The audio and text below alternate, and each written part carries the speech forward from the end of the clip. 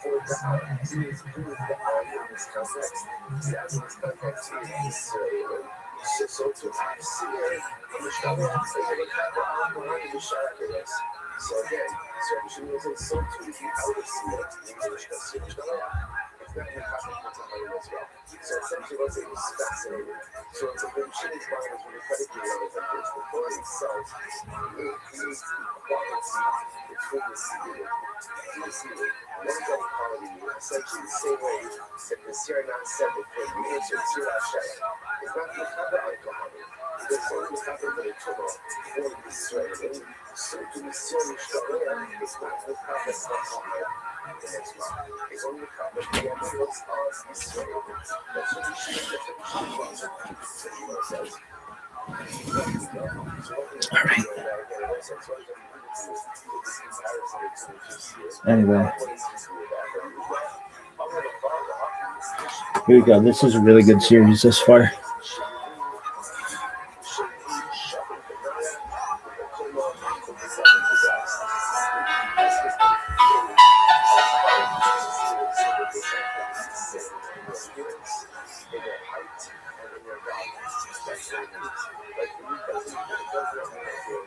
I'm Dr. Justin Sledge, and welcome to Esoterica, where we explore the arcane in history, philosophy, and religion. One of the most difficult aspects in starting to study Jewish mysticism and Kabbalah is getting a handle on just how those ideas developed over time. It's tempting to think that, for instance, Kabbalah has just always existed in the form that we have it, or that Kabbalah is just one thing at all. Of course, neither of these positions is really tenable. Such notions developed greatly through the ages and are still developing. And there are now, and there have always been, numerous mutually exclusive schools of Jewish mysticism and Kabbalah.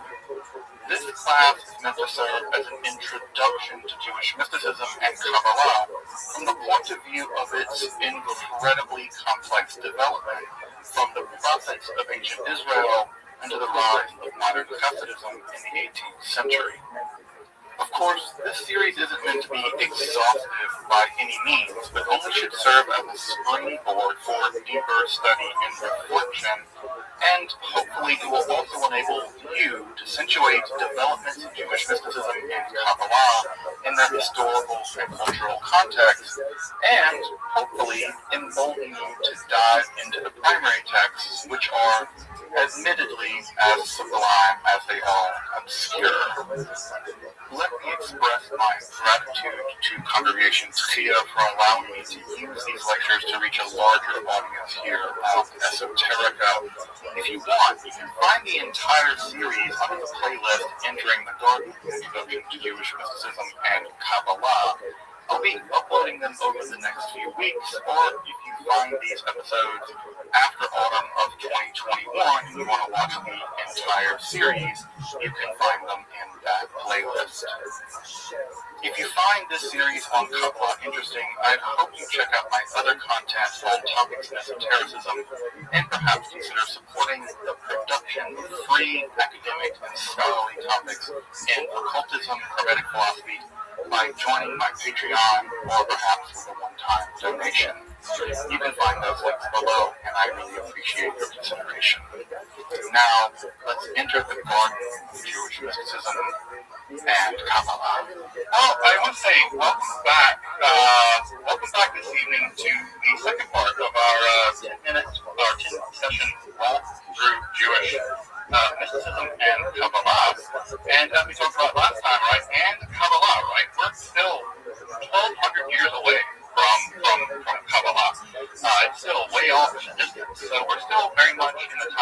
started right around the turn of the Common Era. That's to say, around the year 0, right? That's if you want to get an anchor of where we are. And just to recap a bit, right? Just to recap a little bit from last time, just to see where we are in the lay of the land. We defined mysticism, at least for the purposes of this class, which doing things like defining mysticism makes it certain that everybody will disagree with you that's studying this stuff. So I'm just basically, anytime I say, I'm going to define mysticism, it's like putting a target on my back. The way that I want to define it is as a non-rational mode in which one experiences or learns about fundamental reality, and also the traditions that accrue around those experiences. So I would call someone, for instance, that studies mysticism for the idea that those mystics learn fundamental truths, even though perhaps that person themselves didn't have those experiences. I would also consider that person a mystic. So I would say that there's also the idea that you lean on the mystics to learn what they learn, and that puts you in the tradition of folks who are in fact mystics. And there's an entire tradition of Judaism for what we'll call intellectual mystics. Those much later, and intellectual mystics are those that say, look, I never had this experience, but I trust this person did, and I think that they're fundamentally right. So that's also, I think, another form of mysticism that actually doesn't involve mystical experiences. And as I mentioned last time, the first Jewish mystics weren't even Jewish. The first Jewish mystics were Israelites, which is a much broader category. Remember that the Jews received that name, the Yehudim received that name as being the descendants of one of the tribes that comprised the 12 tribes of Israel. And so Jewish mystics actually make up a minority of this. So many of the prophets we have in the Bible are from all over. They're not necessarily Judahites. And we said that the two forms of mysticism that seem to have been prevalent in Israelite society at that time were folks who experienced theophany, that is to say, God showed up to them, God appeared to them, and on the other hand, for other people, God spoke to them. And if you speak on the behalf of God, that makes you a nabi, a prophet. Although sometimes those folks are referred to as roeh, seers. So the idea there is that we have the idea that either those folks can see the future or they hear something from God, and they communicate that to other people. And those folks we typically refer to as the prophets. And the most important theophanies in the Hebrew Bible, historically speaking at least, we don't think that the theophany described in Exodus, where God showed up to the Israelites and to Moses, we're fairly confident that that's a mythological piece of information, not a historical one. But we are relatively confident, many scholars are relatively confident, that the prophets Isaiah and Ezekiel did have some kind of phenomenological encounter, and that encounter they recorded in the literature of the book of Isaiah and Ezekiel respectively.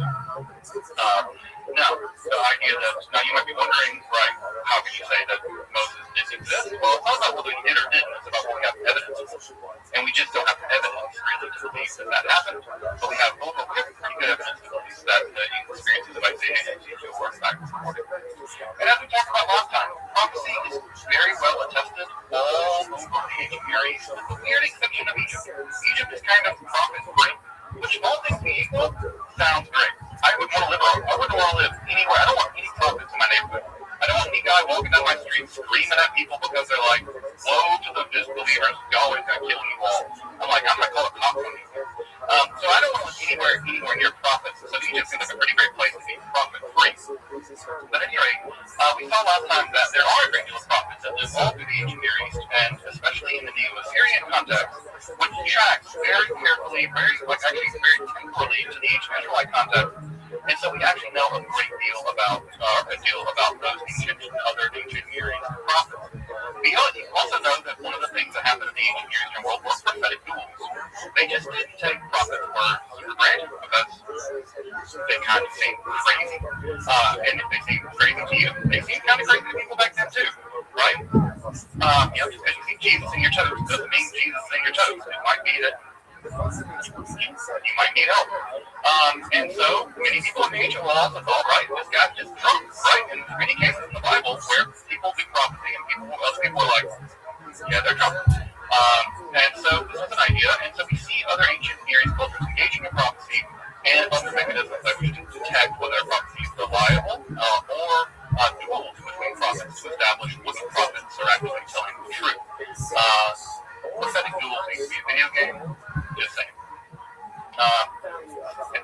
fighting angels and prophets. And the greatest prophecy to an end, and what sets us up for our transition tonight, is that, as you may remember, part of what happens in the theophany literature of the Hebrew Bible is that the God of the Israelites, Yahweh, makes himself known by revealing a bunch of very inconvenient rules. And by revealing all these very inconvenient rules, the idea is that the Israelites are bound to follow those rules, and Yahweh will protect them and give them land and provide for them to have large families and agricultural surplus. Well, what ends up happening is that for various reasons, the Israelite state is destroyed and the Judean state is destroyed. And as you might imagine, when your entire theology is founded on a vassal contract, right, and your vassal, the person who justifies your vassal relationship, gets defeated, well, that's the end of that. And so, again, like you're living in a house and your landlord gets bought out by, some sketchy investment firm, well, you have a new landlord. You have no longer a relationship with the old landlord. Well, now you got to deal with other gods. And so the Israelites have some pretty complicated problems in their hands. And the pretty complicated problem on their hand is we predicated an entire theology on one system, and it works. Our God seems like either God is defeated or we're defeated, and what now? Right? What do you do now with the awkward relationship with your former landlord? And so what's going to happen is that prophecy, the idea is there are people speaking on behalf of Yahweh, what's going to happen is that's going to increasingly go away, right? And a new form of religiosity is going to emerge. And that new form of religiosity is going to emerge. It's going to be a new kind of mysticism. And that new kind of mysticism is what scholars typically refer to as the All right. Tanakh pop quiz. I bet you know this is coming. So, Tanakh pop quiz. This is a trick question. That's what it is. We're going to class about mysticism. Does anyone here know, and feel free to put it in the chat, where in the Tanakh are the events surrounding the Hanukkah story recorded? So I think I should say they're not. That's the answer that's the less wrong answer. You're talking about the not recorded straightforward. Anyone know where the events of the Hanukkah story are actually depicted in the Tanakh? Not in the Apocrypha, like in the book of Maccabees, where they're literally described, but in Tanakh, in the Hebrew Bible, in the Old Testament, as you may know. Bear with me. Why are you asking me questions like this? I'm the one taking this class, right? So actually, you are right. It is not described transparently in Tanakh. It is, however, described encodedly in the book of Daniel. It is actually encoded in the book of Daniel.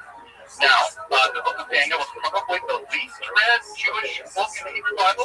In some ways, one of the most confusing. But historical scholars of the Hebrew Bible, scholars of the book of Daniel, are fairly confident that encoded in a very elaborate system of symbols, the story of the conquest of Syria and Judea by Alexander the Great, civil wars between his generals that led to the various empires of the Ptolemies and the Seleucids, also with the rise of the Romans and the period of the Maccabean Rebellion, are in fact described using coded language in the book of Daniel in chapters 7 through 12. Never read the book of Daniel. It's a very weird book.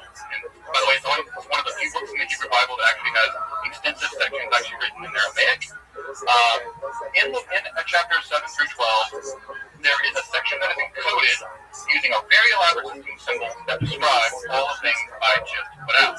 Now, what's very interesting about this section of the book of Daniel is that the writer, whoever's writing it, is describing the very beginning of the Maccabean Rebellion, right? But they never describe the end of it. Now, that leaves an open question. Why don't they describe the eventual success of the Maccabeans? And they're very pro-Maccabean, at least. They're kind of tempered on Maccabeans, actually, which a lot of people were, because they were terrifying to anyone that wasn't a religious zealot. Everybody in this class would be killed by the Maccabees, just FYI. Everybody. They would gladly kill all of us for being like not them. Which is always weird about Hanukkah. Hanukkah's a complicated idea you're a progressive, liberal-minded Jewish person, be like, yeah, I'm celebrating the very people that would have literally the Taliban of Judaism. But anyway, we don't know why they don't finish. We don't know the whole success of the Maccabees, and they're very pro-Maccabean, at least they're kind of tempered on Maccabees, actually, which a lot of people were, because they were terrifying anyone that wasn't a religious zealot. Everybody in this class was killed by the Maccabees, just FYI. Everybody. They were glad to kill all of us for being, like, not them. Which is always weird about Hanukkah. Hanukkah's a complicated idea. If you're a progressive, liberal-minded Jewish person, be like, yeah, I'm celebrating the very people that would have literally the Taliban of Judaism. But anyway, we don't know why they don't finish. We don't know. They may have just died. You know, if it was a war and the Maccabees didn't like people who could, read, and so they may have just got killed. They may have just gotten killed. And so we don't see the end of it. But what's interesting about it is we now have a really good idea about when the book was written, at least those sections. They were written sometime after the Maccabean revolt began, but before it ended. So we know it began around 160, and it concluded around 167 BCE. So we have a good idea about where that section of Daniel, when it was written down. Now, why would people encode things in strange language? Why would people encode things in weird symbols? Well, because it's a new kind of literature emerging, a new kind of religiosity emerging in the aftermath of the demise of the prophetic period, and that new kind of religiosity is what we call apocalypticism. Also, by the way, describing current events as if they're taking place far in the future is what we call in the literature ex-eventu prophecy.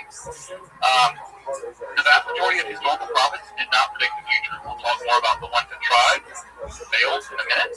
But the vast majority of prophets who try to describe all kinds of weird things, but I'm sure folks have read some sections of the book of Daniel or the book of Revelation written by St. John or Nostradamus. Most folks have read Nostradamus. It's always weird stuff like an eagle. An eagle comes from the east and attacks the great bear, and the bear follows the sun, and the sun turns to blood, and you're like, what in the hell are you talking about? They're not describing the future. They're actually describing the present using encoded language, right? It's this what we call ex-eventu prophecy. They're describing things that have happened using code. Why would they do that? Well, because it might be politically expedient to be a little critical, right? Because again, what is one of the things these people like to do? Criticize the standard order of things. And do you really want to be the person living in the Roman Empire being like, the Romans suck and I hate them and God's going to kill them all? You want to publish that? You don't want to publish that because they'll crucify you for it. So what do you write? Well, the team, right, will arise from the sea and then blah, blah, blah, right? You encode it. And the encoding mechanism is part of the apocalyptic period. So what isn't apocalyptic? That's the first thing we need to do. I know, right, that when most people hear the word apocalypticism, they're thinking end of the world. They're thinking all the crazy stuff happens in the end of the world. The Messiah's going to come and we're going to do this and that, the Battle of Gog and Magog, and we're going to do all this stuff that happens at the end of the world, the Battle of Megiddo, whatever. And so many people typically imagine that what apocalypticism is about the future. Because the word apocalypticism has been filtered so heavily through Christianity, and Christianity does tend to think of the apocalypse as like something happening in the future, although early Christians thought it was going to happen pretty soon in their lifetime. Jesus kind of dragging his feet.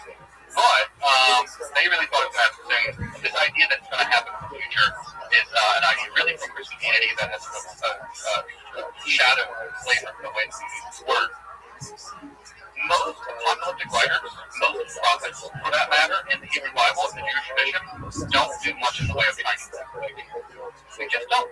In fact, the most famous case where anyone tries to predict the future in the Hebrew Bible is in the book of Ezekiel, chapter 26, where Ezekiel made what at the time was the single most predictable prediction that one could predict. That is, Nebuchadnezzar would destroy Tyre. Well, he predicted that because Nebuchadnezzar was destroying everything. Everything. Right? It's just like predicting, right? Like American imperialism will continue. Yep. It's going on, right? It's a completely normal thing to predict. And then they attack Tyre, and it didn't work. Nebuchadnezzar was repulsed. And so Ezekiel himself actually has to come back later. He actually comes back in the same book and says, well, what I meant was, he has to reinterpret his own prophecy to explain the fact that he was wrong, even though it was a completely actually predictable thing. So making predictions, especially clear predictions, is a bad idea, right? Folks may know the very famous quote from Friedrich Nietzsche, right? It's never hurt the prophet to be too vague, right? If you predict on Tuesday, March 22nd, 2029, that blah, blah, blah, blah, well, your prophetic career rests on that. And so most of the prophecies, they don't predict the future by and large, right? And in general, by the way, that whole Nebuchadnezzar thing for people who are biblical literates is a real pain in their systems. Because they have to go back and explain why the Bible, why a prophet got it wrong, and then why a prophet admits he got it wrong, and then how he put a spin on it and fix it. And then they further spin it to further fix it. And my favorite example is, yeah, it eventually got conquered by Alexander the Great 400 years later. Somebody conquered it, so Ezekiel wasn't totally wrong. I'm like, really? That's you got? Okay. Most Jewish apocalyptic texts just don't have much interest in the end of the world. In fact, when they do describe the end of the world, they almost always lean on Hellenistic ideas. And those Hellenistic ideas, specifically the Stoic idea, was that basically God was going to trash everything at the end. That there was going to be some kind of global conflagration, that the world would be ended, would be destroyed by a giant fire. That's a very common idea in the ancient world. And so, in many ways, the predictions they do give about the end of the world are themselves just the popular ones. If you were to go to a Greek philosopher at the time and ask, what's going to happen at the end of the world? They say, the Logos, the fire, is going to consume the whole world. They're like, sounds reasonable. They want the best. So it's actually basically, it's not even really in some sense a Jewish idea as it is a Hellenistic idea. It's a Greek idea. So let's put some context on this, right? I'm going to say what the apocalypse is in just a minute, but I want to put some context on this. What you have to understand about the rise of the apocalyptic is a time period in which it emerged. The political and theological upheavals that lasted from roughly about 586 BCE, when Judea was destroyed, the last independent Jewish state was destroyed, all the way up to around 135 of the Common Era, where the last attempt at an independence movement on the behalf of the indigenous people of Judea, Jews, against the Romans, led by Rabbi was defeated, with hundreds of thousands of Jewish people being killed in the process. What's important to understand about this political and theological landscape is that there is a major breakdown, as I mentioned earlier, in the theology of the time. As I mentioned earlier, right, this entire theology is built on what is called the Deuteronomic theology, which is, again, the idea that Yahweh and Israel have a covenant, and that covenant works in the way that the Israelites perform religious duties, and Yahweh gives them stuff, right? So that is the way it's supposed to work. The prophets, the way that they understood themselves was as sort of a voice for God, telling the Israelites, you're doing wrong, you're breaking the contract, and if you persist in this, God's going to punish you. God's going to break the contract. Well, after everything comes completely apart, beginning in the 8th century BCE, by the 5th, 6th century BCE, the entire Judaic state was completely destroyed. There's just a serious problem. And the serious problem is, if the prophets were right, and if every single Judahite was massacred, well, that would have brought the prophecy to conclusion. Right? You broke the treaty, and everyone's dead. Done. Right? And that would have been a very neat, when I say neat, I mean not untidy, except for all the war of everybody massacred, but it would have been a very tidy story theologically. Well, what happened? The Babylonians didn't kill everybody. They took the entire Judean aristocratic section into exile in Judea. And they kept on keeping on. Not in the land, right? Not in their own land, but in Babylon. And not only that, they had a good time. We have extensive records of the Jewish population living in ancient Babylon. And we know they were living relatively well. They owned slaves. had land. They had business, right? In fact, their life was so good in Babylon, in exile, that when the Jewish people were allowed to return to Israel, Judea, by the Persians, many didn't want to go. They're like, why do I want to return to like a rock that has no inhabitable land? I can live here by these rivers, and we can like live in good. This is a great empire. They didn't want to go home, and so what you home, right? They were born there. There were diaspora Jews living in Babylon in comfort and security.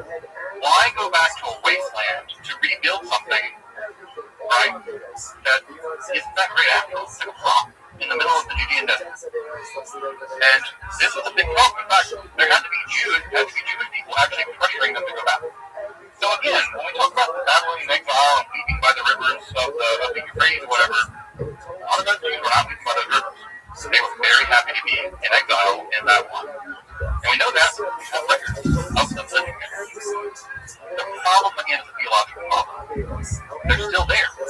They still believe in Yahweh. What do you do when the prophecy meant that you're supposed to be destroyed and you weren't destroyed? So, does God make a new deal? Do we still believe in Yahweh? Like, the temple's been destroyed.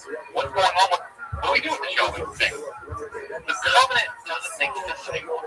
The covenantal theology doesn't make sense because there's a remainder that contradicts it. So, what do? What do you do? Well, there's a couple different options. You could try to maintain the old covenant theology, and some people did try to do that. Some people did try to do that. But you can see the logical problem trying to maintain it. The covenant's been broken, the Judahites thing's been destroyed, and its aristocracy moves to Babylon. There's a lot. What to do with that? That's a real problem. Well, what advice as a way of settling that problem? Right? The way of settling that problem is by shifting your theology. Right? Never let a good catastrophe go to waste. You simply innovate your theology. And what ends up emerging is a new kind of Judahite theology. In fact, I might even argue that Israelite religion went into exile, but Judaism came back. The religion that the ancient Israelites practiced would be unrecognizable to anyone here. Like killing animals and burning beer and grain of peas, of sky gods. No one here recognizes a religion like that. But what comes out of exile is a theologically renovated religion that is much more like Judaism that we might recognize now. So what happens is that they innovate. They theologically innovate. They develop a new theology that maintains the trappings of the old covenantal theology, but radically philosophically changes what it all means. And so, what are those kinds of changes? The first big change is that Yahweh can't just be the God of Israel anymore. To make this work, Yahweh has to be a God of everything. Not just God of Israel and what the other gods being out there in the world, like monotheism, right? Your God exists, my God exists, but my God can be of your God. That's what the Israelites basically believe. Now, the new shift is, not only can my God be of your God's not real. There's just one God. Monotheism emerges in the aftermath of this catastrophe.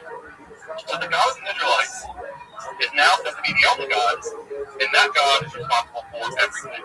And not just responsible for everything, but responsible for everything forever. God has a plan for the entire cosmos. Right? This is going to be decisively important. God is planning everything. And everything that happens is according to that plan, no matter how bad it is, no matter how confusing it is.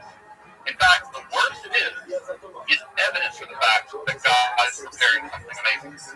Right? So this kind of theology is going to be decisively important in this matter. So what also has to happen here, right, is that the Israelites, right, are going to have to begin to change the way they think about their relationship with this God. And the problem is, this God's going to have to tell them what in the world all this means. We just have this covenant, and it's supposed to do our good, and this is supposed to happen if we keep it, and this is supposed to happen if we don't. Well, we didn't, and we're still here. What's happening? happen? Well, what ends up happening, what ends up emerging, is that new kinds of prophets emerge in which God shows them the plan. Right? Now again, here's the language here, right? The older prophets heard God and communicated what God said. The new kind of prophecy sees what God's showing them, right? He communicates what God shows them in literature. So this is a much more literary movement, and it's a much more visual movement. And it's so distinct that we now think of it as a distinct kind of religiosity. It's not prophecy, they're not speaking on behalf of God, they're describing what God has shown them, what God has revealed to them. And that's a completely different phenomenological mode of experiencing mysticism. Right? Very different kind of mysticism indeed. Now, what precipitates this? How do they get the ability to, what underwrites this?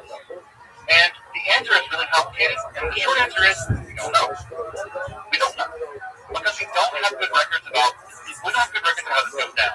The best theory I've seen is that what ends up happening is that the Judahites go into exile and they come in contact with an up-and-coming important religion called Zoroastrianism. Now you have to understand that when the Judahite aristocracy goes into exile, the Judahite aristocracy is still a relatively, the right word to describe this here, the ancient Babylonians are like the New Yorkers of the ancient world. They're cosmopolitan, they're literate, they have an ancient culture that's been there for 1,000 years. They are wealthy, they have multiple giant temples, each of which is larger than the Israelites. It was a metropolis and an order of magnitude that the ancient Judahites did not have imagined. Ancient Jerusalem was a backwater. It was a tiny settlement of 2,000 people, right, with that little temple there that was, not much bigger than a basketball arena, right? You're talking about an aristocracy that is relatively backwater people coming into contact with an incredibly old, incredibly literate, right? When the Judahites wanted to write diplomatic documents, they wrote it in the language of Babylonian. Akkadian. When they arrived in Babylon, they must have been bowled over by the bookmanhood of their existence compared to Babylon. Again, this is like the Mississippi aristocracy being conquered and then dragged off the field, right? You just can't imagine the shell shock of what must have happened. Furthermore, they're coming in contact with a very dynamic new religion called Zoroastrianism. Zoroastrianism is, of course, a reform religion founded by the prophet Zoroaster, who we don't know much about. Even when he lived is not clear. But if I summarize Zoroastrianism to you, I bet it will sound immediately obvious what they believe. So, Zoroastrianism is a basic dualistic religion that claims that a good God and an evil God are locked into a kind of battle for the destiny of the world. The forces of good are represented by non-physical spiritual entities, and those non-physical spiritual entities are in combat with other non-physical spiritual entities that serve the bad guys. Angels and demons, right? Lord, that structure's there. Now, this good versus evil dualism is going to result in a titanic, catastrophic battle at the end of time. The forces of good win. They will throw the forces of evil into a neither world, right? And not only that, there are even Zoroastrian prophets who are given tours of the underworld. That tours of the underworld filtered their way up to Europe, and we're fairly confident that Dante Alighieri was influenced by this. The Divine Comedy is probably influenced by these tours of hell of the Zoroastrian literature. Now, here at the end of the world, there's going to be a savior figure, Salshai, who will lead the forces of good against the forces of evil. And at the end of time, everyone will be resurrected bodily, they will be judged, right? And there is a massive set of literature, right, being composed by Zoroaster. And the idea is that your relationship to Scripture is more important in many ways than doing sacrifice, like sacrificing animals. Those priests, by the way, are called Magi. You may recognize them from the Bible, right? Those are the guys that show up to adore the baby Jesus. At any rate, that should all sound pretty familiar to most of us. If you take a little Judaism and add a little Zoroastrianism to it, shake it up in a cocktail shaker, pour in a glass, you have all the ingredients for a great cocktail called Christianity or Islam. or apocalyptic Judaism. Now again, many people attest the idea that Judaism could be influenced, informed, changed by non-Jewish pagan people. I got news for you. When the Jewish people arrived in this area, they would have viewed the Zoroastrians as the intellectually superior people. And I can guarantee you they would have been conquered. They would have been conquered. So the Zoroastrians would probably have a huge impact. And in fact, anyways, the Zoroastrians have a huge impact on world religion. You know, that's a huge impact on music. You may know Freddie Mercury, the lead singer of Queen, he was a Zoroastrian. So thank God for Zoroastrians. Sadly, it's a threatened religion now. It's a religion primarily located in Iran, America, and in Iraq, or in India rather. They're not doing that very unfortunately. So, we've now talked a little bit about the groundwork for apocalypse. What is it, right? We call it a religious mode. When I use the word mode there, for folks who have some background in philosophy, right, a mode of being, it's a way of doing religion. It's not a religion itself, but it's an articulation within the religion. It existed primarily, it began to exist primarily in Judaism, but obviously it persisted in Christianity. In fact, Christianity is just, in many ways, apocalyptic Judaism perspective. It's when, in fact, apocalypticism becomes the religion, right? It's when the shift completely goes over to one side, and the apocalyptic is what really matters, and Judaism becomes an adjunct riding on the tails of apocalypticism. One can imagine Christianity that way, but also in Islam. Islam is also largely an apocalyptic religion.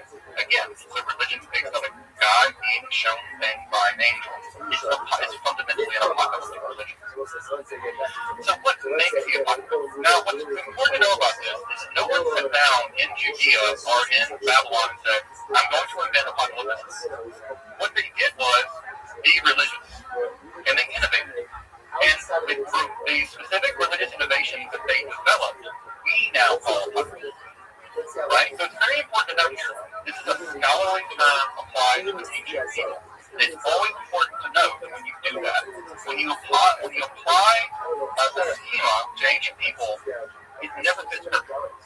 Right? Something to left out, something to left in.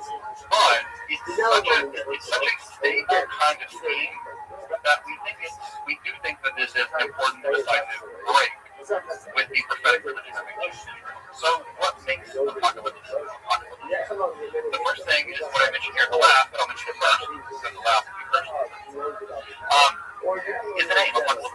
Right? It comes from the word apocalypsis in Greek, which means to reveal or to uncover. And what's important about this literature is that what tends to group it all together is the idea that God is revealing something fundamental to the person, to the apocalyptic prophet. God's not speaking to the apocalyptic prophet, telling them, go condemn,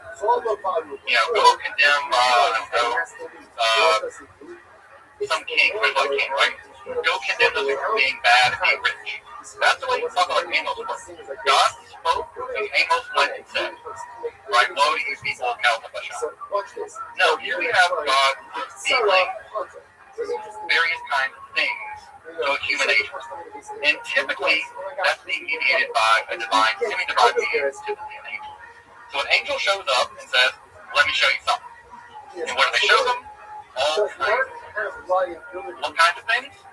Typically things like cosmology. Apocalyptic Judaism is very interested in how the universe works. If you've ever read the Hebrew Bible, one of the things that is weirdly missing from the Hebrew Bible is any discussion of how the world is arranged. Right? There's some vague discussions about Genesis, but there's no real sense of like, what is the world exactly? Because they're not really interested in what is the world exactly. Right? They're interested in what's going on in Judea with this king. So cosmology becomes very, very important in the apocalyptic book of Judaism. Also, they're very interested in the past. This is sometimes ironic, considering that most people think of apocalypticism as primarily dealing with the future. But most of the apocalypticists are interested in the past. So they're very interested in how did we get here? And the thing that they're very interested in is where did evil come from? Right? Because if evil is in the world and it's out there, what kind of existence does it have?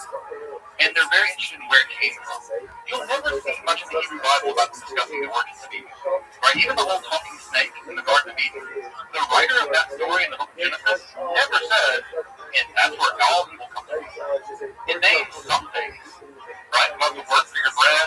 women's child pain, the pain in having a child will increase. By the way, it says that the pain will increase.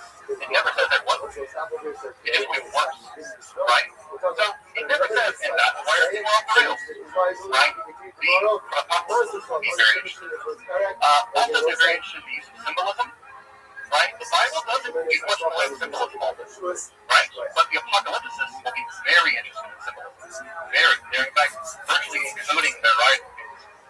And also, again, as I mentioned earlier with the exit venture prophecy, they're going to be really interested in engaging in the same kind of social criticism that we saw in the historical Israelite prophets, but they're going to be doing it in a way that in a literary form in which they encode those criticisms by describing them as if they're happening in the future.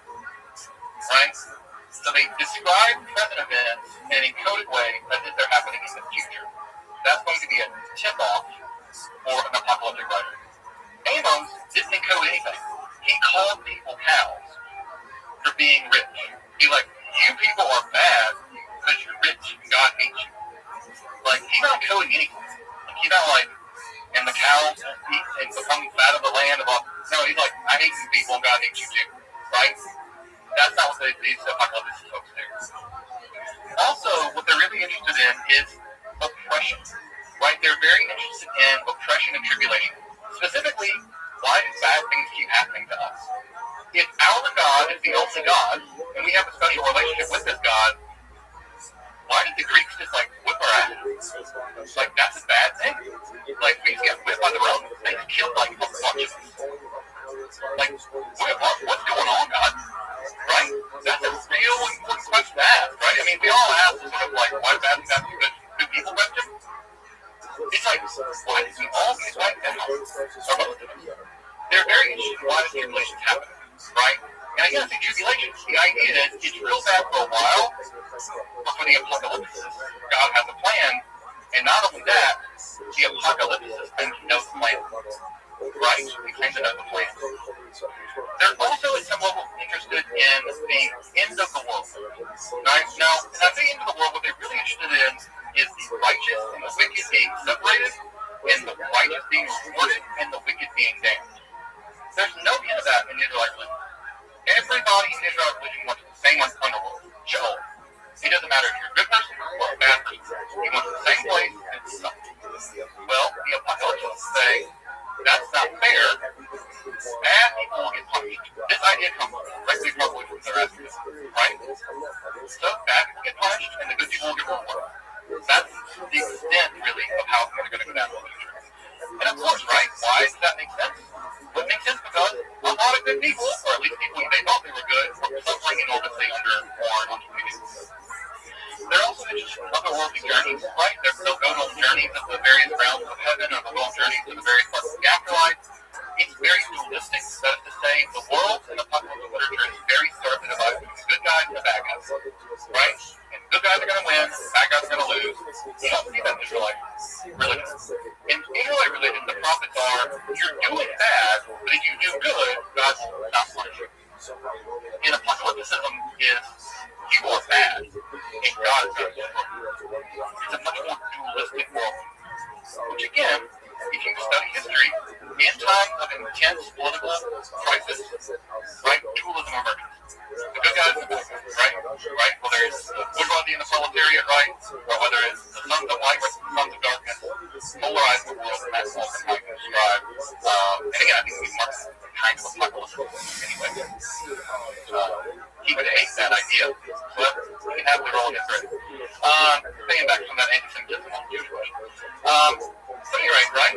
Also, what's really important about apocalypticism is someone's going to fix all this, right? Because clearly, if you look at the time period being conquered by the Greeks, being conquered by the Romans, being massacred by various people, it's pretty clear that we're not going to be the ones to fix it. And so what do they say? There's going to be some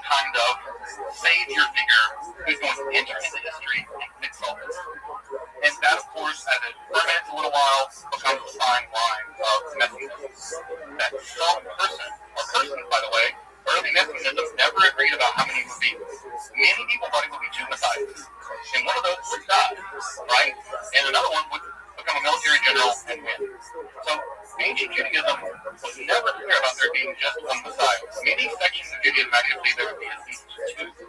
So, right? So the Christians fix that by like having him die and come back later. Just waiting on that last one. So they got rolled into one dude, which is pretty smart. Also, there's all kinds of anti-Messiah characters, right? You have a good guy fighting on the good guy. You're going to have a bad guy fighting the bad guys. That's anti-Christ. And there are lots of different stories about bad guys, right? Christianity really likes the bad guys too. And they make good movies. The structure of heaven and hell is going to be a big part of the apocalyptic world. If they're going to describe to you where you're going to go when you die or when you get resurrected, they want you to know about it.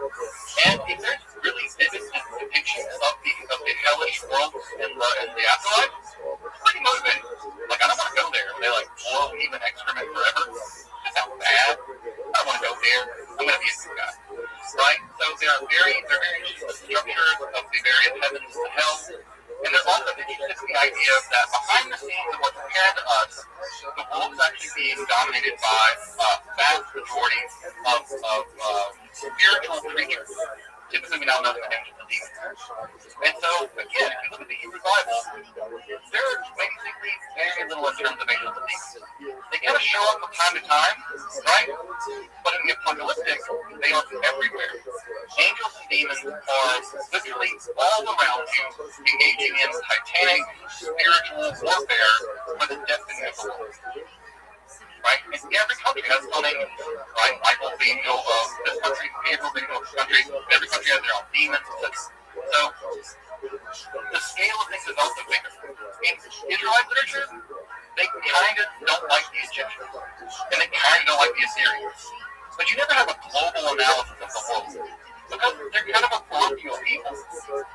The apocalyptic writers are not parochial. They imagine the entire world divided into countries, and they explain political science in terms of the spiritual battles that are going on behind the scenes that we don't see. Their literature, what we'll talk about more in just a moment, is typically pseudo-anonymous, although they like to claim that very ancient people wrote them. So Enoch wrote this, or Abraham wrote this, or Shem, right? So they like to allege ancient authorship. It's just like Malcolm the dude down the street wrote this, who cares, right? Like, man, he wrote a book about angels. Yeah, man, he's the guy that like fixed their shoes. Like, the hell does he matter? Right? So, man, the shoe guy, man, and God was like, Enoch wrote this, right? And so he put Enoch's name on it, right? Patriarch who never died, and like, Noah's grandfather, whatever. His father, Noah's father, like, Enoch. That dude, he was real. Let's read his book, right? If you throw a name on Abraham on there, people are going to read your books. They're not going to read Manny's books about the end of the world. No one cares about what Manny thinks. So let's talk about this literature, right? Let's get into what makes this work, right? Why would anyone write all this stuff down? Well, the first is historical and psychological.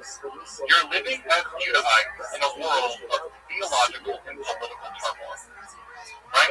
Now, I don't know about you. I don't like turmoil. And when my life is in turmoil, one of the things I try to figure out is, why is this happening to me? Right? Because we think, because we're stupid, that if we understand something, we get power. You don't. Right? You can be real smart, and they basically just like throw you in jail or whatever, right? But if bad things are happening to you, you won't understand why. There's no person I don't think of, right? You can be as existentialist as the day is long, right? And you're still going to want to know what's going on. Why it's happening? Right? Why it's happening? Very few people are going to suffer through immense, like, physical and psychological turmoil and think to themselves, okay, yes, that just happened. Right? Most people don't do that. So what do? They try to explain why it's happening. Further, right? Not only do they want to explain why it's happening, they want to feel like it's not for no reason. No one likes the idea that you just went through a traumatic experience and it's meaningless. You're on a rock, free from the sun, in the middle of a void, and in 4 billion years, the sun goes off this planet, and every bad thing that's ever happened to you is not only not going to be a memory, this earth won't even exist. We don't want to, that doesn't make sense from a human perspective. We want to understand why our traumas are happening. We want our traumas to mean something. And so, what do they mean? Well, the overwhelming data we get from apocalyptic literature is that God has planned every single thing that's happening in the world. So this is a very deterministic literature, and that your suffering is not random. It's part of a plan. And what's that plan? The end of the world. Right? The world's going in a very specific direction, and God is going to make things right. Punishing the wicked, putting the righteous, this is all part of the plan. I think we'll Nietzsche a lot tonight. Right? No, I think Nietzsche said, right, that the person who has the why endure anyhow. Right? The person that has the why endure anyhow. People can get through anything. As long as they have a reason why it's happening. Right? I think I'm with that. Right? And so the idea here, right, is that basically what you get. If you get a reason why it's happening to you, and what's the reason? It's all part of the plan. And the apocalypticist has been revealed that way. Lastly, a big part of this entire whole drama is that no one likes being colonized. No one likes being oppressed. No one likes having their country destroyed by foreigners. No one likes foreigners moving into their country and taking all their stuff and enslaving them. No one's really about that. That's bad. And so you want to protest against it, right? You want to protest against it, right? The Algeria, when the French come into Algeria and destroy their country, the Algerians are like, we have it, right? And they protest against it. Now, there are lots of ways you protest. One way of protesting is militarily trying to fight the Romans. You can try that. And people did. And they have very limited success. You can also write books about how they're bad, and God hates them, and God's going to judge them, and God's going to kill them eventually. Now, again, as I said earlier, you can't come out and just write that way. Right? Boo the Romans. Now, Tiberius sucks. God will kill him. And they're all going to be like, that's interesting. How would you like to be crucified? Right? So they're going to do that. They're going to encode it. And if you know, you know. Right? I'm a mean. Right? If you know, you know. And anyone who knows how to read this literature could read the code. They're like, yeah, the Romans, they'll get their ass whooped by this God and whoop their ass. And I'm like, yeah. And the Romans are like, what are you reading? No. Right? So that was the way of encoding. Now, how does all this work? God has to tell you. God has to reveal to you the plan, you, the apocalyptic prophet. And that's what this literature is. It's the plan. It's the way the world is structured. God built the world. God structured the world. History itself is unfolding according to very set rules set down by God. And everything is part of the plan. Everything's part of the plan. And the apocalyptic literature is marked by that uncovering. As you might imagine, in a world of turmoil, I know Jewish people go through turmoil, right? Every once in a while, a little turmoil here and there, right? Little turmoil. You can imagine incredibly persuasive getting to blame on the way it was, right? It described why bad things were happening. It told you where it all came from. It tells you how it all is. And it tells you that the things that you're going through as a people, as an individual, are not random. And they're not punishment from God. Right? Also, the only theology, every bad thing happens to you is punishment from God. Right? No. You're suffering that that's part of the plan. You're going to go away secretly collaborating and that idea, I don't know about you, right? It's one of the most seductive ideas imaginable. And again, when I track this on the things like, again, books we know, I wrote my dissertation on Marx.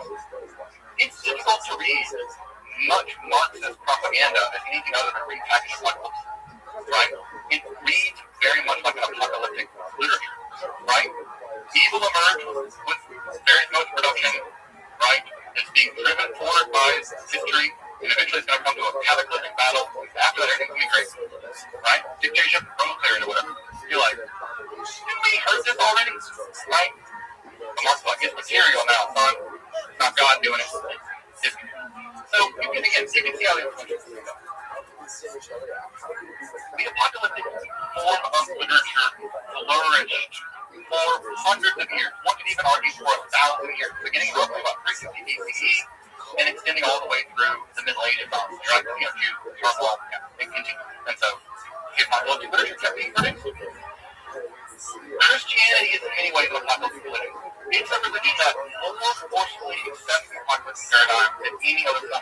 with the exception of the Essenes, the folks looking at Qumran or the Dead Sea Scrolls, they believed it so much, by the way, that when the Jews revolted against the Romans, the folks that lived at that site, if Josephus can be trusted to do anything other than make Josephus look good, they fought.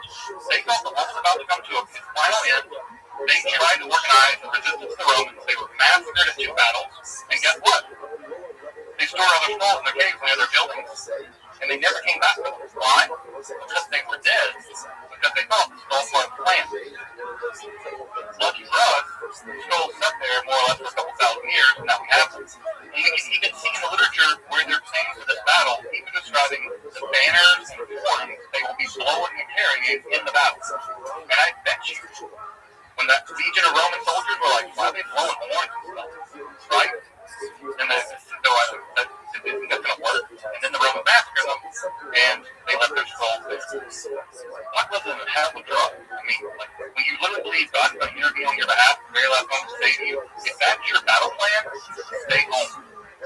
Right? If that's your strategy, and that was his strategy. Many of the big books of the Hebrew Bible, like Daniel, is viewed with apocalypticism. The War Scrolls and the Dead Sea Scrolls is a very apocalyptic text. Perhaps the most famous apocalyptic text of all time is the Book of Enoch, a book not included in either Christian or Jewish literature, was preserved, thank God, by the heroic people of Ethiopia, who have never been colonized, FYI, because they fought like the devil to have it not happen, and they're brilliant tacticians. But they preserve all these writings that are so important to Judaism. So anytime I think about what the Ethiopian people have done to preserve our Jewish writings, I have an enormous thanks for what they've done. So what's going to also happen, and we'll get to this next time, is that apocalypticism is also going to give rise to a new form of mysticism called the Merkaba mysticism, which we'll be discussing next time. How do you get this vision? How do you go see what God has to show you, what angels have to show you? Well, spiritual techniques were developed for this, and a new form of mysticism arose as a subset of apocalypticism in which mystics describe going into God's palaces and being shown this stuff. We'll get to them next week. It's scary. And you might imagine apocalyptic Judaism, right, and rabbinical Judaism, however, never quite saw eye to eye. The rabbis never fully embraced apocalypticism, right? Because the rabbis are all about the day-to-day keeping on of religious survival, not the Titanic battle at the end, right? The rabbis are more like, how do we do Judaism now the temple's destroyed? How do we move the temple into our home? And the apocalyptic people out there being like, God's going to judge you people tomorrow, right? So, in many ways, apocalyptic Judaism was never quite meshed with rabbinical Judaism. And again, one famous quote from the Talmud, right? It says that for every time you try to calculate when the Messiah will come, God delays the coming of the Messiah the year that you calculate in the future. The rabbis don't like this, right? When Rabbi Akiva said, right, that Shimon Bar Kokhba, the Messiah, will save us all, the other rabbis make fun of it. They're like, grass will grow in your cheeks before the Messiah comes. Like, that's not going to happen. Unfortunately, grass didn't grow in his cheeks because he didn't get buried because he was burnt. The other rabbis make fun of it. They're like, grass will grow in your cheeks in the future. The rabbis don't like this, right? When Rabbi Akiva said, right, that Shimon Bar Kokhba, the Messiah, will save us all, the other rabbis make fun of it. They're like, grass will grow in your cheeks before the Messiah comes. Like, that's not going to happen. Unfortunately, grass didn't grow in his cheeks because he didn't get buried because he was burned alive before he was killed. So, sometimes it's tricky, right? The apocalyptic is very, very dangerous. But it was incredibly popular. On the screen right now is a short list of all the apocalyptic literature from this time period. If I were to grab my collection of apocalyptic literature off the shelf, it would be longer than the Hebrew Bible. An enormous amount of literature, right, was produced in the apocalyptic genre. Dozens of books that were very popular. For instance, at the Dead Sea Scrolls, there are more copies of the Book of Enoch than there are copies of Leviticus. That's Torah, folks. That's like the Torah. Amount of literature, right, was produced in the apocalyptic genre. Dozens of books that were very popular. For instance, at the Dead Sea Scrolls, there are more copies of the Book of Enoch than there are copies of Leviticus. That's Torah, folks. That's like the Torah. There are more copies of the Book of Enoch there, right? They're more interested in Enoch. If we can take the amount of Torah, folks. That's like the Torah. There are more copies of the Book of Enoch there, right? They're more interested in Enoch. If we can take the amount of scrolls they have, right, as any indication. So the apocalyptic literature was incredibly important. And even with private Christianity, it didn't stop being produced. We have dozens of Christian apocalyptic texts, right, including the Apocalypse of John and others. You might be asking why. Well, Jesus had that heavy habit of not coming back to Enoch. And Christians underwent turmoil too. They were being persecuted by the Roman Empire. They were being marginalized by the Jewish people that didn't really like them. They were weird. They faced their own turmoil. Jesus wasn't coming back and people started dying. Well, what do we do when people die and Jesus not coming back? Year after year after year. Well, you invent further and further apocalyptic ideas about what's going on. And the persecution are all part of the plan. Right? Martyrdom becomes a thing you should rush into. Because it's part of God's plan. Right? Part of God's plan. Of course, also in the Islamic literature, apocalypticism will also become enormously influential. Many apocalyptic Christian and Jewish ideas also make their appearance in the Quran. The Dajjal is a good example of a Antichrist character, the Battle of Gog and Magog, the main battle at the end of the world. Which occurs in the book of Daniel and translated in the Battle of Medea in Christian literature. Even the return of Jesus and the resurrection of the dead, these are all apocalyptic ideas that also occur in Islam. So Islam is also deeply influenced in some sense an apocalyptic religion in itself. Judaism is going to increasingly abandon apocalypticism.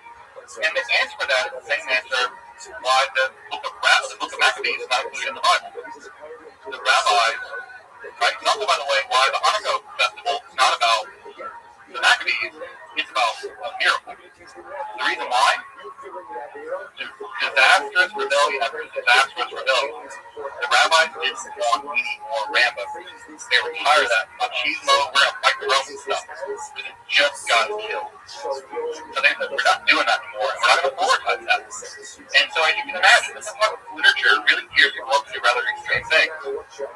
Right? Because again, they all think it's part of the plan, and God's going to intervene in history and do whatever. It doesn't happen. Over and over and over again, it doesn't come to pass. But the rabbis don't like this, they think it's dangerous, and they marginalize it. And eventually rabbinical Judaism, right, moves past apocalyptic literature, and very little of it gets produced. Well, not so much. Very little gets produced in the aftermath of the 135 rebellion. But there is some, right? There are some texts that can be produced, like the Apocalypse of the 10 Signs, and Mashiach, things like this. So the literature does survive a little bit longer. Just to say, just to wrap up for tonight, folks, needless to say, apocalypticism as a mode of religiosity, I would argue is the most enduring mode of religiosity in the world today. So enduring that apocalyptic ideas have entered even into things like Buddhism, right? Apocalyptic ideas flowing from this tradition have even entered into things like Buddhism. Lomachenko is a good example of apocalyptic quasi-Buddhist sect. You may remember them for having poisoned the subway system in Japan with sarin gas in the 1990s. That's part of an apocalyptic agenda. To this day, in 2012 poll, nearly 15% of people worldwide believe the world will end in their lifetime. That's millions of people. That's hundreds of millions of people that believe the world's going to end in their lifetime. That's an apocalyptic idea, right? And apocalyptic sects are a huge part of American religiosity. One can think of the Branch Davidians out there in Waco, Texas, and other kinds of things. And again, those folks, part of the reason we're motivated to stay in that building was an apocalyptic understanding of history. And of course, that probably led to them being massacred by the U.S. government. They have their own hand to play in it too, but I do think that was significant mismanagement. Anyway, while rabbinical Judaism and Kabbalah are going to win the day over and against apocalypticism, apocalypticism was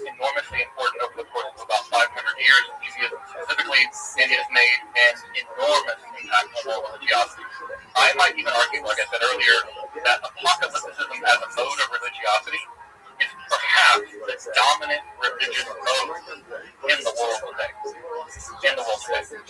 Right? I would be willing to make that argument, I think.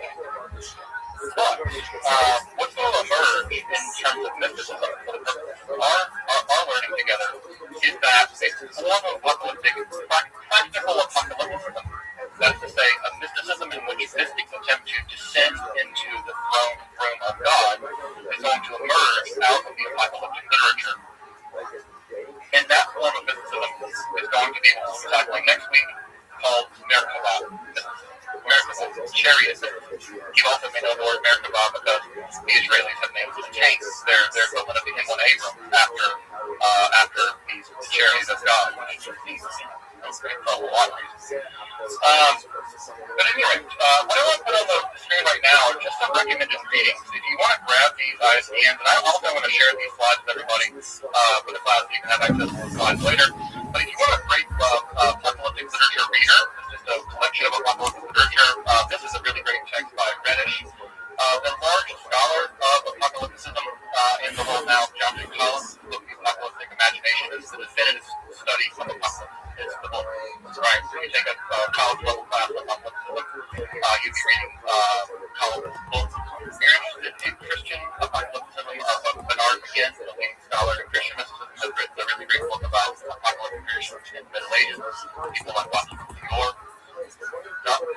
amazing white possible. And of course also John has published another text on trajectories and near apocalypticism, and it actually covers Jewish apocalypticism, truth and illusion. But it doesn't get much play, because a lot of it's not translated, but Reeves provides a great introduction to that literature, which is also the form of apocalypse that survived Jewish apocalypse that survived in the Middle Ages.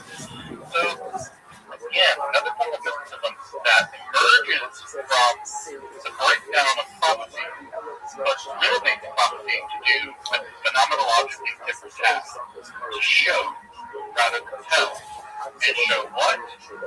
The whole plane of the universe and how you, as Jews, right, or as non-Jews, maybe as a Roman, how you fit into it, right?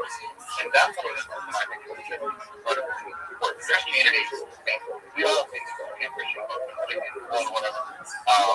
None of this is imaginable without the apocalyptic turn in Judaism during the beginning of the 4th century. Welcome back, and thank you for joining. Yo, dog, that was tight. Kids, I've got all other stuff on my mind. March Madness, no, other stuff. So with that, that's today's lesson. How many days? What's the day? All that shit. It's the 1st of Nisan, 5786, Thursday, March 19th. Really? Yeah, it's worth quarters. You could take a shit. Yeah, where's Mashiach? No one fucking knows. Motherfuckers lollygagging. What if Mashiach watches this someday? You'd be like, you think I was fucking lollygagging? I'd be like, yeah, what were you doing? Making your brackets? You're fired. Go fuck yourself.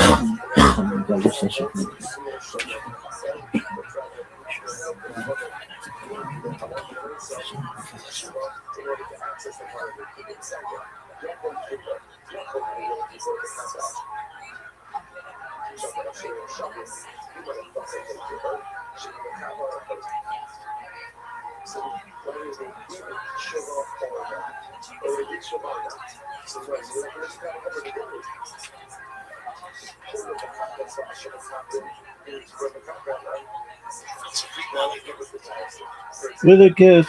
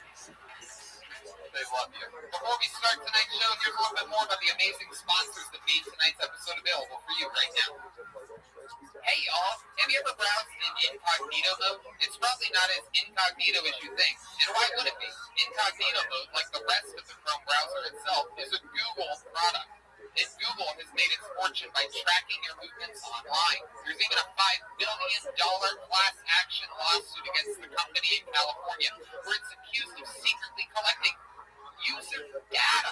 Google's defense, incognito mode doesn't mean invisible. So how do you actually make yourself as invisible as possible online? You use ExpressVPN like I do and like Redman does. Redman, you're more tech savvy than me. You know all about it. Tell us. Oh, I have it on all my computers. I have to. Turns out that even in incognito mode, your online activity still gets tracked. And data brokers still get to buy and sell your data.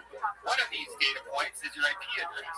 Data harvesters use your IP to uniquely identify you and your location.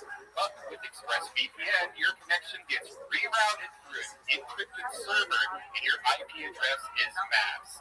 Every time you connect to ExpressVPN, you get a random IP address shared by many other ExpressVPN customers, so they don't know who it is. There could be a million people using the same IP address. That's perfect. First of all, ExpressVPN is super easy to use. It's just pretty much click on, click off. You can put it on your phone, laptop, smart TV. Just one button for instant protection. Look, we all know Red Dan and I are into creepy shit on the internet, dude. Let's face it. When we go to porn sites, we ain't looking up fucking missionary position. We are using ExpressVPN and making sure you never find out what we're into. So if you really want to go to incognito and protect your privacy, secure yourself with the #1 rated VPN, please visit expressvpn.com/killtony and get 3 extra months for free. That's expressvpn.com/killtony. Go to expressvpn.com/killtony to learn more. Find out about your feet fetish.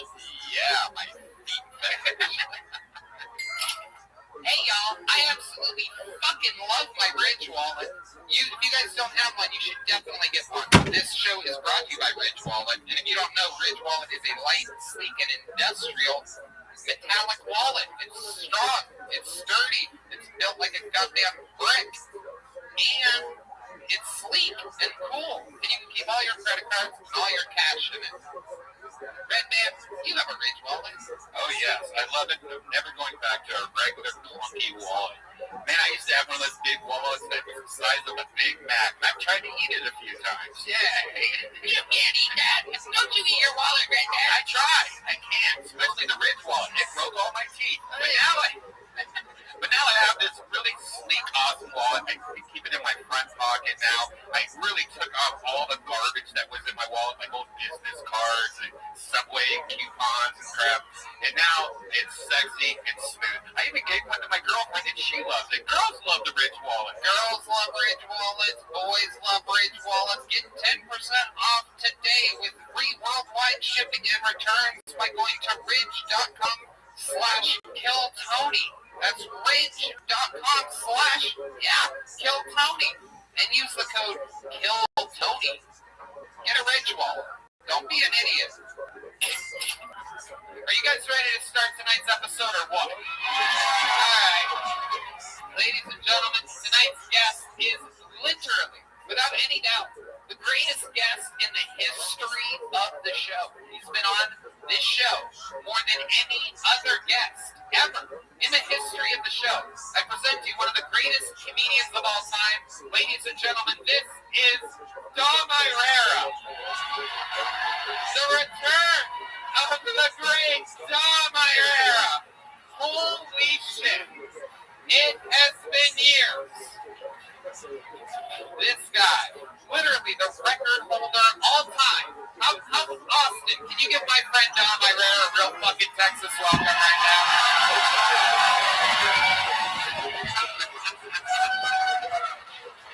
Thank you. We're gonna have so much fun. Dom, literally my fucking brother from another mother, my daddy from another daddy, or something like that. I don't know what we have going on. I love it.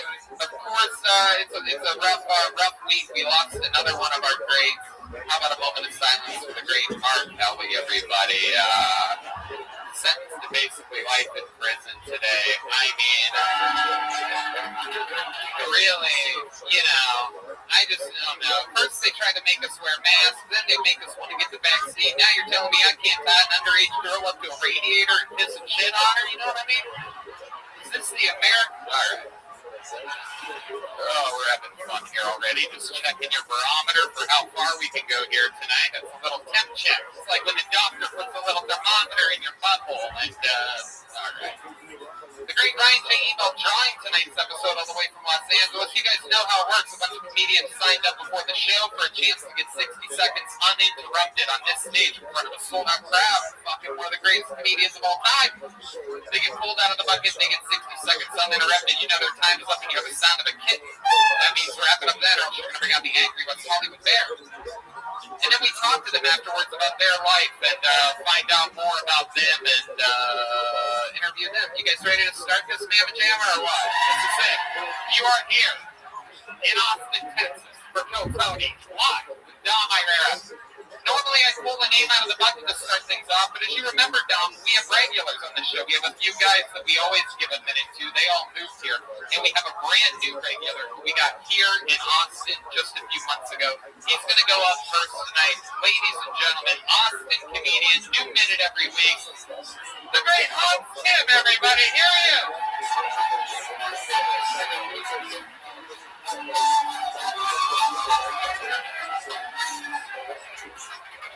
What's up, guys?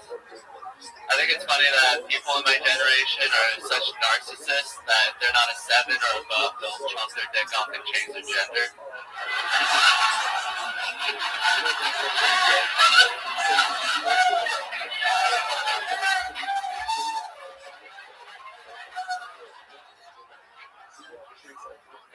Just be a 4 and learn how to play chess.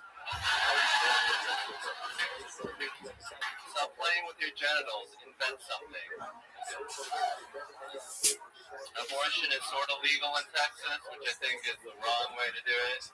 Because if you only make abortion for people who have money and know how to plan, you're only going to abort the best babies. You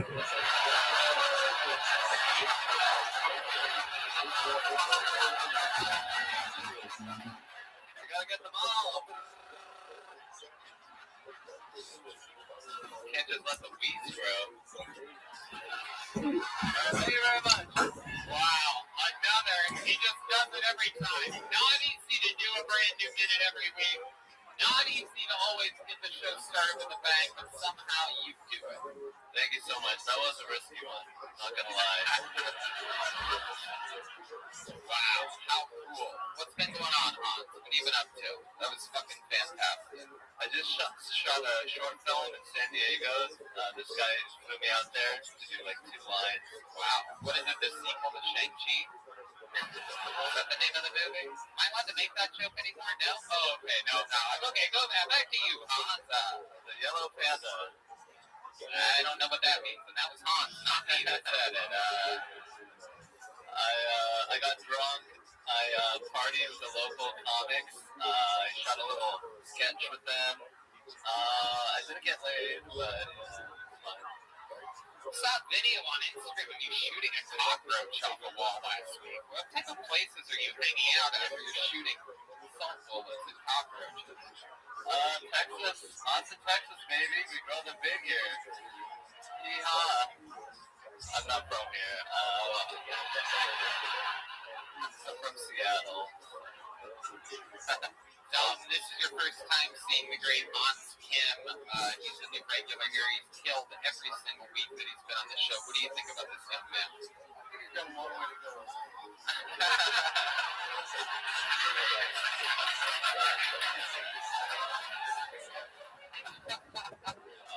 I like your stuff better. Good job. Thank you.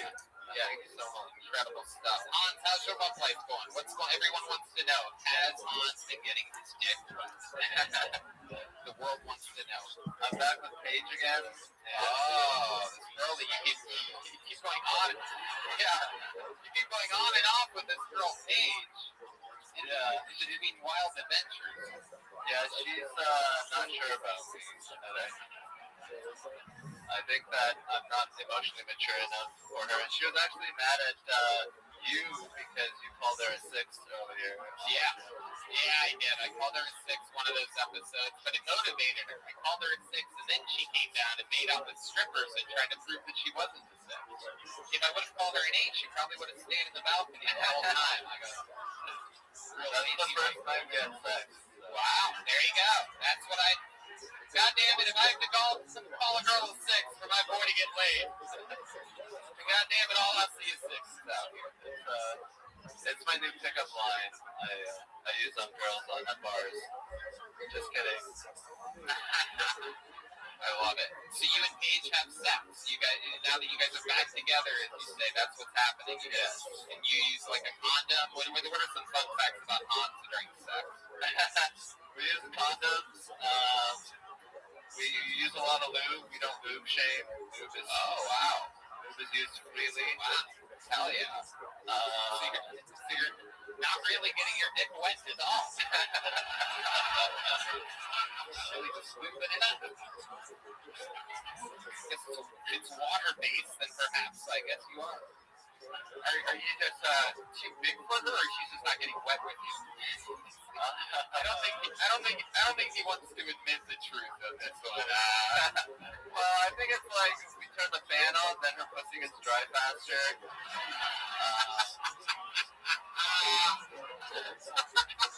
Variables. Close the window. I want to make love.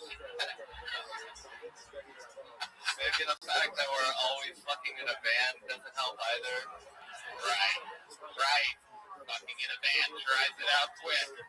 That's the way to do it. It's like putting a phone in a bowl of rice. That's what it is. You put a pussy in a van. To bring it back from the dead. Now you can just hope for the best.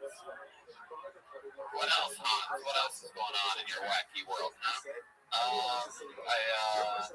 did shows, been getting books, just hitting the mics hard. Madhouse in San Diego I was in. I did a little cool gathering. I messaged people who were Kill Tony fans, and I met 2 Kill Tony fans in San Diego. We found out last week, Dom, that Hans is a virtuoso on the electric guitar. However, he really sings like a fucking train wreck. Hans, will you give us another... You guys play... What do you know how to sing? Maybe the band will play you something. You guys have to hear how horrible he sings. I'm pretty good at, Wonderwall. How many of you want to hear some Wonderwall right now? Welcome to Tony's Wacky Karaoke Bar. Singing first tonight is Hans Kemp. Go right into it, Hans. We'll catch up to you. The whole intro. I always thought this song was a slow burn. Someday gonna be done and said about the view. All right. I regret even doing. Clearly you've been practicing. So much better. Guys, you got the show started. How about a hand for Hans Kemp, everybody? Let's keep it moving along. Yeah. Alright. To the bucket we go. Need a stranger. Fun fact, I looked up Best of Dom Irera just to see if there was like a Best of Dom Irera on Kill Tony. And I looked it up today. I found one. Literally, the name of the video, Best of Dom Irera on Kill Tony, is an hour and 15 minutes long of continuous, like, boom, boom, boom. It's crazy, right? I didn't get to tell you that earlier. Your first comedian, Trevor Tatone, everyone. Trevor Tatone. Is Dom Herrera still alive? I hope he is. He's funny as fuck.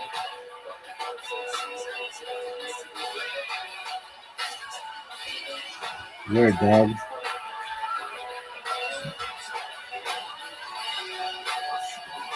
Here he is, everybody. 60 seconds uninterrupted for Trevor Tatone. My girlfriend and I started doing some bondage stuff. We were doing it for the first time. And I started tying her up. And sometimes it was a little too tight. So I had to loosen it. and it's a little too loose, and it just turned into this whole thing. She looks at me and she's like, you're not that good at this. I'm just thinking, like, isn't that a good thing? What would you do if I was really good at binding women's wrists? Like, what would you, like, I don't know. I'm supposed to, like, share my feelings with you, and now I have to commit, like, the first part of a kidnapping? That's the first time in my life I've ever thought, I wish I was a Boy Scout. Because they know all the knobs. There's nothing sexier than a Boy Scout, you know what I mean? Like, khaki shirt, khaki shorts, they got all these badges, just let you know, like, they can kidnap you, and then also survive in the wild. Like, they know what they're doing. Just the wild stuff. There you go. Trevor's in town. 60 seconds. Straight bondage material. Is that true? This all happened. You know, a little bit. What part happened and what part didn't? I never untied her. She's still tied up. It's Hey, I like that. I don't know. Where are you from, Trevor? I'm from Portland, Oregon. Okay, how long have you been here in Austin? 2 weeks. What, you live here now? Yeah, trying to. Okay. When you say trying to, what does that mean exactly? Like, are you like, are you at an Airbnb right now? I'm house sitting. Okay. Yeah, it's kind of weird. Like, you can just go on a website, house sit. Like, say, yeah, I can. Yeah, they're watching you on cameras the whole time. For sure. No, definitely. No. I have the whole thing located. There's something scary about your eyes. Yeah. You like that? They're seductive but scary. Yeah, I go for that. That's why I tie women up. Yeah. Yeah, there is a very Dexter vibe that you're giving off. I'm literally one of the last guys I've been wanting house sitting for. All right, Trevor. What do you do for work? Nothing else. No. God, no. I buy businesses. I don't know what I do. I'm an assistant to some guy who does cool stuff. Really? Yeah. Okay. He tried, yeah. Do you have a girlfriend now, Trevor? When did you write this joke? I wrote it a couple weeks ago. And so it happened a couple weeks ago? Yeah. Okay. Was this just a random hookup? No, she's actually my fiance. I just didn't want to say fiance because it ruined the flow of everything, you know. Okay. And you go to like a special store to get the stuff to tie her up, or do you tie her up using normal household materials? There's no household materials Or other people's household materials? It was someone else's. Basically, goddamn it, maybe there's some rope in the garage. Yeah. Right. Are you into kinky stuff like that? I mean, do you like to get chokes, spanks, get like a bondage out there? Yeah. I don't really care about the answer. Yeah. Do you? Is there any history of anything creeping? You know, a finger in the back door every now and then, but it's like, you know what I mean? I did, yeah. Yikes. All the way up there. Wow. Finger in the back door. Talking about getting into an Airbnb. You know what I'm saying? I love it. What else, Trevor? Any fun facts about you or your life that we should know about? Any special skills or talent? No special skills or talent. Shout out to, I started doing comedy in New Zealand, so just shout out to all of New Zealand. Shout out. Rodney, Shipman Cell, Connor, and Snap. You owe me $30. Wow, they all owe you $30? No, just Snap. There's no way you're going to get your skills on me, please. I'll take you $30. That really happened? You guys bet? Yeah. That's wild. Yeah. How long you been how do you know these people from New Zealand? I moved there, and that's where I started doing comedy. Okay. And then I moved back, and now I'm here. I was in Portland for like a year and a half. You should be a professional storyteller. Yeah, I know. I was there. And now I'm here. How long were you there for? 1 year. 1 year. Yeah. What made you go there? I followed that girl. That girl that I tied up. Really? Yeah. No, I don't actually. That's what makes it fun. All right, Trevor. Well, I like this. Anything that I should know about you before moving on? No. Okay, perfect. No, not at all. Congratulations, Trevor. Here. All right. We'll keep it moving. What a glass of fucking water that guy is, huh? Jesus Christ. all this worldly experience, he brings none of it up here with him. Paul Cyphers is next on Killzone. Here's another name out of the bucket. I think I heard a pop from the comedians there. They seem excited about it. Here he comes. One more time for Paul Cyphers, everyone. Guy got here pinked about a month ago. Now I look like an undercover police officer on TikTok. Where are the Xanax children? My favorite band is Lord. I want to kill myself. Anybody else want to kill themselves? Right on. They say exercising helps. I got a personal trainer. He told me to bring in a picture of a celebrity that has a body like the one I want. Try to encourage me. So I brought a picture of Jack Skellington from The Nightmare Before Christmas. It's like, well, I bet you could be this thin. I was like, I don't want to be thin. I want to be dead. So he gets happy to one of his machines. I'll push him and wall myself, and you can tell my family was an accident. You guys like that joke more than my mom does. She gets me after the show. She's like, well, I gotta stop joking about killing yourself right now. Just fucking do it already. Because honestly, you're a burden on everybody. Thank you. All night. Wow. Look at that. Dom, what do you think? It's very cool. Yeah. Yeah, he had his own show. This is Nina Dunham, Dom. Doing a very long time. No, I'm kidding. How long have you been doing it? 3.5 years. Okay. Yeah. Absolutely. Has anyone ever told you that you look like an old-timey, strong woman? I wrote that down when you were performing. Old-timey, strong woman. Like, I didn't want to forget that one. I've converted a lot of lesbians. It's a very special look. Yeah. You look like a lazy trans athlete. Oh, yeah. Like the last girl you want showing up to the pickup game. It's like, man, this bitch didn't even shave. How long have you been looking to them? 3.5 years. All of them here in Texas? No, I moved here from Worcester, Massachusetts about 6 months ago. That's right. That's right. You've been on the show. Was there? Oh, Patriots. Tom Brady, dude. Yeah. No. Okay. Never mind. He doesn't like you anymore. There you go. Absolutely. Yeah, you don't look like the typical Patriots fan, I must say.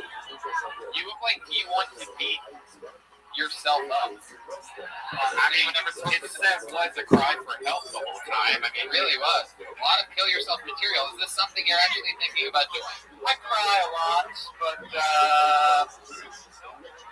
no, I don't think so. Right.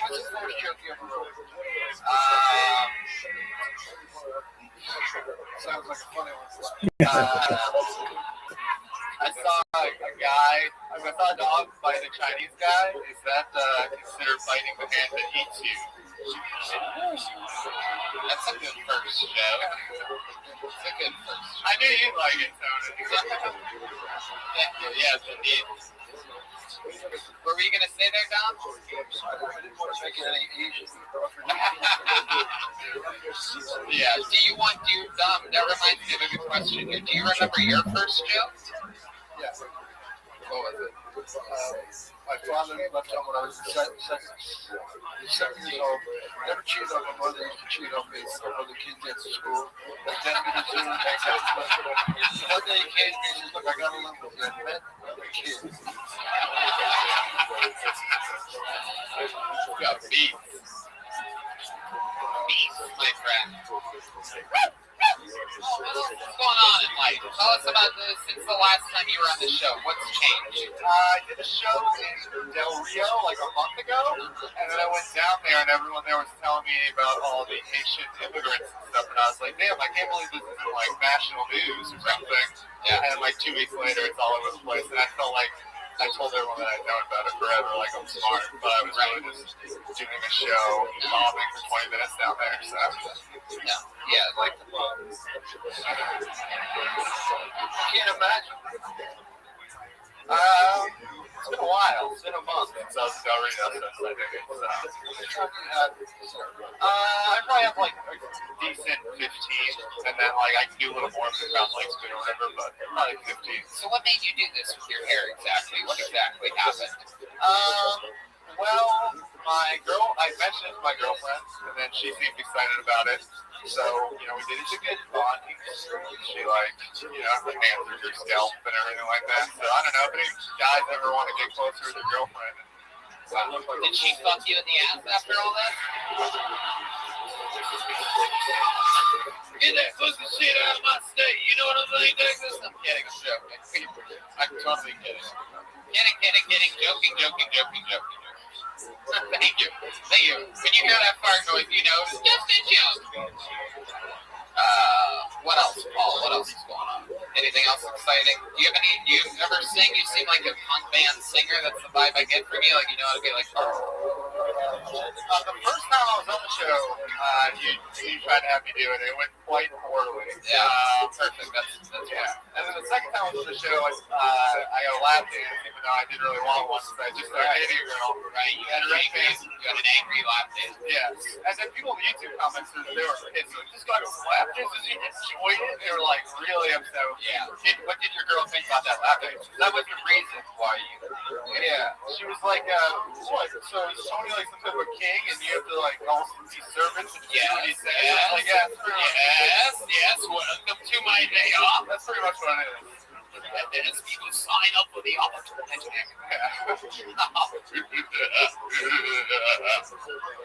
God damn it. Is that what she said? I should make you do shit. Bark like a dog right now. I wasn't even going to do this to your... Kidding, don't bark like a dog. Alright, Paul. Well, fun times.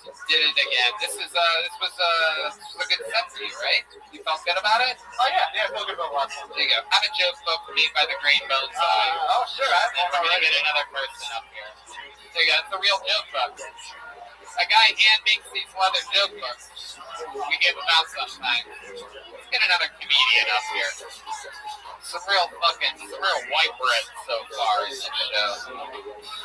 Alright, big space for Sarah Spear, everyone. Here we go. A little bit of a lady in this sausage festival of a show. Shout outs to Cantina and Cantina. Delicious club soda vodka, club soda tequila mix. This is Sarah Spear, everyone. One more time for Sarah, everybody. Damn, this girl's got some gams. God, I love getting up in front of a crowd and realize I forgot to take my antidepressants. Anyone else here take antidepressants? Are you all happy? Well, okay, well, let me tell you about antidepressants because they're kind of dicks, right? So they are this kind of medication that even when the problem is fixed, you keep taking it forever. And they're kind of a dick because it's like, I don't want to jump in front of a bus anymore. But then they're like, do you ever want to sleep or come again? I would jump in front of a bus to come again. I don't know. Maybe I'm on the wrong dose. Maybe I should finish over with my psychiatrist. This has been fun. I'm going to go home and put on some sweatpants and pour a glass of wine and relive every mistake I've ever made till 4 o'clock in the morning. Hell yeah, Sarah Spear, everybody. Very anxious comedian. I get it. Welcome, Sarah. How long have you been doing comedy? Oh, God, like 9 years. Holy shit. I know. I should be funnier. I mean, it's okay. You're using it as sort of a therapy session. Dom, what do you think about her?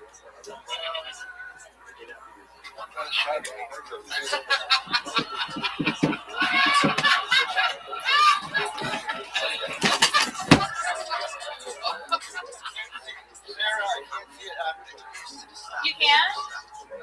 Might you share a reason why? Thank you.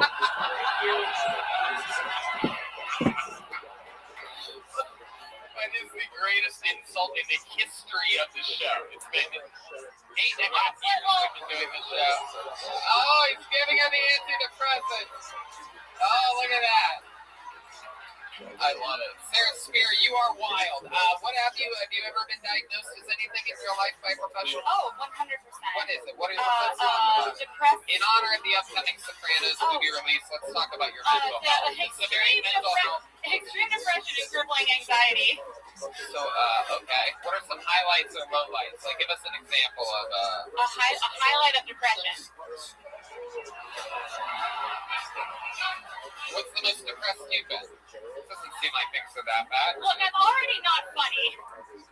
Did you really want to bring it? But you just found that out now. Oh, that's fair.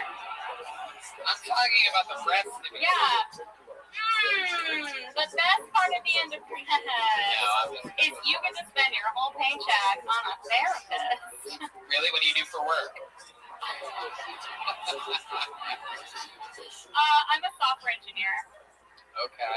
So I'm a woman in tech. Do you think maybe that's why you're depressed? You know, that could be a reason. Yeah. I should probably reconsider every choice I've ever made up until this point, which I'm going to do till 4 o'clock in the morning, so don't worry. There's time. You ever smoke marijuana? Oh, yes. Really? Do you do that a lot? I mean, enough. What does that mean to you? Like, enough. Like, what's that about? Enough to not have to pay my therapist.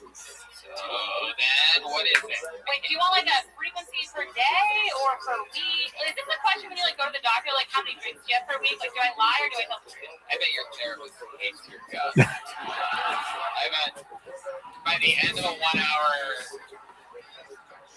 appointment with you, he's like, I need a therapist. I am about to kill myself.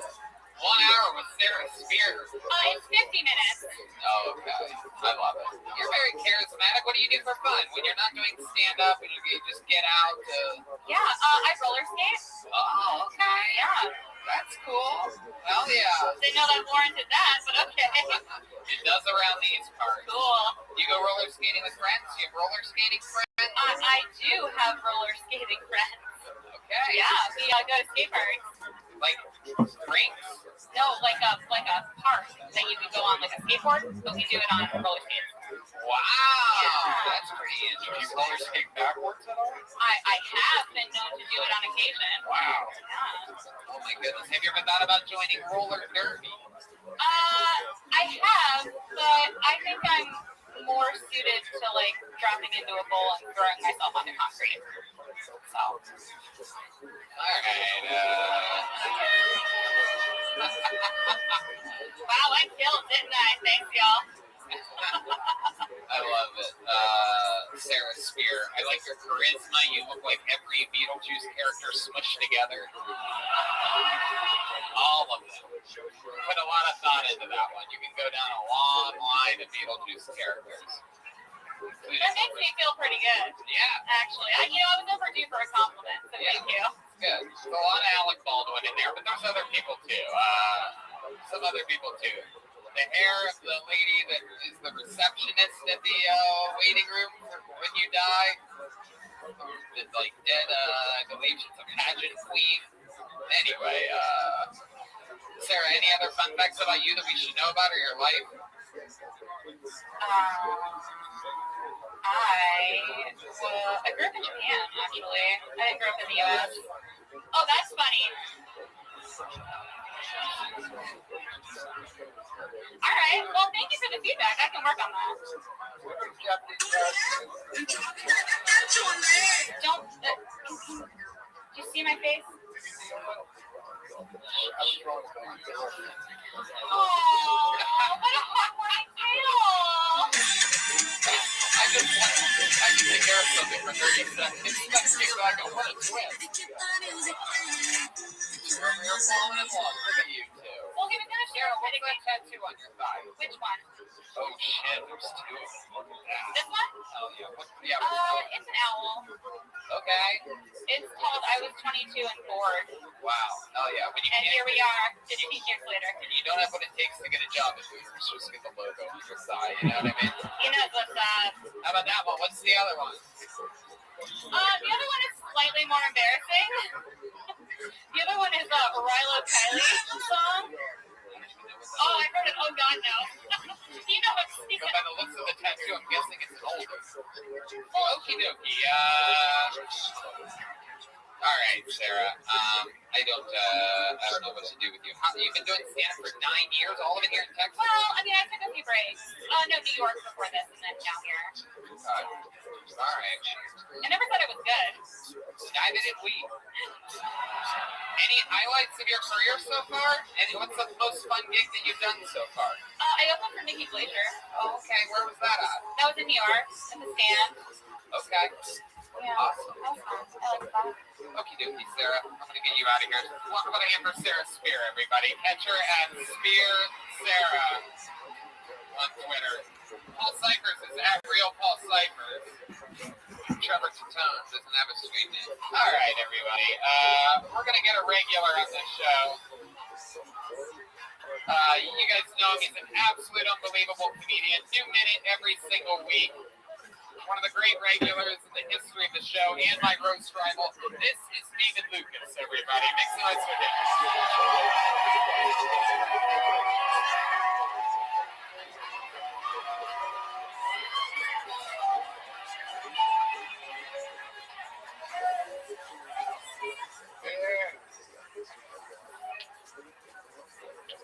I don't know why, but white women love abuse. Maybe it comes from like slavery or some shit. I don't know. Like they do. Like every time I cuss a white bitch out, I see her nipples get hard. I'm like, you really like this shit, don't you? Can all men admit that the first 30 seconds of eating pussy is horrible? Like, you gotta get past that funk and that pee-pee smell. Like, oh God, it's like eating a warhead. You gotta get past the sour part first. And then you start eating candy, you know what I'm saying?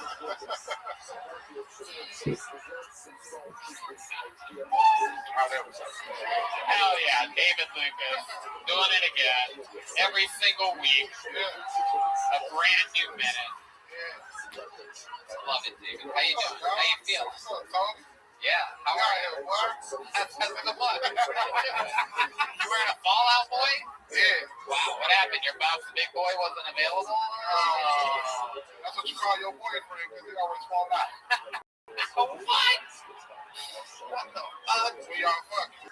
Well, you call him Simba. Is that shirt about you trying to get out of bed in the morning? Is that what your foot's gonna do in 15 years? Just looking to fall out, boy. God damn, we hit me today. I love it. Well, your ass dressing like a gay Mexican wedding cookie. Fuck up out here. Son of a bitch. You about to marry a gay skeleton. That shit. They got embroidery on his shirt. Boy, you gonna get yours. No, he's talking to me. He's making fun of me, Dom. It's only me. We have a roast rivalry, him and I. It's all right. We go back and forth. Are you David? Are you saddened by the arrest of R. Kelly? Hell yeah, man. Yeah, I know. David's a big fan. He thought Space Jam was something he could put on his toes. So.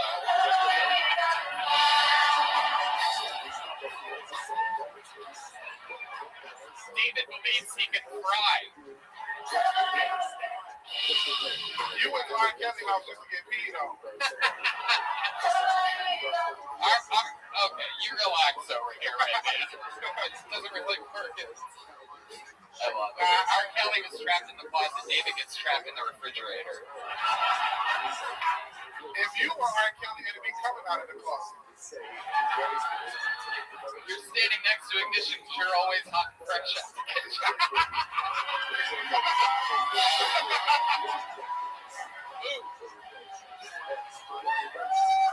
The only thing you've both been grinding against are things that are you're walking by them. Now you took my joke. I was about to say that. I'm about to say you got a lower back tattoo that says ain't nothing wrong with a little bumpy ride. Oh my god. I love it. And yeah, they said he had a little boy in his prostitution ring too. Oh, you implying that could have been me? Yeah. Well, That's why you weren't here this morning. You had to go testify. That's why I told him on the text. He had to get in witness protection. that's Wear that cowboy hat. true. I was actually the guy that snitched. So I snitched, so I'm hoping I don't get stitches anytime soon. He was like, I need to see the evidence. Pull your dick out again. Who said that? Me or Yeah, you said that. I said pull his dick out? Yeah, you was like, I need to see the evidence one more time. Pull this dick out. Somebody! That song was about you. You know that? It was a sad song about your body. What else is going on, David? You been on the road? Yeah, I did San Antonio got the Denver Comedy Works coming up this week. Then the following week after that, Vegas and the Brand Improv. You know what I'm saying? I love it. Yeah. I love it. And me and Jordan Keys, we about to bring our monthly show back to the Vulcan. So if y'all ain't never seen me and Keys, we have a comedy jam. So y'all make sure y'all put it up with y'all glasses. What's it called? What's your show A called? big ass comedy jam, me and Keys. Very fitting, very fitting. I love it. His tailor named it for them. I love it, David. Another killer new minute. Everything's amazing. What else is going on? You're wearing a fucking, what kind of hat is that? Harvard. Wow. Yeah. Wow. Red man, what you got to say? I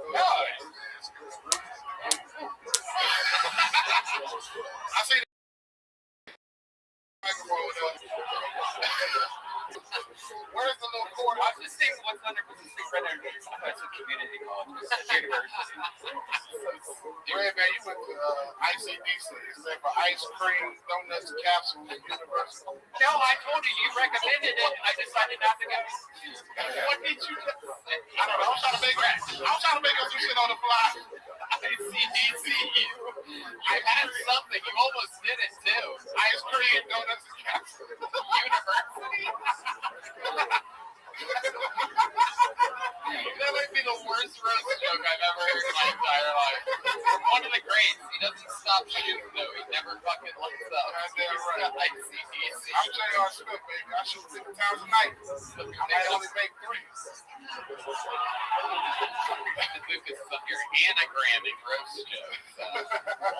I love it, David. So much fun. Another new minute. Amazing roasting. You're absolutely adorable. David Lucas, everybody. There you go. He's the man.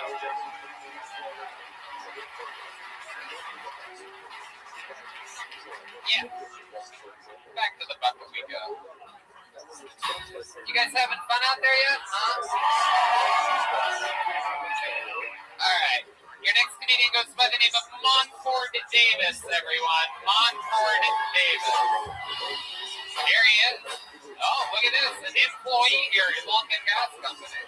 Oh, yeah. Come on, everybody. Make some noise for Montford, everyone.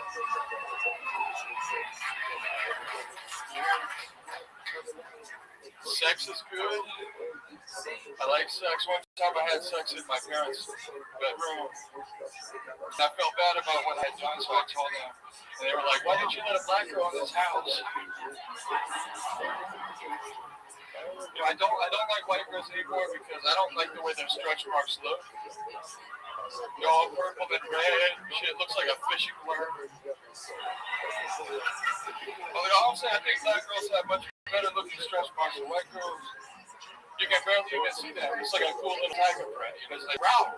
You can access their body perfectly. I think black girls have better pussy than white girls. One time I stuck my hand in there. When I pulled it out, I had a manicure with gel tips. And I was like, oh. It's anyway. It's impossible.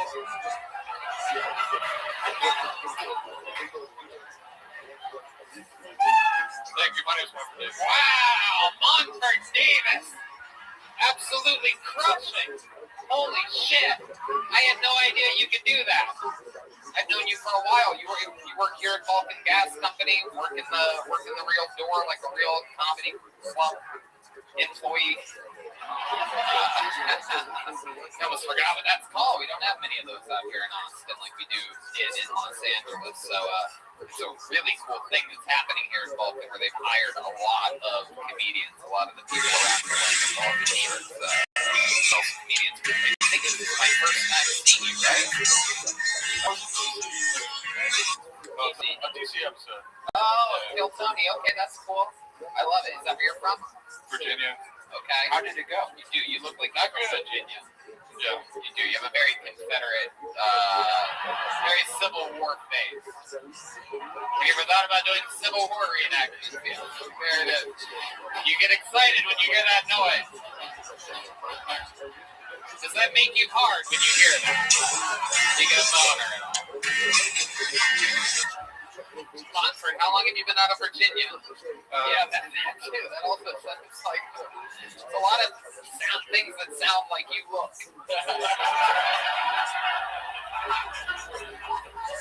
I moved here in April. Okay, straight from Virginia. Straight from Virginia. How many people were in your hometown in Virginia? I'm from Richmond, so Okay, a lot of people. That got very not as exciting real quick. What do you do for fun out in Virginia? A lot of four-wheeling? yeah. Pretty much just four-wheeling? I was a Tea Party patriot. Okay, what does that mean? What did you have to do for that? I didn't have a lot of friends in high school, so I joined the Young Republicans. Hell yeah, okay. That's how every Republican's born. Not enough friends. You know what I mean? That's a good start. That's what happens. The lonely road to Republicans. So, can you join the Young Republicans? What did you guys do for fun? Push gay people into the street or something like that?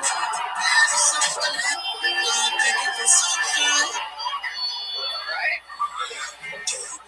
Yeah, there it is. I love it. What do you guys do for fun, the Young Republicans? We don't push gay people in the street. Right. No, I know that. Yeah. I love it. Cocktails. What do you do for fun here now that you live in Texas, Montford? What's changed? I like drinking with the boys. Yeah. I believe that.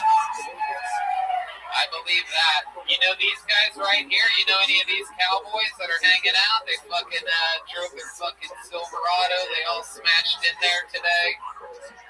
These look like friends of yours? No, that guy kind of scares me. Yeah. Oh, for sure. He's like, these hillbillies have eyes. He does.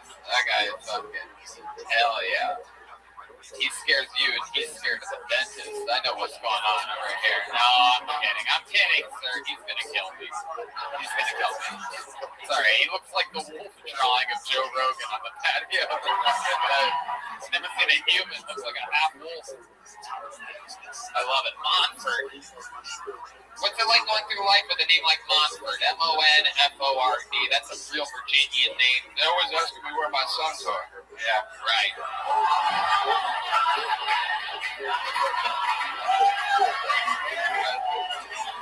But This guy knows how to soak it up. I like it. I don't have any sons. I got a vasectomy. Oh, okay. I'm a strong, independent man. Hell yeah. I love it. That's it. That's like a modern day Texas abortion, getting a vasectomy. That's about as early as you can kill that baby. You know what I mean? Any later than that, you gotta let it be born all the way. When did you get the vasectomy? I was 21. Whoa, damn, this guy, look at that. The old fucking cut and run. You know what I'm saying? The old fucking snip and clip.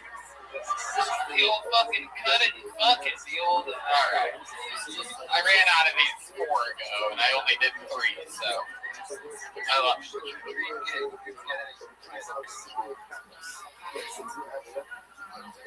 Dream gig. Pretty. This? Okay. This guy, I love doing this. Alright. Well, look at that. One man's dream is another's nightmare. I'll tell you, some of the comedians that were on before you, I love it. I still can't get over that you got a vasectomy at 21. Like, I've never heard of anything like that before. Like, you barely got out of the fucking surgery for your circumcision, and there you are, right back in there. Like, yeah, can you trim some of this too down here? I haven't pulled out in 6 years. Wow, just cream pie city. Look at you. Yeah, I love it. If you let this guy fuck you, he's gonna come inside of your body. Just a little fun fact for any boys or girls out there that are interested. Do you have any tattoos?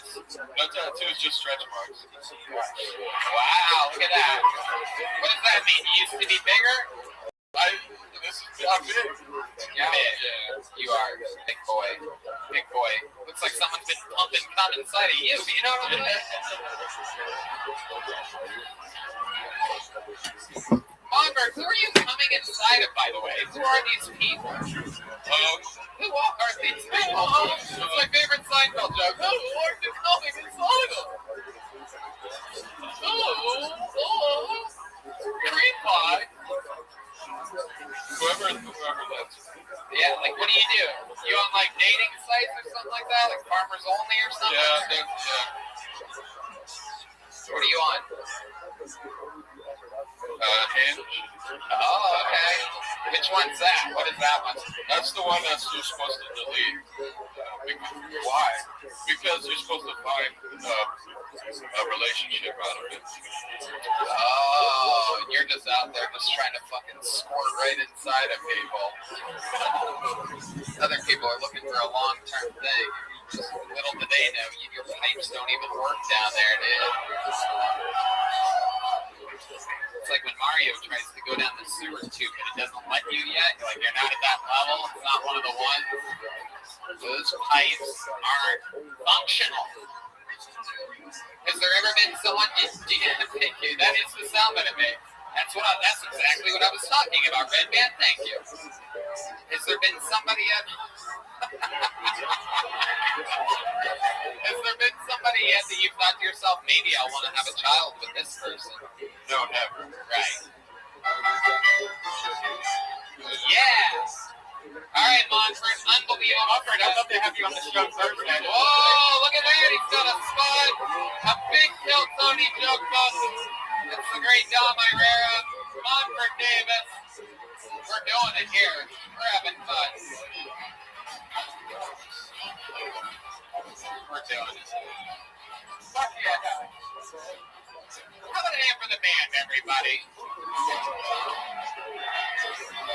All right, Connor Hall is next on Kill Tony. Connor Hall. Connor Hall. Here he comes, everybody. Very exciting stuff. One more time for Connor Hall, everybody. Come on. Yo, growing up with the internet was weird. Like, I definitely saw the having and double anal penetration before my dad did. You know? The first, messed up thing that I remember from the internet was in second grade. I liked dolphins, and I looked up some stuff, and I came across a page on how to have sex with a dolphin. And it messed me up a little bit. I didn't really know what sex was. And I remembered this recently, and I was going to this website, it still exists, and it does. All you have to do is Google how to fuck a dolphin on your roommate's computer. It pops right on up. And I have to be honest, I do not think you should have sex with dolphins. But what I will say is the guy that does is a better man than me. 100%. His first rule on there is you have to love the dolphin. I've never done that, right? Rule number 2, he's like, it takes up to 3 days for the dolphin to maybe want to like you and want to have sex with you. I was like, 3 days, that seems a little long, right? It's like, can I just net the dolphin and get over with a day? You're like, yo, girl, you got a fat blowhole. I like that. All right, thank you. Connor Hall. Hell yeah, welcome, Connor. How's it going? Nervous? Hey, go Birds. Go Birds, Philadelphia Eagles fan. Are you from Philadelphia as well? Central Pennsylvania. Hell yeah. How old are you? You look like you could be anywhere between 18 and 75. 33. 33 years old. Okay, absolutely. Where are you from? Philly? Central Pennsylvania. State College, Pennsylvania. Right. How long have you been here? You just visiting? No, I've been here for about 3 months. 3 months. What do you do for work? I work in restaurants and I teach private cocktail classes. Private cocktail classes. You like to Mixologist. You know how to make good drinks and stuff? Are you like a bottle flipping kind of guy? No, fuck that. No. You're like a mixologist. Yeah. Right. Absolutely. It just happens to look like Walker, Texas Ranger. A little bit. With a serious brain. I'm like a classy white trash. Like I should open up a cocktail bar at a trailer park. Okay. All right. About 4 months. 4 months. What made you want to start now?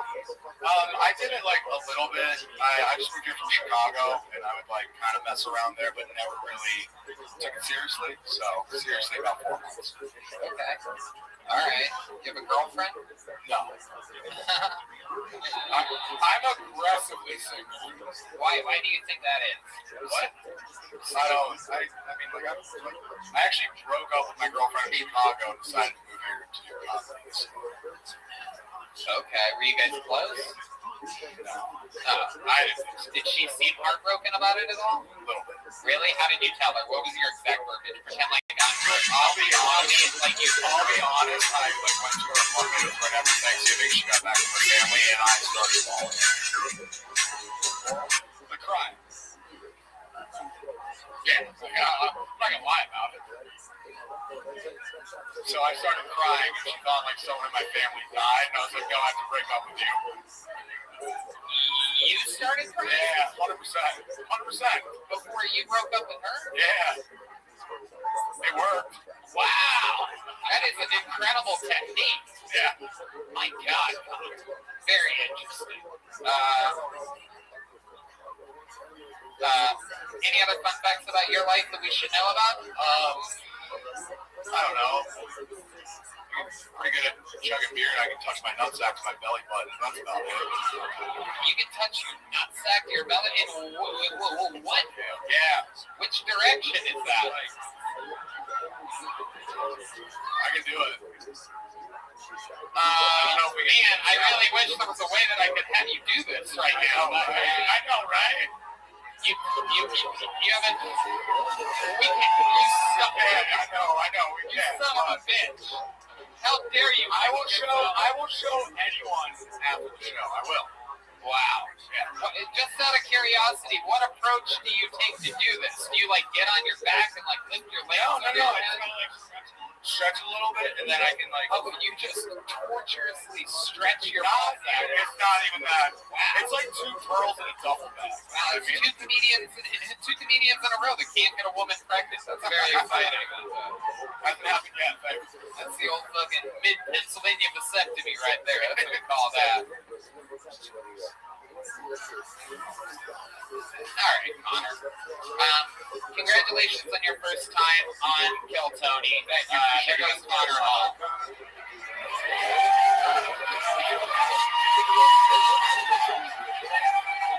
You guys, we don't want anybody bothering us. Yeah, you guys want a special treat right now? All right. Because Austin is one of the new comedy capitals of the world, it's my pleasure to introduce the great Joe Rogan and Bert Kreischer, everybody. I mean, come on. What?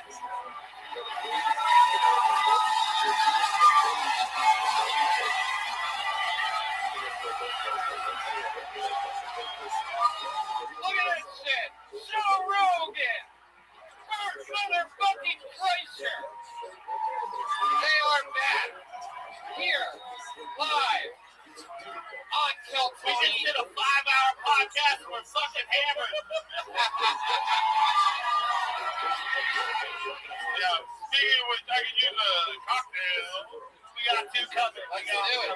Oh, Soda. we're in a fanny pack for real. I love it. Oh my God. Woo! I'm a rare lady. Yeah! One of my heroes. One of my best friends. One of the best to ever do it. Rare. Oh shit! I didn't even know you were here. Oh my God. No racist. Just like Italians. Cheers. Fuck yeah. Absolutely. Hell yeah. Put that water in my face. Let's go. Let's go, bitch! Joe, what are you doing? Drink it! Hell yeah. Put that water in my face. Let's go. Just like Italians. Cheers. Fuck yeah. Absolutely. Hell yeah. Put that water in my face. Let's go. Let's go, bitch. Joe, what are you doing? Drink it. Drink it. Smoking weed. Come on, Tamarero. Get a lift. Bert, welcome back to the show. It's been forever. Thank you. Well, I just moved to Austin. I'm really happy to be here. I'm a trick 'em all. I've been cheating on my wife with Olivia Munn. Thank God. Either one of us, man. We're pretty fucked up. Hey, ask us about vaccines and ivermectin. That's gonna be an issue.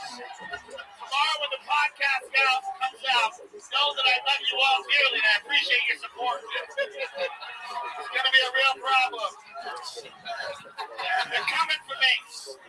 What do you guys think? Should we, Yes, when is that? Atlantic City, what? Tamarera, Atlantic City. 8th of August. I think that's fast. That's a different month. We should talk to your agent before we promote him. what do you guys think? You guys want me to pull a name out of this bucket? We'll watch a comedian do a minute with Bert, Joe Rogan, and Dom Irera? Oh, shit. Austin, Texas gets wild real quick. Your next comedian getting an uninterrupted 60 seconds in front of 3 of the best comedians in the world goes by the name of Dylan Jargo, everyone, or Jarbo. Dylan Jarbo? Or Jargo?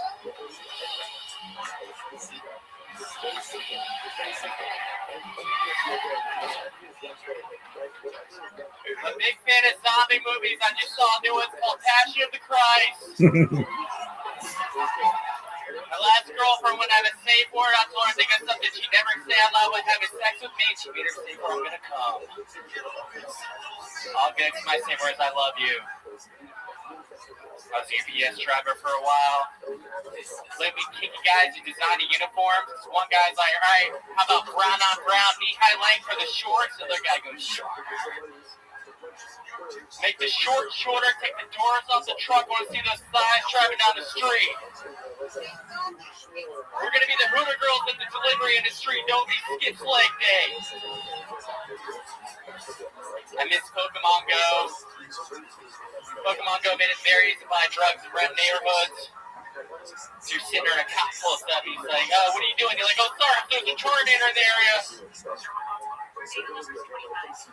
My dad worked in a factory for a long time.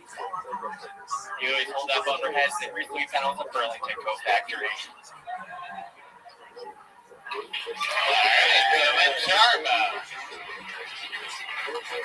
Fuck yeah, Dylan. Welcome. You've been on this show before, right? Yes, sir. What happened last time you were on? What were some highlights? Remind us. Oh, man. I kissed 2 strippers at the same time. Okay. Wow. Highlight, yeah. How did that happen to you? You must have said that you're a virgin or something. Yeah, I did. Kind of. I had to kiss a girl in Texas, and they come swarming up. That's it. That's it. Kill Tony, magic happens real quick. Magic did happen. Did anything change in your life since your last time on the show? No, not really. I got the secret voices in your head. And voices in my head. No, not really. I'm trying to think of jokes. I'm going to say something funny now. Dylan, what are you into other than when you don't do stand-up comedy? What else? I recently joined an adult softball league. Oh, shit. Thank you. What do you do out there? We get drunk in left field, just stand around, and that's it, man. What do you like to do when you get drunk? Play softball, do comedy, go to 6th Street, kiss girls on Kill Tony, come to the Vulcan Gas Company, Where are you from? I thought we were in California.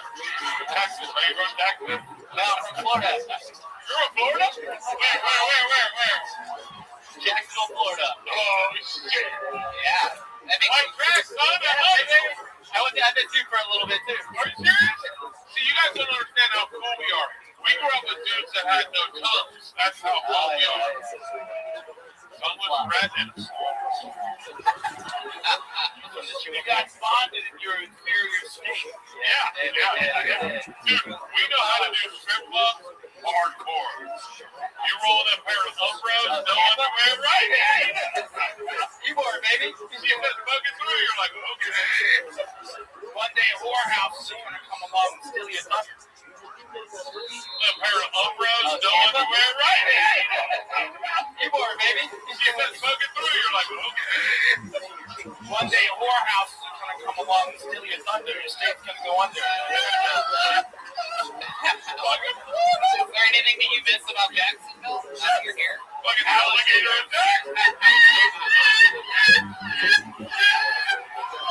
Do like being scared walking your car early in the morning, like getting eaten by a dragon. No. Person in Florida was that. That is so horrible, but when that little baby got eaten by an alligator. No. Fucking Disney World. Yeah. No one in Florida was like, shut up. Everyone in Florida was like, yeah, that's you can't lay in a lake at fucking midnight. Keep your kid from the retention pond. Yeah, what the fuck? Dude, no one ever in water skis in Florida and goes, oh, that was fun. Like, get me the fuck out of here. God damn it. You ever have any close calls with alligators or? No, we would eat them usually. Really? Yeah, the gator tail. You eat alligators? Yeah. Fry them up. How do you cook them? You fry them. You have to fry them. How do you kill them before you cook them? Oh, I never found that fucking.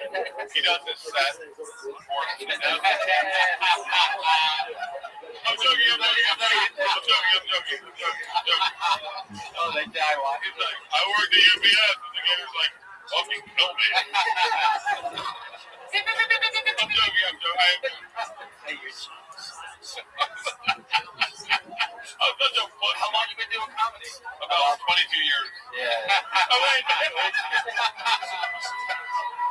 Oh, that guy. 22 years. 5.5 years. And how long have you spent in Texas? Since January. January. Yeah. Okay. All right. What do you love about Austin, Texas? Yellow? That's a bad thing to say. All right, Dylan. He's incredulous. Yeah.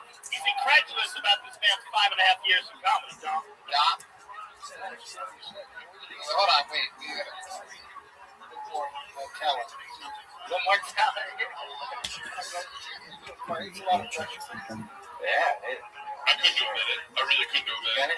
Yeah, I mean, I would have to take the wind out of the next guy, but I'll try it next. What happened? What the fuck did I miss there? You guys are yelling about shit. Dylan Jarbo, congratulations on being on the show. I'm going to get another person out of this fucker. Let's keep it moving along here tonight.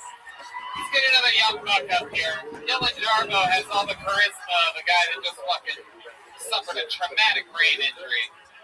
Your next comedian goes by the name of Ray Chenevy. Ray Chenevy. Come on, Buckeyes, get your shit together. Oh, shit.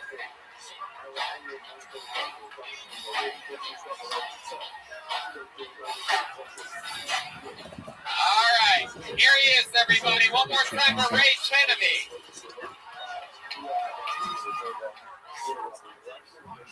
So I'm Czechoslovakian. That means I get to look like a Jew to be done with stuff.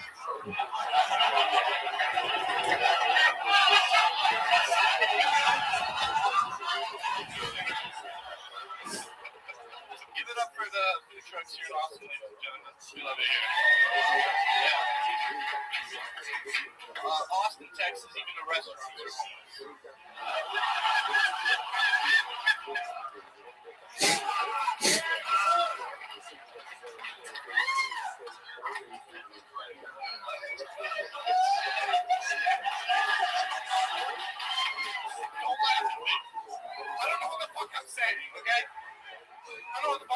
I ordered fajitas at the TGI Fridays in Afghanistan, and they came out with the severed head of a woman that disobeyed Sharia law.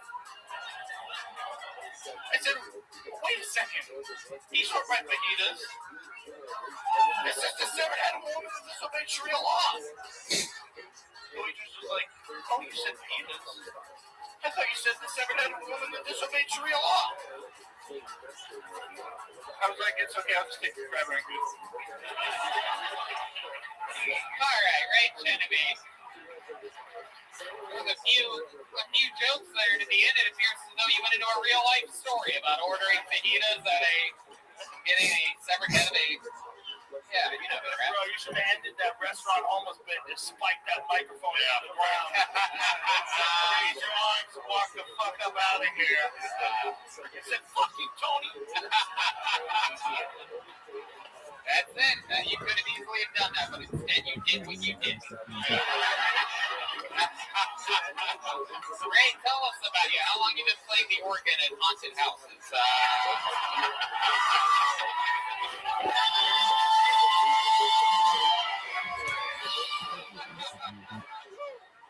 funny, it was you. I thought it was him, and then it was him. What do you do? I've been here for about 3 months. I am a 3D artist. Okay. Awesome. Yeah, I make visuals for like live music. I love it. Fantastic. Absolutely. You do drugs to like stay awake for that or something? See, we're right at a gushy tail today, if you know what I'm talking about. I know I look like it, but I'm surprisingly pretty sober. I don't do any drugs. Okay. Occasionally. Okay. What's the craziest drug you've ever done? Just pot. Okay. And then the LSD. I don't know if you know anything about us. We've been doing key bumps of ivermectin all night. No worms to be found around here. Yes.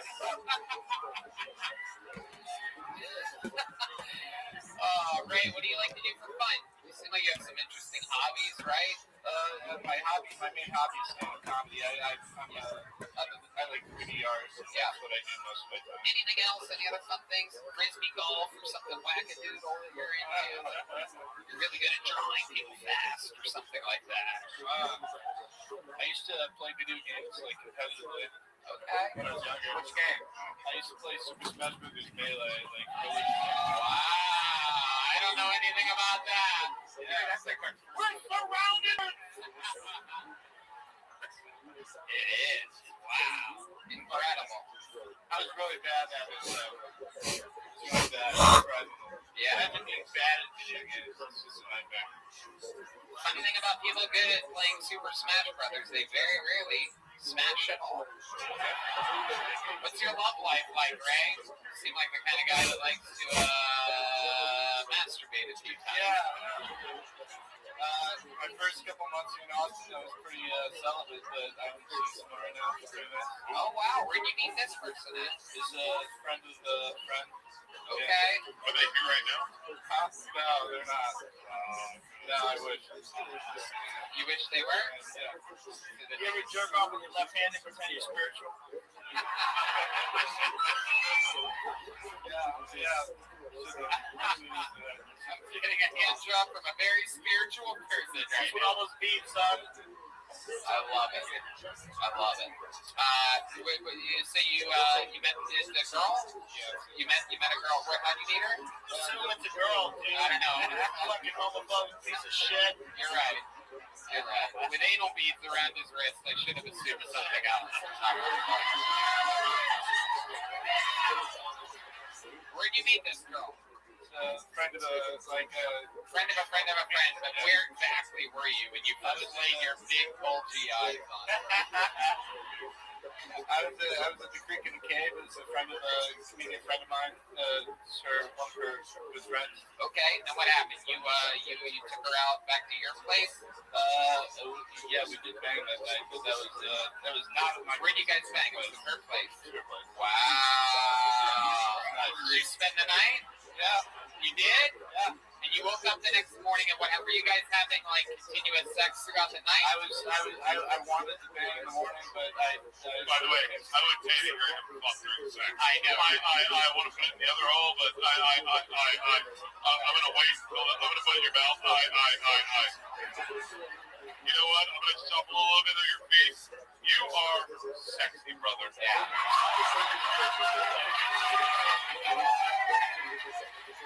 I completely agree. I bet he has a hog on him. Yeah.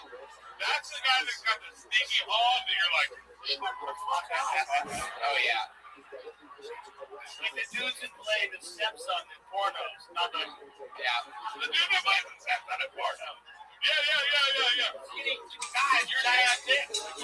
What is up with my fucking search feed? That's all I see in there. It's like, It's not you. That's all that exists anymore. During the pandemic, people started jerking off to stepmoms. It just happened. Yeah. It's true. It's like a weird vaccine versus non-vaccine. It's happened. Nobody saw it coming. have you ever seen the one with the stepmom trapped under the table? I've seen all of them, bitch. I'm so sorry. Stepmom trapped under the bed, looking for a lot of And then the guy goes up and then I don't know why I'm into that. I'm like, I said, I was up under the bed. You know why? Because clearly the stepmom is not convincing. She wanted this to happen as part of the fun. Yeah. Right? You Yeah. know it. She knows it. Yeah, she keeps gravitating. We all know it. Yeah. She's losing her earrings under the bed. Yeah, she gets stuck and then she's getting fucked. This is nonsense. Is there anything wacky about the girl you're currently fucking? Is she older, different race than what you're used to? Stepdad, I'd be fucking furious. It keeps happening, bitch. There's stepdad porn too, Joe. I promise. Get a fucking room. Stop getting stuck under the bed. What the fuck is happening? That's my son, you crazy bitch. I feel like Joe keeps watching the same porno over and over again. You've been watching infinite number of the same scene. God damn it! This is the 5,000th time I've seen this porno. This lady keeps moving this shit under the bed. Well, I love it. I don't know why I find it sexy. So your parents still married? It's only sexy if when she gets stuck, she doesn't panic. She's like, Yeah.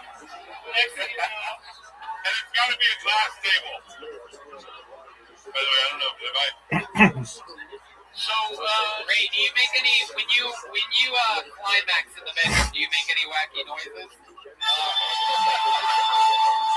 There he goes, everybody. There's Ray Chimney, everyone. We're gonna give a move and hand him that joke book. That's a real leather handmade joke book by the great by Adrian Cavazzo. Yeah. that homeless restaurant shit was very funny. yeah, that was really good. Very funny.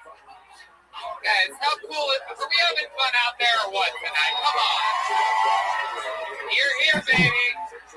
The comedy capital of the world, Austin, Texas. Your next comedian is Stephen Hairston, everyone. Oh, from the audience. One of your own. This is always good. We got long-term couples in here. Yeah, see some people are here. And eventually you're going to have sex on your period. And if you like that too much, you're low-key no cap serial killer. Because you're standing there, you're stabbing her over and over. She's moaning and groaning. And once it's all said and done, you feel that wave before you, wash over you. And then you got to clean up the mess with the blood off the sheets, off the ground. You clean your tool up. And, you know, but that stuff's got to have some good stem cells or whatever it is. Because every time after my dick looks brand new. So, yeah. And, okay, so ivermectin, that's been in the news. And so if you mix ivermectin and ketamine together, you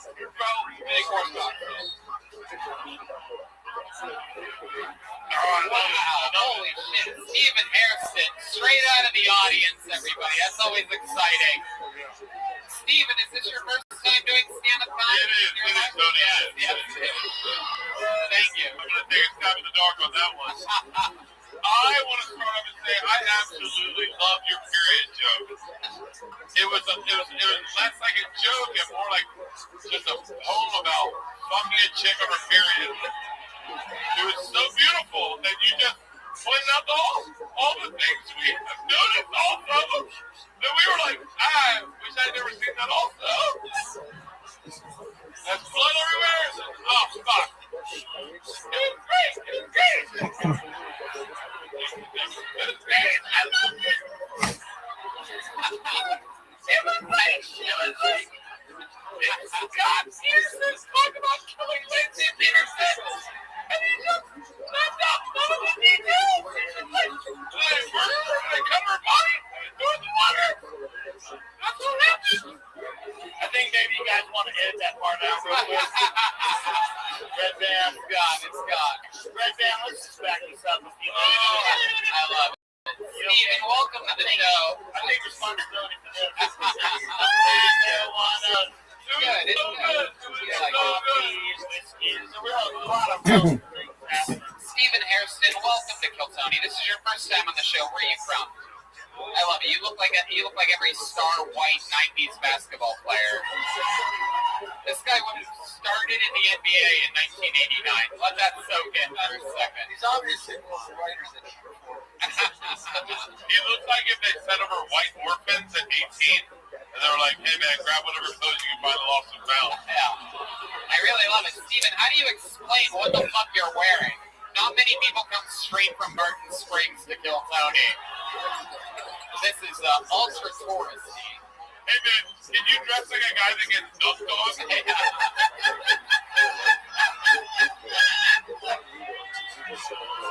Yeah, hey, this is not merch. No, this is not merch. No, it's good. It's your own merch. Oh, I am loving you more and more every fucking second. Yeah, I'm on TikTok. I got about like 800,000 followers on there. How do you know TikTok is a real?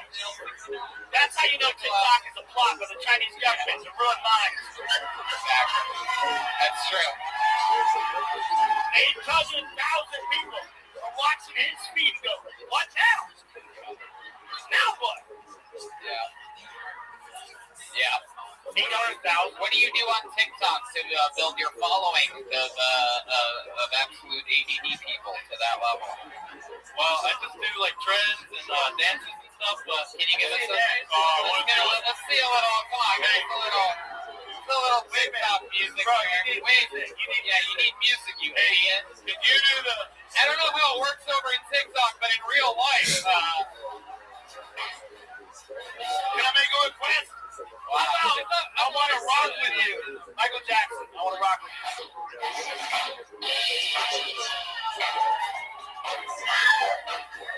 Wow. All right. That's just you're horrible. Yeah. And you're not talented at all. I did dance every day. Has having 800,000 followers on TikTok ever benefited you in any way? Yeah. Chicks like it, you know. It makes me feel really good. Do you meet the chicks that like it? Has anyone on the street ever been like, hey? You might be getting catfished. I haven't been recognized yet. Right. It might be dudes. When you say chicks like it, you're talking about faceless names on the internet? No, just girls I meet like at school or What school? middle school. What school are you talking about? Hey, how fucking old are you? Yeah. I'm 22. What school are you going to? It's high school, A&M, Central Texas, and stuff like an hour north. Oh shit. Okay. Nice. A&M Aggies, baby. That girl's up there. I can't read neither. Fuck yeah! Let's go! Come on, bitches! I got a lighter. I'll start a fire! Stephen, who are these people that you're sitting with here? What's this table? These are my parents right here. Oh! Parents, look at me. You know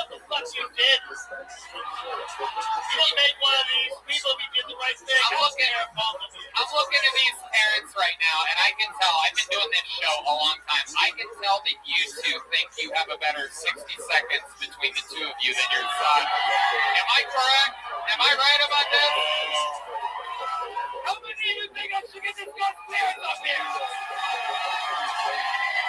Here they are, everybody. The Hairsticks, everyone. Oh, shit. Here they go. Come on, come on. Yeah.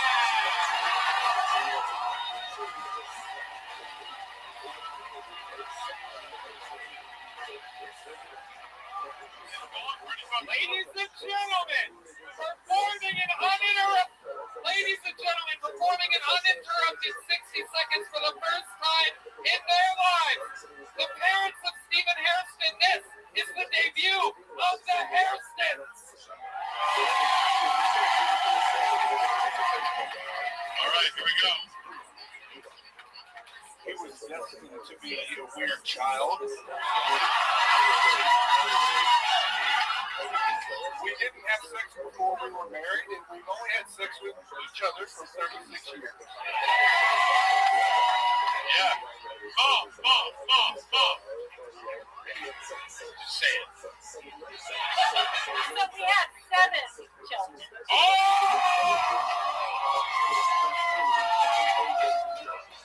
You look fantastic for some children. Mom. People used to ask me in church, do y'all know what's happening? Do y'all know why that is happening? Yes, we definitely do know why that's happening. Yeah. It's because you keep coming in her pussy.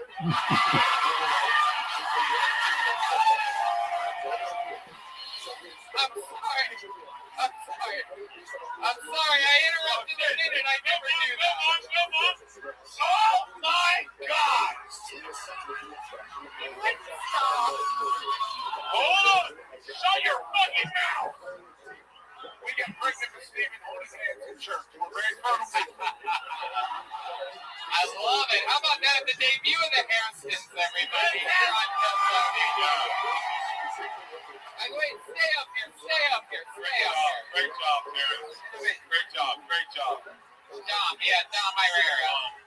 Oh, 7 kids, great job. they're very clean. They can do clean. I love it. Wait, I still have questions for you guys. The whole family would be great to have up here. I would love to find out. You guys know this is going on the internet, right? Yeah. Okay, She's a I want to call a fucking lawyer right now. This is the I didn't sign anything. She's a public figure. This is Congresswoman Marjorie Greene, right here. Hanging out with fucking Newt Gingrich for some reason. Really, just going across. In Q we trust. Mr. Hairston and Mrs. Hairston, this is your first time seeing your boy do stand-up comedy tonight. Is that correct? How do you feel about it? How did it make you feel? You've been sitting there Spend a little more time with the boy. Strange. You got to see everybody else tonight. How do you feel like he ranked up against everyone else? Even it's his first time, so he gets a big advantage there. But I have to be honest, I thought he was off, but he'd be his first time. That's a fucking dad move right there. see, that's why I kept him up here. That's why I wanted to introduce him for that exact center fight right there. The balls it takes to get up here and do this, I got you really for you. Absolutely. Mr. Hairston, I like your style. What do you do for work? I just retired from the military as a military recruiter. Wow. God damn it. Look at that. You went from so recruiting. predictable. Yeah. You guys, like that military, you didn't even need to go to the end. You were like, oh! I'm at the border stopping those bastards. I fucking love this city. A military recruiter for 20 years, and even he thought his son was going to bomb tonight. That's incredible. This guy's got an eye for talent. And much like a lot of the people that you recruited, you got to watch your son die a slow death up here tonight as well. Okay, all right. I love That's a great joke, and you can suck my dick. Listen, the coolest thing about this show is This is one of the best fucking shows on the internet, ladies and gentlemen. And you set to be here, live. Yeah, in Austin, Texas. How about a round of applause for the band, ladies and gentlemen? Cheapin' and funky. Woo! Yeah. Can we get some cider box up here, please? I can use an ice cold cider box. You don't get a show like this on Hulu, bitch. You're goddamn right you don't. They won't allow it. Completely improvised, straight from the absolute middle of the audience. Who's the lady in the cow hat that you guys are hanging out with? She works at Chick-fil-A. We have no idea. She flew in from California last night. Oh, holy shit. He placed her with us. Oh, wow, just a random general admission ticket. Hang out with a little Christian family. Absolutely. All right, crazy lady. Thank you so much. Very good. Last ticket window over here in the house. The Harristons, that's exactly why I love the chaos of this show, is that a whole family from the middle of the audience can end up here unexpectedly having fun. Thank you guys so much for joining the party. Here they go, the Harristons, everybody. Love that, Here, to the dad. That's for you. That's for you. This is for you.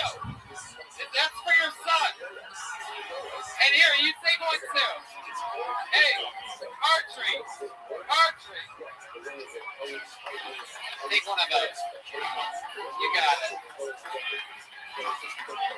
Wow, look at this. Like a fucking hybrid Price is Right Family Feud episode. Special game show version of Kill Tony tonight. You guys think we should do one more bucket pool, huh? Yeah. Tough to follow, but okay. All right. Your final comedian of the night goes by the name of Richard Cisco, everyone. Richard Cisco.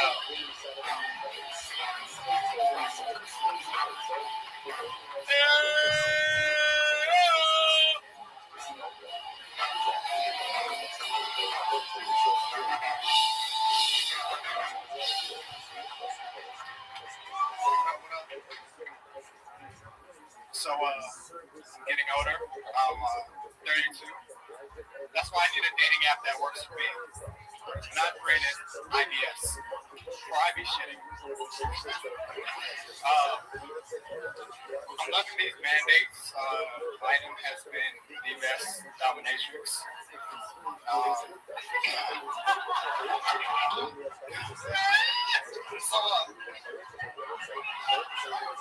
Y'all remember when Stephanie Sam was trying to fuck up something and she was taking that long? He was like, if you don't get on over here, I'm not on you.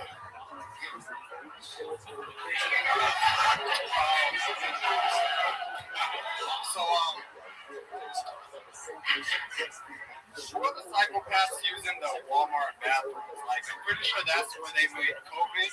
And that's also where you go to try to show 4K TV series. I walked in the other day, seeing like a bunch of homeless people trying to like heave over one. Yeah. Richard Cisco, everybody. Richard, welcome to the show. I gotta say, that's the worst episode of The View I've seen in a very long time. You look like you would be so much funnier than what that was. How long you been doing stand-up comedy? First time, everybody! Hell yeah! Thank God. Thank God. I feel like we work with different belts. I want your belt. My belt is so fucking tight right now. Oh yeah. You had to add holes to yours. I have fuck holes into mine. That is. Have you lost a lot of weight recently? Yeah, I used to be fat. What happened? For real? How'd you do it? Vegan. So that's how you do it. But you eat bread? Wait, hold on. How much fucking weight did you lose? Yeah, I'm like 160 now. I used to be like 2. Wow. Look at that. Hey, shut up! Sushi's very healthy. Fucking assholes. So you got any advice for Bert? Yeah. I gotta be honest with you. I got my belt from a guy at the MGM Park, one of the security guards, and it doesn't feel. You want to switch belts? Wait. You got your belt trade of 2021. Here we are. It's only fitted. Hang on a second. I want to see if Are you gonna wrap his belt around your dick? Because that's the only way it's gonna fit. shit, man. You used to be as fat as me, for real? Yeah, You keep your belt, and that's progress. That's fucking amazing. Give me a belt, bitch. Give me your belt. Take my belt too. Yeah. there you go. Wear both. And new. The chief really champion of the world. That's very impressive. Very, very interesting diet plan. Instead of eating meatballs, he wears them around his neck. Can I ask you this? What did you lose? Did you lose anything? Self-esteem. You need self-respect. Yeah, with that, Man, you son of a bitch. Go ahead. What did you lose? Did you lose any edge or anything like that? No, I don't think so. It's pretty easy. Not a big meat guy, so. Were you before when you were bigger? Overseas, yeah. overseas. Yeah. Military. Asian bitches. Yeah. Oh, okay. Okay. Wow. Where, Richard, that's very good insight.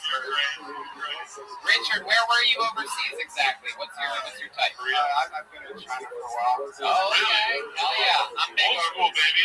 Real big. Kung fu and sling a dick. How long did you spend over there? Years. Okay. And what did you do? What type of Why'd you come back? Good question. That's weird, right? Just boring. What's that? You taught English there. Okay. How many how many times do you think you had sex when you were in China? China? In Chinese numbers, please. Yeah. Who has more followers on TikTok? You were the last guy. In new numbers in Chinese. How many women did you fuck in Chinese lifetime? Say it in Chinese. Yeah. R. What's that? R? R? Wow. I think he's talking about That sounds like a lot. That's like when the pirates showed up, I fucked them all. I don't like when people substitute letters and numbers. How about you use the American way, you motherfucker?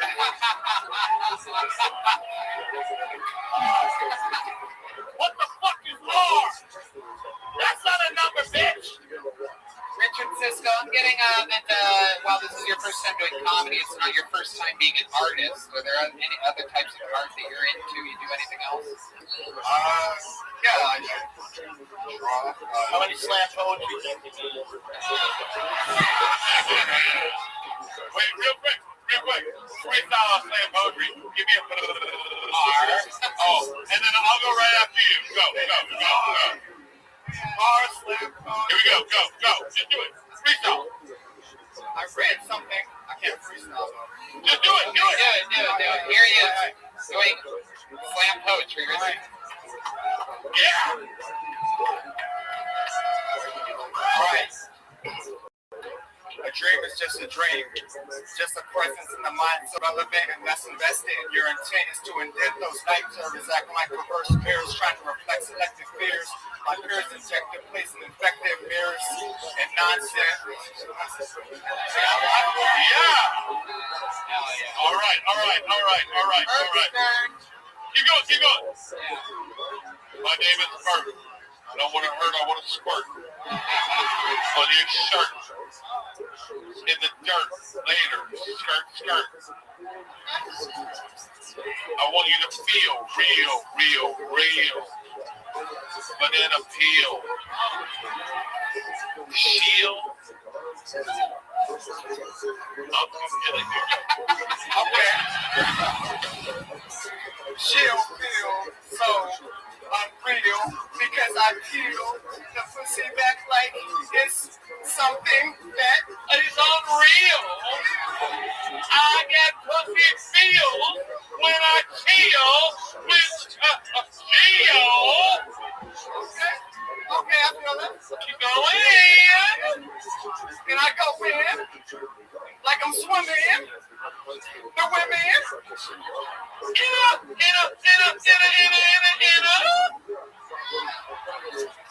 Well, damn. Damn! Sham! On your legs! In the sand! Hot damn! I'm the man! I bring that hair! Woo! That's hair! Woo! I don't wear belts! Woo! God damn it! Pussy belt!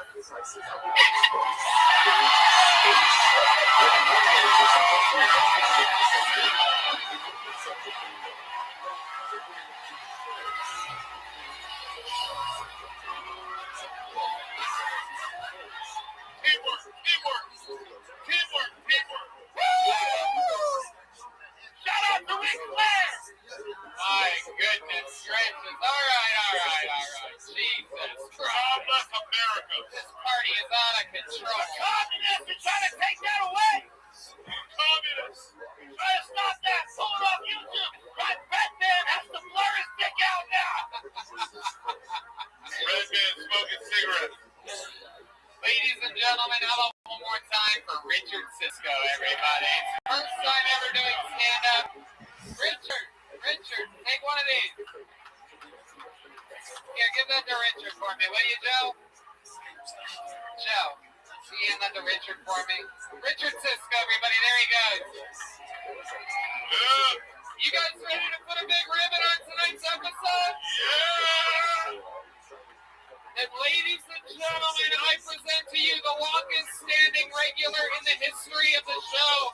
He debuts a brand new minute every single week. He's been touring the country. This is the Big Red Machine, William Montgomery, everybody. Here he is.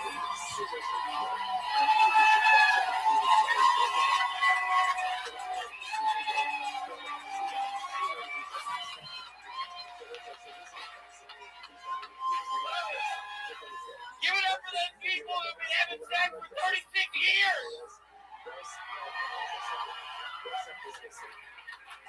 The New York Times recently reported that government scientists believe COVID-19 can last up to 10 more years. Okay, maybe, but I'll have to wait until this is confirmed by MTV News. I know y'all remember MTV News! So I'm coming out with a new restaurant. It's called Texas Roadhead. And Guy Fieri is the executive chef and will suck your dick out of my Volvo. I know y'all remember Guy Fieri! I bought my son a Fisher Price vape pen last night. I know y'all motherfuckers remember Batman! I don't understand why you can't say the R word anymore. I mean, if you can call a woman a whore at work, you should be able to say retarded. Y'all know women be retarded! Y'all know women be retarded! Just a little fun update on my life. My new drug dealer has Buick tattoos. Y'all know y'all remember Buick! God, I thought that one was going to go better. Yeah. I thought that last one was going to... I have a lot riding on this tonight. That fucking last one just bombed. I got high up there and I was talking like a fucking black person. I thought that was making funny. What a mistake. William Montgomery, everybody. Brand new minute.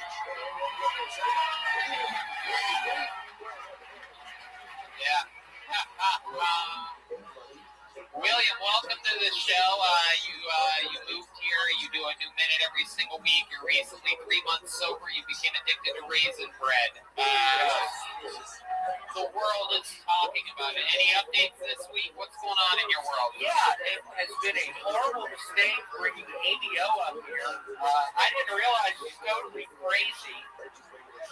Her fucking husband is after me. Oh no, is that true? I didn't realize she was fucking married. And then she comes on stage last week and we act like we're married and her fucking husband works in an oil field 6 hours north of here, knows about it now. Shit. What do you think's gonna happen? I don't know. I'm worried he might shoot me. Have you thought about throwing raisins right at him as hard as you can? Is that an option? Yeah, I thought about it. I just know Amy is walking around up here somewhere. If you keep She that, can't come. She literally, it's been awful. okay. If a man had a gun to your face, what do you think the last words out of your mouth would be? If you knew it was over. Amy, what you want to do? I can stay with you for a while, or maybe longer.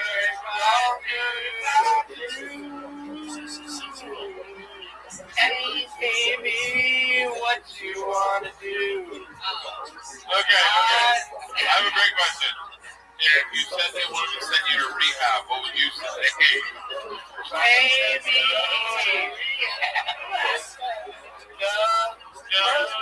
I was singing that song in the podcast today.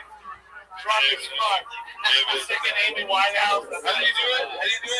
If you said you wanted to send me to rehab, Have I said no? I'm not going to fucking rehab again. What's not enough? It was a nightmare fucking rehab. I forgot he really went to rehab. That everything sounds fine. I didn't want to go to rehab. I said no. I can't go back. The man said why? Oh shit, your nose got this shit. Look out. I'm saying I got no idea.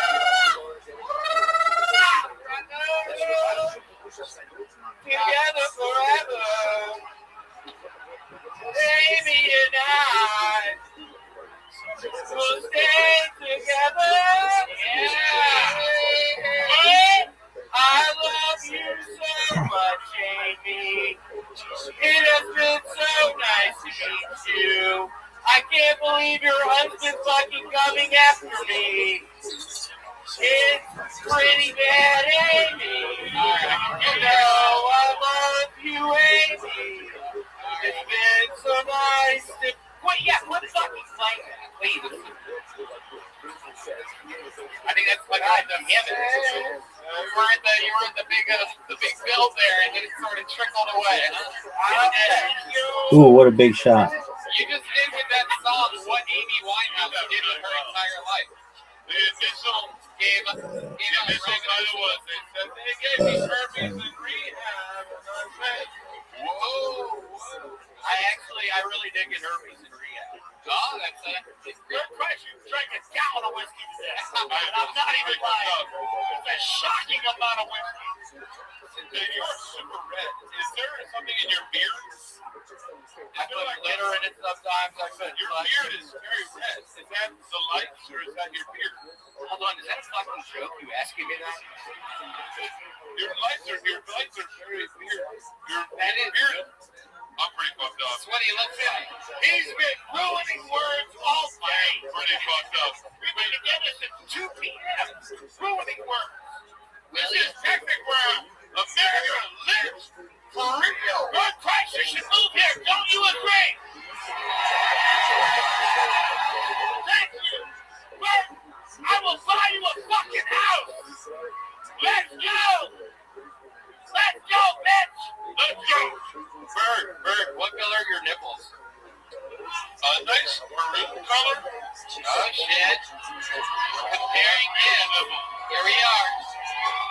Mine are pink. Oh, you have baby nipples. Wow. Mine are pink. I have pink fucking nipples. I have Portuguese nipples. What do you want? Come and get them low sink nipples. Your nipples like more pink. How do I get more zinc? Pink. I've got nipples that are red. Oh, baby. You got what I need.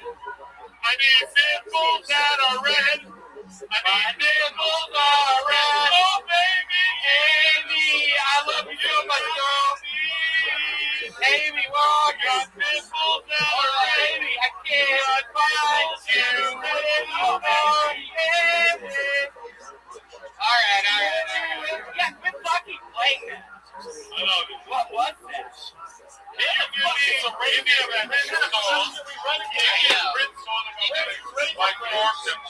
Wow, look at these two. Oh my God, look at this.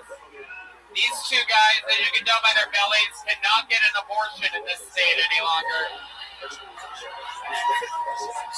City 4, son. Game winner. Buzzer beater. Amy, what's up, girl? Game winner. We can't find you. Game winner.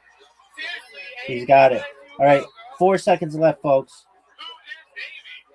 Don't know who she is. Wouldn't be March Madness if I didn't lose every fucking game. I'm not in the way. Amy's the girl that I love, kind of. Really? Motherfucker. Throw it half court. Ohio State. Game winner. Game winner. Flick that wrist. Boom. With a kiss. Can it be swished with a kiss? With a kiss swish? Yeah, it could. Really? You don't really call that a swish. It's a bank shot, baby.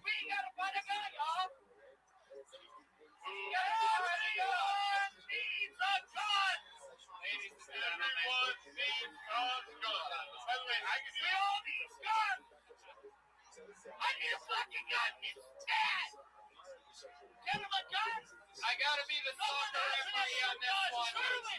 We gotta end it at some point, everybody. Did you guys have fun here tonight, huh? Come on, make some noise for William Montgomery, everybody. The legend. Look at that. He'll be here tomorrow on Wednesday with Tony and me. Hell yeah. And Shane Gillis. Yeah. Fire. Fire from Saturday Night. Fuck Saturday Night. Guys, ladies and gentlemen, I haven't gotten to work with this guy in 2 years. How about a hand for the great fucking dog Herrera?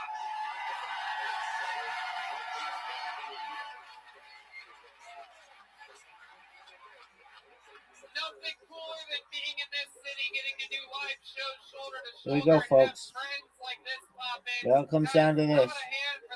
Dude, OSU. Game winner. This would be the greatest shot in the history of the game. Throw it down. You're bad. It's over.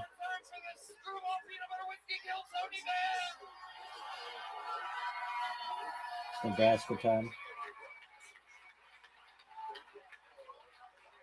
We got a drawing from Ryan J. About an incredible drawing of a modern day Dom Herrera hanging out with us. Go check those prints out at RyanJebel.com. Was that a good game? Thank you so much, Austin, Texas. We have fun with you every week. We'll see you again next week. That Horton Frog is ugly as Thank you. fuck. Good night, everybody. Jill Tony, ladies and gentlemen, a cornerstone of Austin stand-up comedy. Thank you. Good night.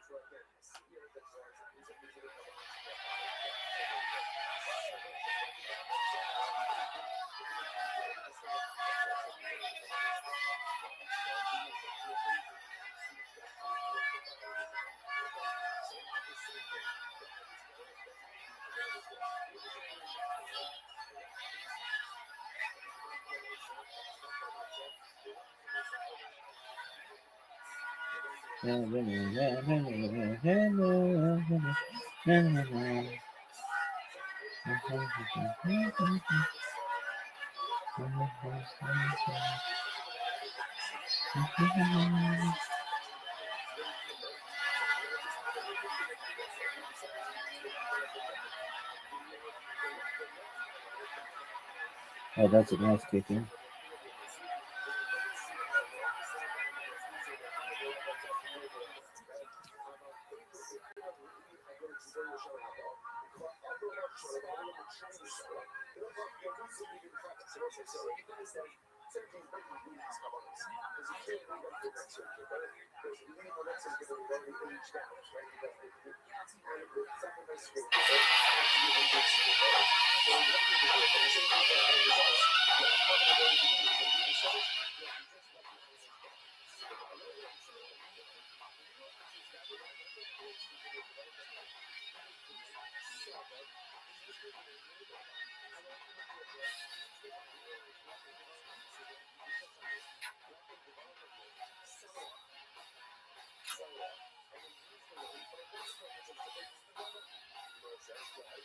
Wisconsin.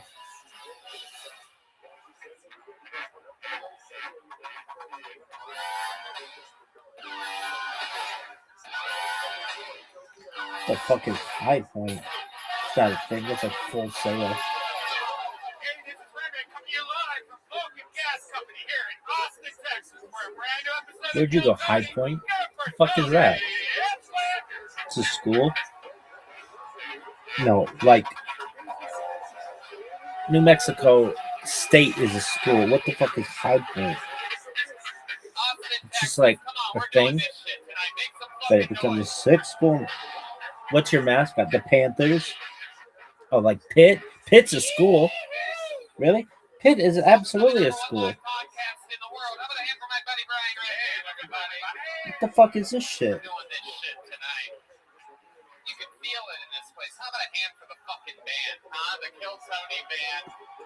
Oh, High Point? You went to High Point? Where is that? Up there? Yeah. Why did they call it that? No offense to them, but dog, actually, High Point's a perfect example. The way that you learn about new schools, the way that I'm like, oh, well, New Mexico State, that's a fucking legitimate school, is through the NCAA tournament. That changes everything. That changes, like, what are schools? Like, Grand Canyon University. Those fuckers nobody cared about. George Mason, nobody gave a shit about. Virginia Military Institute, nobody gave a shit about. Like, unless you have like a full like top 64 football team, that's a big fucking deal. Especially if you're the best fucking team of the 20th century. We won't go into that. But we're talking about absolute notoriety in the tournament. Like, then it makes me look it up. Like, oh yeah, 5 years from now, I'll be like, yeah, High Point. They saw them in the NCAA tournament. And then when somebody's like, hey, where'd you go to school? And people are like, oh, I went to High Point. You're like, oh, yeah, I remember they fucking played Wisconsin. Yeah, fuck yeah, dog. Really? Yeah, I watched them on fucking buffstreams.plus. Really? Oh, for sure. Why would I watch them on buffstreams.plus? Really? Dog. Buffstreams Plus.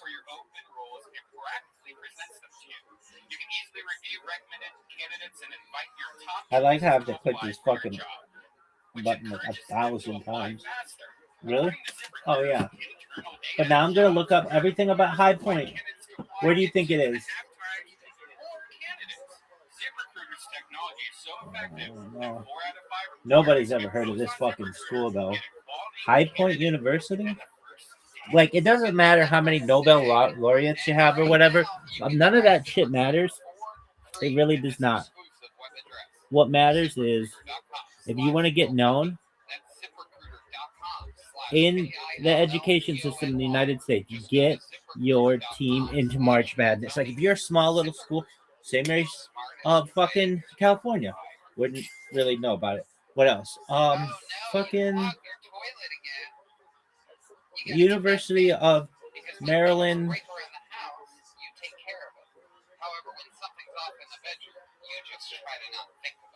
Baltimore County, like, that's a school? Yeah.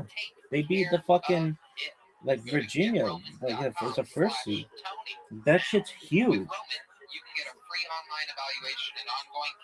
So where's High Point University? It's the thing that makes, like, Central Florida, I mean, like, their football teams as well, but, like, Florida Atlantic. Who gives a fuck? But then they start to get good in sports, and then it's like, oh, that's a serious school. Really? Yeah, where is it? High Point, North Carolina. There you go. HPU, baby. Represent the Panthers. I've been a started Panther. simple. Really? Just go to Wow. GetRoman.com/Tony and complete an online visit. Take care of your ED without leaving your home. Complete an online visit today to connect with a healthcare professional and take care of it. Yeah, get hard, dude. Go get that. Yeah, you know what to do. Go to GetRoman.com/Tony now, and you'll get $15 off your first month. It's really time to take care of your ED. And remember, get started today, and you'll save $15 on your first order of ED treatment. But that's how a school becomes big. And one day Yeshiva University is going to be a fucking powerhouse. But it's about March fucking madness, folks. Really? Word. This show is brought to you by Ridge Wallet. And if you don't know, Ridge Wallet is a light, sleek, Look at this athleticism, though. metallic wallet. Oh, wait. It's strong. It's sturdy. Hold on. It's built like a goddamn brick. How do you get a podcast to be popular? Get Rabbi Rothschild on it? Really? Dog. Are you fucking serious? For sure, dog. Okay, what are we watching? Maybe the greatest show of all time? Really? No, it sucks. It's the worst.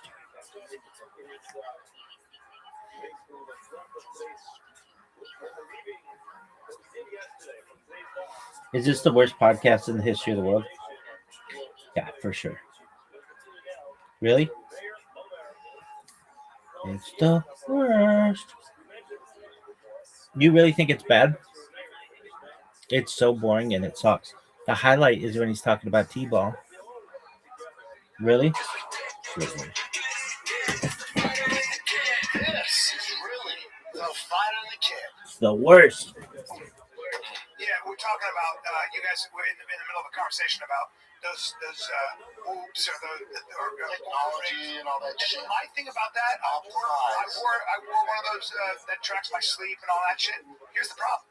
I would look at it and be like, you didn't get enough sleep. And I was like, oh, I'm tired now. I took that shit off because I don't want to know about the fact that I only had 6 hours of sleep. I don't want to be reminded that I didn't It's going sleep to get well. in my head. I don't have time for that stuff. You can't get to work. No, that happened with me. I had that. I already saw a couple episodes of her in that order ring. My girl got it for me for Christmas, and then I was just focusing on I'm only getting this much REM sleep, and my workouts were shitty because I'm just being cranky. Because I guess I'm not sipping. Then I'm getting mad at my girl. I'm like, what are you doing in the middle of the night that I'm fucking awaking twice a night? You know what I mean? You know? And then and then I took it off. I'm like, oh, my workouts are fucking sick. If I just don't give a shit, I just try and get good sleep. Not giving a shit is a huge part of it. It's like if you want to accomplish something, you were talking about Dustin on Road, who said, I've said this for the longest, like the whoop stuff, all the optimization. Yeah, you get to work, man. Like you'll go tell my dad when he's working fucking 2 jobs. Hey, buddy, today you didn't get 6 hours of optimal sleep. We're gonna need you to stay home. It's just not just all this stuff just creates software people. I read a thing on. That's what's designed. I read a thing on Jerry Rice. And Jerry Rice, like his shoulder was burning, his leg was hurting, and blah blah blah. He was, but he ran his hills, he ran his routes. It was like those guys. To be great, you do that. You just dial it in. If you don't take that time off, you can't be really good at something. Also, you're not going to feel like doing it. On the scientific side of it all too, like people wear those Apple Watches, they wear all those things that tell you how many calories they burn, which is up to anywhere from 20 to 80% inaccurate. Like if all these people are going to the gym, like I burned 1,000 calories in the gym today. No, you didn't. You maybe burned 100 because they have it constantly running the whole time. You're not working out the whole time you're in the gym. You're taking most of the time you're in there, you're at rest. What's it? Does it do it based off your heart rate? Is that what it's doing? Yeah, which is so inaccurate. It's so inaccurate. I always know that helps is the steps. Steps is the most important thing you possibly do for getting in shape for you. They say exercise and sleep and just eating fairly well. If you get 10,000 steps a day, you eat fairly well, and you get good sleep, you'll be in the best shape that you've ever been in. Like when I was the most lean I've ever been, I was doing 15 to 20,000 steps a day, and I was just eating pretty decent, because at like 200 pounds, 20,000 steps is almost 500 plus calories burned, so I could almost eat whatever I wanted. And you know what's a bit of a game changer for me besides testosterone? Was Dorian Yates said if you want to do cardio, you do the Aerodyne bike, so you do 20 seconds really hard, a minute, keep it at 60, then 20 seconds, you do that 4 times. It's a fucking nightmare, but it's 6 minutes, and it is, for me, it's been a game changer. But so on the scientific side of, not to be a dork, long, steady state cardio is the best you can do because you're going to burn more calories. Boxers did that. So boxers would do long training. Like you see boxers, the old school guys would run for an hour and a half and keep their heart rate a certain way. And that's what the Diaz brothers used to do. And so you just don't get tired now. Unless you're training for something where you have to have good wind. Yeah. If you're just looking to be in good shape, walking on an incline, you see plenty of bodybuilders in the gym that are just walking on an incline. Yeah, because it doesn't burn. You're not burning what it's not catabolic. You're actually burning more than someone who goes for a run because you're actually doing it for a longer period of time. Yeah, so the guy, he's a SEAL Team 6 guy, really muscular. I can't remember his name, but he was saying, it's like, man, when I was a young SEAL, I was doing deadlifts, I was doing hang cleans, I was doing, bench. It's like, and then I was like, when am I going to do that in the field? And then he saw these guys who had been operators, like tier 1 operator, Delta guys, SEAL Team 6 guys, and with beards and stuff. And he goes, you know what they were doing? I said, like, they had 100 pounds in their back and they were walking out an incline. Yeah, dude. And then Mike Glover said, when they were in Delta and stuff, he said, a lot of us were like lifting weights and, juiced up and just really muscular. And what happened was at mile 6, we started burning out because we had so much muscle. We had to all go back to being thinner and kind of like more like runners. Yeah, this body is not built for long distance SEAL missions. There's a happy medium. You gotta be muscular and strong. But I do think it's interesting that you see the difference between we have a culture with people who are really successful who are obsessed with optimizing themselves. And I think that this longevity, this obsession with longevity, it's just another competition. What I talked about, false gods, like your whole life is about you and about trying to live forever. I just don't think the juice is worth the squeeze. I really don't. I don't. I think you can get crazy with it like anything else. Also, unless you have a reason for it, what's the reason from holding yourself back from actually living?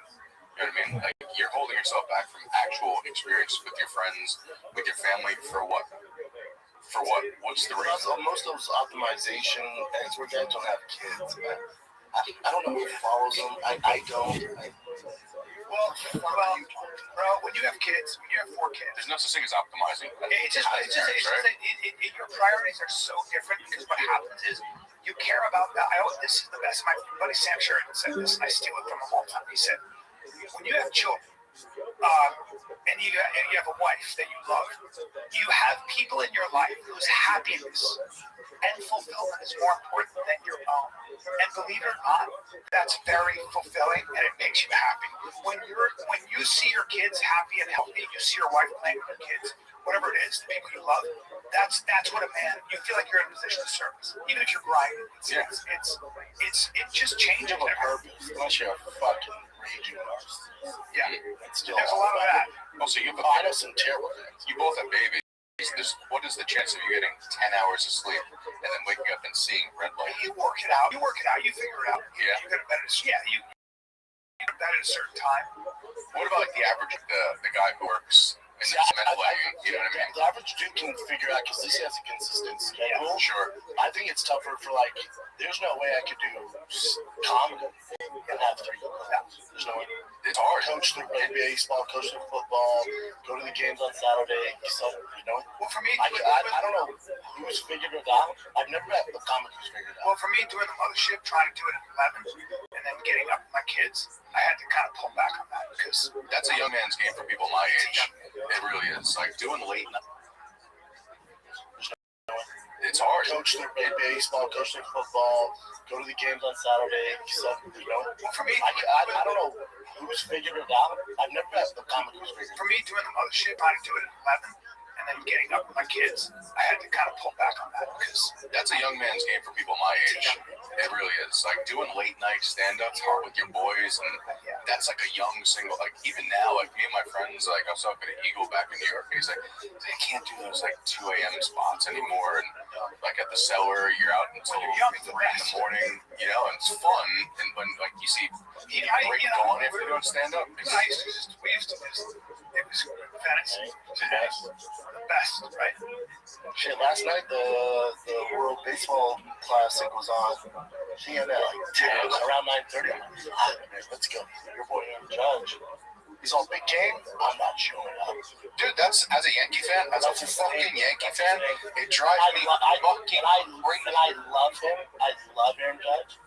But for whatever reason, He's A-Rod. He's not Derek Jeter. games on the line, like, oh, like I was glad Bryce Harper did that. Yeah, he's just If not. it was on, if he would have just gone base after on base, like Judge, he's just for whatever reason, when the game's on the line, he's not the guy you want. No, he's not Michael Jordan. He's not Michael Jordan at He's all. the opposite. He's Yeah. so good. He's the best you could ask for in a game that doesn't matter.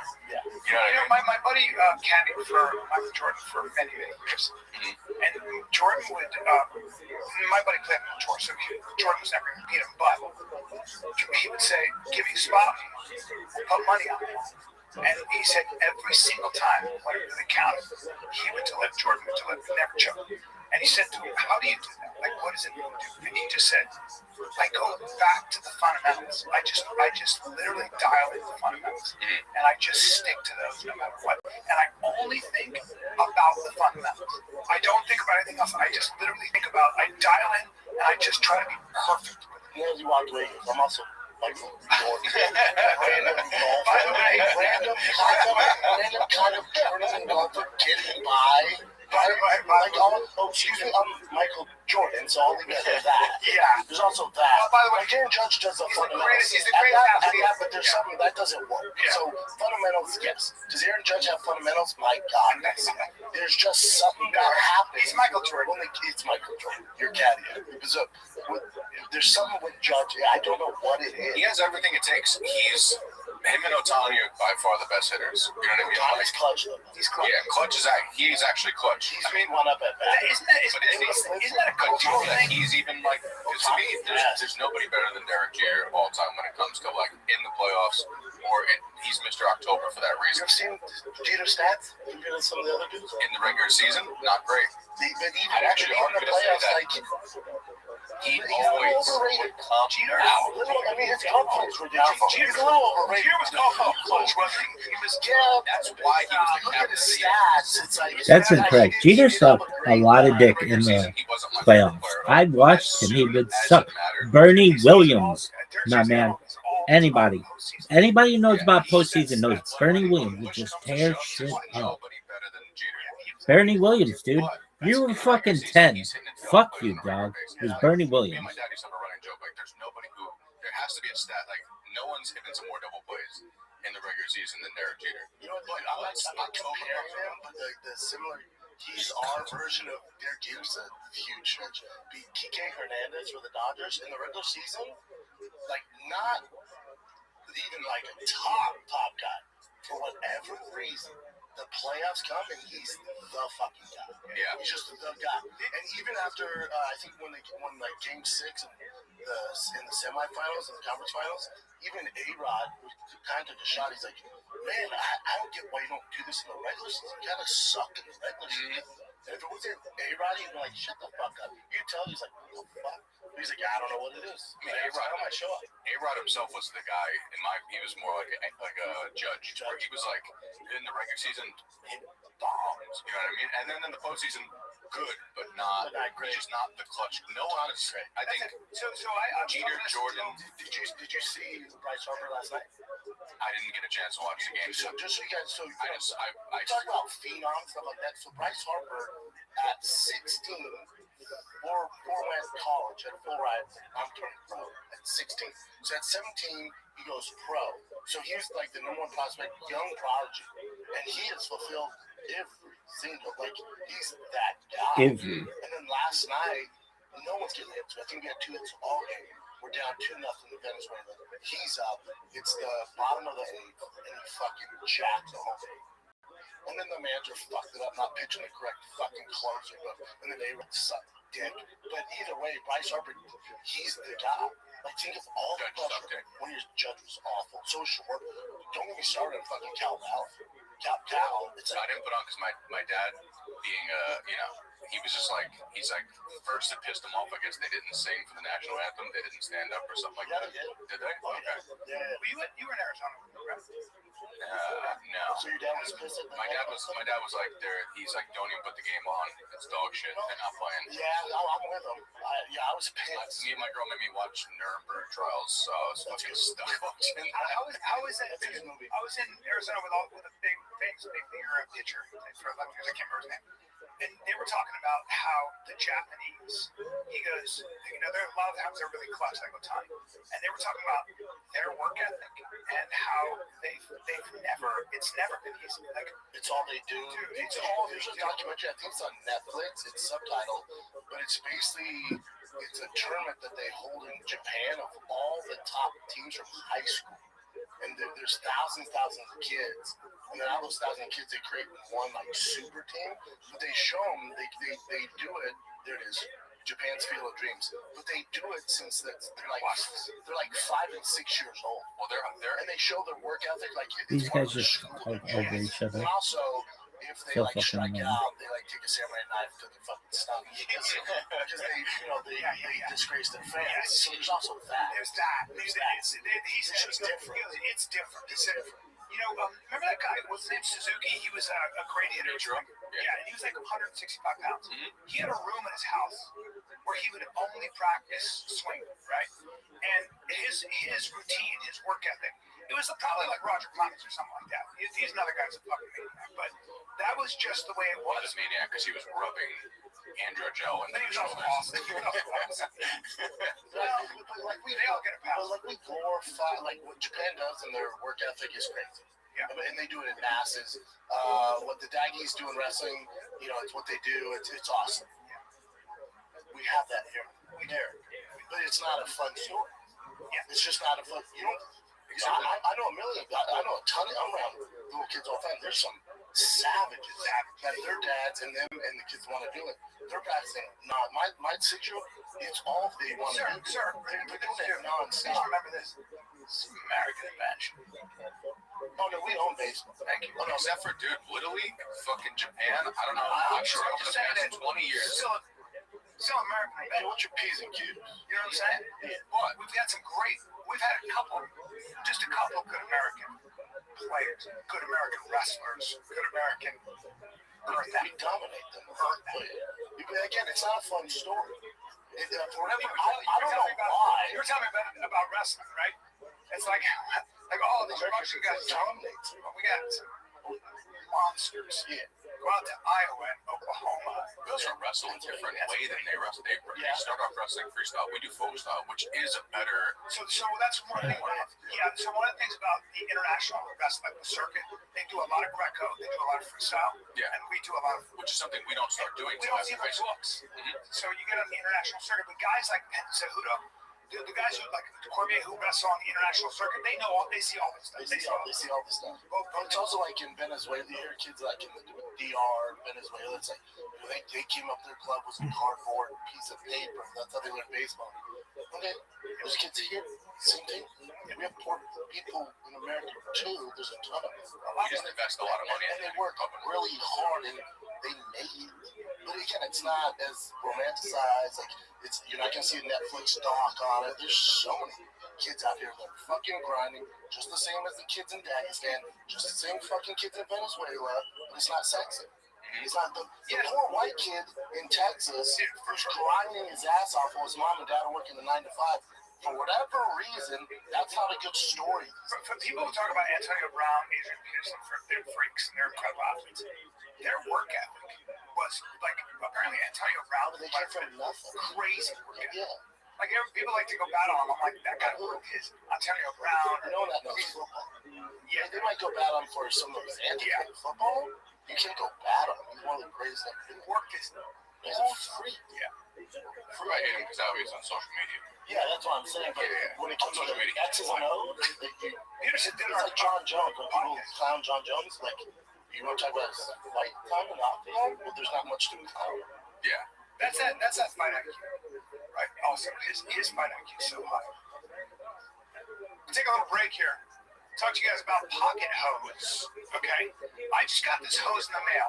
Pocket hose. It is It's one of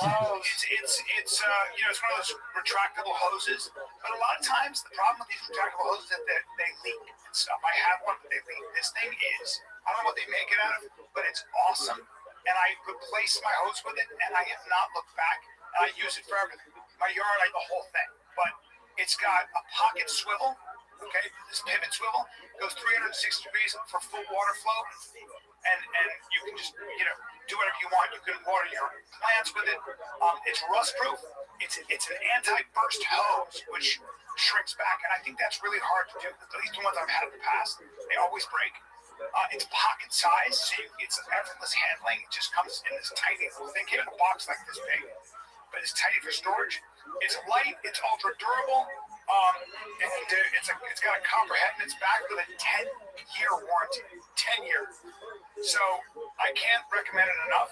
It's pretty awesome. And a limited time right now, Flat Earth Kid listeners get a free pocket pivot and their 10 pattern sprayer to purchase of any size copper head hose. Just text FIGHTER to 64,000. That's FIGHTER to 64,000 for your 2 free gifts with purchase. FIGHTER to 64,000. Message data rates apply. See terms for details. It's different. Just watching John Jones yesterday at press conference is so funny when him and Cormier. Watch like an old one? Yeah, just watching the whole press conference. Those press conferences were. That's what. So when I was talking to him about it yesterday, I'm like, if you think that John Jones versus Cormier press conferences were crazy, I cannot fucking wait until Strickland Hamzat press conferences. They're already going at each other hard. I think Paramount's about to They're gonna fucking find out. Yeah, they're like, oh my god, yeah, this is the UFC. I don't know if you've seen Paramount's making the fighters do a standoff and do like a photo shoot together with like this cute little white stage and all that. If you put Hamzat and Strickland in a room where they gotta sit around and take pictures while they're getting each other's faces, it's gonna be a fucking. Well, I want to ask you about that. Like, Strickland's got a really sneaky takedown defense, doesn't he? Great, yeah. Yeah. Like I was talking. That's not an easy fight. I was talking to Luke Rockhold about that because he's been messing around with Hamzat and stuff, and training and stuff. And Luke was like, people underestimate how sneaky and how good Strickland's with his takedown defense and stuff. He's a motherfucker. He's going to get taken down. The argument's not that I guarantee it's taken down, but he's going to get up. He's going to get up. So that fourth is different. So it won't be like DDP, you don't think? No. Well, it's what we were saying yesterday. He said like if he could weather the storm for long enough and get him tired out, that's his only way to win. His team, he has Nixon. I think the best coach in that. So if you don't think he's game plan, his coach Nixon. Extreme Couture. So here's the problem. Hamzat's put a bounty on his own head right now, where he's like, if you could submit me, you're getting, I guess the output was 10,000. 10,000. But here's the thing. And he's bringing in the best of the best. My thing with that is, I would be more on like, damn, that's crazy. If he was bringing in world-class strikers and not bring out. Just submit me, let you thing. Well, he brought. And then also, Strickland's not going to try and submit you and take you down. He brought Khalil Roundtree in to, and he put, I think, Khalil's saying that he was acting in the video, but he put Khalil down with a punch his last head. And Khalil is a world-class Muay Thai guy. He's great. His Muay Thai is top notch. I think when it comes to the UFC fighters, I think he's one of the better Muay Thai. It's out there. You wouldn't label him as world class. I think he's thrown out, but he's definitely light heavyweight. He's a top striking, rugged man. But also he gets hit a lot, right? And Strickland, that's the difference. Yeah. And I was at crazy power, like I was at that Peloton fight. I was right there in Kitchen. Were you? Yeah. Yeah, and I really like that. And I love him. Yeah, I do too. You know what I love? No. He seems like such an awesome guy. I just hated seeing him take that kind of damage. Like, I just hate it. I was like, sometimes you're just in there with a guy like, Peloton. It's like, but they're going to be more opposite style than Did you watch the video of fucking Poton and Glover's holding the mitts, and Glover's looks like he's like fucking getting the. He had a look on his face like They did not have this when I was around. He wasn't ready for a heavyweight. I guess he hits crazy hard. You guess. Yeah, he hits like a fucking Mack truck. You're like you're breaking news. I mean, yeah, Apparently it's hard. well, but he's 205, 85, and it's like he hits harder. How the fuck did he get down to 85? I don't know. Because there's no way to lose. He's 240. If you see him hitting those mitts, okay. He's just different. I saw it on X. It was Alex Pereira. Let's try to make you first. It's over. That's it right there.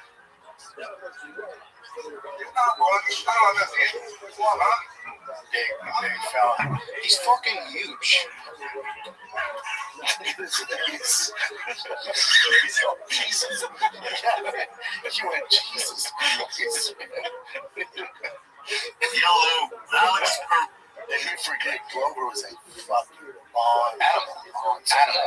monster. How do you think if you put him in a time machine, how does he do against like Glover right now? the Cain Velasquez?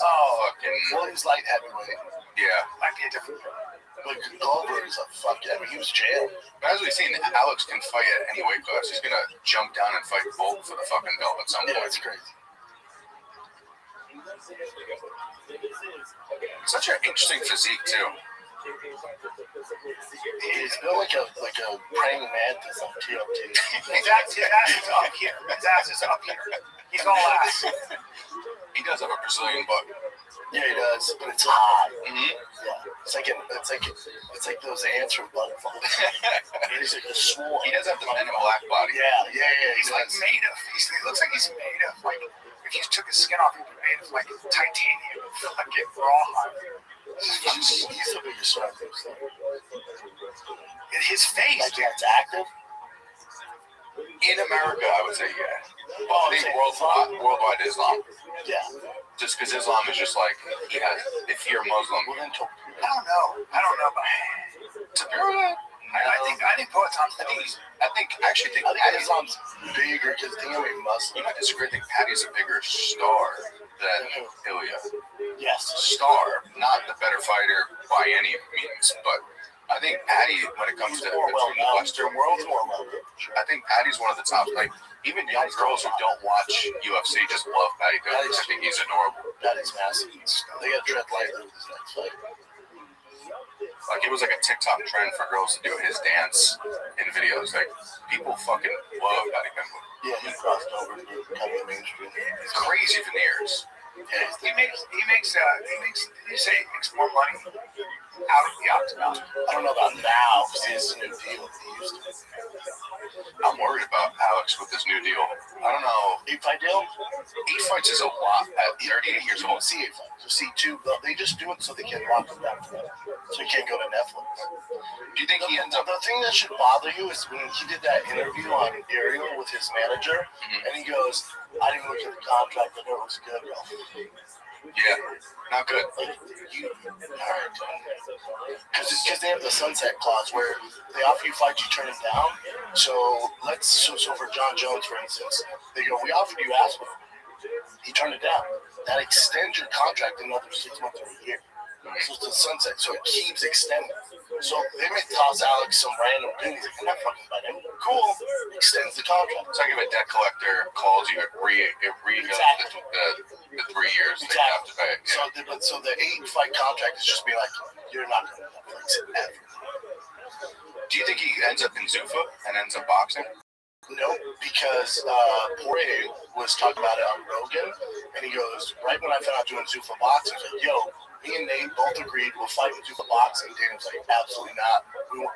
We don't want to muddy the water. We don't want Zuffa to become like this kind of circus act, which just MMA fighters jumping in the box. He wants real straight boxing. Damn, I would love to see Alex Pereira actually box. I know. I think it's a different thing, you know. I think if Alex, because I've seen him spar against high-level boxers, he gets touched up a little bit. It's just He'll still fuck them up. You love it. Yeah. I think his problem too is because his stance is I don't know. Boxing's different. But like his low hands is not good for No. Straight boxing. Because he actually keep on paying. So that's why these guys want to do it. It's not that they love boxing. There's more money in boxing. That's why everyone wants it. But yeah, Dustin said Dana was like, absolutely not. We're not doing any crossovers. Which is kind of worrisome for basketball. With Eddie. You see your boy Kobe on going on people's streams now? He kind of dropped the whole fucking Trump shtick and was like, fuck the UFC. They screwed me over. Yeah, he's like, they don't pay me. He's like, I'm going to fight in 4 years. Yeah, he's like, I had to put on this act for people to give me fights, and then now you don't give me the White House fight. Like, why did I do this act for? Wow. And you start talking about Hunter Campbell, like, basically when you sign the fight, that right before the fight, you have signed a contract that says if you die, you can't sue the UFC and all this shit. Really? Yeah, that knows. So is he out of the UFC now? No, he's under contract. He says they're icing him out. Yeah, he was in a stream with that streamer kid Neon. He was just sitting in a sauna randomly with him and just going off on it. Yeah, that's gotta suck after years of doing that. Because he's built so much animosity towards him, where he's getting fucking punched by Masvidal on the street. That's the game. I do wonder what the truth is. You know, is it possible, with all due respect, that he did lose his? You can get away with that, but if you start to lose, like 3 or 4, he's also just not in. It'll be a tough one. His thing is, I'm sure he's a great guy in real life. He's awesome. Yeah, you can lose, but you have to lose going out of shield. You can't lose by decision. UFC is just that's their business model, not mine. If you're a boring fighter, even though you're a big name, they do not want to involve the program. Kobe is not an MC fighter. No, it's not. Well, he's a great wrestler. Bang-ups with tomorrow stuff. Yeah, they're all right. Still want the decision for the most part. Yeah. But if you're going to decision all the time, the UFC just doesn't fund it. They've cut guys who are winning streaks, but they're boring. They got a pitch. Kobe has the power of me in my dreams. You know, you throw a punch in your dream. That's Kobe's power. Yeah, he hasn't fought in a minute, man. He fought in December, but he got fucked. Like, that was a bad fight. That was a Buckley fight. Yeah, really fucked up. I think that's when the UFC was like, all right, we're good. And let's be real, Buckley's that not. was 2 years ago, Bob. Think about that. It's kind of crazy. Holy shit. That fight was like, scroll up, kid? Scroll up or down? Up. That Buckley fight was that crazy. I felt like it was 6 months ago, doesn't it? That crazy. It does? That fight was not 2 years ago. That's weird. And Leon was... And he also wasn't active to begin with. Like, you look at, like, in the past 6 years, he's had one fight a year. Yeah. One fight in 2020, one fight in 21, one fight in 2022, one fight in 23. He's fighting like a one-eyed Dagestani. Yeah. That's why he was complaining. Remember, like, they won't give him fights. And they're supposed to give him 3 fights a year, but they haven't kept that promise. It'd be nice if Hunter Campbell. Well, yeah, but it'd be nice if Hunter Campbell came out with some fire. Like, here's the real story. We got from this fight. It's like, no, it's like, no. You think that's the case? Yes. Usually is, yeah. Why did you say that? Because UFC doesn't want to ice guys. They don't want to keep guys, especially if it has a name. I put that from fights. You should turn them down. Well, like they have That is so funny. So why would you say no to that? Well, it's just too much. So Bo said that he wasn't completely signed yet with that with Kyle. So he has Colby can come in and fight him, but Colby doesn't want to do 185. Obviously, he wants Bo to go down to 170 and sign. That's it. So they're not agreeing on that. I get that, right? Like Bo's a nightmare. He's the one that called Bo out. That's it. No, so you fight him. Bodie said it's going to be in 7 fights. Cole was like, cool. Bo was like, cool. Come on up, Bo. Bo does whatever Bo decides to do that fight. Yeah. Kobe, because Kobe's one area where he beats everybody is he's just a better technical wrestler. He's cardio wrestling. Bo could tech fall him in the first period if it was just alright. Yeah, with all this, I'm just curious about what the real struggle is. It's somewhere in the middle. But the UFC did offer him a few fights, but they weren't good matchups, or the timing was off. And then remember, he was in the legal dispute with Masvidal, which they can't offer fights during that. Remember that? He was suing Masvidal, and it's like going to be a felony. They arrested Masvidal. So UFC, while you're under, investigation, they're not going to offer you fights then. Yeah, there's a number of he was in things. top team for a long time, and then I guess somehow Look at this move. they kind of like looked bad on that. Part of the whole thing, selling fights, and then that's got to be a bummer. Where he's like, hey, I put on this act, and now I don't have. It is. It's like with John Jones too. It's like, I've said this too. It's like, hey, he's on the White House card. The UFC's like, dude, we offered him $30 million to buy basketball 6 months ago. He said no. Then we tried to give him a deal against Botan. He said no. He wanted more money. Like, we can only do fucking so much. At some point, if they don't want to fight, they don't want to fucking fight. You know what Colby has to do? Go to WWE, become a heel. That's He's his a little best. small for that, though. I mean, CM was small. Yeah. Kobe's bigger than CM Punk was still like walking around pretty big. WWE fighters are nowadays, they're not that No, old. I used to train with CM Punk.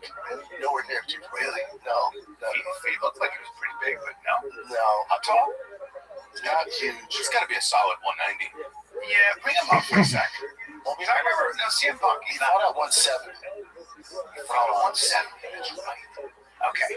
So he did appear in Impact Wrestling. WWE guys aren't as big, like juiced out as If you fought at 170, you're maybe 200, right? Yeah, I may watch it too. Colby's not a big guy. It makes sense that he's 170. He also just doesn't cut. 6'2". So he's 6'2", 218. He is big. But he's built got a that frame. But that's his WWE That's profile. WWE. So like Hulk Hogan was 6'6". and they used to say like the Undertaker's 7'1". Yeah, but he was like 6'8". Yeah, remember he fought at 170.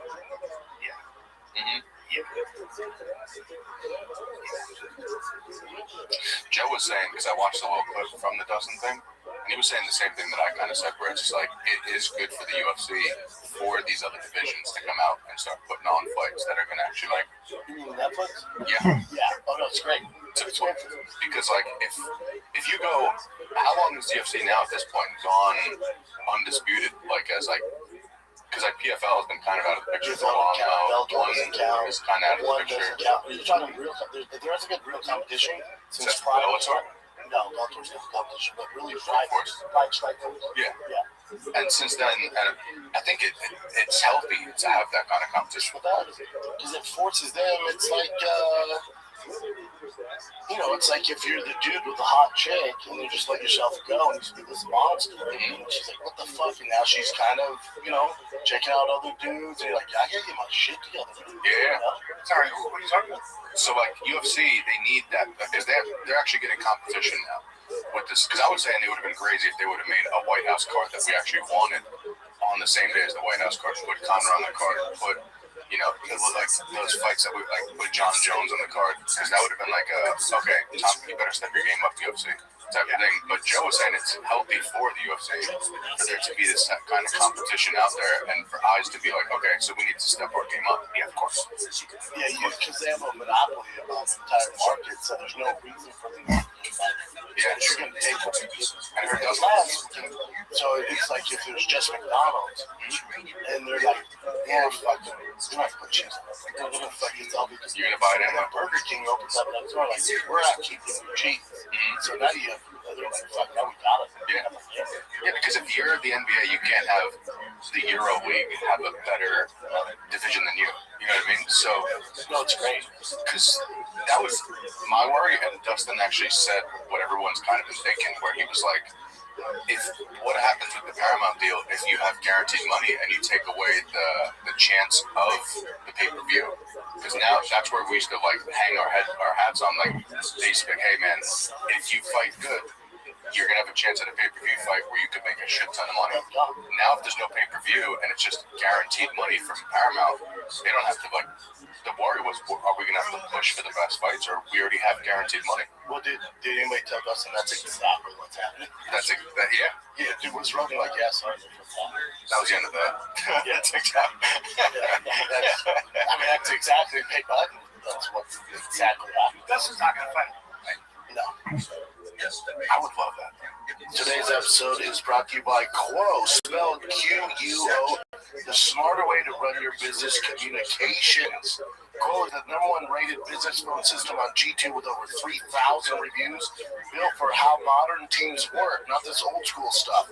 That's why more than 90,000 businesses, from solo operators to growing teams, rely on Quo to stay connected, professional, consistently reachable. The entire team can handle calls and texts from one shared number. No more missed messages or disconnected conversations. Make this a time where no opportunity and no customer slips away. Try Quo for free, plus 20% off your first 6 months when you go to quo.com/fighter. That's QUO.com/fighter.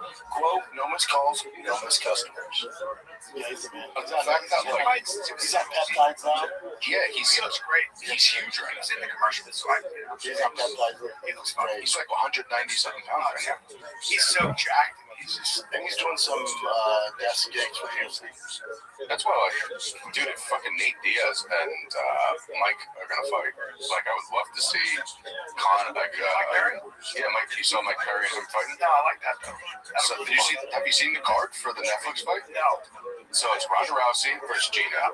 Then you got France Ngannou versus, is that his name? Philip Means. He was in the UFC. He was on a 4-5 win streak in the UFC.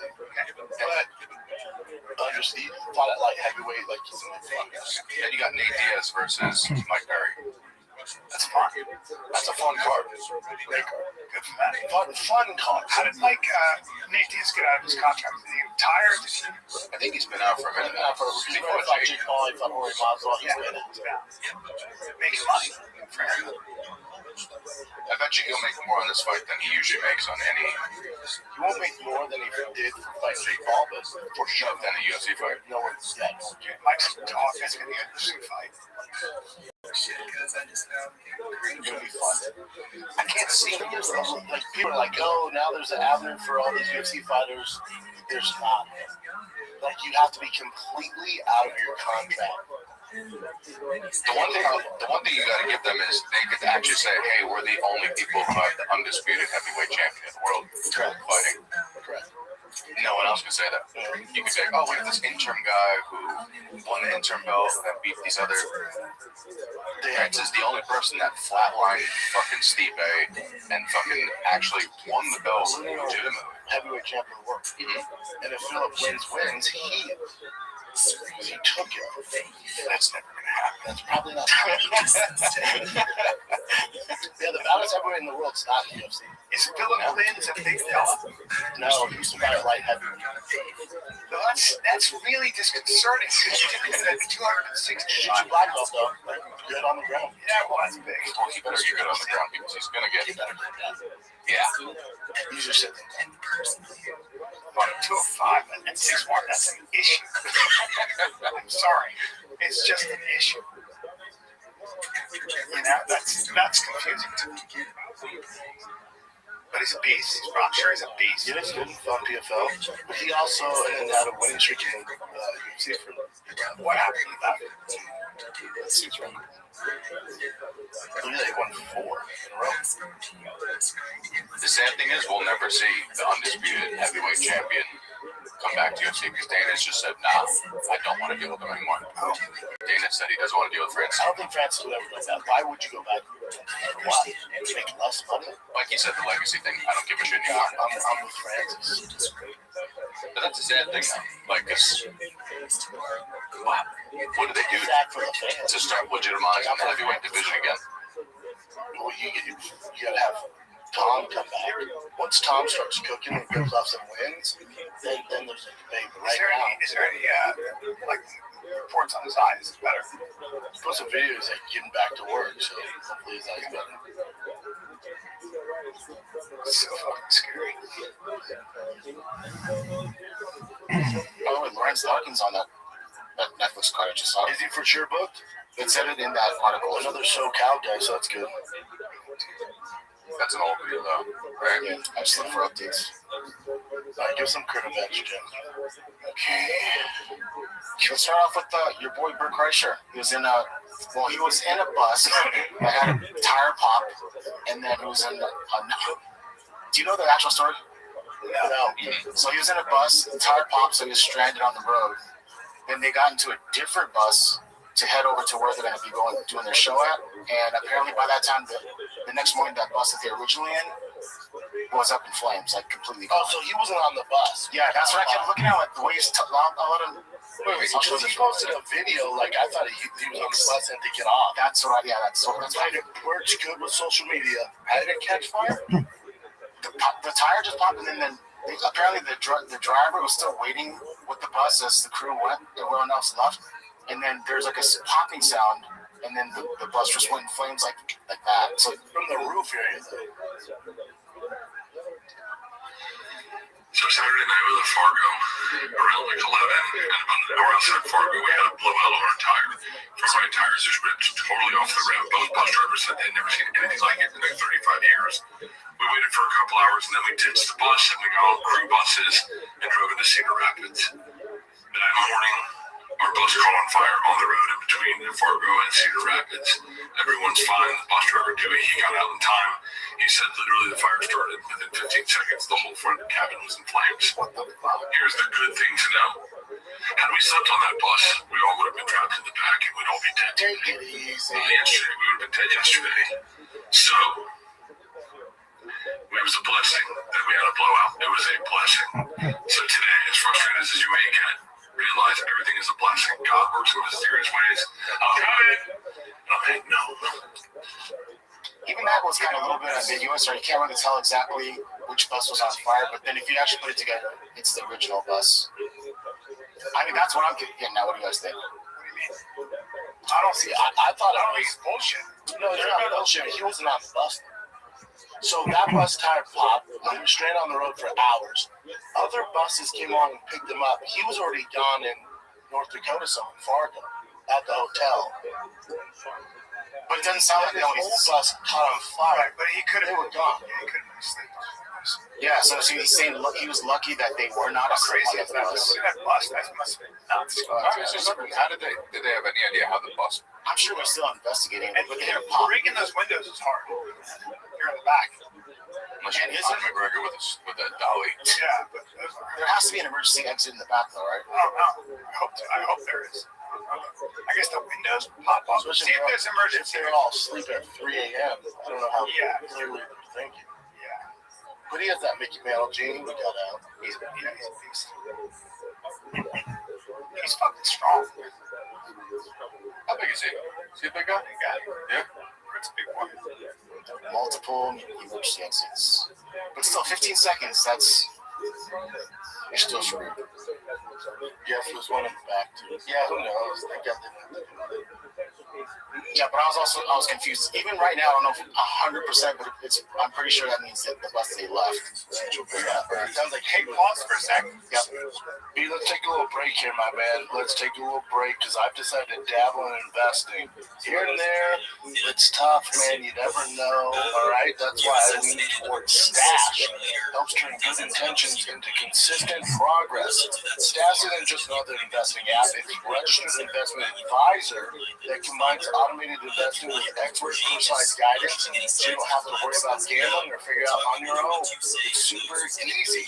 Don't let your money sit around. Put it to work with Stash. Go to get.stash.com/fighter. See how you can receive $25 towards your first stock purchase and to view important disclosure. The important thing to keep in mind is Stash diversifies. Okay, that's the most important thing. You're kind of investing, say, in the entire stock market, not just one little piece. You can, but for the most part, it's diversity that is how you keep yourself safe in investments. And wealth over long term. Yeah, it's a balanced portfolio. Yep, that's get.stash.com/fighter. Get.stash.com/fighter. Paid non-client endorsement not guaranteed nor representative of all clients. Smart portfolio or discretionary managed accounts subject to additional fees. See the advisory agreement and deposit account agreement for details. Investment advisory services offered by Stash Investments LLC and SEC registered investment advisor. Investing involves risk. Stash.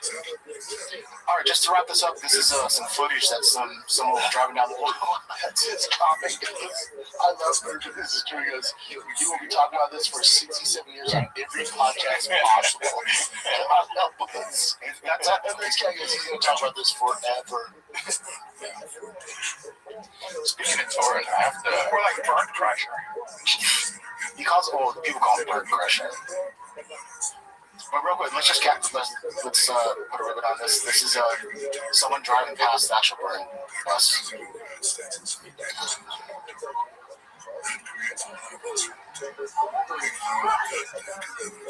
Pretty crazy. That was it. Speaking of touring, just want to give a shout out. The Phantom this and the Phantom Job Show that came out. So many of them came out to the San Diego shows, and it was fucking cool as shit. It was really cool. They all came and they stayed there for the show, took pictures. They were fucking real. Like, they helped sell. I'll be at the Riot maybe next coming this weekend, Friday, Saturday. Honestly, you guys fans are such good stand-up fans. The crowds were so fucking Well, I mean, come on, fucking Denver. the best. Do you have footage of that late show Saturday?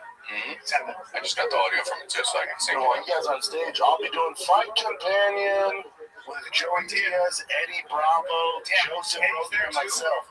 Say hi to him. The big boys are out. That's amazing. Joey Diaz is also going to be one of the first comics to do the new Brooklyn Improv. He's headlining Brooklyn Improv.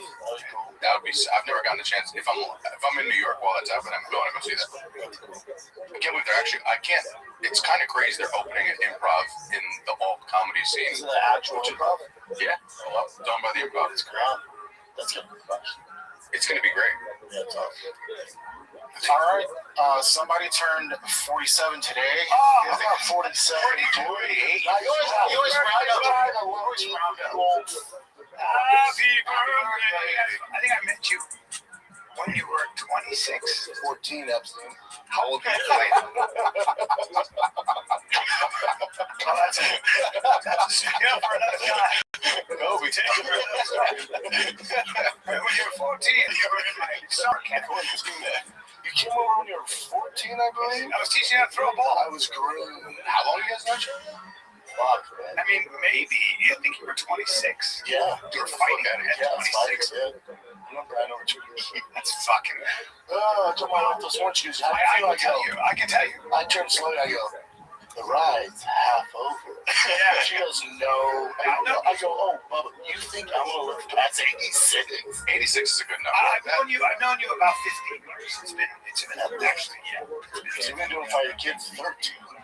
Yes, I knew you. At least 2 years before. At least 15 years. So, Yeah. that's, Yeah, I told my wife, she's like, no, the ride's half over. You think so? Yeah, I know so. Yeah, big dogs go. Yeah, Name the biggest grappling. not a lot. No, I don't know about that. Also with full sleeve tattoos and cauliflower. yeah, you know what, though? You're so healthy. With peptides, Am I though? with peptides, you might live a little longer. Yeah, with science. Because did you see the fucking peptide they have for dogs that it's doubling dogs' lifespans? Yes. Imagine if it comes out and just, would you take it if it gave you an extra 10 years? What kids take it? I actually think with you, because you Wait, what? never stop working out. If your kids take it? Yeah.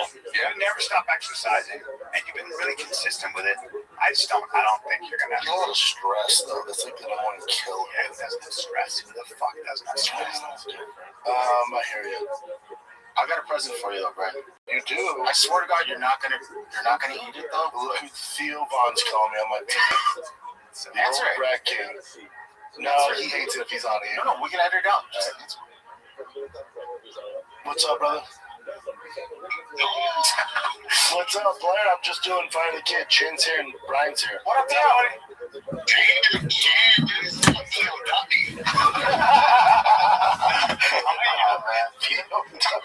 You're so stupid. Where you at, brother? Dude, he's a fucking. This is all horrible. We're gonna see violence in the neighborhood. go ahead after some of these files are released.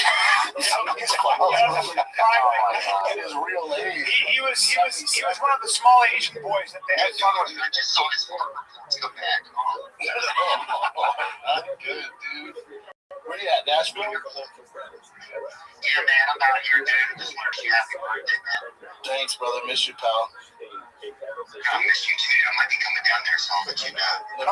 Come on the podcast, Theo. Come on. Will, are you doing something special for the birthday? Nah, you know how it is, man. Right, I think Chin got me a cupcake. It's gonna be sad. You got him an egg. Chin got me some kimchi. No, it's an egg. It's like a 1,000-year-old egg. I made it myself. He buried it in the ground in 1985. I bet we got one to live at 40. Hey, congrats on the movie, brother. Yeah. Oh, thanks, dude. We'll see if people go see how these comedy movies are. It's like, who knows? Nah, you're gonna kill it, dude. You're gonna kill it. And like online, like it's in so many fucking views, dude. People are crying for it, man. Him and David Spade. Looks so good. Good. But they got to go see it. The problem is, if it doesn't expand to more theaters and two people go see it as the first one. So, like, if nobody buys tickets for movies in advance, I know. But then, so we gotta do a call to action, get fans to fucking go, so it goes in more theaters. But the other thing is, once it hits streaming services, that's where it's gonna get fucking blow up. yeah, that could be true. I don't know. 100%. Nah, it's gonna be great. Yeah, many comedians have made so many bad movies. It's like, fuck, I don't like people doing this. Do you like the movie? Did you see it, Theo?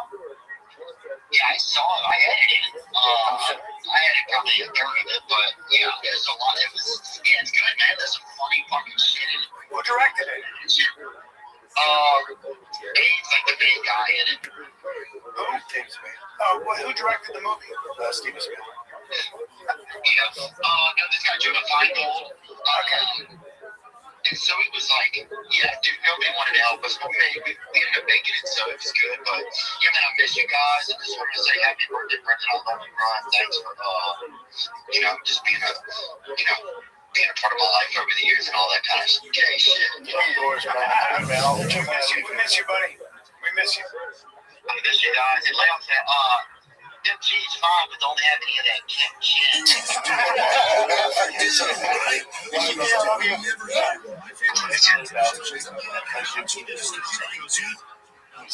His movie looks actually really good. He's fucking hilarious. Dude, he's fucking one of a kind. He's like an original. Have you ever been around there? No. Yeah. The most talented motherfucker you love there. Yep. He's so original. Can we play the trailer for the fans or no? We can play it and we can put it on our Patreon, but I don't know about the regular. Is this in the Joe Dirt universe? No, but it kind of. Have you ever seen David Spade do anything bad? No. So if David Spade's involved, you're fucking pretty set. David Spade might be my favorite comedy movie ever, Comic Boy. See this dude, Joe Dirt? Dude, I worked with David Spade. And they waited in her room. So Theo and David both. Yeah, should have been in college. You're Jack. I can get you whatever you want. I just want to have a dad again, so we get out. Bus Boys won it. You know, Bus Boys had gin too. What? Waiters. You know, I didn't. Actually, what's your waiter? Slide. Back for you, boss. Where's my thing? Bus Boys for life. Bus Boys for life. You know, it looks like it's something we need. Like, bring comedy back. You motherfuckers. Fuck you. Is that me? Yeah. So good. That looks really good to me. I thought that was part of the Joe Dirt thing. It's not? Oh, okay. David Spade's really, really talented. So is the man. Yeah, he's the man. That could be really good. And they both wrote it together. Wow. I want to see that. They've been working on shit. 6 years? Hard to make a movie. Hard to write a movie. Yeah, they funded it themselves. Really? Yeah, Netflix turned it down. So David and Theo were like, and they raised the money. That's shocking. Shocking. David Spade and Theo Vaughn. Yeah. Well, You know what? Because Because they're like, oh, it's a different ecosystem and all that. Oh, no, so Crush, and then Hollywood would be like, I get an idea. Let's bring a little comedy back, and then fucking it's off. What else you got, Jim? Actually, this is Nick showed me this. This is scary to me. Just wait. For the next 6 to 12 months, we'll be doing our first implantable vision, where even if somebody's completely blind, we can write directly to the visual cortex. But long term, you would have very high resolution and be able to see multispectral wavelengths. You can see in infrared, ultraviolet, radar, Oh my God. like a superpower situation. In the next 6 to 12 months, we'll be doing our first. Yeah, that's fucking crazy. You know, it'd be really funny. Wow. If you have like a free version with ads that just plays in your head, like you just walking the street, Squarespace. Blue Chew. Sorry, unskippable ads. You need to Isn't that red? That's so amazing. Crazy. What are we doing here? This is so. I don't know what to do. We're seeing developments, And they can't grow back your fucking hair. and they can't go back. It's so true though. The hair is it's such a crazy thing. Here's out here. LeBron James. Yeah, but most Trump. These guys have all the resources, all the money. Hair looks like shit. I know. You think you're gonna get your shit by now? Dude, UCLA came out with a peptide, and it's I looked into it. now. It grew some fur on mice. I looked into it. They didn't do human I'll tell studies. you what they have, though. They have a gel that is going to be something that they're going to use in for the operations. They do have a country called Turkey. That's Yeah. actually Cowboy did that. MGK did that. It fucking worked. it looks great. Yeah, it's just not there yet. It worked out so I'll tell you right now, if we're talking about gels for your hair, For your knees, for your cartilage. oh no, Jimmy. Oh, I thought you said for your hair. Yeah, right. You know what you should do? You should just say, fuck it. Shave it and just run as much gear as possible. Just get so big that hair is not an issue. You're in your Jeff Bezos stage. I'm Minus the fucking money. loving this. I look forward to my injections. I watched your video, your boxing video. I was like, yeah, dude. Well, it feels faster. Do you feel like the TRT's helping you a little bit? So if you watched, like, I would not be that crisp without it, because I hadn't hit mitts in so long, and I was like doing an ad for it. They were so good to me, and and I was like, I'm gonna post this because I look, hey, I don't look like a complete asshole. Where's it? So Right there, yeah.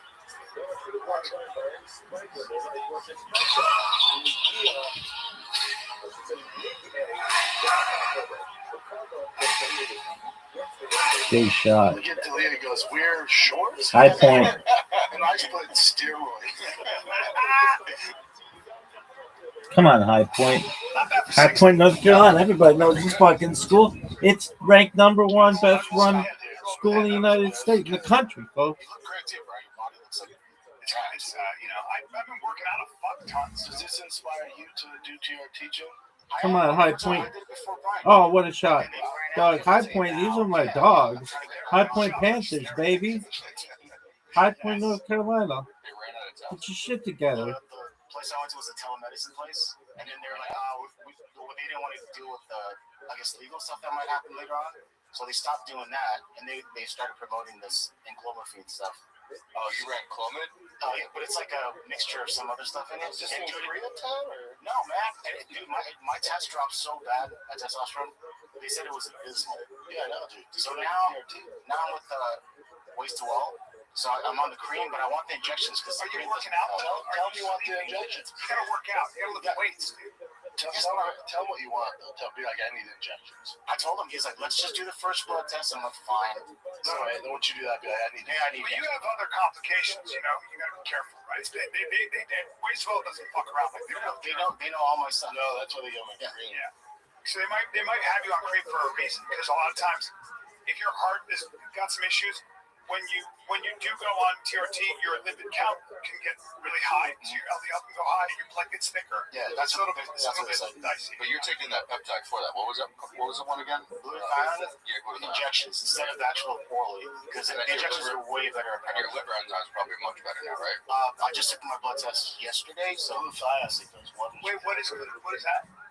That's It's not a yeah, detox. so peptide detoxes the liver, and it's also just like a lot of people take that post cycle too, because like if their LDL is getting high, I take it every 2 days, but it also you're on it while you're on cycle. yeah, Really? it also helps with your liver and then also helps with your immune system. Really? What about retatrutide? Retatrutide's great. It is because I have a friend who's got a weight issue, and How fat? he's fat. He's a good athlete, though he works really hard. Take it easy on your dad. I looked at him and I was like, you gotta just go on a GLP because I can't afford it. And I was like, I think it's who I think it is, isn't it? no, it's something different. But I was like, But then I feel me. why would he go on Retta instead of a GLP-1? So It's a GLP-3. yeah, so glucogenesis is the main reason. So you're actually going to be actively burning fat from it. Yeah. Not just It's not just turning off the food noise. It actually it does it affects to hypothalamus. the same degree as Ozempic. The way Ozempic works for the most part is it just shuts the food noise off, and it also it's gastric slowing, which actually makes you feel full longer, but that's also just doesn't feel good. You just don't feel good having the food sit inside you longer because the emptying takes a lot longer. With GLP-3, it's actively burning fat. Even all the other the side things, they've already seen it decrease the size of tumors. No, they're gonna have cancer. one of the original High Point University Panther fans. Really? Density, they're losing. Oh. 2/3 of the weight that they're losing. You're not. From body fat. Name So another it's person you know who's even heard of this fucking school. No one except this motherfucker. So what it also I've been a so Retatrutide- High Point Panther fan since back in the day. I'm old school. Motherfucker, I'm an old school High Point Panther. I even knew they were the Purple Panthers. High Point Panther, the Purple Panthers. High Point Purple Panthers. That's way off. Brick. Oh, that's sick. It's already in phase 3 clinical trials, which means they're testing it on humans, which means it's basically almost passed. Yeah, Huberman already talked about it, about the phase 3 trials. Yeah. But that's so expensive. Yeah. That shouldn't be that expensive. Well, let's just say if you're going to a med spa, then yeah, you're paying that kind of money. Yeah. But if you're not an idiot, Shoot the tray. Fuck, you're doing Shoot it. Oh my word, he did. And he fucking hit it. That was amazing.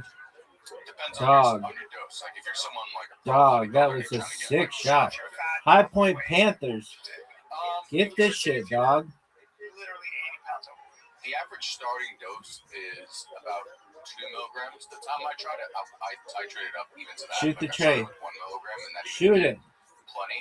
The most I've ever worked my way up to is 5 Shoot the tray. milligrams. So that would be Shoot it. Oh, what? Whoa, that was sick. All right, now you gotta shoot this tray. No doubt. No doubt. I would have shot it and I would have made it. Everybody knows that. Well, you know what the problem is? Because it does, the hypothalamus is what's affected. That's the food noise. So it's a lot of people are taking some Oh, that. what an amazing shot. Dude, High Point Purple Panthers. They're just the Panthers, though. I call them the Purple Panthers because I'm old school. Back in the day, everybody called them Purple Panthers. If they hit another 3 here, these guys got a hot hand. Oh, right to the bucket. Damn, these guys are good. High Point Panthers. Dog, they have no defense, though. The Purple Panthers have no defensive game. I have all the defensive game. I block everything.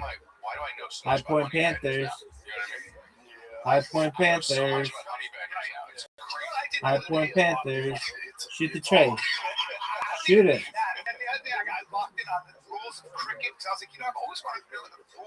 Shoot. I would shoot it.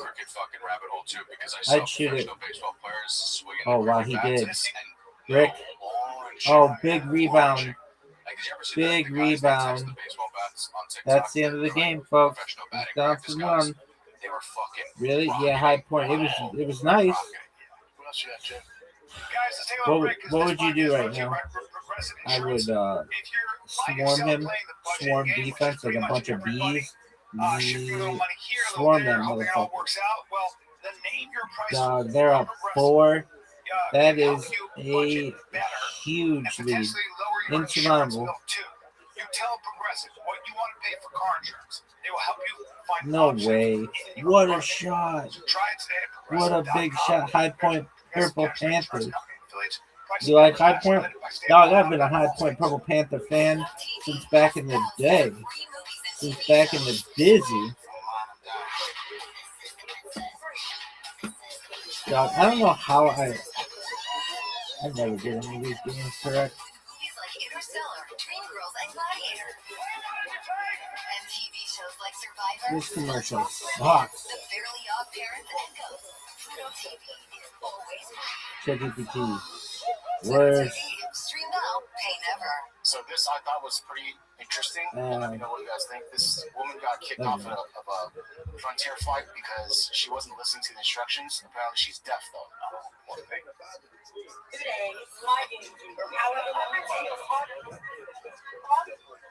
She's literally deaf. Is she in the yes, it was this.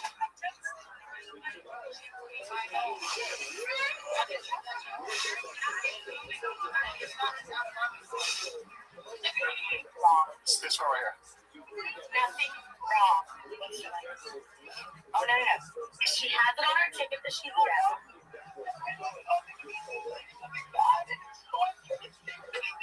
What do they have on your ticket? Huge dick. Sorry about that.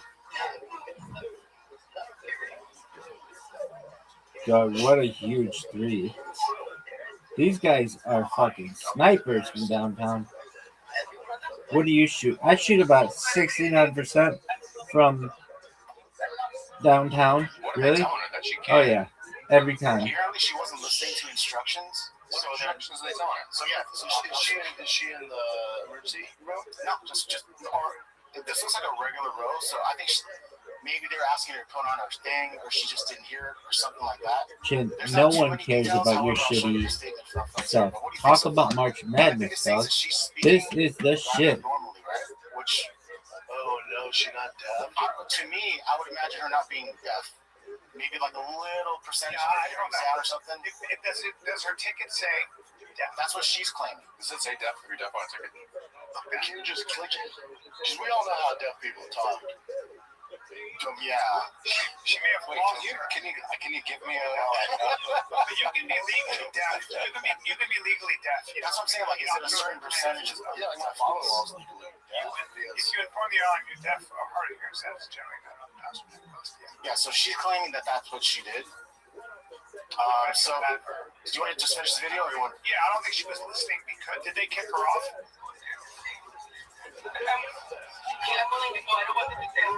She talked straight for being deaf, though. This guy next row looks like he's not buying it. She's sitting there with me right now, stating her case.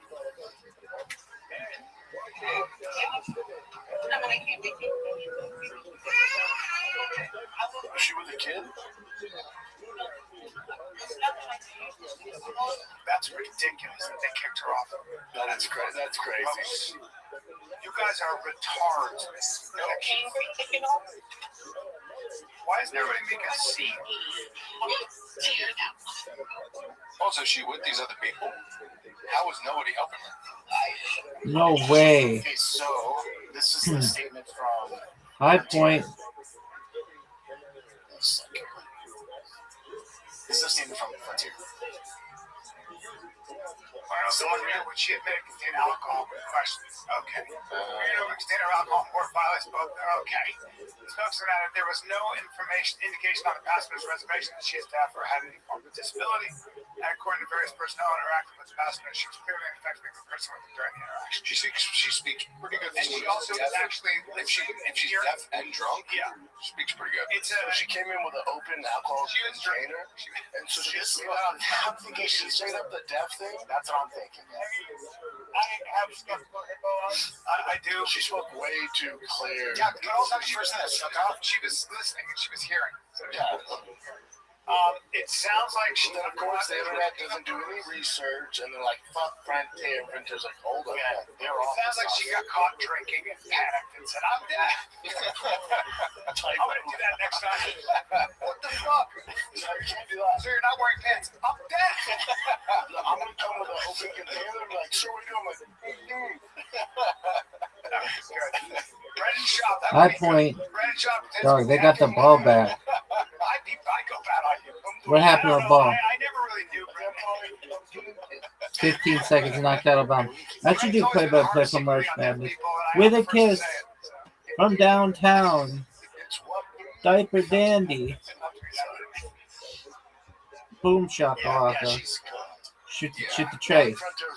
Shoot it. First of all, she's not dead. Second of all, Oh no. Devastating. Devastating. Foul him. explain please. Foul She him. can't hear no. Foul him. I would foul everybody who's throwing fists. He's throwing fists in the paint. He's kneeing guys. And I found it so endearing, and we had a really intimate time. And we Oh, made love. Brick. And, High point. it was, Oh, what a great put. 11 seconds left. I'm surprised that was not a travel. You know what her friend told me to do? Do they make different noises? Dude, High point. These are my people. Really? Yeah, it's where's this place located? It's up there somewhere. Really? I'm sure. Why? She was really. She said something so. Fuck, no one knows where this She school is. said something so High sexy point, and Purple so Panthers. endearing. I They're remember pretty this. good to be a She said, 12 that's feet. all I would say. She goes, "Will you take care of me?" High point, Purple Panthers. Can you take care of me? Then you fucker. Well, we were having Game-winning layup. This is compassionate. No doubt. Spalding be huge, baby. Spalding was the biggest ball people ever. Spalding? What's bigger than Spalding? You ever have a Spalding ball? Everybody's got a Spalding ball, kid. Really? Oh, yeah. John Cloud. Really? Sugar Phone. Really? Oh, for sure, dog.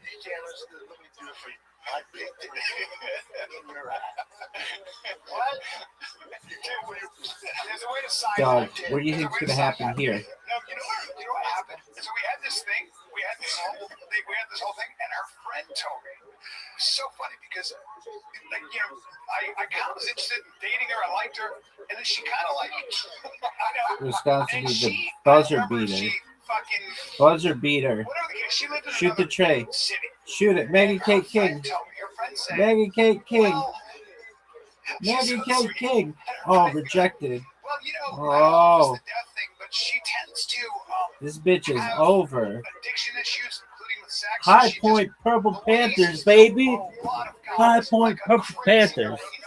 High point, Purple Panthers. Oh, she's a real slut. So she High treated me point, like Purple shit. Panthers, She's dog. yeah, but she High apparently point, Purple drinks and Panthers. drugs. And she fucks a lot of guys. She goes, no, it's next level stuff. And I was like, oh. I go, do I need to get checked? She goes, probably. So I was like, whatever. Did she like you? I mean, when we were there, yeah, when we were together, it was fucking great. She couldn't hear you guys ruin all my fucking romantic stories. God damn it. Sam Tripoli, one of my favorite people. Yeah, so he posted this video. You guys have heard of chat music, right? Of what?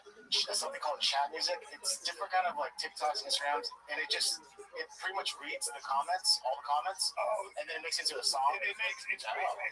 They're incredible. So this is one from this homeless girl laying down on the sidewalk.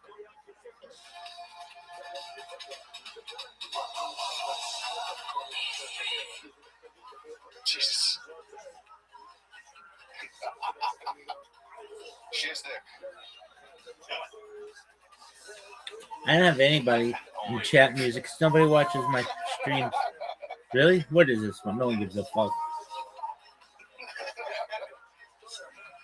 The biggest free throw of this motherfucker's life, and he bricked it. They call a timeout.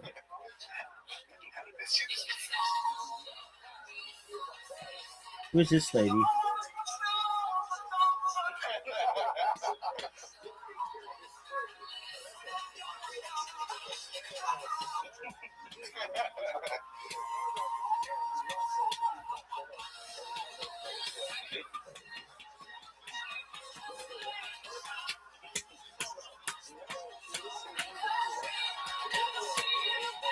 High Point. These are my dogs. Purple Panthers. That looks purple. Purple Panthers of High Point, baby. Really? High Point Purple Panthers. High Point Purple Panthers. High Point Purple Panthers. No, he reposted this from one of those chat music things. But I think it's just so fucking good. So funny. It's not funny, man. With that, but homeless doesn't have to be. That's exactly what they're saying. Yeah, well, look, she's mismanaged. Mental illness, everybody. Sorry. Weren't you feeling hard time? Everybody's mental illness on the street. She might have felt a fucking hard time. Yeah, most of it is mental illness with drugs. Yep.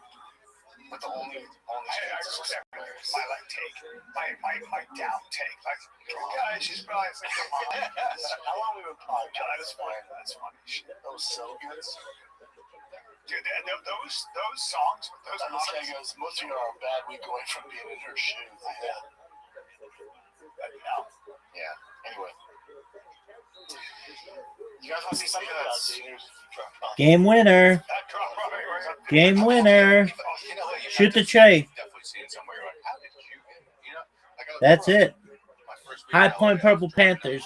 What a comeback, folks. I called it the whole way. They're my squad. And this guy had a fucking drunk. Like, what else would he fucking, like, have you ever seen a spiral for 100 yards? You ever seen a drunk girl, like, on the street who is impossibly hot? You ever see, like, in New York, I saw a girl like that. She was walking down the street with just a t-shirt, no bra and everything, and it was the summer, and I was like, well, she's a 10, and she's just got herself in with the vampires. Yeah. She's doing crazy drugs, but it's like, all you want to do is, like, fucking take care of something like that. You're like, fucking come on, man. But it's crazy. I had a buddy that met one of those hot girls, homeless. He didn't realize she was homeless, and so they were on the train together. And he's like, "So where do you live?" And she goes, "Here." And he's like, "Brooklyn?" She goes, "Here, on this train, smoking hot."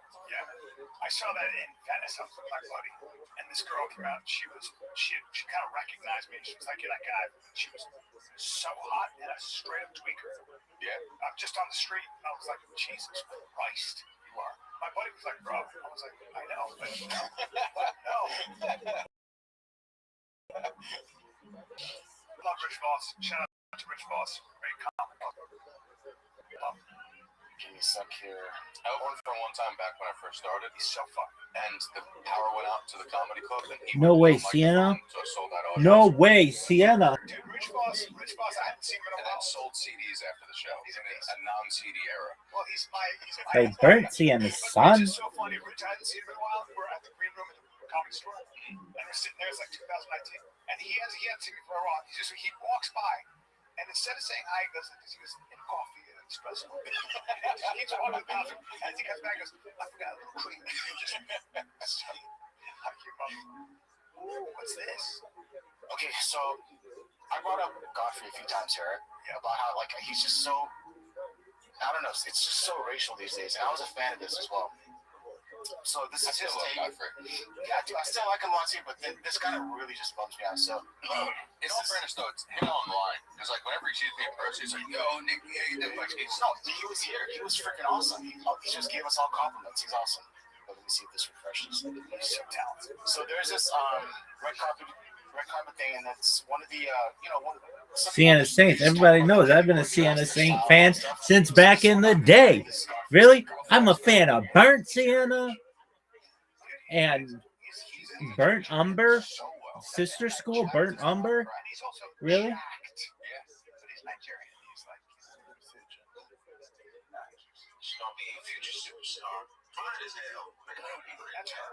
she was on the red carpet and she had little braids and stuff. She looked fire. She never looks bad. There's some people commenting on how she looks. Yeah.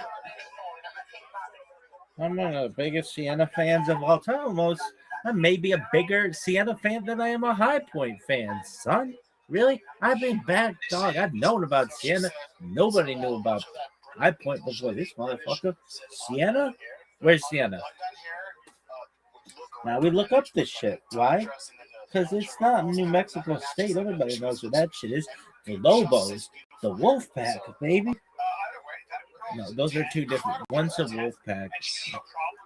Siena. It's in Italy.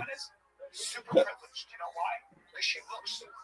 99% of people in the world don't look that good. You know how much money Kylie Jenner paid to look like that? You know, it's not about her. This is Godfrey's thing. Honestly, just keep watching. Right now, with her unkept hair, her undone hair, I think she's trying to match the ruffles on her dress. I'm like, what is this talking?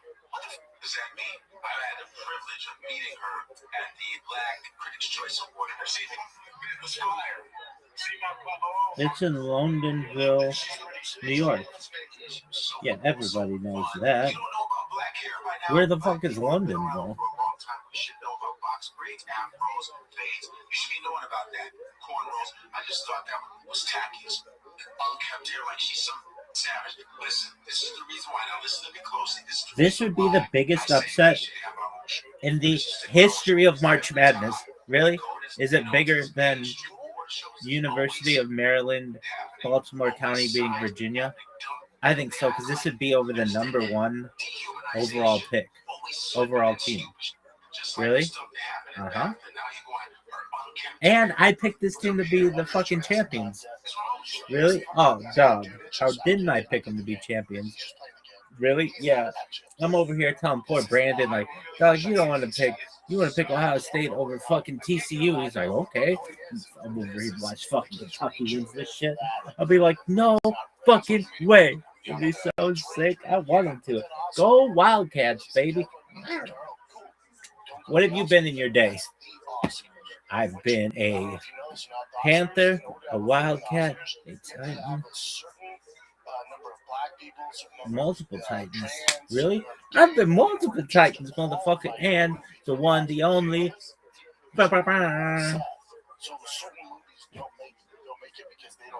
Anything else? Yeah, and one that didn't have one should have been the fucking cheaters. Really? Yeah. They're not any color. They're what's called Defrauders. and the world opens up. So there's no color here. WSU defrauders. WSU COL defrauders. Wait, this is WSU COL? Defrauders, yeah, dog. They're defrauders. They're like marauders. Except they steal your shit. I've never seen a horror movie filmed so well, like putting together all the different stories. Sad at the end, though. Yeah. Don't tell me I haven't seen it. You haven't seen it? It's probably one of the best horror movies I've seen since Hereditary. It scared the shit out of me. It was so. It's good. It's just good. So she's mixed. She's white. Yeah. White mom, black dad. She says, When Godfrey does that, it's just a bummer because he's just trying to, like, you know, incite this hate. And the woman was saying nice things about the way she's dressed. And she called it undone on purpose. Not like she's saying undone like the ruffles on her dress. Yeah, there's nothing racial fashion. But Godfrey made it. He's playing racial. He's rage baiting. He's playing. We're talking about it. So for one on there was like, you know, you fell for it. Godfrey's been crushing social media. Godfrey got serious, and he started like just posting. He's crushing. And because he's always been a crusher. His comedy's always been like, you know, good luck following him. Good luck. I like all stuff except for this stuff. I don't like when he does this stuff. He's so big right now that he can't take the train. It's about time. Nitrosamine. What the fuck is that? And he can't take the train because people will fucking start shit with him. Oh, that's why. I thought because he's famous. They don't love him. No, a lot of people love him, but also like he does, you know, that's what people like my friend back in New York were telling me that like he just doesn't take the train anymore. It's not even worth it. Oh, wow. Well, it's working then. Then again, if someone tried Godfrey, dog shit. Yeah. Godfrey's martial arts trained, jacked, and fucking Nitrosamine. What the fuck is nitrosamine? That sounds scary. 56. Looking good. Damn, bro. Where you boys gonna be this weekend, man? The riot in Houston. That's where I'll be. And then I'll be in Buffalo, New York, at the Helium Comedy Club. Come get some club. From California, April 10th. We can be in Nicholas. So I'm on the 8th. I'm gonna be in Charlotte, And then on the 22nd, I will be Stamford, Connecticut. And then 23rd, I'm at the Tropicana in Atlantic City, New Jersey. Oh, you're all over, buddy. Friday, 4 o'clock show. Golden Hour live at the Vulcan. Crystalia, Eric Griffin, myself will be there. One show only, 4 p.m. this Friday. All right, kids, that's it. This is Finding the Kid. We're out. Worst podcast ever.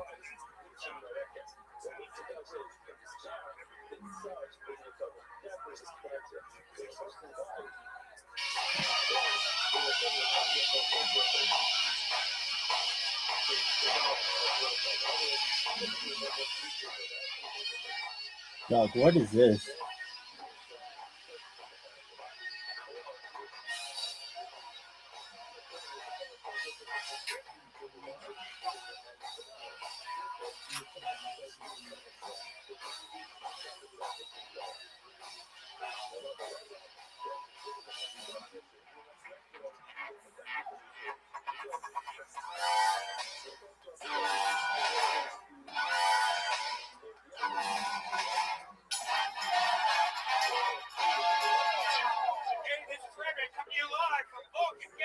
What is pruning?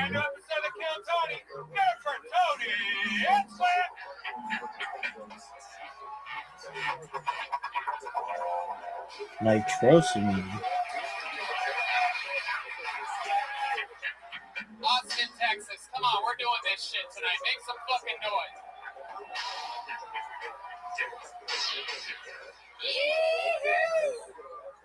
Welcome to the #1 live podcast in the world. How about a hand for my buddy Brian Ray? Hey, everybody. We're doing this shit tonight. You can feel it in this place. How about a hand for the fucking band, huh? The Kill Tony band. These are my friends. John D's on the keyboard. Michael Gonzalez on the drums. And the great D Madness there on bass guitar, everybody. Holding it down. Life is good. We're doing the goddamn thing tonight. We're going to have so much fun. I'm pumped. We got joke books made by the great Bonsai to give away. Big ones, small ones of all different sizes. It's going to be a lot of fun. Before we start tonight's episode, here's a little bit about the amazing sponsors that made tonight's episode available for free for you right now. Hey, y'all. According to Forbes, On the side, if you got such a good fucking team, why don't the fuck does your website load faster? Epic hiring spree in the coming months to meet the pent-up demand for all their services. I mean, everything's opening up out here. I just went and saw a movie at a theater. I saw a concert at a real venue. Of course, we've been doing comedy shows, going to the gym. All of these businesses reopening means that millions of jobs will need to be filled. So where do these businesses turn to fill these roles fast? ZipRecruiter. And right now you can try it for free at ZipRecruiter.com/KillTony. You know about this, Red Man? Of course I do. When you post a job on ZipRecruiter, they send your job to over 100 top job sites, giving you access to their network of millions of job seekers. ZipRecruiter's matching technology scans resumes to find qualified candidates fast for your open roles and proactively presents them to you. You can easily review recommended candidates and invite your top choices to apply for your job, which encourages them to apply faster. According to ZipRecruiter's internal data, jobs where employers invite candidates to apply get 2.5 times more candidates. ZipRecruiter's technology is so effective that 4 out of 5 employers who post on ZipRecruiter get a quality candidate within the first day.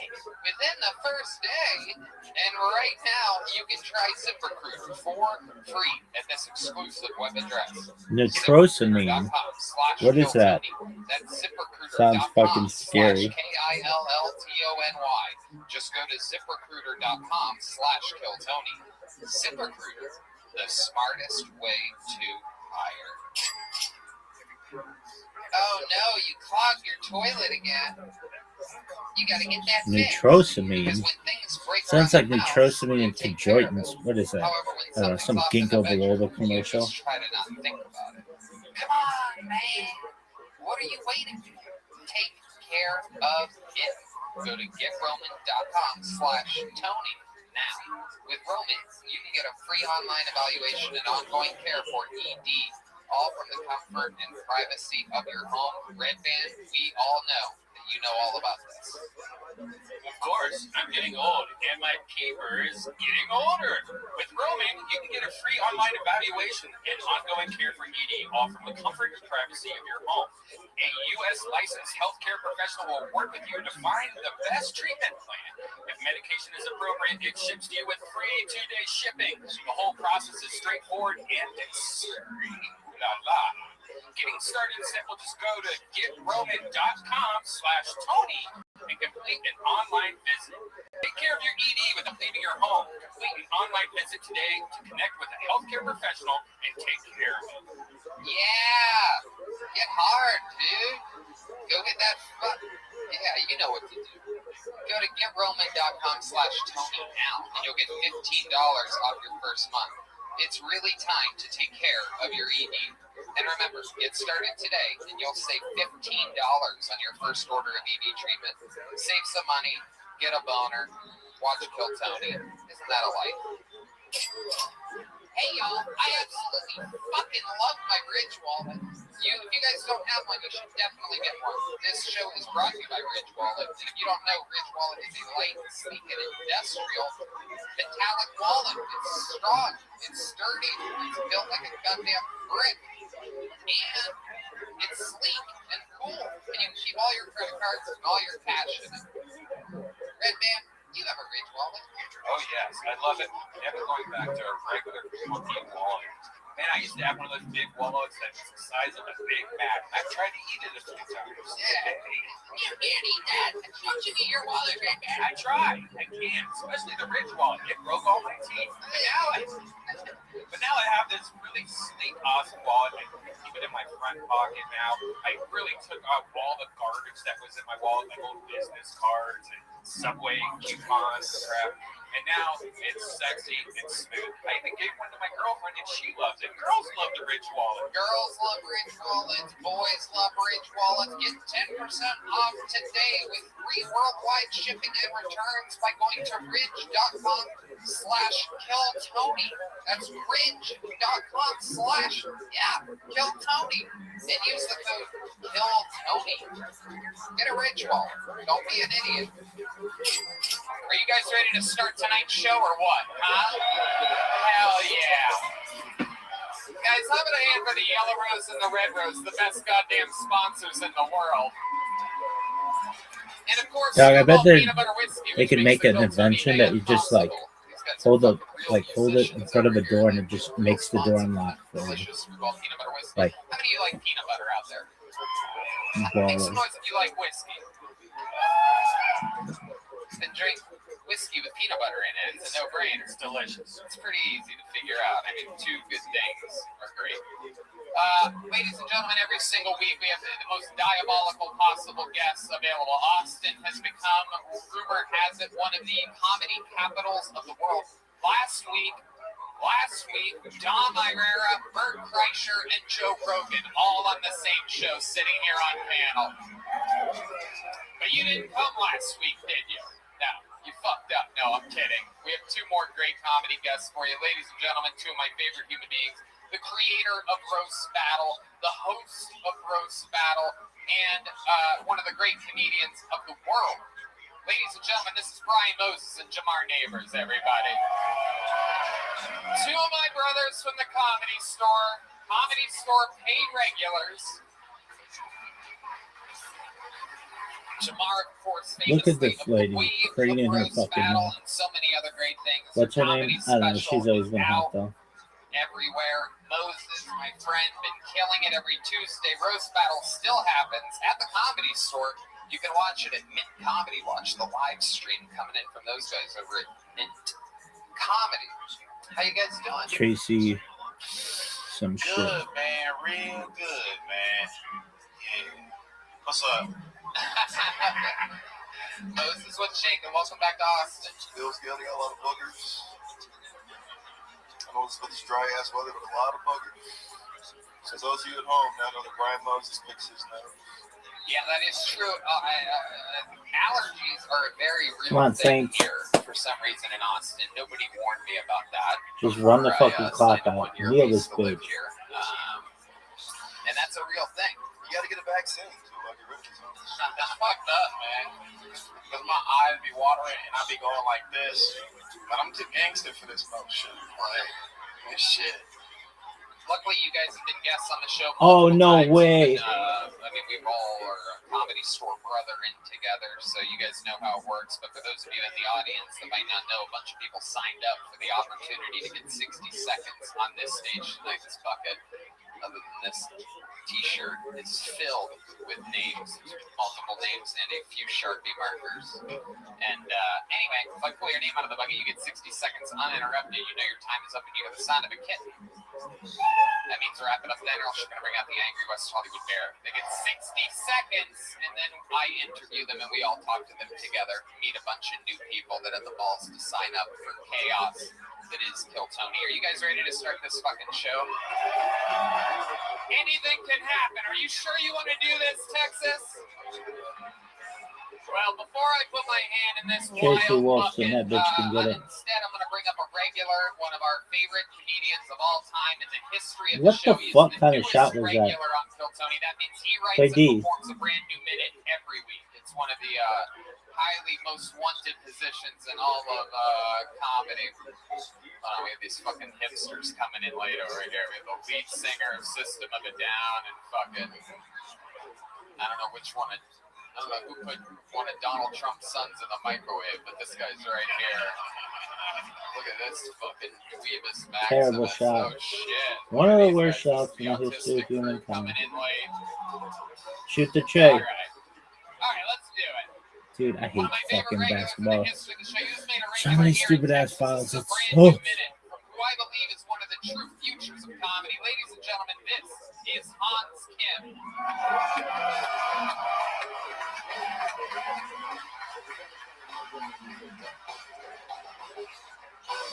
What's up, guys? I live in a van so that I can pursue comedy full time. So if you didn't think I was funny, I'm sorry. I'm trying really hard. I know there's some person in the back like, yeah, this guy's funny, but not living your van funny. Could have ruined that joke in an apartment, buddy. It's hard to date in a van ever since Gabby Petito went and got herself killed.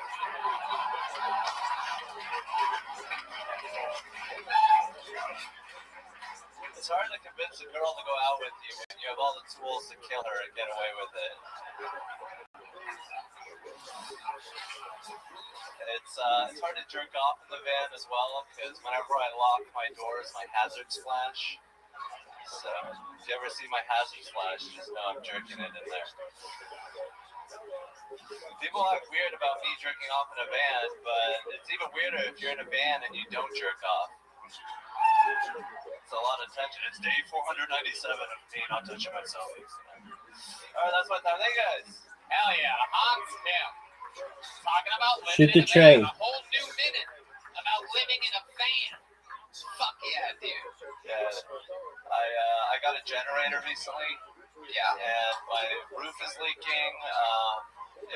But I did have sex with it. Whoa, that's hard to do. That's hard to do. Not easy. Last week I told you that it dries out pussies like putting your phone in a bowl of rice. I stand by that. So how did it? Was it with your normal girlfriend today? Yes, with right. Kate. For those of you that don't know the story, Hans has been swimming in pussy since Oh, becoming a regular. are you on fucking Kill Tony. serious? Are you fucking serious? I don't know. 20-some strangers. And I've never seen that. Two fucking. decided to go steady. Oh. Yeah, Paige is a Two great person for me. She knows how to misses. talk to autistic people. That's heartbreaking. So, Sienna, get your shit together, dog. I go way back with y'all. Like instead of just saying, yeah, she, like I said your girlfriend, but then you said, yeah, Paige. Shoot the tray. Why do you say her name like that? she's a big part of my life, and Jesus, you already got Oh, what a terrible. These guys are playing such dog shit. Every week, it's either she breaks up with you or you're back together. What happened? What's going on? yeah, I don't think she's fully convinced about me yet. I need to have sex How the with her fuck more didn't that go in? And then this guy. Can we go back to the strippers? And then this guy. Strip club, Yellow Rose? Yes. They usually sit up there and mean, obviously it's yellow rose. It's not red rose. That's an Asian joke. It's both. They both I do was that. trying to do There's all two yellow. strip clubs, the yellow rose and the. But because he's Asian, I was doing the yellow thing. Oh, right. Yeah. He's I at thought your. I could. Okay, first of all, I'm trying to get. Listen, he just told me backstage, get canceled, you'll get famous. I'm trying to do the same thing. Not tonight. I didn't mean tonight, Moses. When I told you to get yourself canceled, I didn't mean on the show immediately. That's why I'm here. You need a real older brotherly advice. This is a much more Asian than you folks are. I mean, you are, I gotta say, you are extra Asian today since he brought it up. You got a new haircut. Is that fucking North Korean leader shit? Like, what do you ask for? Turn to the side so these people can see. I mean, look at that. That guy just went from a fucking being a 4 on his clippers, and he's like, fuck. Yeah, I'm with Moses, man. I don't think it's fair. I saw him use the same jokes that Ralphie made on Last Comic Standing in front of Sam. Oh, That's a dad fan joke. We're trying to get canceled. You fucked that stripper in that van? She's not a stripper. I fucked the stripper in the broom closet upstairs. Hey, yeah, dude. I'm telling you. God, are you serious? These guys can't buy a bucket. The back of the van saying, "Will you take her room?" I'm telling you, and I normally wouldn't talk about comedians' private lives, but I will tell you guys that my friends here, Jamar and Moses, they do. You might be wondering, and yes, they do fuck, and they have sex with women. But I'm telling you guys, one of the biggest pimps I know right now is Hans Kim. Hans, tell us more about your. Tell them about your recent escapades. I found a new way to cuddle. Because, I'm Greenville, Spartanburg, then gonna be known as Greenspan. Really? My arm goes to sleep whenever she lays on it. So I started doing back to back, and like our butts are touching. Like 5-year-olds. Yeah. Wow. What is that? All right. Some weird double drag. You guys sleep in the van together? Yes. Wow. Why don't you go to her house? She has a house, right? No, actually, Paige is homeless. Is that true? Is that true? Wow. She's living with her friend right now. Oh, okay. What she look like? She looks like a white woman who's half Asian. Is she here? Yes. Hey, Paige, why don't you come up to the stage? Make yourself useful for a change. Why don't we get Hans Kim? She's been on this show before. Hans famously, She's with some dude in the bathroom right now. yeah. She's getting an upgrade. She's a guy with a studio apartment railing her right now. Yeah, it doesn't matter. What else is exciting? Anything else, Hans? I did a roast battle. Oh, shit. Oh, shit. Not bad for a homeless girl, right? Wait. How? Yeah. That's what I'm telling you guys. Nigga, how are you homeless? And she got a broke finger, too. Hell yeah. She hurt her Hans. I was living. It's so stupid. It's so stupid. Don't laugh at that. Stop it. You guys stop it up there. Nitrosamine. I was trying to catch. Yeah. I was trying to catch a football on a This boat. bitch is I collided with the football in my friend. evil, beautiful. All 3 of them got fractured. What kind of boat for a chick that doesn't have a home? I mean, you really get out Great there. I am news. quite the social life. I'm from the north side of San Antonio, so I'm not. What about San Antonio? What? North side of San Antonio. She's white homeless. Oh. Homeful, that's called. Very homeful she is. You got a whole territory. I'm from the north side of San Antonio, not that bullshit south side. Paige, what ethnicity are you? Your eyes seem sort of kind of maybe Asian. I am not Asian. 0%. Oh, okay. What are you? I think I am. Are you anything special or just like Scottish? I am 55% Scandinavian, so I'm Viking. Wow, okay. Hans, what do you think about that? I love fucking the purest white people possible.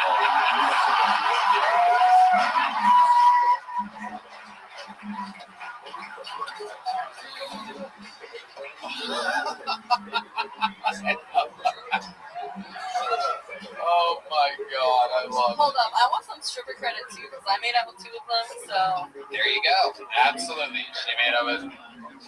I mean, look at that fucking finger brace over there. What a dork. That's like the world's most embarrassing engagement ring.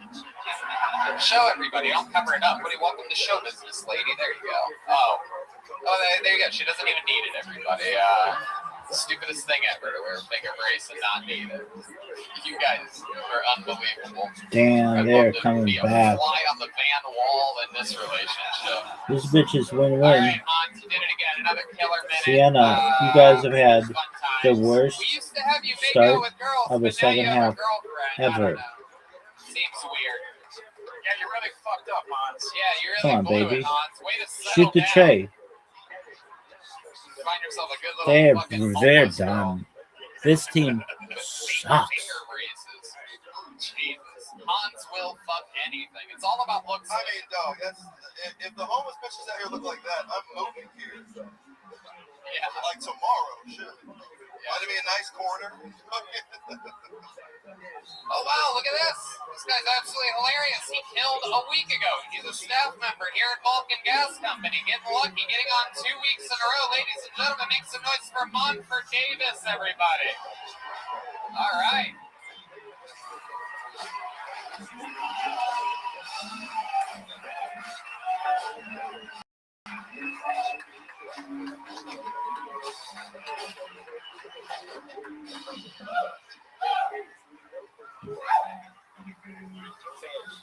I moved here to Austin, Texas to chase my dreams in stand-up comedy.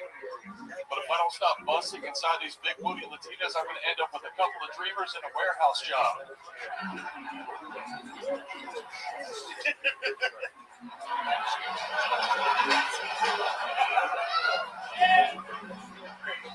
I like black girls better than white girls. I even think black girls' assholes taste better than white girls' assholes. Shoot the. Oh, what a terrible shot. Oh, these guys are done. Sienna, you played like dog shit. Black girls' assholes taste like Lowry season salt. White girls' assholes taste like not enough salt. It's bland. It tastes like my parents' Thanksgiving.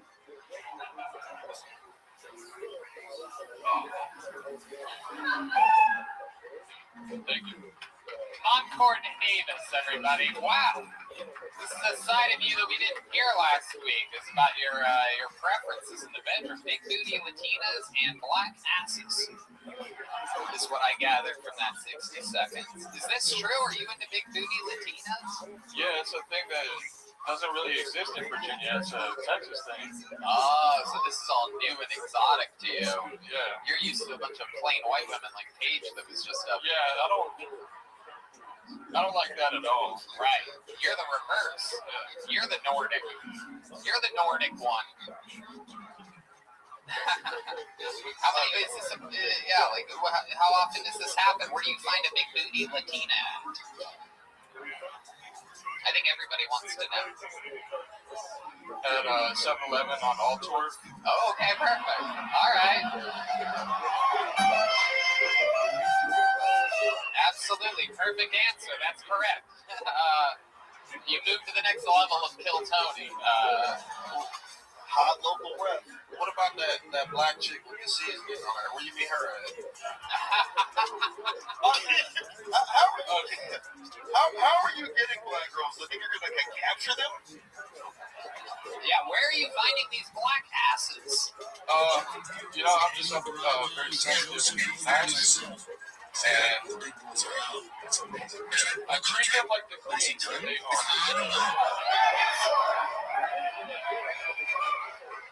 You must be a drug dealer, Tom. Can I FaceTime my auntie and just tell her that? Let's do it. We're going to FaceTime tomorrow's auntie, everybody. Are we really? Let's do it. Don't you think we should? Can we get a Yoni? Come here. Come up here, Yoni. Get the reverse angle of this. Hell yeah.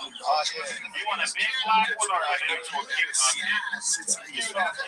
However, it's like the best. Oh, this one. We want your blackest auntie.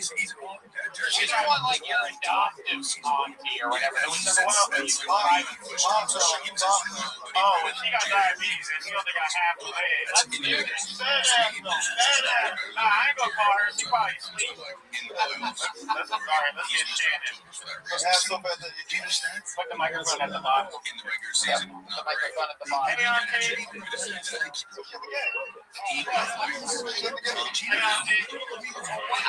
Literally a Monday night We have the somebody wants to big up black women, and I said, hey, can you big up my aunties, please? How you feel? Mr. Marzocchi, I just wanted to say that I think I would love to eat your asshole. Oh shit! Oh shit! Oh shit!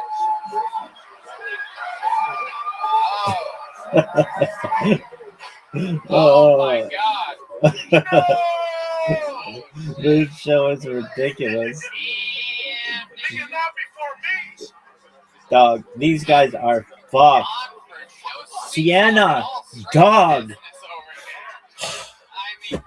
I don't think they've scored while I've watched them.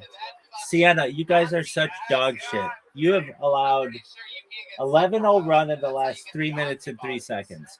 11-0 run, dog. You guys are dog shit.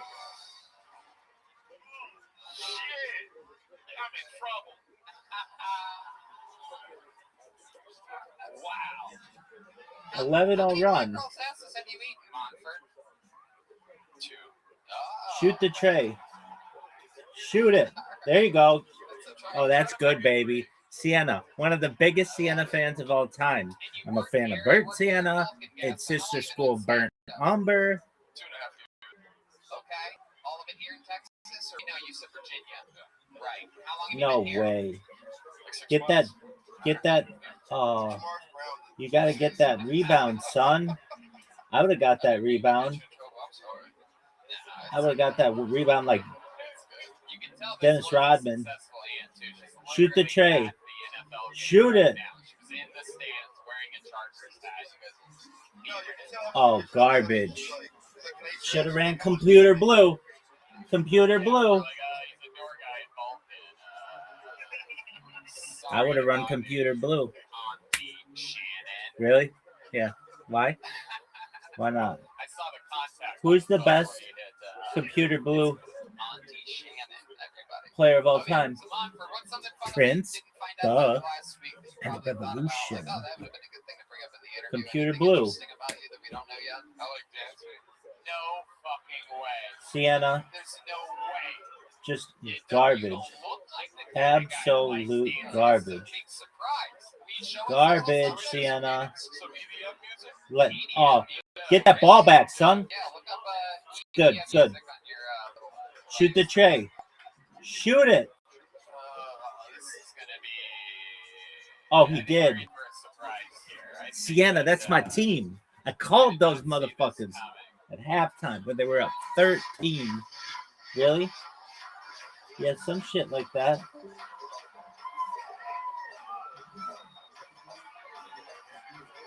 That's okay. Get that ball back, son. Call timeout.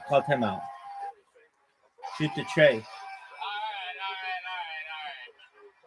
Is that some big twist coming where you like spin on your back up in the air or something? That's what you think dancing is? Listen, with dancing like that, that's why it's only 2 black girls. Yeah.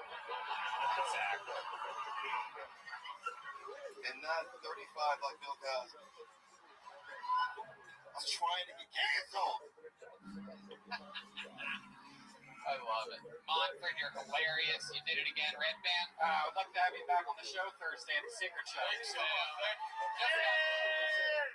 Jessica booked on a real show. You got a joke book last week, right, Monford? Yep.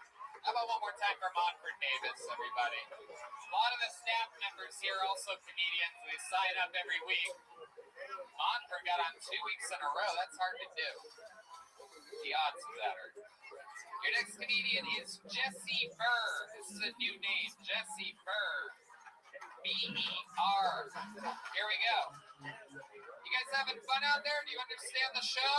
You guys happy? You guys excited to be out on a fucking Monday? All right, here it is one more time for Jesse Burr, everyone. Hey everybody, these bullshit politicians these days got me questioning things, got me thinking I'm missing the good old days, back when Dick Cheney was around. You know, straight shooting Dick Cheney. You don't want to bring any bullshit to Dick Cheney's office, that's for sure. You end up in the forest, crouched down with him, hunting for something, I'm not sure what, but hey, look over there, did you see that? Oh, oops, I missed. Sorry about that. Let me clean you up before the Secret Service gets here. You think anybody's going into Dick Cheney's office with a bad deal anymore? I think our politicians now need to take a good, hard look at themselves. Get some laughs from the past, right? Meow. That's a minute. All right. I don't know where this came. I do believe this is the ghost that hides under Tamar and Moses' bed at night. Did you guys just conjure this up with your imaginations? This is the start of a blatant porno. I've seen this before. I want to bring the good old days back. Slavery, come on, about that. Oh my goodness gracious. Is that real? Is that your real hair? No. That's from China. Oh, okay. But it's really mine, I bought it. Alright. I just flew in from LA, especially for you, so. Alright. White girl weave. Okie dokie. It's White Girl Day, yes. Can I call my sister and you apologize for slavery? Well, you know, actually, you know who my grandfather was? He was like this. He was a what? A rapist? No. My grandfather really was Quick Draw McGraw. Leland Eagle Eye Quick Draw McGraw. You think we know who that is? You're in Texas. You need to know who that is. You're in Texas. What fucking creek do you live next to where whatever the hell name you just said is a big deal? Where do you live? What is your? I have so many questions. From Santa Barbara. I have all the questions for you. Shoot the tray. Thank you. Shoot it. I'm excited to be here. I'm super excited to be here. Shoot the tray. Okay. Shoot it. Okay. Computer blue. Shoot the tray. My very first time. I swear to God. I know you've heard that before. I know you've heard that before from a lot of women, but Sienna, you suck so much cock. Worst school ever. Shoot the tray. No, my grandpappy. Shoot it. My grandpappy. Oh, steal. I get those steals all the time, baby. Shoot the tray. Shoot it. No, it was just based on, it was really based on him. He was a World War II hero. He was captain of a battleship at the age of 21. Now, he was very humble. He will say that it's because he had premature balding that they made him the captain, so people had to respect him because he looked older. There weren't a lot of older men around in 1946 or 5, I guess. Whose podcast is this? Yeah. Oh, I love this shit. I live for fucking characters like this. Will you tell us how old you are? Is that a weird question for you? Oh my God, I'm over 29, so you don't ask women that. There you go. I had a feeling I'd get a real dog. Especially when I'm with fake hair, because I'm trying real freaking hard here. Jesse, shut the fuck up for a second. Shoot the tray. When did you buy that hat? When did you buy Shoot this it. hat? I feel like you got Shoot the tray. You got your I've had the hat for a while. You brought that from Santa Barbara? I did. That's good. Wow. I did, in fact. And it's not real, it's vegan. That's a good question, John. Is it attached to the hair? Does it all come off? No! And I'm sure there's a No, but peelable they mask. already need to look at shit now, so I'm gonna leave it Oh, alone. get the rebound. Jesse, you just ramble whatever half-answer. Good job. Good job, Sienna. I love it. Shoot the tray. Jessica. Shoot it. Get the ball back. So you just like cartoon characters. You're dressed up like the Toy Story chick, right? Is that what that's supposed I to want be? it to be memorable. Shoot the tray. Oh, well, there you go. Everybody. Steal it. We're always looking for the next wacky Toy Story Oh, they character. did. What have you done with your life up until this All right, point? 10 You just started 10 minutes stand-up left. Come on, comedy. Sienna. Get your shit together. Suing I would shoot the tray. I'd shoot it from there. Shoot it. Shoot the tray. And that is the goddamn truth. Shoot the tray. What have you been suing people for? I have been suing people over Oh, we made it. instigating arson in order to defraud the people of California because fake law firms have been set up. Keep You going. guys don't want to hear the misery that is in California right now, right? You're here for comedy. California is burning, and why? Because What a brick. firemen are paid overtime now. Jesse, over here, you crazy fucking bitch. And Over here, Jesse. everybody. Jesse. They're raping everybody in California. They're raping. Shoot the tray. What the fuck was that? Oh my god, I've officially lost control of the show. Moses, give me a second here. Okay. Jesse, up here. Are you listening at all? You're on a live podcast right now. I'm sorry, Tony. Okay, hold on a second. Let's start over because I want to know all this crazy shit. First of all, you know that you can't sue us. You signed up for the show. And, I will never sue you. part of signing up right now, a little verbal disclaimer. You know what you signed up for. But in case But you you didn't, sue your former home of California? no, I'm actually suing the people. The settlements that are being arranged for the fires, who knows where the money is going? It's not going to the fire victims. Hold on. Okay, this is the part we stop talking. Did something that you own get burnt in any of these fires? No, it didn't. So why are you suing for the fires? Because I'm pissed off because I'm breathing in a freaking.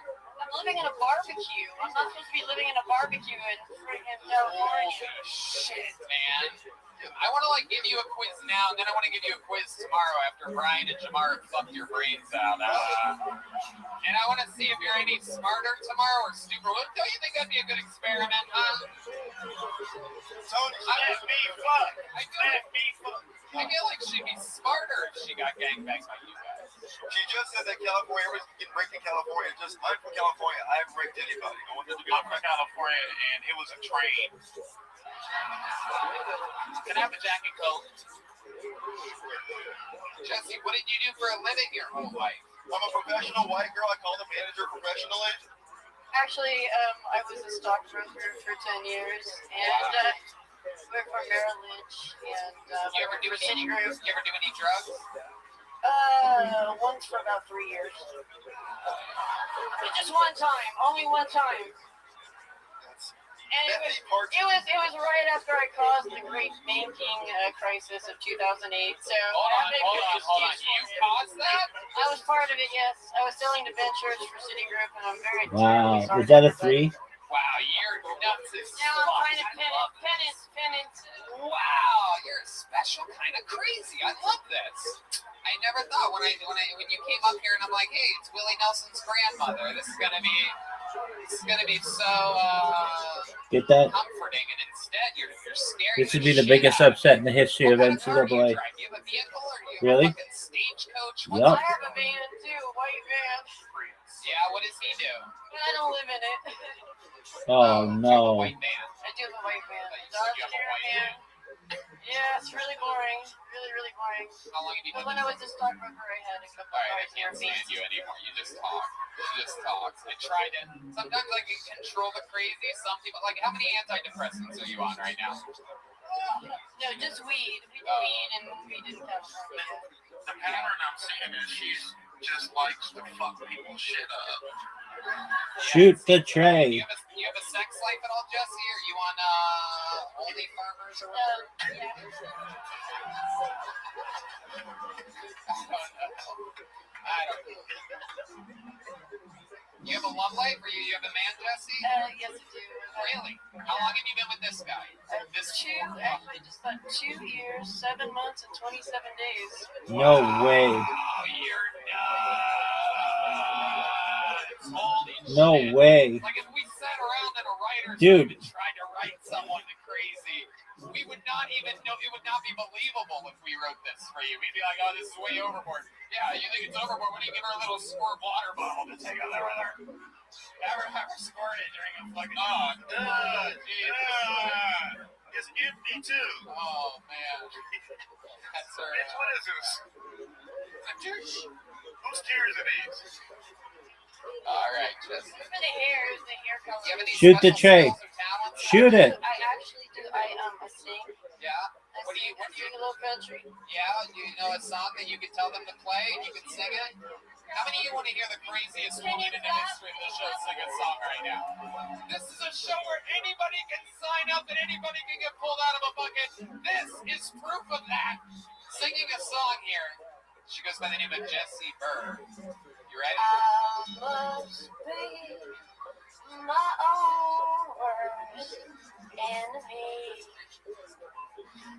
I make life hard for myself, so that's what they tell me.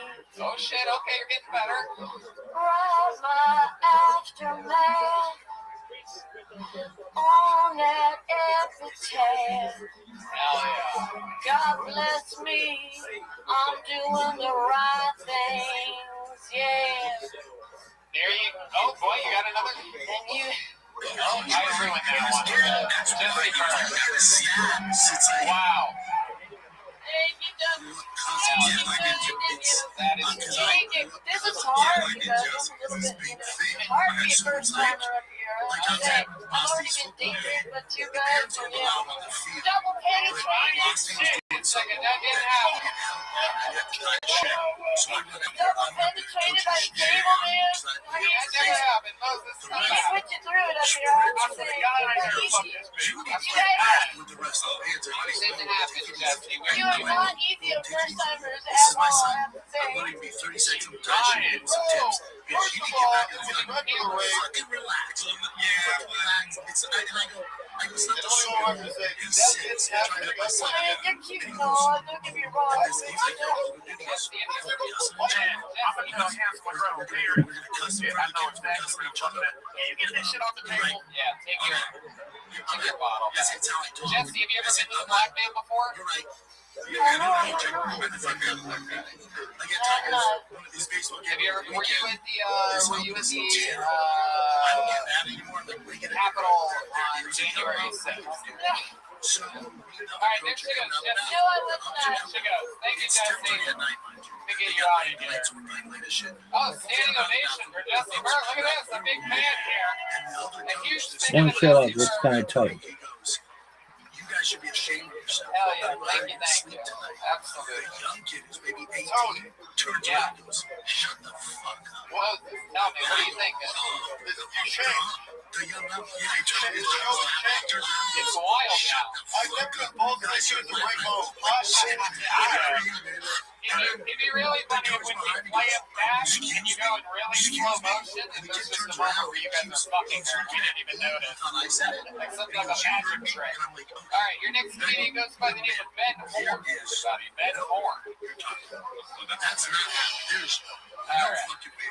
He goes, no, not you, the guy behind you. The short guy behind you. The short guy behind you. Yeah, dude. Here comes Ben Horn, everybody. It's because I grew up cousins. Yeah, I did Johnson as a straight thing. And so it's like, I had to quit drinking. A couple of weeks ago, I got blackout drunk and beat the shit out of my roommate. Yeah. So she moved. Well, that's what I tell people. CPS took her. But it's my story to tell. She can't even talk yet.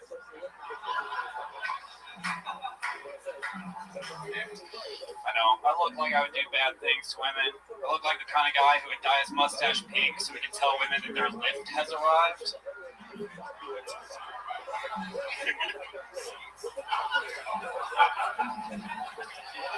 No, I'm a big fan of women's rights, though. I think this new abortion law is bullshit. I think it's fucking ridiculous. 6 weeks? 6 weeks is not enough time, all right?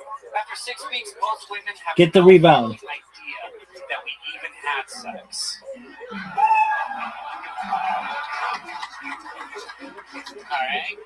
Ben Horn. Welcome back to the show, Ben. You've been on here before. Yeah. Absolutely. What's going on, dude? How long you been on stand-up? A little over 2 years. Okay. You're from Texas? Yeah. What do you do for work again? That's right, an American hero, everybody. Holy shit. 100% one of the greatest parts of living in Texas, HEB. And what do you do at HEB? I'm a personal shopper, so when people do their online orders, I just go and get their shit for them. Wow. So you know where everything is at HEB? For the most part, yeah. Oh my goodness. Wow. How long have you been doing that for? A little over a year. I was living in the suburbs during fucking COVID, and then moved downtown, and started working at one down here. It's so much more exciting. People stealing shit all the time, homeless people doing crazy shit. I fucking love the HEB that I work at now. Every day is a fucking adventure. Right. Absolutely. You're out there just shopping while they're sitting out there homeless and broke. Yeah. Just shopping over and over and over again. They're like, how does this guy do this? It's incredible. And your mustache. Were you at Capitol Hill January 6th? No. He looks like Steve Rannazzisi with his protection. Yeah. This is what Steve Rannazzisi actually looked like on 9/11. He was at a show doing himself. I feel like his mustache wants to make me work for 3/5 of what I'm really worth. Yeah. I'm really scared of Peter, man. It really is aggressive. How far are you going to go with this mustache? Do you ever trim it? Like, There they go. I just cut the ends. It's too long. For those of you listening to the First podcast lead that don't in like watch on YouTube, I'll years. describe it. It looks like if you put two Christmas trees stump to stump with one another. Like if two Christmas trees slept like Hans Kim and his girlfriend in a van. Like an Irish walrus or something. Yeah. Yeah. Oh, it's funny actually. Since doing this show a few times, What the fuck? especially probably because of the mustache. Santa is people played recognize me all the so time. They come up to badly. me and they're like, "Oh, I saw you on Kill Tony." Absolutely. It's weird. Half of them are like, "Hey, Dan, keep it up," and the other half think that like I made it because I made it on the show a couple times. Like I'm just a fucking famous comedian. Who said that? You see that I'm actually at work now, right? Your mom and dad, you made it. You were on that Kill Tony, that Kill Anthony. Look at you. No, some people, I don't know what it is. Some people actually think that like that's it. Like, Right. No, trust me, I know. I imagine I live with this all the time. Yeah, go ahead, Jamar. Can you apologize to my sister for slavery? I'm going to call her on FaceTime. I ain't cutting this mustache to the South Rise again. What are your parents like? Do your parents look like you? Like, is your dad a hardy gentleman? No, not at all. No? Have they seen this look of yours? How long My dad has. How long have you had that mustache? Since what, lockdown, I guess? Like lost my job and just didn't shave at all, and then I started playing with my mustache out of boredom, and then one day I was like, let me just shave up. Hey, I'm sorry for slavery. I did that. That was my fault. I'm sorry. We got carried away. Is she really there? Yeah, in theory, it just, hurt some people. Is that a different auntie? Hey, It's my sister. hey, Joel, hey. Do you accept? Hey, Joel. You accept the apology? He's the white man. Send your key out. I'm here on behalf of all white men. All white man. Do you accept the apology? Yeah. We go. Jamar, rape somebody. Nah, man, that was yesterday, man. Y'all tripping. That wasn't today. Yeah. What else is crazy about your life, Ben? You haven't been on the show for months. What do we not cover that we should? I moved downtown. I live in not the best area, and I didn't realize that until I started going to the gas station across from my apartment every day. That place is a fucking madhouse. Every day, if I go in there past 10 o'clock, there's a dice game going on in the chips aisle. I swear to fucking God. The guy who runs it is like at night, he's probably like a 20-year-old kid. He's real young. But every once in a while, he just doesn't want to do his job. So I'll go in and grab like a couple of tall boys or a case of beer or something, and he'll just be like, "You're good, man." And he'll just walk outside. And I'll be like, "So what, you just want me to take it?" He's like, "Yeah, just fucking leave. I don't give a shit." So like two weeks ago, I go in.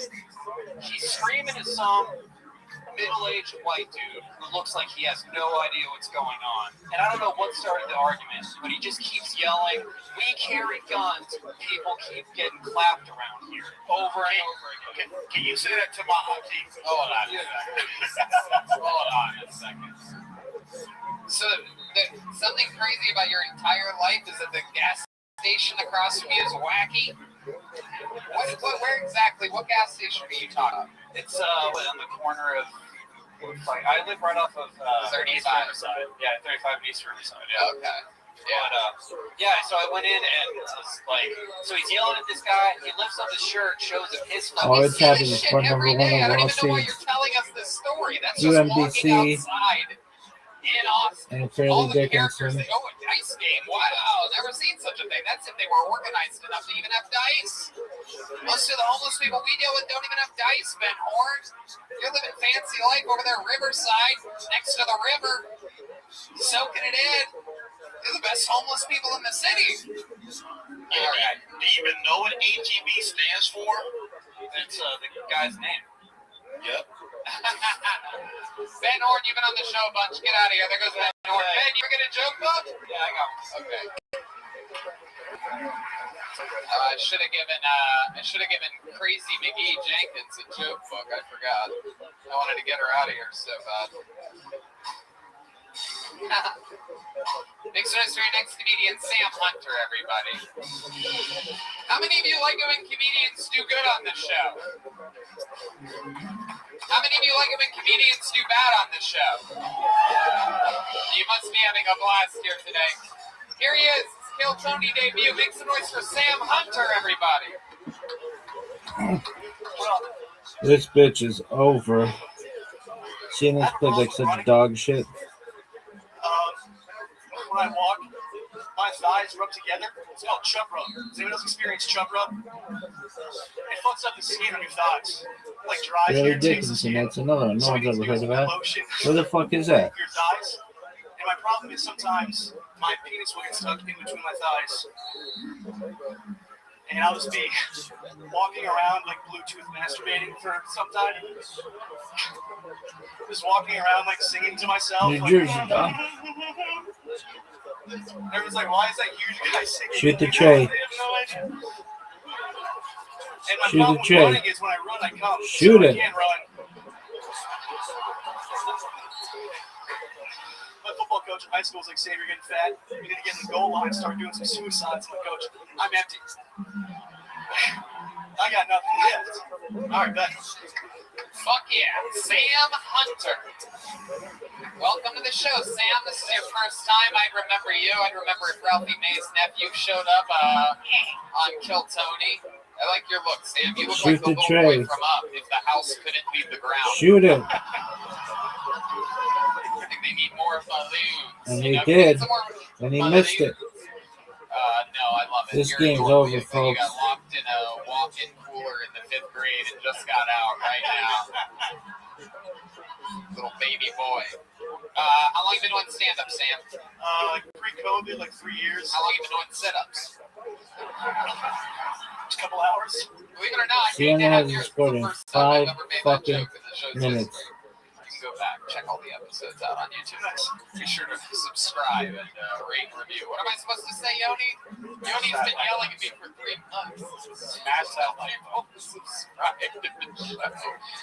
Subscribe to the show is what the kids are saying. Anyway, Sam, what's up with your life? Tell us about you. You seem like the guy that's been. If I had to guess, if you showed us pictures and I was like, guess which one of these guys shops at HEB all day long, you're the one I would have guessed on that. But that was the last guy. Right. All right. What do you do, Sam? I just moved down here like a week and a half ago from Connecticut. Sweet. So, yeah, really? We have.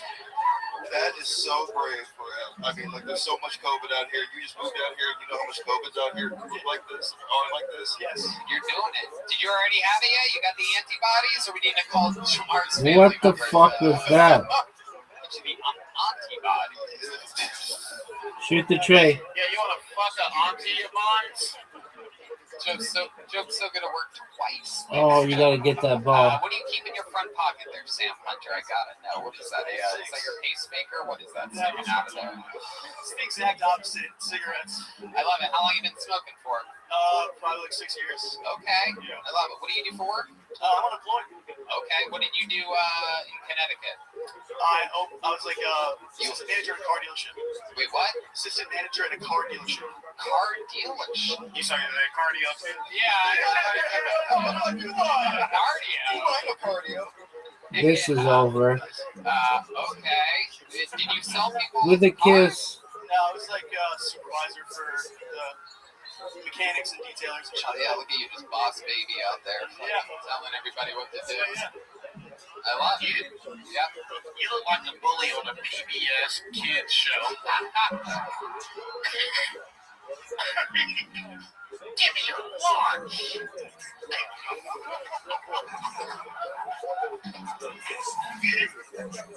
Oh my God. That's amazing. That's exactly what he looks like. Sam, what do you do for fun? You seem like the kind of guy that fucking knows how to do something. I like watching like live music and getting fucked up pretty much. Okay, what does it take for a guy like you to get fucked up? What are you into? A lot. Really? Yeah. You ever do whippets, but also do all the whipped cream too? Yeah. This guy does it all. This guy does coke and cake. This fucking guy. Yeah, cake addict. What type of fucked up are we talking about over here? Tell us about it. Like, what do you mean? I like to get fucking hammered, dude. I'm Irish. So you like to get hammered. So what is that like? What would you get if you were going to get hammered? What does it take? Like a 12-pack or like a bottle of Jameson? Like what are you into? What does a guy like you like to drink? I'll drink beer. I like whiskey. Wait, are you the one guy in that one baseball game that was throwing up all over himself, but like had his hand over his mouth the whole time? You ever see that video? I didn't. No, it's not me. Okay, perfect. Clearly nobody in the audience saw that video, but people on the internet will love that. I'll take that moment of silence and the kid from Stand By Me. When he drank all that.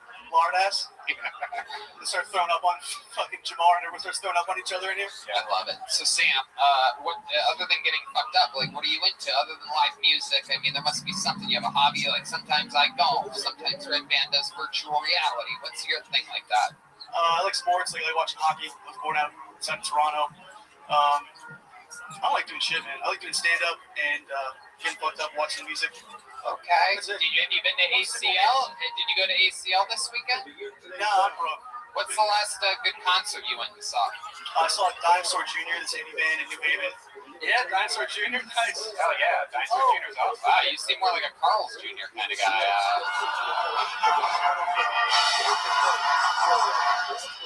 Yeah, so on the midway point to get here, I stopped in Nashville, right? I stayed the night in Nashville, and there's this band playing called the Lamont Lannister Band, and I drank with them after the show, and they all listened to Kill Tony. Wow. So I had to give them a shout out. What up, boys? Absolutely. Okay, yeah, a lot of them. You ever have any physical fights? Good question. Absolutely. Not that many, but like two, yes. And did you win them? No. I think I saw one of the fights when you were in the Sandlot as the catcher. Yeah, that's right. I would have worked there. You're killing these kids. Shoot the tray. Or is the goalie? Shoot it.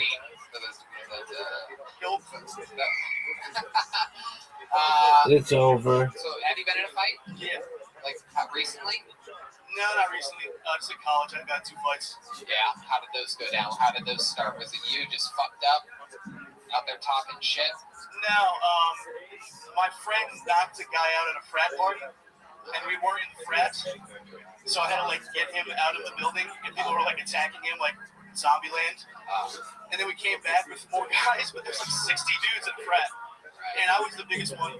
So when the fight started, this guy like hit my hat off, and I thought, that's who I'm fighting. Right. Hit the ball. Running from behind a tree to knock me over, and then like 12 dudes just poured over this deck and just jumped me. I lost. Wow. I got beat up. My friend said I was literally sitting crisscross applesauce getting treated. Well, you love applesauce, so at least you have that going for you. My goodness. How about your love life, Sam? What's that like? Do you have a little plus size waiting for you at home? Do you like to get titty fucked? I mean, what's your thing? Have you For me or the girl? ever had sex with a 75-year-old lady with blonde pigtails and a cow hat? I have not, but I'm not against it either.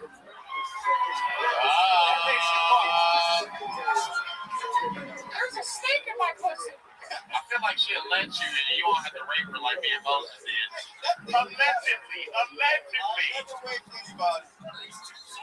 Moses, R. Kelly, If not she guilty. do, That is true. Sam, what's one more fun fact about your life that we need to know about before letting you go? You seem like there's a lot there.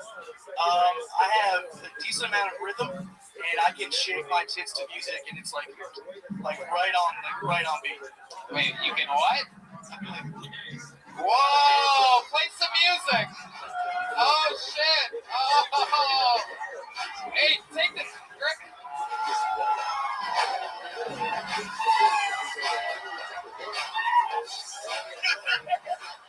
This is Tell Tony. All right. We get it. Jesus Christ. I thought there would be a part where you start squirting milk into the crowd or something like that, but He looked like Hannah Gatsby cut a piece of herself off to go set her free to go tell jokes and shit. Nope. Can I have another shower? wow. Jamar likes to put his punchlines at the front of the joke and the setups afterwards. Looks like Hannah Gatsby ran an errand and then came back after eating too much food. Hey, you fat. No, it's Sam had very, very talented titties. I wish I had some workers. What made you move to Austin, Texas this week, Sam? You stand up. Right. Fucked up watch music. I love it. Absolutely. And you come totally to the right place, Sam. Fun to have you on the show. Maybe you could maybe be a bouncer here at Vulcan if you need a job. Yeah. Or your tits can be bouncers here at Vulcan. Give them one of these. That's a real handmade leather joke book by the great Adrian Cavazos. That is Sam Hunter, everybody. Let's go back to this bucket. This shit's wild tonight.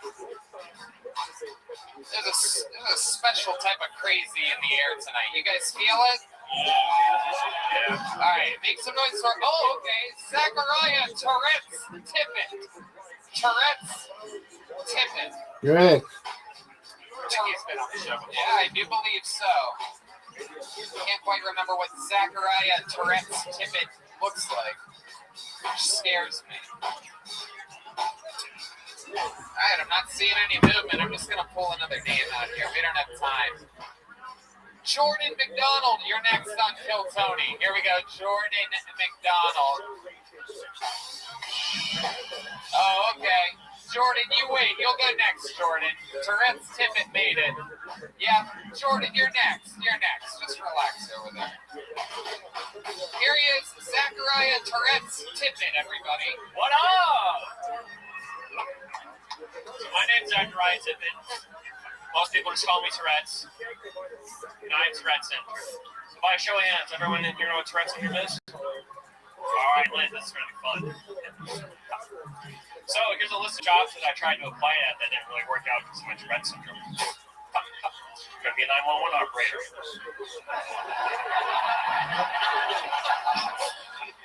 Did get that Walmart announcer job. Tried IHOP for about a week, being no fucking pancakes and Tourette's, you know, it's like.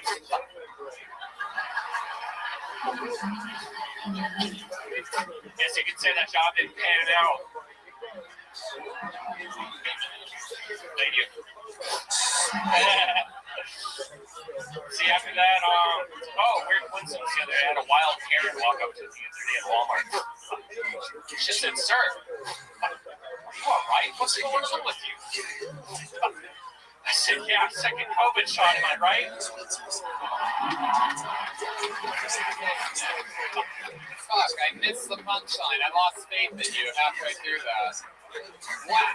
Zachariah, welcome back to the show. I remember you. You've been on before. I love that I said there's a certain amount of crazy in the air before I brought you on stage. Because then it would look like I was talking specifically about you. But No, I said that before you got up here. I like your style. Good to see you again. That is your tip. Is that what that's called in Tourette's? One of them, yeah. Yeah. Last time we talked about the N-word the whole entire time. I had that tip. Right. Let's talk about it again now that my friends are here. I mean, we could just rape him. That's true. I'm pretty sure he's down to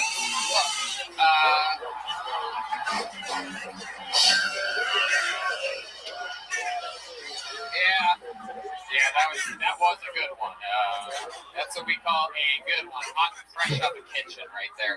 Zachariah, remind us, how long you been on stand-up? What do you do for work? I do this full time now. Last time I saw you, appreciate it. Thank you. I've been doing this. Yesterday was my first year in company, so. Wow. So you do stand-up full time? That's what you're saying? Yeah. Do you like save a bunch of money from a job or something, or how are you making money? My gifts. I get booked around a lot. I've been around the Talon area a lot. I was at the Ice Cube concert in South Padre Island. You performed at an Ice Cube concert? Really? What the hell did you do at an Ice Cube concert? I did pumpkin. No, it was like a comedy music festival. Like we knew the dude that was putting on the show, so he was like, "Hey, you want to do some time?" I was like, "Yeah, let's." Gotcha. What's your living situation? I live in San Antonio. By yourself? No, I live with my girlfriend. Okay. How long have you two been together? About 4 years. Okay. Anything a little bit wacky about her? I mean, it seems like you'd want, like, maybe she's an amputee or something like that. Like, you guys. I love that noise, man. I don't know why. Most comedians love laughter. I like a good, Is she totally normal, all of her fingers and whatnot? Oh, yeah. Just the only thing different, more depressed than the other way. Normal person. Mark, go ahead. Yeah. Red man, stop that. Don't make a fart noise while he's up here. Yeah. No, say more. Why does the other person living inside of him? Yeah, it's like, why? Like, what is that? Other person looking inside of you. Is that what's that about? Like, why does it make a fart? Wait, what do you think? You think it's like Malignant on Netflix? You think he has like a tumor living inside of him with his own brain? And it's just like all the time? Bro, you put the dick in my dick. How does it work? Is there a good way? Thank you, Moses. I wanted to make that joke, but I couldn't. Is there any way you could describe what having Tourette's is like so that normal people understand it? Like, yeah, for sure. Do y'all have everyone sneezes uncontrollably? You can't stop it. Right. Stop it, just happens. Just like that. It's such a mind's fucking. Wow, that's wild. And we've talked about this before, but give us you told us before, I remember very clearly, ticks change and they evolve. This is the same one that you had when you were on the show months ago, right? Yeah, so mine is the second rarest form, I believe. I have physical and verbal ticks, but my words change. Now, normally people see Tourette's as, like, I'm gonna bomb, like, that is, but only 10% less people with Tourette's actually have it that advanced to swear. So mine's like kind of like normal, rare range, but mostly it's just like that's like. Did you just flex on Tourette's? Yeah. I got that top shelf shit, my nigga.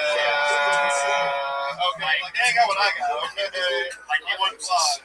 Like he wouldn't just be like, oh, you did for it. Those other Tourette's people, they ain't got shit. Fuck, bitch. By the way, do you work at Foot Locker? What is going on? Yeah. Why are you dressed like you're training Manny Pacquiao for a fight? That's St. Louis blood in you, so. All right. That's where you're from? St. Louis. Okay. Did they know how Tourette's, like how it happens? Like, did your mom snort Adderall the whole time until she was pregnant? Actually, we talked about that last time. I'm a foster kid, and I also wanted to say you compared me to the No, yeah, Tony. The Tiger Woods and foster children. I really appreciated that.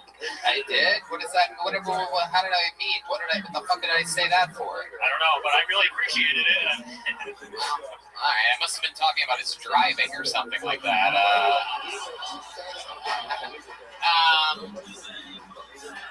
Wow, that's another time I come up here all day.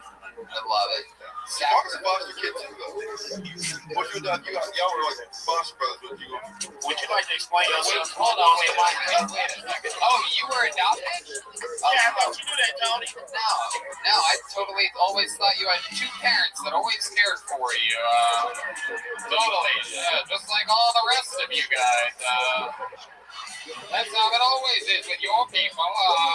Not Tony, I'm a crack baby. Wait, tell me how many foster girls. 17. Yeah.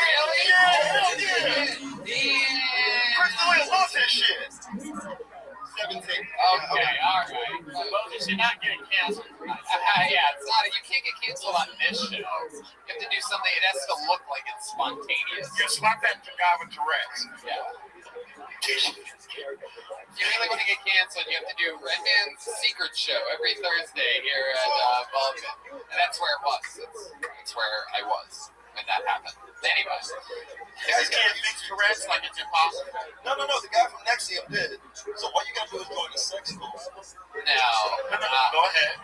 Jamar, do you actually think there's something he can do to get rid of this and he's just not choosing to do it? Absolutely. Does it start when you're a baby? Like, was your first word cunt? Or, like, how does that work? Yeah, little baby.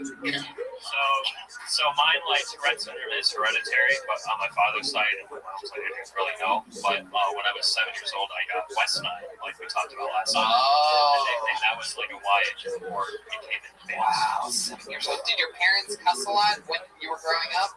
Did they swear a lot? My mom did. Right. Dad, I don't know yet. Wait, who was your dad? The White Christmas from Dumb and Dumber? You see, have you seen Waterboy? Yes. Okay, so I don't know my dad, but I'm expecting, like, when I get to that level, it's talking on Indy. Alright. Well, Zachariah, I like your style, man. Here's a joke book. Have a big joke book. Zachariah Tourette's. Do you ever write it? When you're writing, do you ever accidentally, like, write fuck? You know, Michael J. Fox had right there. Alright, there you go, Zachariah Tourette's. He's got Tourette's. Meanwhile, he's the least crazy it's been on tonight's episode.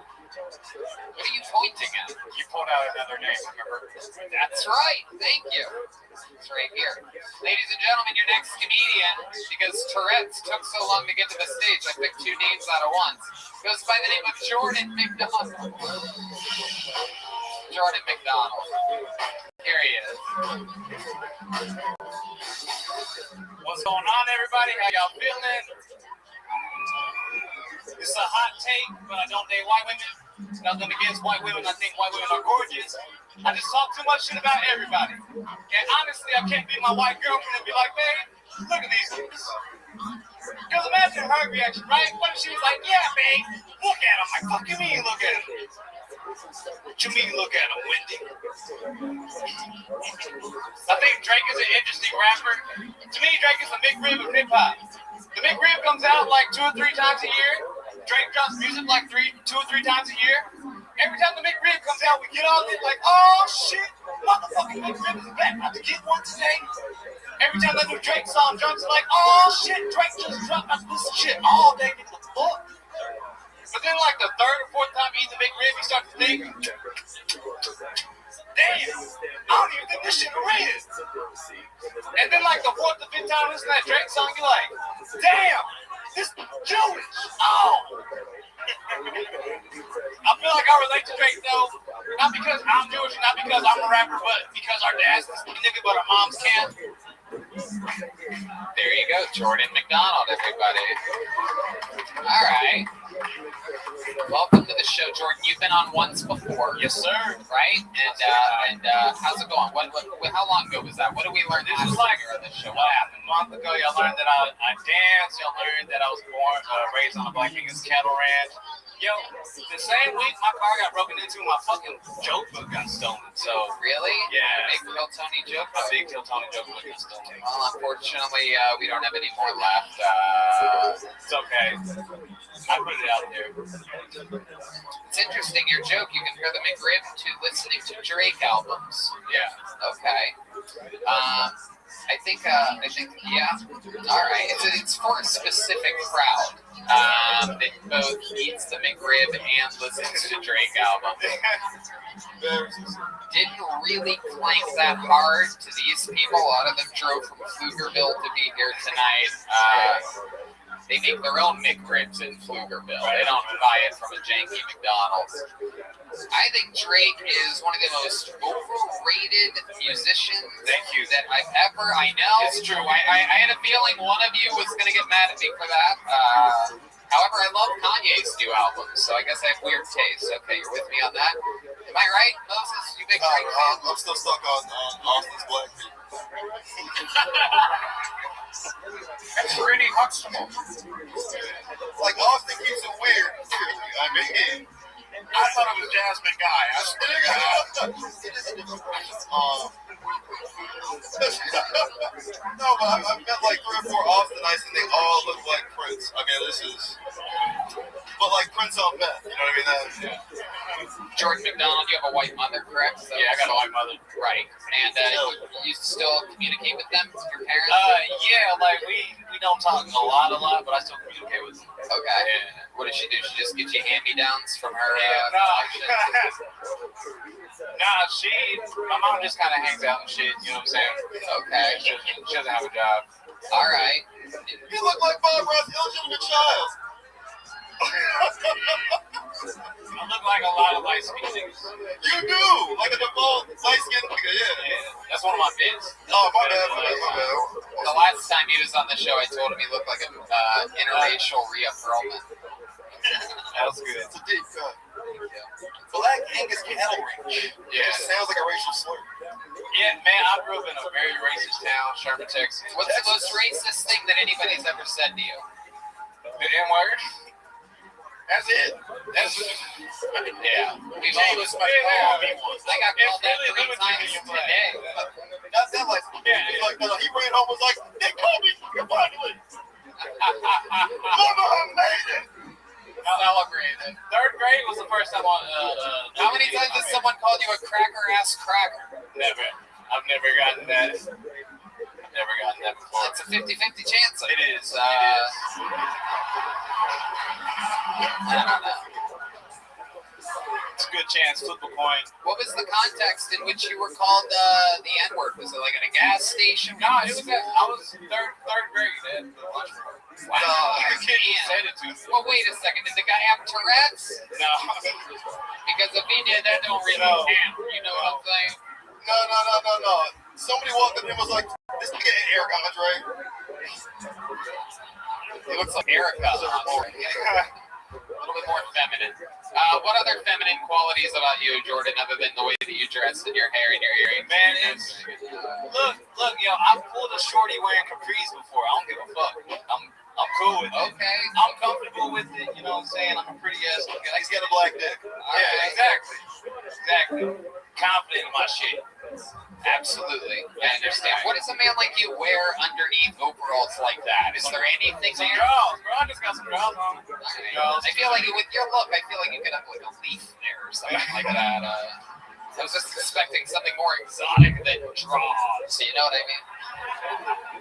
I love it. Jordan, so let's go through it real quick before I let you go. What would you say is the blackest thing about you? And then a follow-up question, what is the whitest thing about you? Go right ahead. All right, the blackest thing about me is I can dance better than all the white people in here. Is that mad rhythm better than all the white people in here? Is there a white professional dancer? Is there someone that knows? Is there one white person here that knows dance battle right now? I was kidding. You look like you're It's him. Anybody? Does anybody know how to dance? Is there someone that knows how to dance? Come on up here. Come on, boy, man. Get up here, boy, man. Do it. Does he know how to dance, or your boy's just throwing you under the bus? Oh, shit.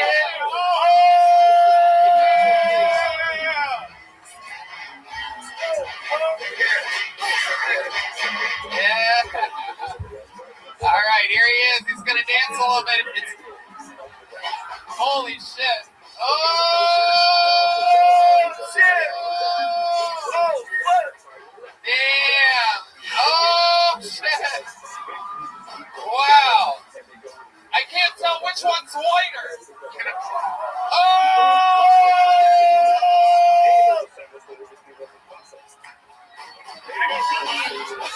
Go on. No. All right. Can somebody handcuff Jesse Bird to a radiator or something like that? There's no reason. It's just the balls on this fucking lady. I'm about to sue her. Bro, she just bodied them though. Jesse, go find a seat and fucking sit in it, you crazy bitch. Jesus Christ. Oh, it's cool, guys. I got pulled out of a bucket earlier. I got this. Because you can trust my comedy instincts. I started tonight. Crazy fucking witch.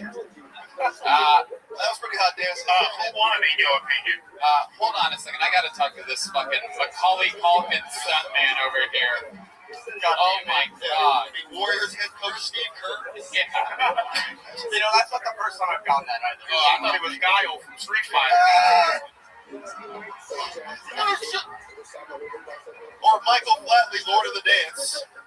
All right. Hold on a second over here. Hold on. So what's your name? What's your name? Jared. Jared. All right, Jared. What do you do? What do you? The fuck are you? 21-year-old kid from Chandler, Arizona. Wow. What are you doing here in Texas? I got a job. What are you doing for work? Tech sales. What a dork. How do you know these guys? How do you know these frat boys that you're with here tonight? Well, I work with them, and you described it perfectly. So, yeah. Oh no, don't shake your head. How did they know that you can dance like that? You guys hang out a lot? Well, I don't dance, first of all, and two, yes, we do hang out a lot. Wow. You know what happened is the EDM guy earlier set the bar so low for dancing that I saw you guys dance, and I'm like, wow, these guys can really dance. We're on the same swim team. We date with the same girls who know us. My goodness. What are your parents like? You close to your parents? You look like the only person on this stage all night that's had both your parents in your life. Yes, they both got a gang of parents. Yeah. But Moses is from San Diego. That doesn't sound. Go ahead.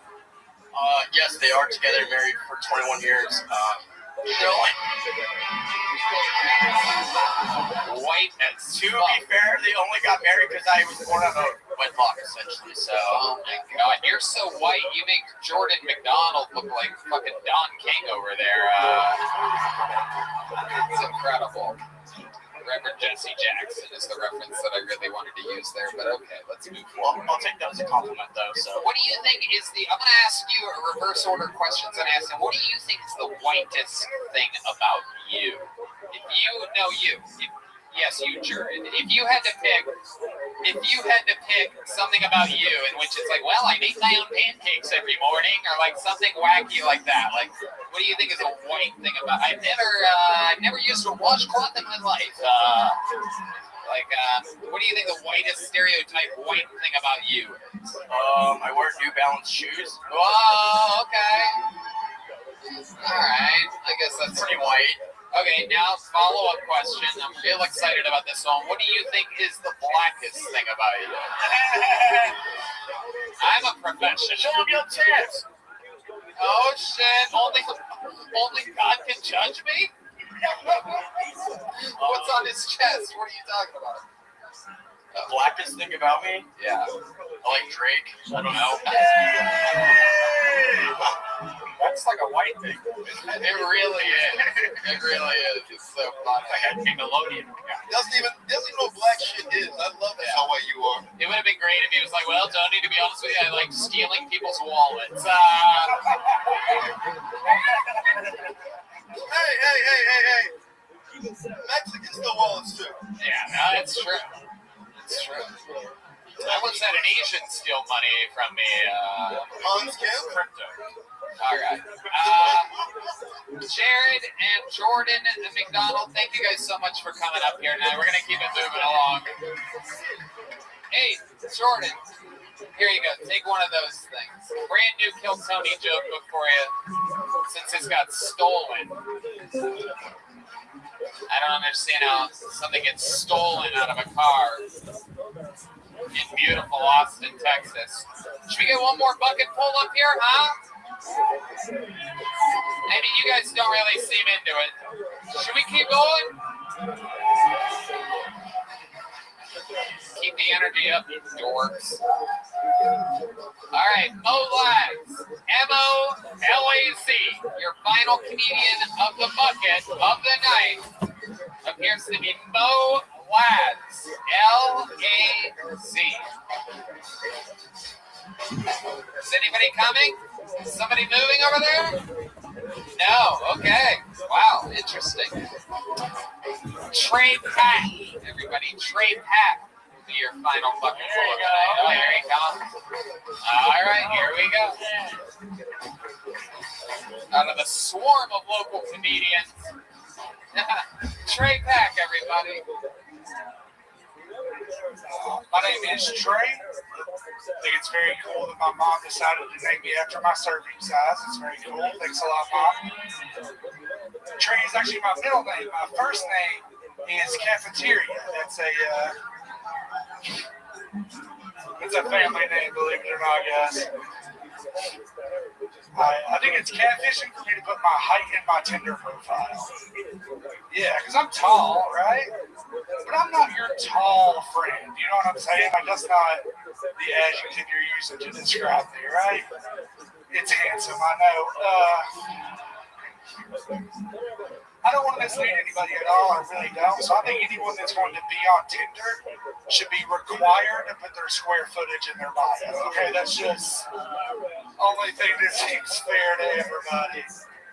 The fucked up thing is if I do want to catfish you, it's going to be much easier than that. Okay, this is America. I'm just going to give you my weight in kilograms and my dick size in centimeters. Yeah. Like, I bet your pussy that you can't do conversions at midnight. You know what I'm saying? All right, that's it for me, guys. There you go. Trey Pack. I liked you when you went up earlier in the night. I'm glad that you're here again. Very exciting.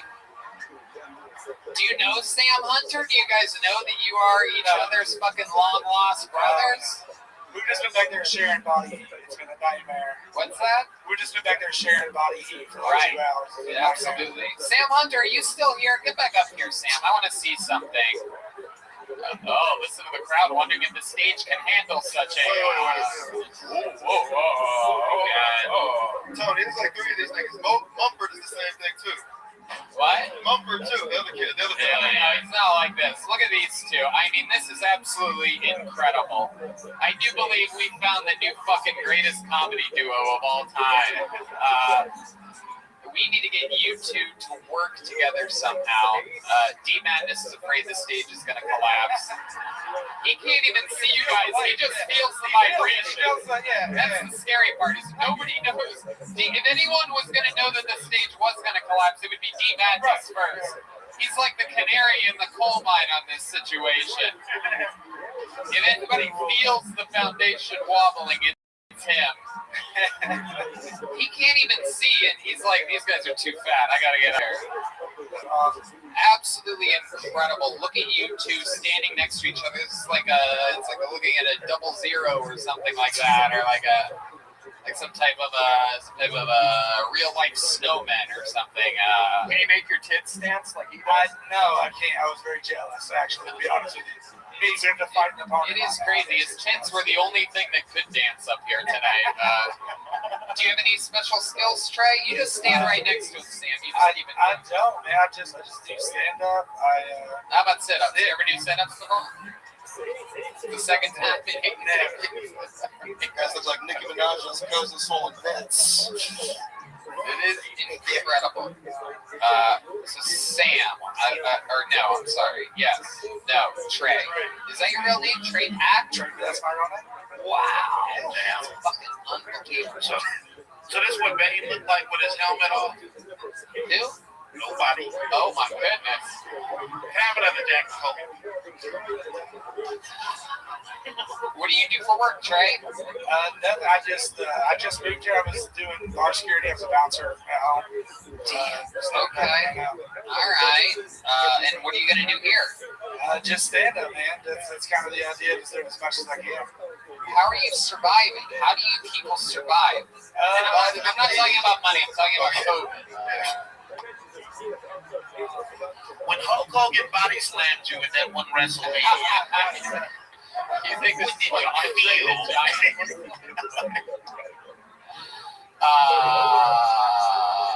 how do you survive? I just put some money away. I moved here from Knoxville, Tennessee, just to do this. Wow. How long ago did you move here? 3 months ago. 3 months ago. What do you love about Austin so far? There's just food everywhere. Like you can walk just down the street and there's food. Come on. Yeah. I mean, you guys are here. It's the stand-up capital of the world. It's the greatest city. Yeah. It really is. It really is. Wow. Trey, what's your love life like? It's a nightmare. What do you mean? It's terrible. Like, I have to stretch to have sex with myself, okay? Like, it's not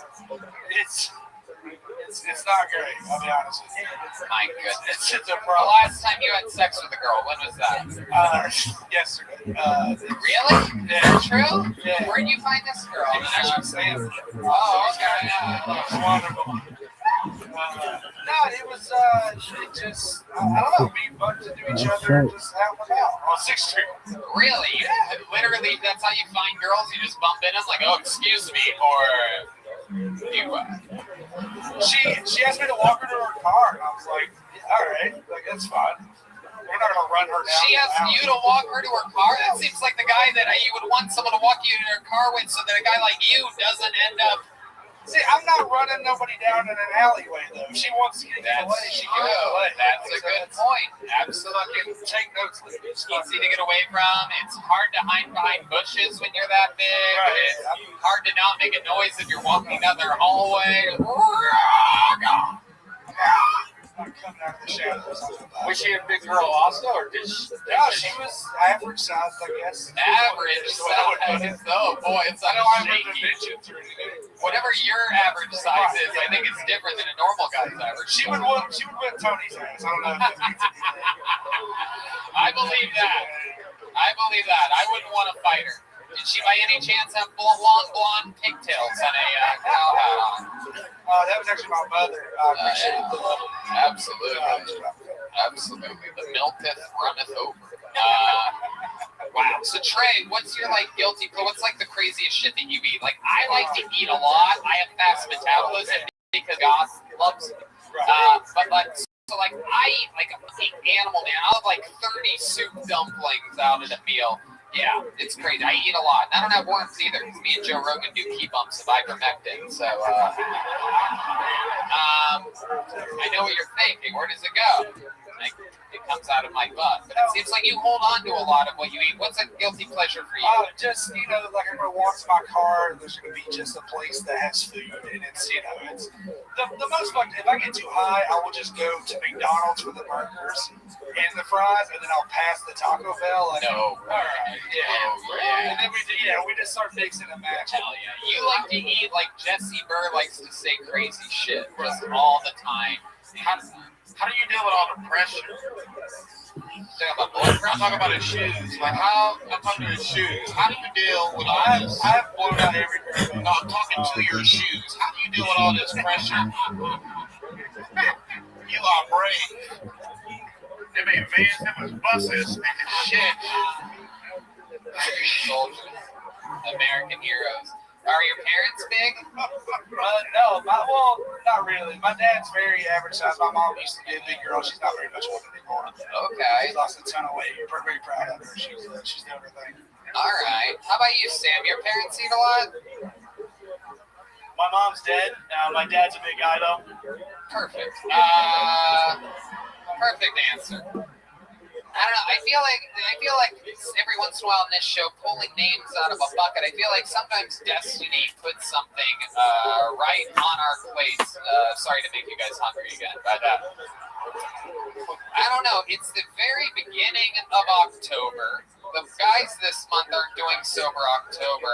We once did a weight gain challenge on this show. Would you guys be interested in doing a weight loss challenge? And you guys come back for the first show in November and check in, and we see. And then Yeah, but don't we have to weigh them first? I don't know. What do you think? Wait. Let's do. In the winter, we'll get whatever your combined weights right now are. We'll raise money for it. What's your weight? What's your weight? Are you serious? 450? All right, maybe like half of what you guys weigh. Jesus Christ! I thought we were gonna give them like $500. Jesus, 1,000 bones for you. How about you? Where are you at over there? Like 330. Really? Hold on, stand next to each other. One of you's lying about something over here. It's easy to catfish when you have barbecue sauce on your fingers. You know what I mean? You can't catfish Uncle Tony, you know what I'm saying? I'll call you out. We have a scale here. Let's get a fucking scale up here right now. Yeah, there's no Vulcan scale. Yeah, the scale at this EDM club. Look at any drug dealers and look at those calves. Yeah, we can only measure them in grams. Yeah. 4 million grams. Maybe come back next week and we'll weigh them, the official weight. Yeah. I mean, maybe that's the move. You come back. Here every week. All right. We're gonna have to get 2 scales, 1 for each foot. We are now gonna add together the feet. If they have their feet next week, who knows? This could be gone at any given point. Yeah, you can't cheat. You want to call my auntie and tell her sorry about her diabetes? Why would you get it? And you get it? We both deserve it, but she got it. I'm saying. Wow. My goodness. All right. Well, so much fun, Train Pack. We'll see you. You'll weigh in next week. I don't know if we got sets, but we'll figure out a good grand prize for these guys, right? Yeah. There you go. Train Pack and Jordan McDonald. We're gonna see them next week. They're gonna weigh in. Oh, this guy wants to join the competition. Look at this guy. Hell yeah. According to one of them, you only weigh 200 pounds. 150. Maybe we could get him a bunch of free cheat edibles. You guys ready to turn this party up a fucking notch right now, huh? We have one final regular here to perform tonight. This guy is the longest serving regular in the history of Kill Tony. He's broken every record. He is a monster. He's been opening up all week on for sure shows with me and Joe Rogan. He's an absolute killer. We love him. One of the best comedians in the fucking city with a brand new minute for you. This is the great William Montgomery, everybody. It's him, the big red machine, the vanilla gorilla, the Knoxville strangler. This is William Montgomery. I want part of the weight loss challenge. I got way too high up there earlier, so let's see how this goes. In case anybody was wondering, my grandfather emailed me last night and said they have excellent Wi-Fi in heaven. Blaming Facebook for getting Trump elected is like blaming heavy metal for school shootings, meaning I agree 100%. This is a pretty good one. You know, I always thought Barbie was from Arkansas. Why? Because she married Ken. Like kinfolk. The Austin Police Department will no longer respond to what they consider petty crimes such as vandalism, car wrecks, and burglary. That's good news for David Lucas as he can continue to steal jokes with impunity.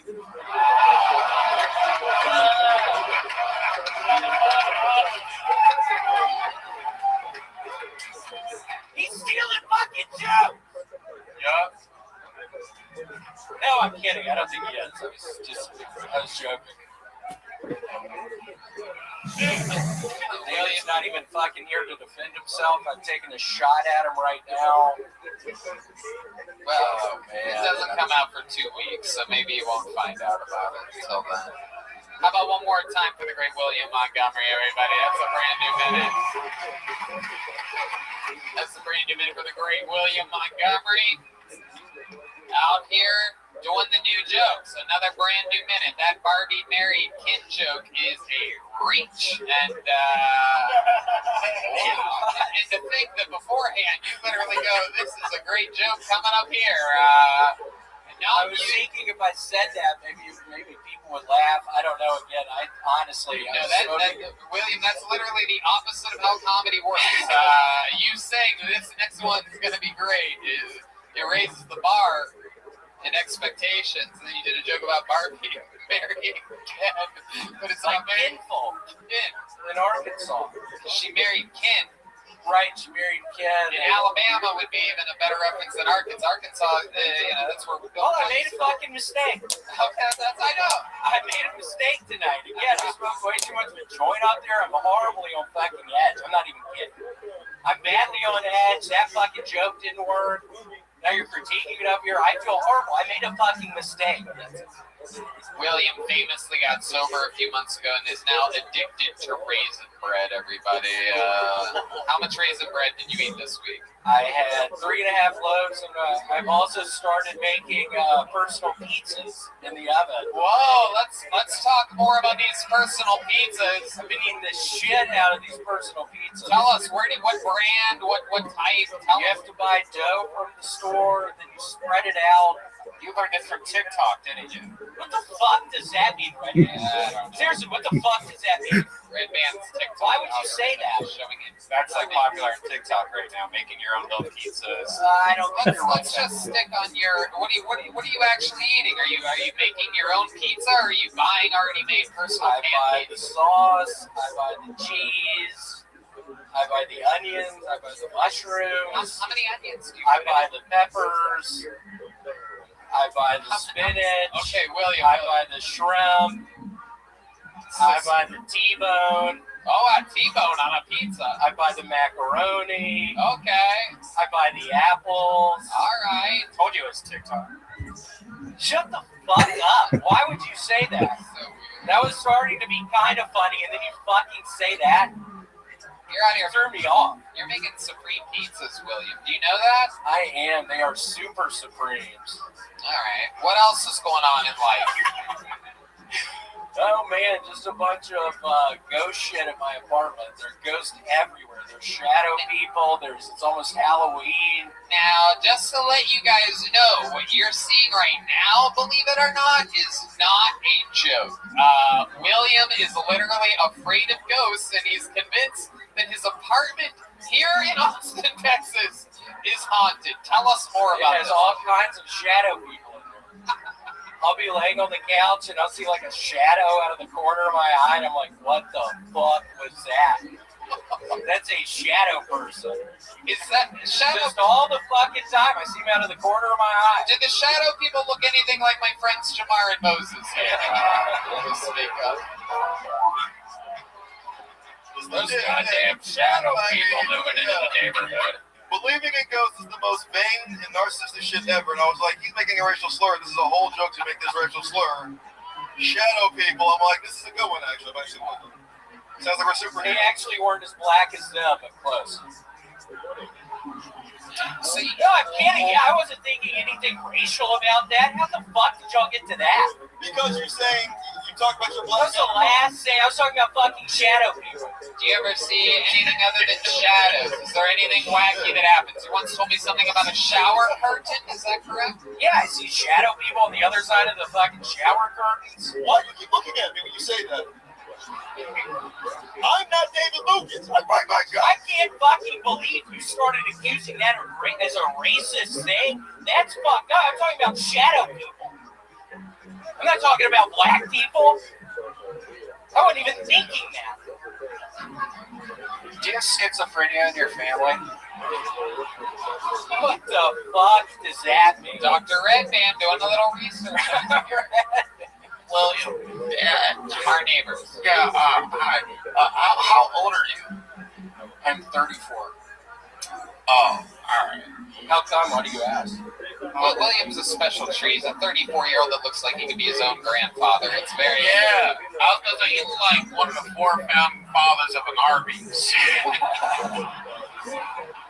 Is all of this because of the shadow people thing? I thought we were really talking about shadow people.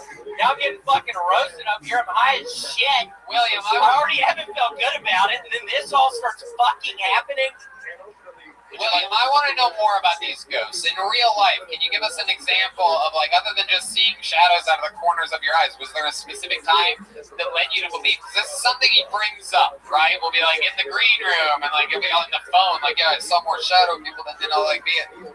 Tell us more about this. These people deserve to know. You're the one that let the cat out of the bag. Anytime anybody brings up something that I leave off the show, like you being afraid of ghosts, I get excited, and you brought it up, so now I want the people to find out. Just an example of something like a shadow person. I was in the fucking mall the other day in a Foot Locker, and somebody took a pair of shoes. Wait, what? I thought then I was going to talk about a shadow person inferring that it was a black person. I thought that's where that was going. Stop looking at me when you say that. I thought that's what was going on. William, I want to know more about ghosts. Like, you said something once happened in the shower. Was that right? Yeah, I was in the shower and I saw literally a shadow out of the corner of my eye. And then what do you do in that situation? Do you get out of the shower? Do you just keep staring at the empty doorway? Like, what goes on? No, I mean, I'll shut my eyes. I will shut my eyes. So then that's black. Wait, what do you mean that's black? And that's the same color as a shadow. Ghosts like white. Well, all I see is shadow people. I don't know what. That's all. You don't see color when it comes to ghosts. How defined? That's not what I said. How defined are these shadows? Like, is it just like the shape of a human, or is it just like, does it look like an upside down trash bag? Does it look like the shadow of your girlfriend walking by? What the fuck does that mean? Yeah. The fuck does that mean? Let's go back to the question that I asked you right before Red Van chimed in. I mean, I will be just laying on the couch and I will see a shadow out of the corner of my eye. You're not really saying anything other than a shadow out of the corner of your eye. I asked you, like, is it defined? I don't see like a person. Right. I don't see like a person. It's literally like sounds racist. What'd you say? To find these shadow people was like 6'1". He's got a hat with like sunshine on it, you know? William, a week. At the corner of my eye, you're looking like this side animation. Civil War reenactment. Why did we even start talking about shadow people? I meant nothing by it. Oh no. Yeah, this could be big trouble if you ever get cast on SNL or something one day. They're gonna look back at this and be like, "What is that he's doing?" Someone's gonna be like, "It's comedy." Yeah. Okay, William, really fun. You know what? When you earlier, when you're like, I think I got too high upstairs, I was like, oh, that's funny. It's like being silly. I literally got way too fucking high up. Yeah. I think maybe you kind of sorted it tonight. I agree with you. Yeah, it turns you into a rapist. I mean, racist. I'm the rapist. I mean, we've established that already. William, what do you think you look more like, a rapist or a racist? Because you do. You look like both. Again, it's very interesting. I don't know. It's between a C and a P. We're so close. He's a racist rapist? Yeah. He's like, I only rape probably a racist, I would guess. What? Probably a racist. All right. I wonder what. I don't know. What would you say? I wonder what the ladies think. How about you? You think he looks more like a racist or a rapist? Okay, this lady says rapist. Cool. I'll take that. which type of person would you let fuck? The rapist in him or the racist in him? Bro. Jamar, that's really, that's really just for your entertainment. Hey, I'm trying to get canceled, nigga. What the fuck? I'm sorry. All right, William. Anything else that we should know about? Anything else crazy going on in the world? I want to let everyone know Amy O actually died this past week. Oh, wow. She is no longer with us. She was a wonderful woman. I'm so glad our paths crossed. Wow. She's right over there, actually. She's sitting right there. Oh, what? For those of you that don't know, Miss Amy O was pulled out of the bucket a few weeks ago, and until tonight was considered the craziest woman in the history of the show. It is, this is such a fucking mentally unstable episode of Kill Tony. I'm almost tempted to bring Miss Amy O up here to do a minute of crazy to end it. Should we do it? All right. You stay on stage up here, William. Ladies and gentlemen, this is a new minute from Miss Amy O, everybody, and then we're done. I'm saying Casey. Okay, take play. Oh, fuck yeah. And the clock has started, Miss Amy O. Y'all needed to learn something again, didn't y'all? I'm going to teach you. I'm going to teach you something here. I'm going to teach you something. When I was in prison, one day they called me up front and they said, hey, get on that bus, and we found out you're going to be a good teacher. You got hemorrhoids. You got hemorrhoids at Giant Chili Hospital. They have a class. They need to learn how to remove hemorrhoids. So I got on the bus. I brought my hemorrhoids with me. I got down there. You know where hemorrhoids are, don't you? Yeah.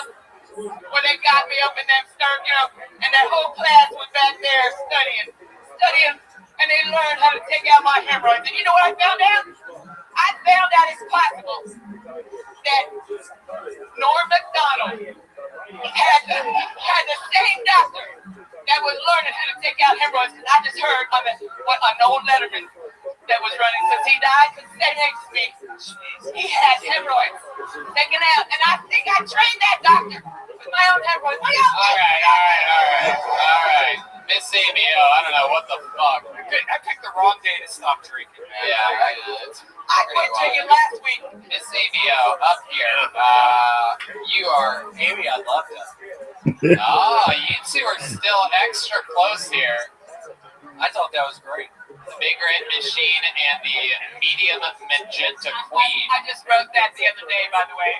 Yeah, we know, Miss Amy O, it sucked. It did not. They laughed. Not really, but Miss Well, if they laughed at me, they still laughed. Miss Amy O, this has been such a crazy episode of Kill Tony. Did you see that lady earlier that was up here with the pigtails and the cap? Actually, I saw her cross the street, and I knew the way she was dressed that she was heading this way. I did. I was not surprised. What do you think people think when they see you crossing the street to come here? When I with William, they don't mind at all. Oh, I just want to let everybody know I thought that was great. I thought it was a wonderful minute. You two look like you're gonna shoot a porno called Breaking Bed. Because you're fat and she looks messed up. That's why that one works for me. So you got hemorrhoids? They never came back, and I never went back to prison either. What? Me too. Smoked crack again. Said, hey. Wait, did you just say you smoked crack again? No, not since prison. No. Okay. All right. But you do other drugs, am I correct? Well, I quit drinking after episode 524 when I fucked up my jokes all over the floor. Wait, you sobered up because of something that happened on Kill Tony? Yes. Wow. Look at that. Changing people's lives. My husband did not know I had been drinking. He just... Wait. Your husband did not know what? That I had been drinking. Because I kind of picked it up with comedy again. Oh, I was sober for over 17 years. Oh, wow. Oh, okay. So Kill Tony also made you break 17 years of No. Not before. It's wild. We can help you. We can hurt you. We can push you and pull you back in again. That's, well, you can say, Amy fucking doesn't need any help. We are doing good. She doesn't need any help. What do you guys do? You guys sleep together? We're going to the zoo a bunch. Oh, wow. He really is in love with my puppet, if you want to know the truth. Did you bring your puppet with you? One of the worst puppeteers of all time, everybody. The only puppeteer I've ever seen whose lips move more when the puppet talks. Really, I mean, it's just unbelievably tough. Oh my God, there's a gun in there. here.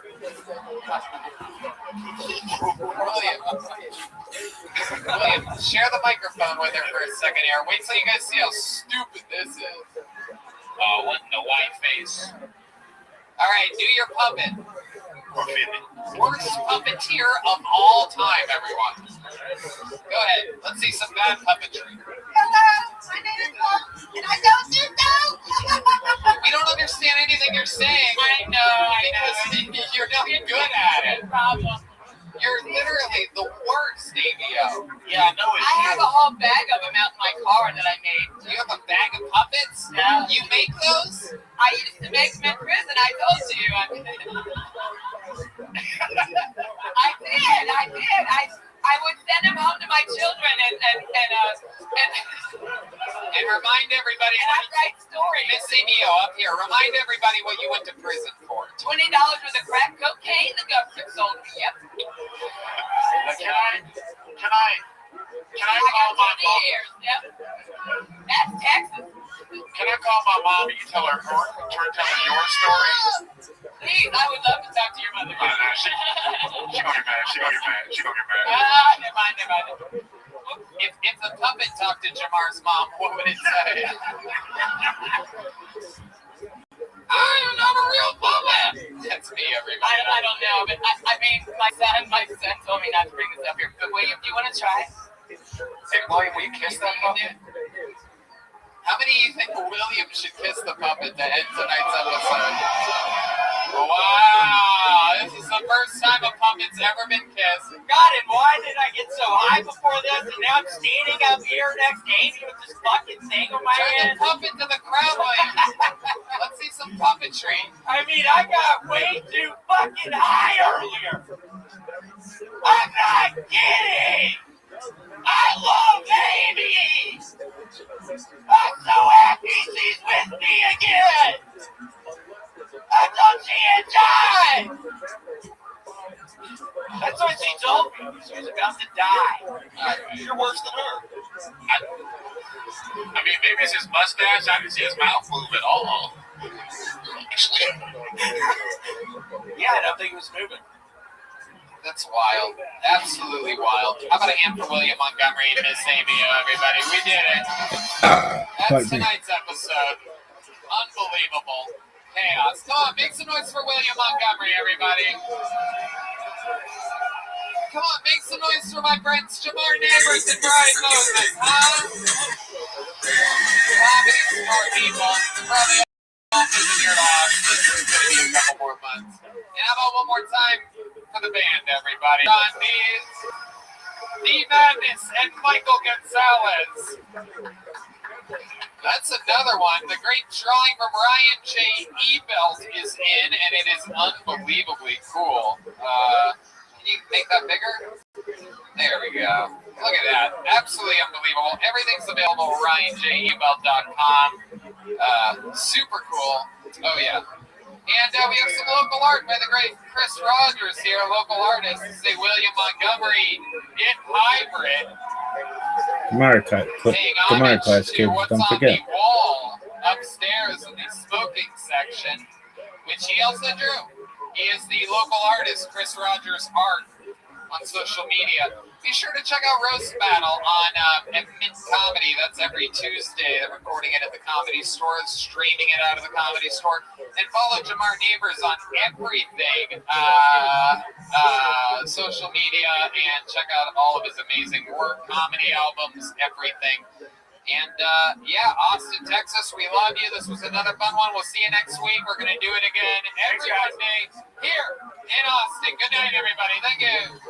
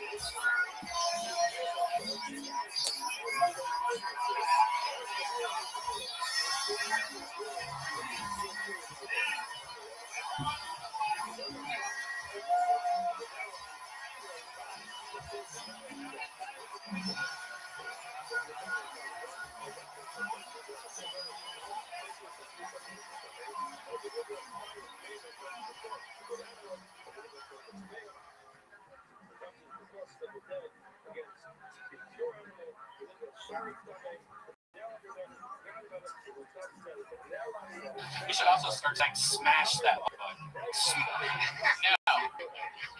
No. No.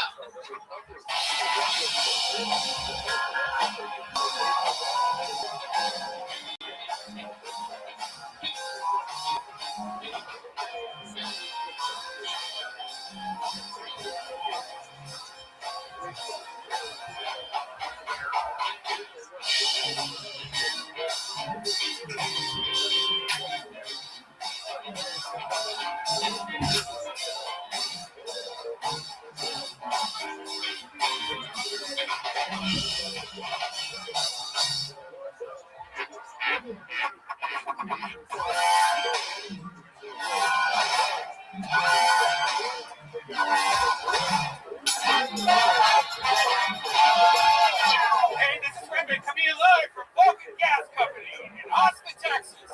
For a brand new episode of Kill Tony, get up for Tony! It's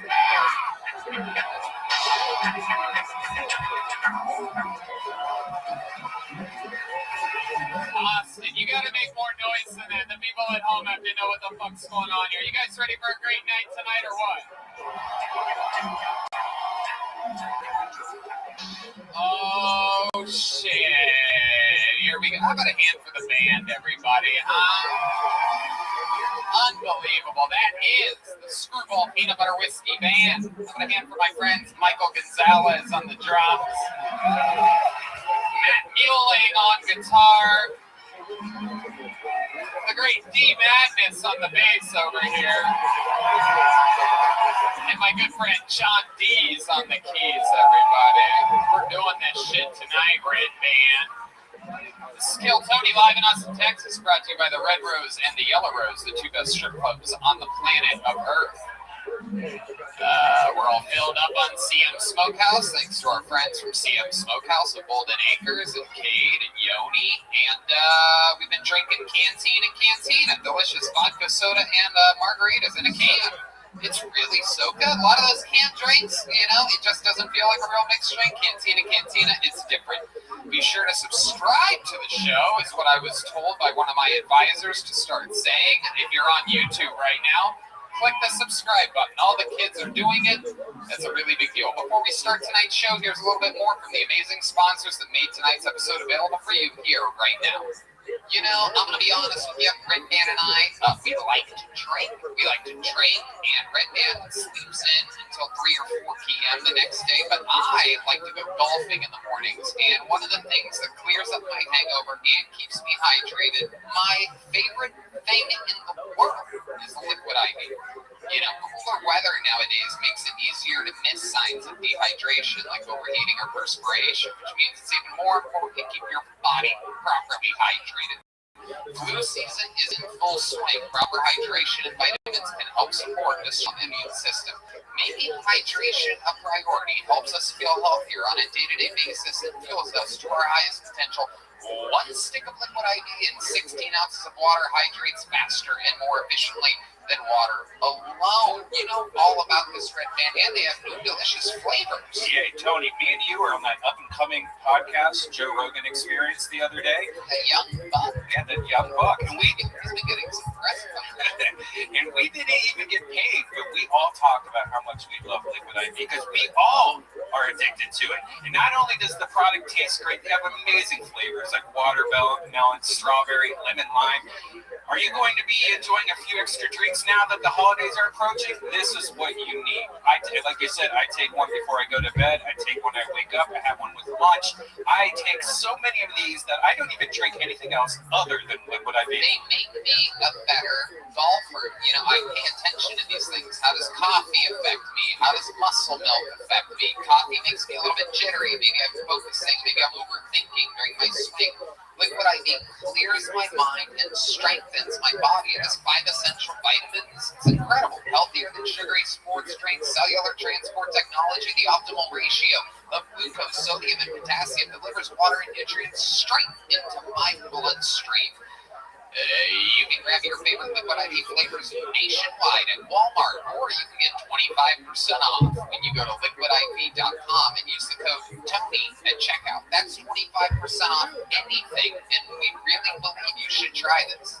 25% off anything you order. You get better hydration today using promo code Tony at liquidiv.com. You know, I'm going to be honest with you, Red Man. I got the new Manscaped Lawnmower 3.0. Manscaped supports the show, and they are the best in men's below-the-belt grooming. They offer precision-engineered tools for all your family jewels. They obsess over their technology developments to provide you the best tools for your grooming experience. And I'm telling you, Red Man, I'm dead serious. I use it on my face. I'll go back and forth to my balls, to my face, and my asshole, and then I'll shave my mustache with it, and I sort of smell my asshole on my mustache like it's a whole thing. But the thing works. I trust it. I'll go ass to mouth with my Lawnmower 3.0. Red Man, you do this too. Yeah, I have this new shower that has one of those benches, so I can put one leg up there and really get in there with her amazing lawnmower. No, it's if I don't do it. And it has, you know, the Lawnmower 3.0 has one of those LED lights which illuminates the grooming areas for a closer, more precise trimming. They also just upgraded the motor. It's now 7,000 RPMs with quiet stroke technology. And let's not forget about the charging stand. Show off your mower loud and proud because the intelligently designed stand is convenient charging dock which is powered by USB. Hey, look, if you're listening to us speak right now, I want you to experience it firsthand for yourself. Trim that junk of yours. Get 20% off and free shipping with the code KILLTONY at manscaped.com. Your balls will thank you, and so will we. Get 20% off and free shipping with the code KILLTONY at manscaped.com. That's 20% off with free shipping at manscaped.com and use the code KILLTONY. You guys ready to start tonight's show or what? All right. Every single week we give you one of the best comedians, or sometimes two of the best comedians. Sometimes you never know what's going to happen here. One of the cool things about this show is that this guest seat, while often filled with extremely famous, powerful comedians, another thing that we like to do here, just as we introduce you to comedians, as we pull them out of the bucket, one of the things we do with this guest spot is expose you to some of the brightest comedic talent in the world before other shows do. I like to think we were the first to tell you that Tim Dillon's going to be one of the biggest comedians in the world. I think we had Shane Gillis on way before a lot of the big shows did. This is one of those episodes that you're going to say, I was there when that guy wasn't even that famous yet. He was the guest on Kill Tony.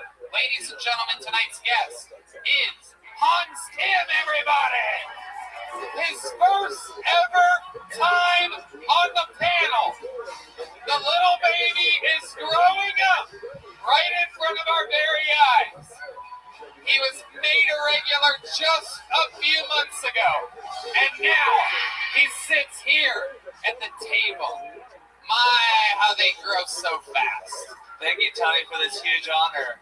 I will not dishonor my Kill Tony family. Thank you very much, Hans. We're very excited to have you. You famously have taken the show over by storm, writing and performing a brand new minute every single week. You've made out with over 23 strippers on the show. You've made out with 14 normal girls. Don't laugh, gentlemen. Your girlfriend could be next. This guy is an absolute machine. Has more antibodies than anybody in Austin. We've tested. We're very excited to have you here, Hans. I'm excited to be here, and if a comedian bombs, you have to kiss me. Yeah, we're gonna have some fucking fun tonight. You guys ready to start this show? Austin, I'm gonna say it again. You have to do better than that. Are you guys ready to start this fucking show or what? We are the #1 live podcast in the world. It's all about stand-up comedy, people. A bunch of people signed up for the chance to perform 60 seconds on this stage. You know their 60 seconds is up when you hear the sound of a kitten. That means wrap it up then, or else you're going to bring out the angry West Hollywood bear. Ryan J. Ebelt is in Los Angeles drawing tonight's episode. He draws every single episode. He draws every single tour poster. That's all available at RyanJEbelt.com, including Kill Tony, the bingo cards, where you can play bingo while watching the show and follow along, see if you get bingo. So a bunch of people signed up. You guys ready to meet a stranger? Your first comedian performing in uninterrupted 60 seconds tonight. We shall start with chaos. Ladies and gentlemen, in a bucket that I cannot control, the first name I pull is Miss Amy O. Wow. It says Supergirl, Miss Amy O / Supergirl. Wow. This show is crazy.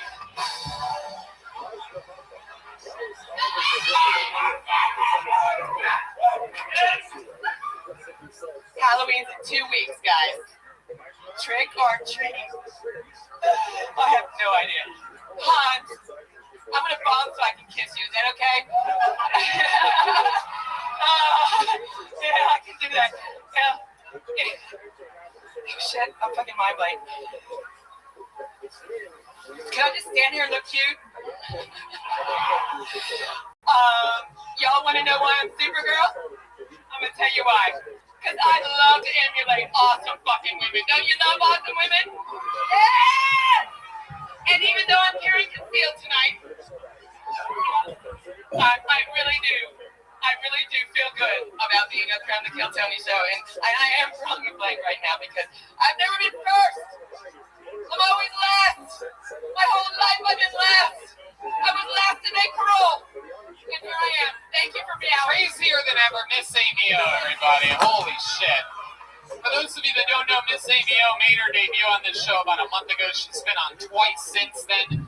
Very lucky with this bucket. I don't know what kind of voodoo she's doing. I'm still pregnant with William's baby, so I have to be careful. Miss Amy O, you are crazier than shit. I'm glad you're back on the show. When I saw you, I thought, it's a crackhead. It's a meth head. Oh, it's Supergirl. You do look like you got changed in a phone booth tonight, though, so very authentic Supergirl outfit.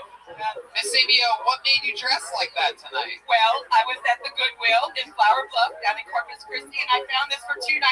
Wow. You can't and I love DC characters, and I had to call my brother-in-law to find out which freaking universe I'm from, so I didn't because I don't really watch them. I thought I was terrible, but shut the fuck up, Miss Amy O. I will do. I'll tell you, I gotta be honest, Miss Amy O, I gotta be honest with you. With that wig, if someone had 15 shots of tequila, you're actually pretty fuckable. Drink Canteen and Cantina. It's canned margaritas and vodka sodas. What do you think, Hans? Am I fuckable? Hans, I have a rule. Miss Amy O. Miss Amy O. Miss Amy O. Miss Amy O. Hello. How are you? You're on a live show. How's it going? I'm going to ask Hans Kim what he thought about your performance, so you shut the fuck up while that happens. I wish Miss Amy O spent as much time on her jokes as her outfit. Whoa. Hans Kim. Wasting no time. A lot of people are saying Hans is already in the running for guest of the year. Miss Amy O, anything crazy happen in your normal life this week? Yes, lots of crazy things are happening. Really, they are.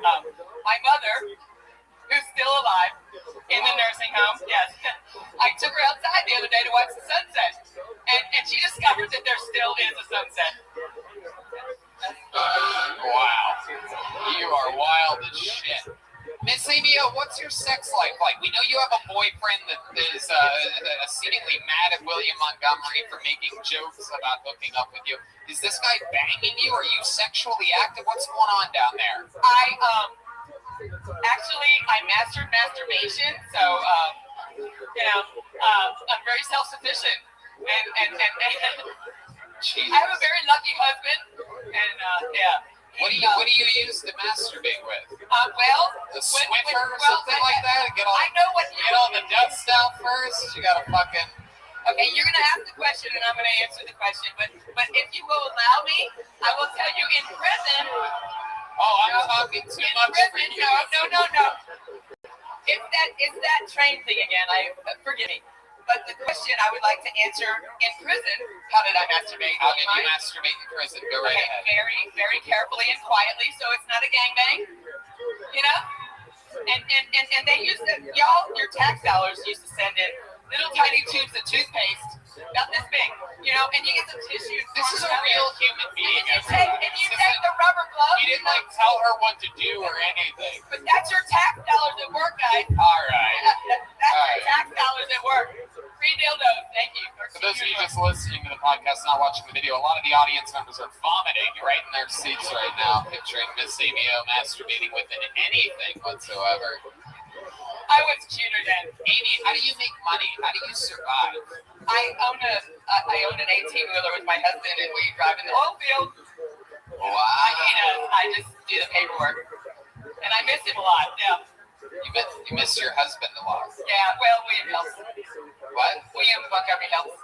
Dark hours. Gotcha. All right, Miss Amy. Get a little bit more insane every time I see you. I like your style. It seems as though you're having a lot of fun with the show, and I'm glad that very clearly this show equal opportunity. Anybody can get pulled out of that bucket, and you are proof of that. How about one more time for Miss Amy O, everybody? That's a new minute for Miss Amy O. We're gonna keep this show moving along. Oh shit. Hans, you want to give her a little kiss? Yes. You guys think Hans should give her a kiss?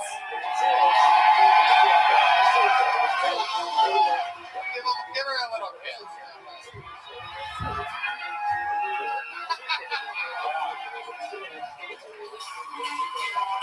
Wow. All right, Hans, get back here. Hopefully you guys sold your stock on Hans right before that. I think her kryptonite is punchlines. I've heard of a cold sore, but you might get an old sore. That's the original strand of herpes right there he just got. The OG, none of these variants. Miss Amy, you got herpes during Woodstock 1. Your next comedian goes by the name of Dale Turk, everybody. Here we go. A brand new minute from Dale Turk.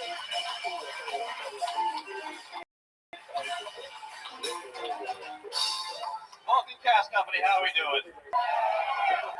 Halloween's coming up and I have a confession to make. My wife's a witch. And I said witch, not bitch. She is, but that's a different joke. And it usually doesn't bother me, but there was one morning I woke up early, as I do, because I work. She doesn't, because bitch. And I was going through my laundry basket to get my underwear, my socks, everything I needed, and I reached in and my hand just crumpled on this soft laundry. And I go, what the hell is that? Move to the side, there's just a plethora of rocks. So like, all right, move to the side, reach it again, my hand crumbles again, and I go, all right, something's gonna happen here for later, but I don't have time. So I move aside, and one more time, reach in, my hand crumbles again, and now I'm pissed. I run back to my bathroom, boot the door up, and go, why is there a rock lasagna where my underwear is supposed to be? My wife wakes up, what? I go, I'm not a geologist. Why are there rocks where my socks are? And she's wiping her eyes and trying to wake up. Socks and rocks? Sweetie, I don't know. I got stoned last night, and I was like, typical witch. Always getting stoned. Thanks a lot, guys. Holy shit. Dale Turk making Miss Amy O look like Richard Pryor out there. Holy shit, man. What the fuck was that? Is this your first time doing stand-up comedy? I've been doing it about 6 months. 6 months, okie dokie. Yikes, my goodness. Dale, wowie. Where have you been doing comedy for 6 months exactly? Austin, Texas. Okay, how's it been going for you? About that good. Yeah. What made you want to start stand-up? Were people telling you that you're funny? No, not at all. Okay. What made you want to do this? How old are you? I'm 31. What do you do for work? I'm a line cook at a bistro. You said 31, right? Yes. Okay, very good. Line cook at a bistro. What made you start now? Long story short, I was well, I don't think you really know how to make long stories short. I'm pretty sure you're the last person I would trust to make a long story short. Go ahead. Long story short, what? I after I got out of the army, I bought a house, and just the home life wasn't really working, so my wife and I sold the house, had a little bit of money to come down here and get a fresh start. So you were in the Army? I was. Okay. What did you do in the Army? My guess is bomb? I'm kidding. That joke's been said on the show 375 times, but it works every goddamn time. You know what I'm saying, Texas? What did you do in the Army? I was a mechanic. Wow, okay. What did you fix? Everything tank? Everything that had wheels. Tanks have tracks, so I didn't have to do that, but everything else that had wheels. Okay, awesome. And now what? Now what do you do? Like, what do you do for fun? I like to paint and draw. I play video games that are really old. Run. I mean, I'm just kind of Where do you run? Around. In circles? Fast. If I can find one. Dale Turk. Any fun facts about you, like your family or anything like that? What do your parents do? My parents are both teachers. My dad's a retired major from the military. We adopted two kids. They adopted two kids a couple years ago, so I have some adopted siblings in my life. Oh, okay, because they didn't get fulfilled when they had you as a son. They're like, we need to get some real fucking kids. We'll do anything. It's like a lottery. Dale's out here bombing everywhere, just fucking eating shit sandwiches.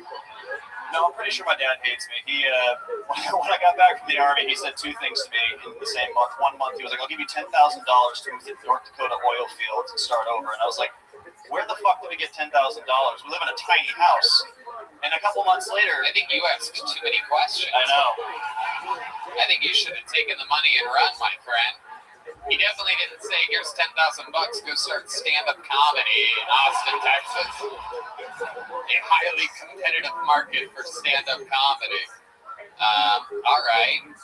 And then not too long after that, he sat me down. He's like, Mother and I have been talking. We really think it'd be good for you to get deployed. I was like, thanks a lot, Dad. Yeah, it sounds like your dad's a major asshole. It's true. It's true. What rank did you get up to in the Army? I was a specialist. Okay. All right. That's what they just get called mechanics? Honestly, for the most part, yeah. It's kind of just like it's the last rank you get before you actually get like command of anything. Did you ever have to do any combat or anything like that? Like, does the mechanic ever get a gun or anything, or is it just like, Dale, hurry up, we need you on the tire right away. We got a flat tire. Yeah, it was a lot of just regular maintenance on the vehicles. I was part of the Hennet Record team, and that's basically just a glorified tow truck. Wow. Okay, Dale. Wow. Where'd you meet your wife? I met my wife in Boston about 7 years ago. Oh, God. She's from Boston? She's from the North Shore. Oh, that's the worst. Does she have the accent? No, thank God. Her dad does. Oh, she doesn't have the accent? Wow. Look at that. What do? You beat it out of her or something like that? Wake up, yeah. It's the fucking worst. What does she do for work? She's a witch. What does she do for work? She's a witch. What is the fuck, Dale? What does that mean, Dale? She reads tarot cards professionally. She makes spell jars. She sells her trinkets and stuff. Oh my God, dude! You think this would all help you with your act a little bit? Like, I think maybe she could fucking switch your luck around or something like that. Jesus. How's her hygiene? How low is her hygiene? She's not a hippie. She keeps herself clean. Really? Does it smell like a witch's brew down there? One cup of burnt child hair. It's one of the sound effects. It's an official witch laugh.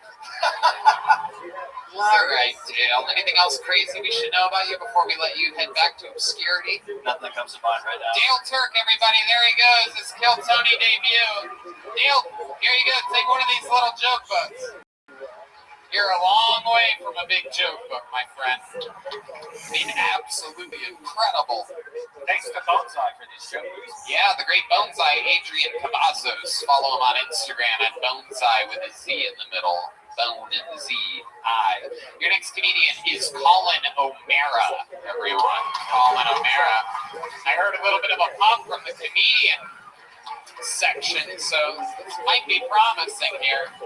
Normally, they only support really funny people. Oh, we know this guy. Here he is, his third time on the show. It's Colin O'Mara, everybody. Yeah, so my dad died 4 years ago last month. Hate to change the mood. It was September 10th, so the comedian in me is like, one more day and I get a way better joke out of this. You know what I'm talking about? I'm like, let's wait a little, And the worst part is he killed himself. Sorry to bring it up, but it's like, and he did it at like 11 o'clock on September 10th p.m. And he was 63 years old. So it's like, you waited 63 years. What's 63 more minutes? You know what I'm talking about? I'm like, fucking, oh, that's dad, depressed. You know what I mean? What are you gonna do? Just mourn, I guess. I don't think we're ever gonna get a black pope. Not because of racism or anything. It's just like black people don't fuck kids like that. You know what I'm talking about? Like, kind of like a white guy thing. You know, right there? You know what I'm talking about? Yeah. You know what I'm saying? Yeah, it's kind of like a white guy thing. Every time I say that, everyone's like, what about Michael Jackson? And I'm like, yeah, they said Mike was fucking kids after he was white. Case in point. You know what I'm talking about? And R. Kelly deserved to get canceled. I'll say it. For appropriating the white man's culture. You know what I'm talking about? Fuck kids, white man's game. There you go, Colin O'Mara. With a good joke there at the end. The old black poop joke. Yeah. That's a really good point. Really smart. Thank you. That's true. Why do you think it is that black men... you know what? I'm going to ask Hans Kim this question. Hans, why do you think it is that black men don't molest very often? Probably because they're being molested by society. Oh, there you go. Hans always has good answers to things like that. Hans, one of the wisest young men that I know. That's why I asked Hans the tough questions. An absolute genius. Colin, so your father killed himself on September 10th at 63 years old. Shot himself in the head, is that correct? Yeah, we talked about it last time. Yeah, no, I remember. We're all hoping that the last comedian follows in your father's footsteps. No, my dad was successful, so it's... Yeah, knowing the last guy, he probably meant to shoot his goddamn ear off, you know what I'm saying?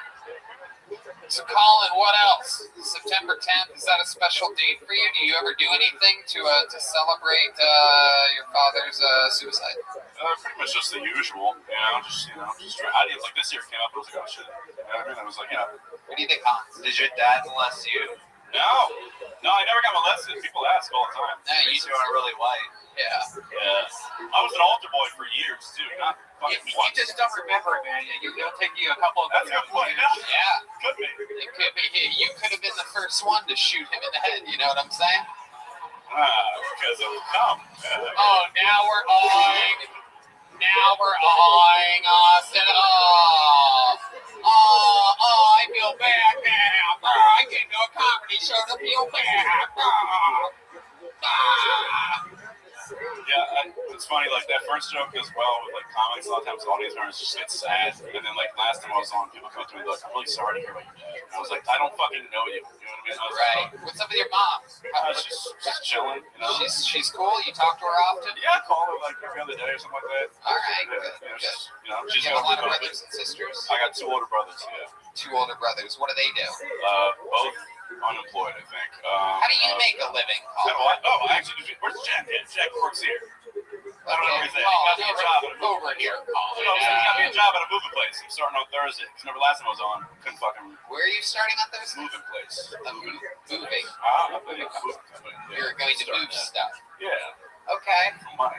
All right. And then I cut hair on the side. I used to do that back home too. But like I said before, I don't have a license, so I can't actually be a real barber. So I just cut comics and shit like that. Oh, very interesting. What's your love life like, Colin? You seem like a real douchebag. Yeah. Wondering. Girls tend to love guys like you. I'm interested to see how honest you're going to be. Thank you so much. Yeah. No, I'm single. Yeah. This can be. Yeah. How often do you get laid, Colin? Since sex life. Honestly, this won't surprise you. Not often because I get whiskey dick all the time. It's like a recurring thing. Yeah, it's happened twice since I came here. I was like, so what happened twice? Whiskey dick. I get too drunk to have sex. Oh, yeah. But we remember from past episodes, he drinks like ridiculous. Yeah, he's had like full cups of Jameson before on the show. And now like fans from the show will recognize like, you're the fucking Jameson guy. I'm like, stop. I feel like a hot girl at a bar. They come up to me and they buy me drinks now. I'm like, holy shit, this is insane. They still try to fuck me. But, you are one of the hottest girls at this bar. Like, look around. Yeah. All right, Colin, you've been on the show a bunch.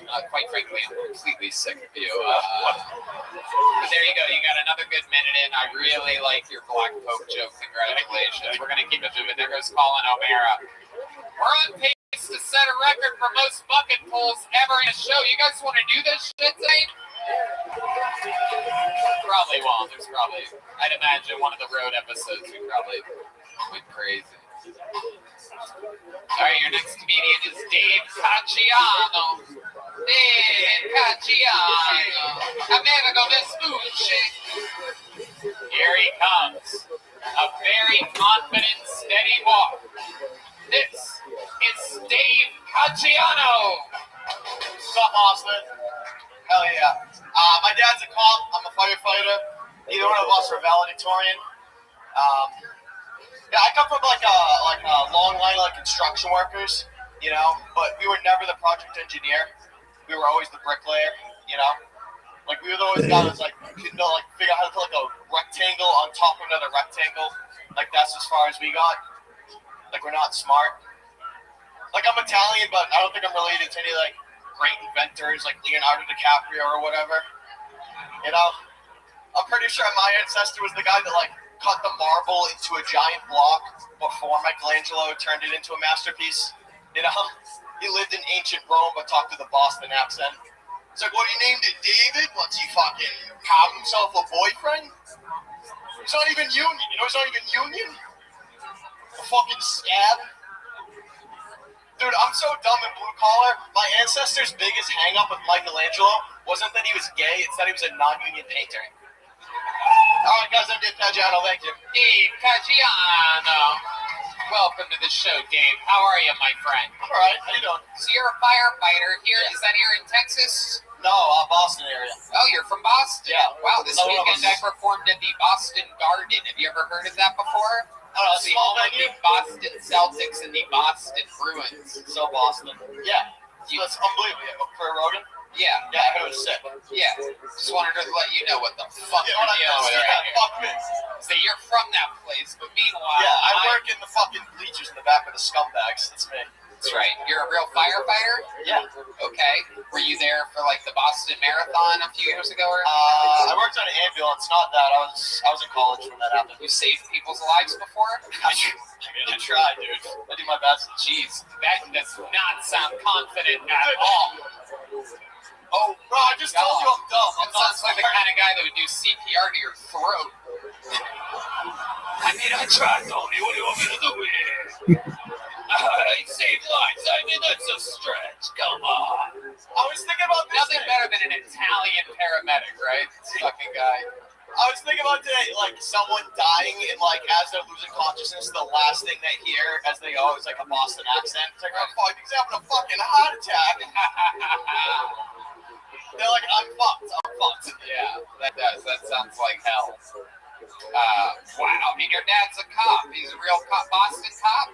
Boston area, yeah. He was a homicide detective for a while. Okay. Was he a real dad cop growing up? Did he ever put his knee on the back of your neck? Yeah, I come from a long line of PTSD. So long. Yeah. Oh, you guys have never been hit before? What's up? What about mom? What's mom up to? Mom was a flight attendant, real estate agent, community college grad. Shout out, mom. Wow. You were doing so good, and then right in the end, you basically called her a dumb bitch. Geez, she sounded pretty smart to tell everybody she's a community college graduate. That's impressive in Boston. Yeah, that's true. That's true. Even though Harvard is in Boston, I guess that's impressive. Dave, what do you like to do for fun?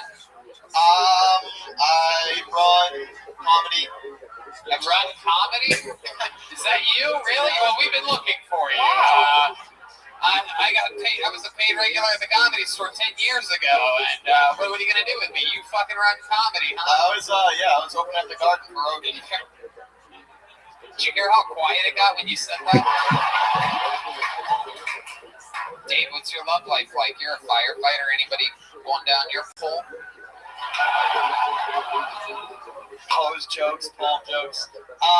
Actually, been through a breakup, so that kind of sucks. Okay, what happened there? How long were you with this broad? 3 years. It's a Boston firefighter. I mean, I have to call her a broad, right? She's a lovely lady. I said, what happened with this girl? He'd be like, who are we talking about? How long were you with her for? 3 years. 3 years. Yeah. What happened there at the end? She said that you weren't taking it seriously enough. She wanted a ring around the finger or something like that. Generally, yeah, that's pretty good. You know, a lot of firefighters, we have commitment issues. Yeah, no shit. Yeah. You guys would rather hang out with your Dalmatian than put a ring on it. That's fun. What did she do for work? She worked in like planning, financial planning, kind of. Wow. She didn't even make it through community college, did she? Dave Caggiano. Yeah. What's the most Italian thing about you? Besides my nose and eyebrows, I don't know, dude. Probably, just my entire fucking uneducated self, I guess. Have you seen any Saints of Newark yet? No, I haven't. But someone said sucks. Nobody said that. Oh, it's over. Nobody said that. They were talking about your ass. Yeah, that's what I thought.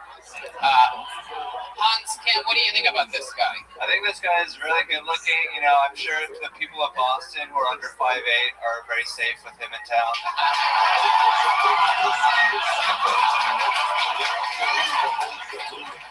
This is what the heroes look like in Boston. So you look like a premature baby I rescued from a fire, literally. So did you hear that? Did you hear that response from the audience? Again, a premature baby that got rescued from a fire? What you say? That was it? That was the roast joke that you came up with? Yeah, it's not bad. Yeah, it's very bad, Dave. Premature babies are not 5'9" and 150 pounds of pure Youngstown steel. You know what I'm saying? You fucking pussy. 150's generous. You pussy-ass non-hero firefighter. Most firefighters are heroes, not Dave here.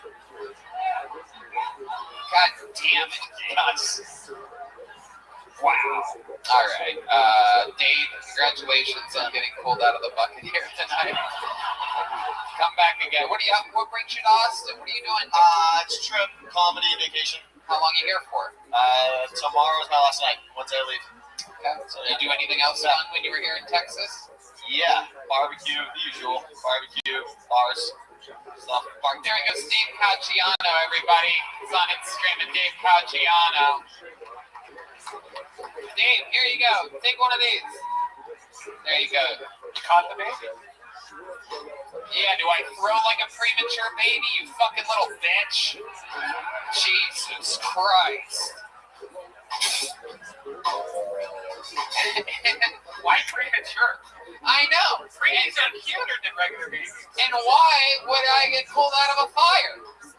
Does anybody get pulled out of a fire with a fucking white cowboy jacket on? Aaron Specht is next. Make some noise for Aaron Specht, everybody. Here we go. We only have one regular here tonight. He's going to close the show. So we're going to keep flying through this bucket. Any sign of Aaron Specht? No movement. Uh-oh. Okay. Let's pull another name out. Julian Hemmendinger. That's a comedy name if I've ever heard one before. Julian Hemmendinger, ladies and gentlemen. Here he is. Live in the flesh. Hello, Viacom Shoe Company. Sorry for looking like a lazy Hitler youth. It's a good thing that Walt Disney's creations are nothing like him, right? Because then Goofy would be walking around being a huge anti-Semite. We'd get him sitting down with his son, he'd say, Lance, I gotta tell you something. The Holocaust? It never happened. I've never even seen a Jew. Well, maybe I heard one and Leanna come up. Oh, look, the point is, Maxley, I don't care what those dang Mexicans tell you. The Holocaust never happened. Nazis, Texas Nazis. I mean, oh God, I'm falling all over the place here.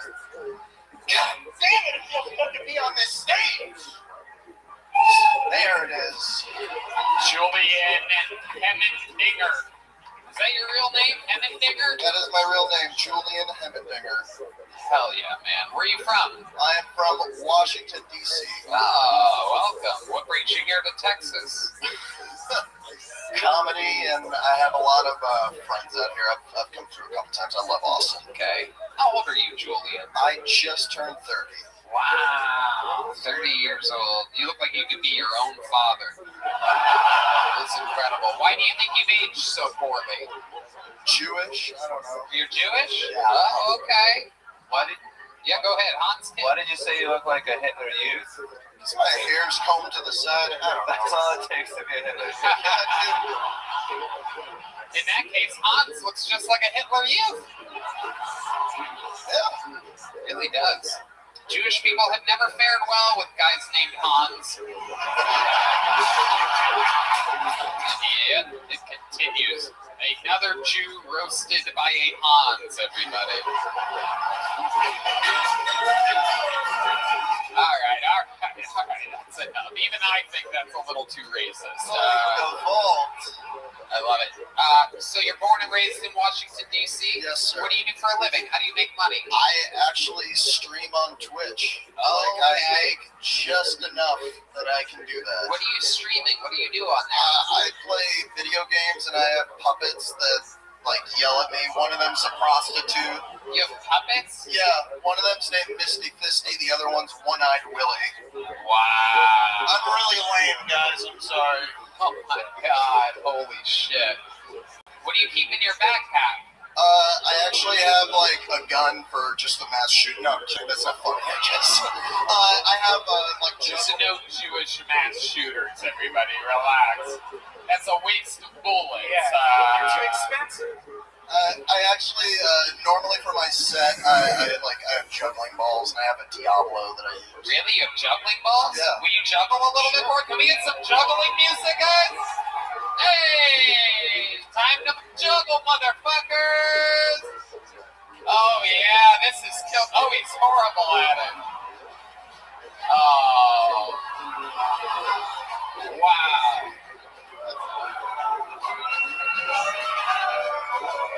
He's getting booed. Welcome to Texas. Wow. Oh my goodness. Wow, that was some of the least talent I've ever seen. Thanks. Oh my goodness. He was just playing catch with himself at one point. Imagine how. Would you like to play with my balls? What? I was asking Red Man if you wanted to play with my balls. Of course. Anyway, my goodness. Imagine if this was the Holocaust and he's like, I have a talent, Germans. Watch me juggle. I can be very good, I promise, I swear. Watch me juggle, Germans. Right to the head. They would shoot you, is what I'm implying. Oh, yes. Hemmendinger. Yes.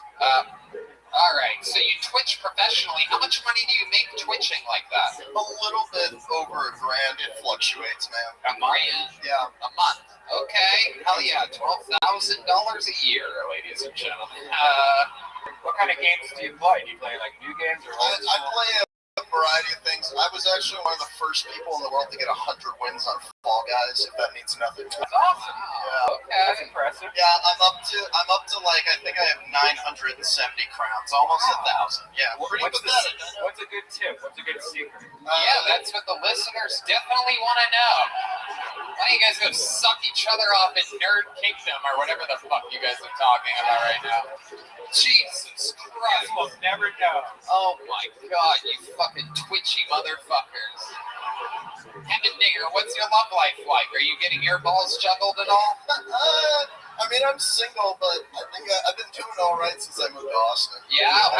Wait, you moved here? Yes. How long ago did you move here? 2 months ago. And how good are you doing? What is that to you? I've gone on a couple dates, and one of them said they wanted to go on another one, but then later on got off on rejecting me, I think. Wow. And I went on like 2 or 3 dates. I've gotten laid. These dates, you got laid? Yeah. Wow. Twice. Okay. All right. I'm counting.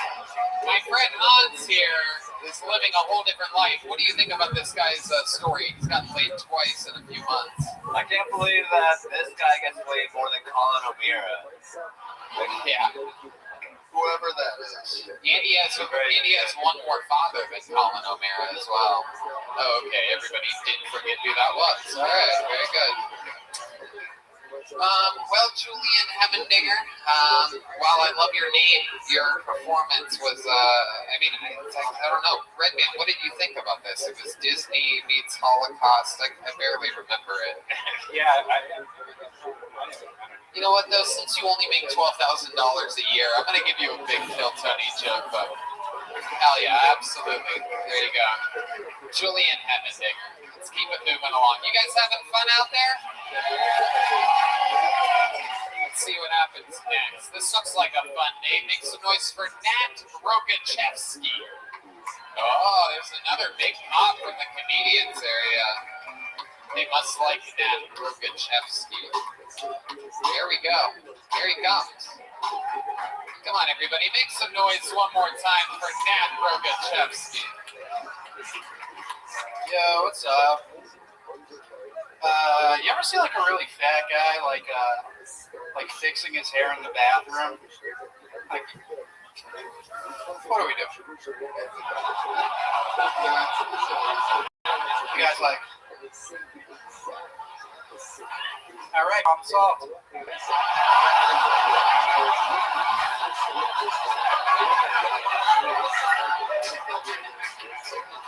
Now they won't know I'm fat as fuck.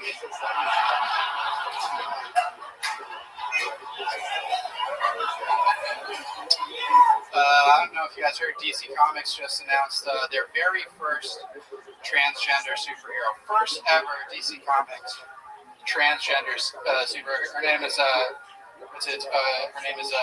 wonder if it's a woman. Wonder if it's a woman. DC Comics. Yes, keep clapping. Let's keep clapping until the meow. Keep clapping until the meow. I don't have time for my last joke. Keep clapping until the meow. You want to do one more joke? You're saying? Go right ahead. It's, so I was at HEB the other day. I was getting helped out by a person that was right there. It was a transgender person. Their name was Alex, but they spelled their name ALYKS. And I was like, look, man, you already changed your name. You don't have to change the name.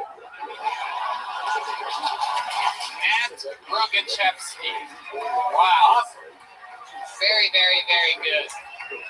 Nat Rogachevsky, welcome to the show. A fantastic performance. How long have you been doing stand-up comedy? Just over 6 months. Okay, wow, that's really good. Really, really good. Good to see you, buddy.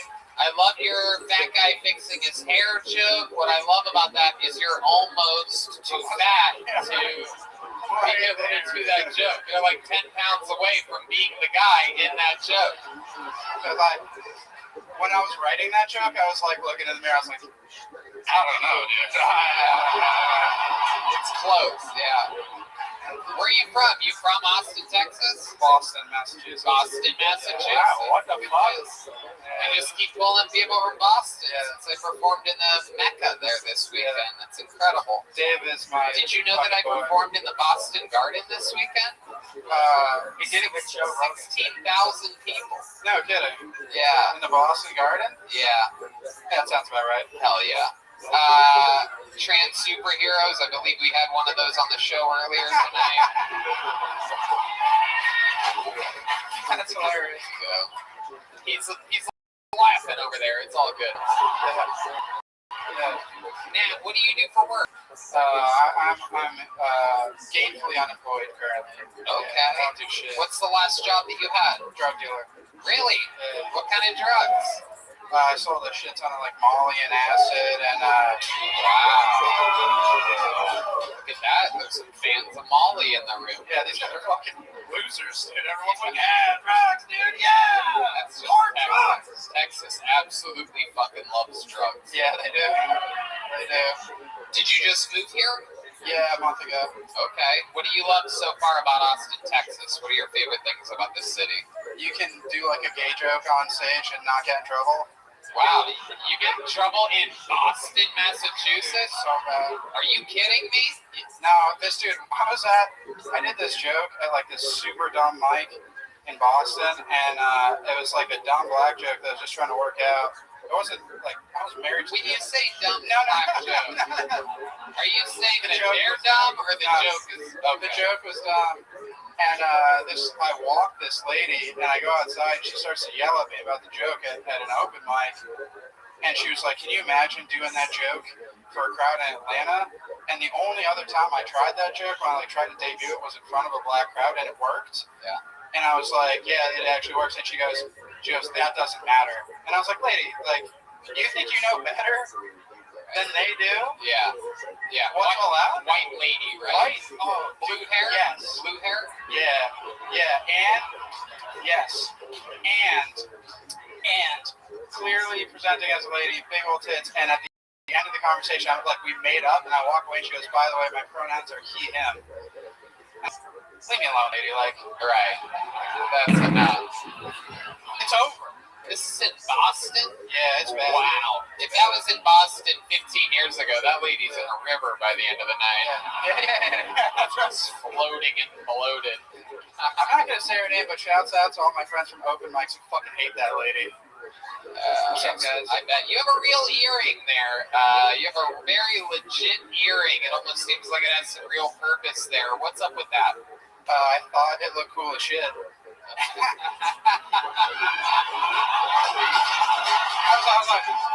You're a funny guy. Nat Rogochevsky is a funny man. I like this guy. Hans, what do you think about Nat Rogochevsky? I don't know. You could make a paperclip into an earring. Yeah, that thing is. What are now that I see that earring, I gotta ask you, what are your pronouns? No, I'm kidding. You seem so comfortable on stage. Like for 6 months, that doesn't seem possible. Do you have any reason why, or is it just the drugs? I'm a sober guy. I used to do like heroin, so now I just don't care about anything. Wow. That's what it is. Former drug addicts are always some of the funniest people. We've seen this before. Tim Dillon, Theo Vaughn. There's a lot of newly sober people that end up being able to obtain a level of funny that is just absolutely incredible. So that's where you get your swagger from. How long were you hooked on heroin for? Like 5 years. Wow. My goodness gracious. Shooting it up or snorting it? Shooting it up. Oh, wow. Yeah. This guy's not snorting. I'm not gay. Yeah, come on. Don't let the earring fool you, dude. This guy's shooting up. Absolutely doodly. Wow. So how'd you get off of heroin? What did you fill that gaping hole with? I do all the like 12 steps. Yeah. Like consistently all the time. Awesome. There you go. Look at that. They love you, Nat. You know you're good if you get a I'm sober applause break in Texas. That means you're really talented. Yeah, it's funny the reactions you get. You tell women they think you're like a 9/11 firefighter. Yeah. Like you're like, I'm sorry, like, oh my god, you're so brave. Yeah.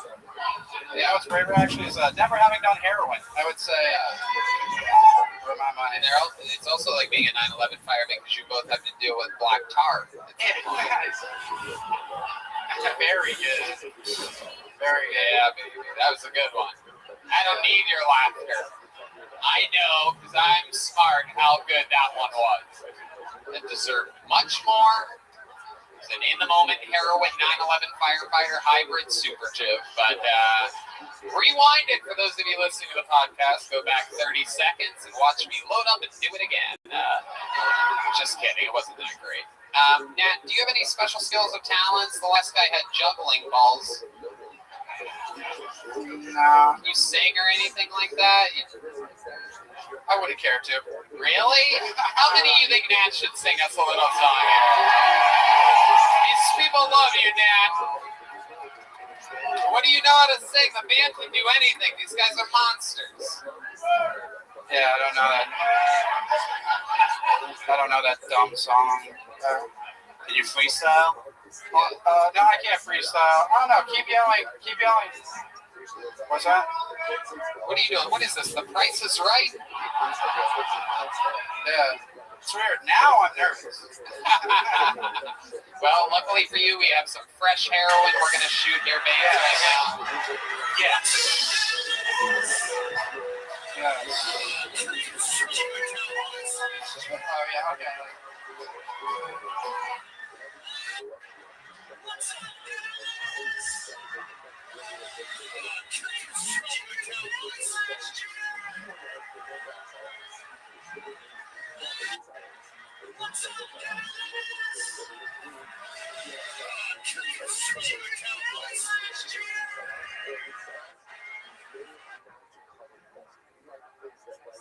Big game right now. So my son's in a big game right now. I'm the dugout here. And one of the other dads is the dad's pitcher for the other team. And he's just talking shit about the other kids. The team is about to go on. This is going to fucking win. That guy. And if he starts talking shit about James, it's going to get real. So stay tuned.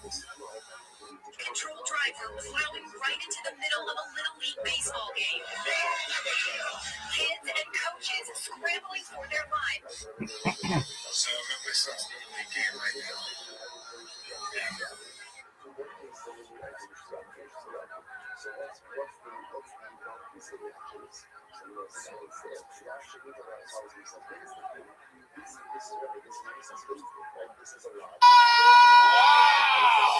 Keith Rogachevsky, ladies and gentlemen. Wow. Wow. Wow. A standing ovation. Had the entire Vulcan cast coming and singing along. Look at him. He's getting high fives. Wow. Wow. Unbelievable. Yeah, I'm fucking cool. Dude. I bet that. Hell yeah. What was better, that or heroin? Heroin. Heroin all the way. Pete, you are absolutely hilarious. If you had to guess how long of a set you think you could do, how long confidently of a set would you do? I got a strong 15. Strong I'd love to have you open up the show Thursday at the scene. Whoa! Nate Rogachevsky, ladies and gentlemen, absolutely doing it. Absolutely. Thank you. Killing Tony here in Austin, Texas. Come on, everybody. Make some noise for Nate, everyone.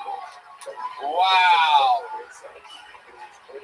I don't know whether he was just extremely great or just the people before him were so terrible that it feels like we found a young god here on the show. I feel like I need to start doing heroin.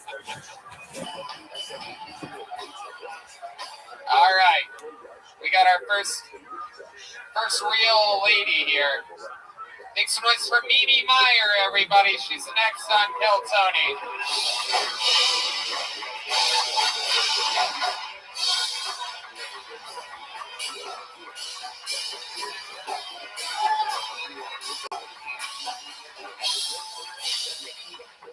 Hi. Come on, one more time for Mimi Meyer, everybody. Come on. Thank you. I'm kind of an awkward person. Today this woman said to me, Mimi, oh my God, I call my grandma Mimi. And I didn't know what to say to that. I was like, cool, is she a slut too?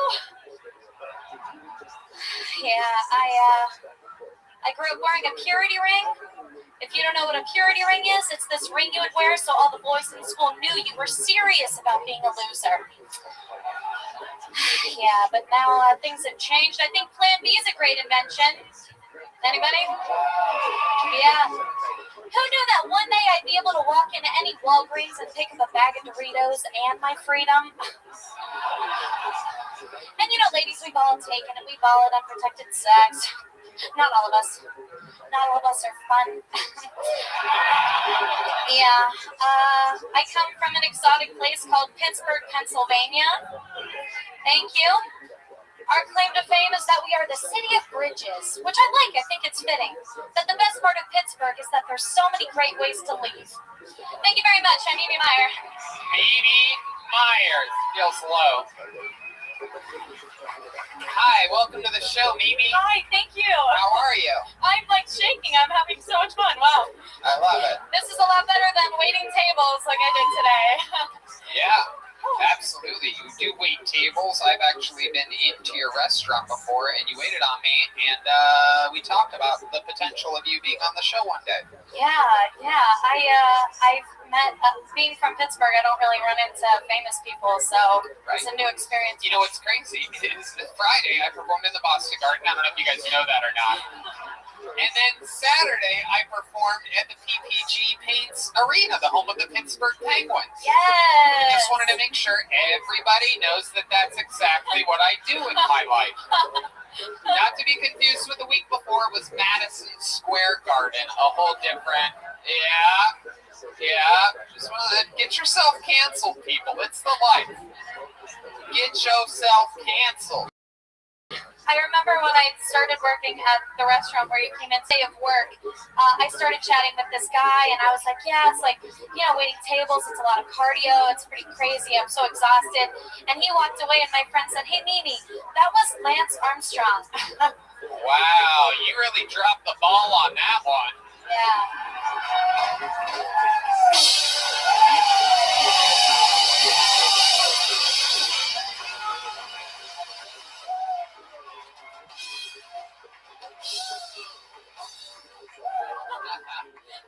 God, I'm so good at this. Jesus Christ.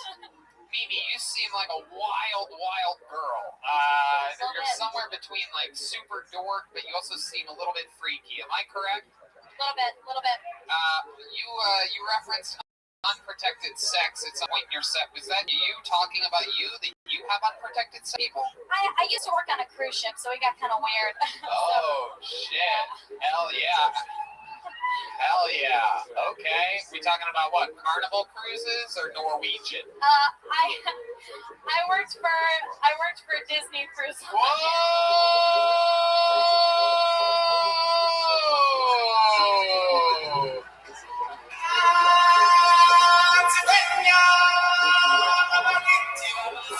Wow. That means Redman thinks you hooked up with an African. No, just a Jedi. Oh, wow. Holy shit. And a couple Portuguese lifeguards, so, you know. Wow. A real life Jedi. Absolutely. Was it the new black guy? Or? What? You said Jedi? Jedi. Okay. All right. Sometimes that'll be edited out of the regular podcast. So, Mimi Meyer, do you have a boyfriend now? No, I'm single. Okay. What are your thoughts about Hans Kim? Have you ever been with an Asian man before? I couldn't date him. He looks too much like my dad. Really? You have an Asian dad? No, I was joking. Hans, what do you think about this? We were at a party and she was dressed like a stewardess, and I was. You what? We were at a party together and you were dressed like a stewardess. I was a boxer, and you were wearing a toga. Yeah, I was wearing a toga at first. That's a joke where Hans was on Molly. Yeah, I was on acid. And I'm sorry that you didn't bump. I didn't want to kiss you, but it's fine. Wow. Maybe if I get on the show another time. What'd you say, Mimi? I said maybe if I get on the show another time and bomb. Right.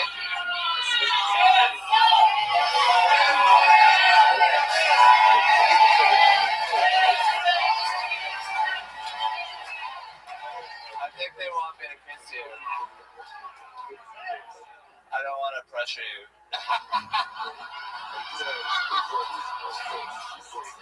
I'll ask for consent. We can film it and put it on TikTok. I can film it and put on TikTok? After the show. If you don't want to do it now, sorry, okay. Turn it down again. Turn it down. Wow. Just for that, Hans, I'm gonna make you eat her pussy right now on the show. Mimi, what do you like to do for fun when you're not waiting tables or doing stand-up comedy? What else? I do like to sing a little bit. Oh, really? Yeah. Can we hear a little? Well, you have a song that you know how to do? They know how to play Don't Stop Believin'. Oh, Darling from the Beatles. This guy has a good voice. Do you know this? You know the Beatles? Darling, please believe me. Okay, here we go. Here's a little bit of the Beatles with Mimi Meyer, everybody. Oh, darling.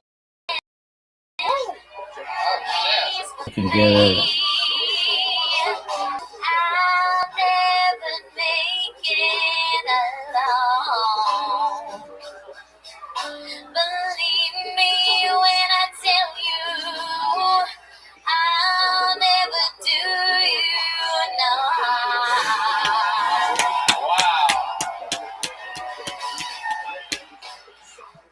Oh, darling, if you leave me,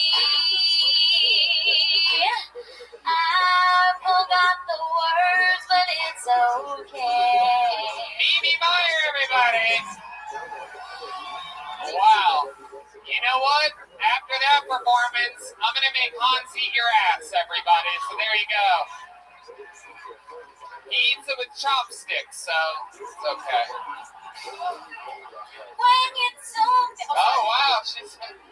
Wow. Geez. Sorry, I was in attention more. I'm fine. My goodness. Wow. I'm ready. Just like Paul McCartney, she doesn't know when to quit. Mimi, you are an absolute little firecracker. I love your energy. You're like if the marvelous Miss Maisel was like a real little Texas hog or something like that. Keep signing up. Come back again. We want to see another minute. There goes Mimi Meyer, everybody. She's on Instagram at the Mimi Meyer. We're flying through this bucket. Yeah, we can do that. Last week we had two massively obese men get pulled out of the bucket on the same show. I told them that we should do something fun and they should do a weight loss challenge. And we right now are going to do an official weigh-in. How does that sound to you guys? Ladies and gentlemen, this is Trey Peck and Sam Hunter, everyone. Here we go. This is very exciting. Since a week ago, we got a scale with a 500-pound capacity.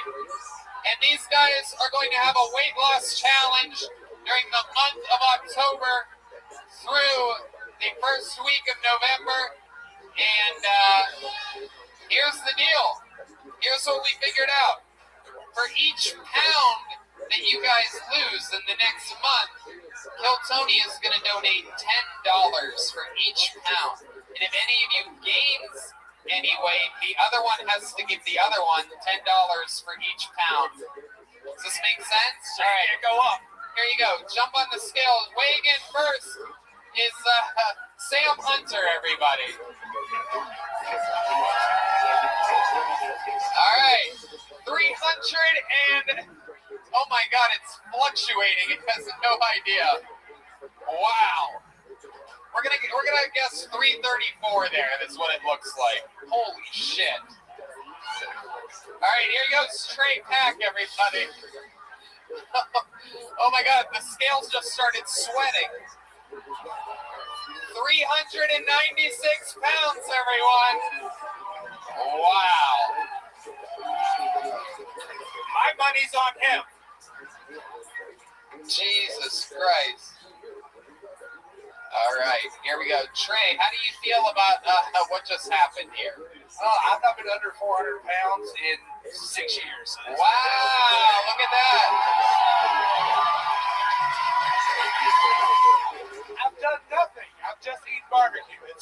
not deserve this at all. Absolutely incredible. Are you feel confident going into this weight loss challenge? There's no chance I'm losing at all. Do you have a game plan? Do you have like a go-to diet or something that you're gonna do? Or? Just starvation is gonna be fine. Wow. He's not gonna outweigh my earn. I will die from this. Yeah. I highly doubt that you're going to die from starvation. I don't see how that's possible. Man dies today at starvation. 360 pounds. I find that to be impossible. I'm pretty sure you're going to survive. Hand the mic over to little Sam Hunter over there, who next to you is a tiny little boy, it turns out. Sam, what's your plan for the next month? What's your plan of action here? I'm going to reach out to one of the trainers I used to work with in college. Oh. Shithouse. Wow. Trey's about to run into an absolute buzzsaw. Wow. Next month, dude. Oh, shit. Let's go, boys. Come on. Oh, my God, that's right. He knows how to shake his tits. Show the people. Wow. No, that's not even muscles. That's just heart palpitations, folks. Well, I'm so excited for you guys, and I wish you both the best of luck. I'm glad that Kill Tony can get behind something as positive as a weight loss challenge here. And I thank you guys for doing it. Feel free to keep signing up for the show and keep doing comedy in the meanwhile. We'll get updates along the way. We're going to see them the first Monday in November, and someone's going to win a bunch of money. We should bet. We should bet on this. Like, Jesus, imagine if Sam Hunter, or imagine if one of them loses 200 pounds and we have to pay them, what is it, $2,000? Jesus Christ. Well, the one dude weighs a lot more than the other guy, so he's probably going to lose more. But then when he's the other guy's the trainer, like that's, I don't know about this. Anything can happen. We're going to see. There's going to be a lot of fucking, a lot of missed meals between the two of them. Your next comedian is Mason Smith. Back to the bucket we go. Let's meet another stranger together. Mason Smith is next on Kill Tony in Austin, in motherfucking Texas. Here comes Mason.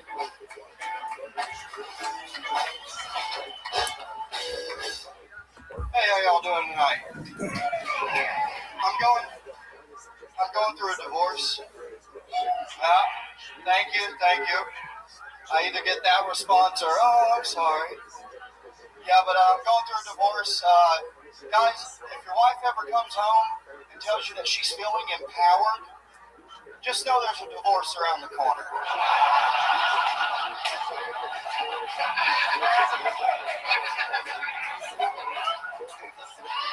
I'll tell you, it all went to hell after she started going to therapy. She started getting mad at me about certain things that she's never gotten mad at me before. Like, she got mad at me one night. She said, how come you never give me head scratches and foot rubs without trying to touch my vagina? I'm sorry. Sorry, I'm not gay. Mason Smith, hell yeah.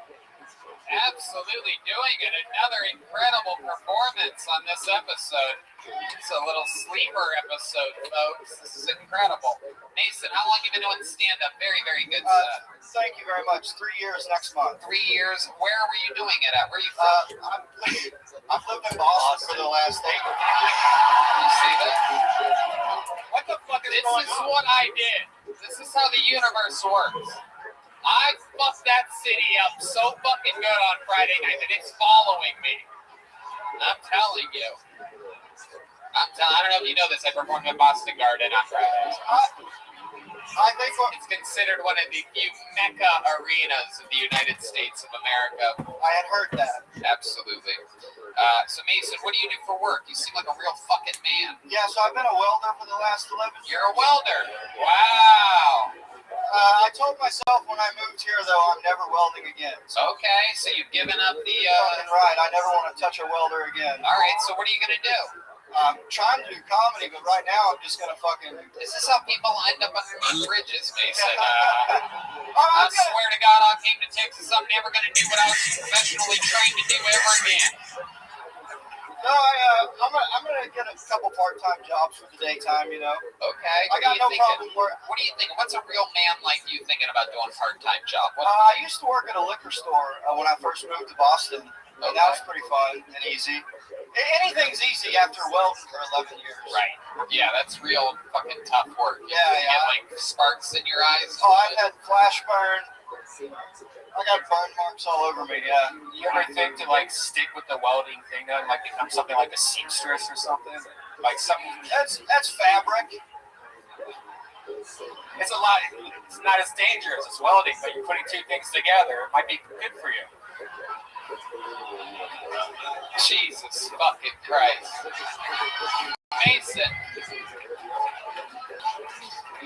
Mason, what do you like to do for fun? You seem like a real man, so I'm excited to hear what you... Yeah, so before I'm going through a divorce, but back in Boston, I got a real kick out of go kayaking, and then in the wintertime just drink a lot and party. Okay. I really like just having fun and hanging out. Okay.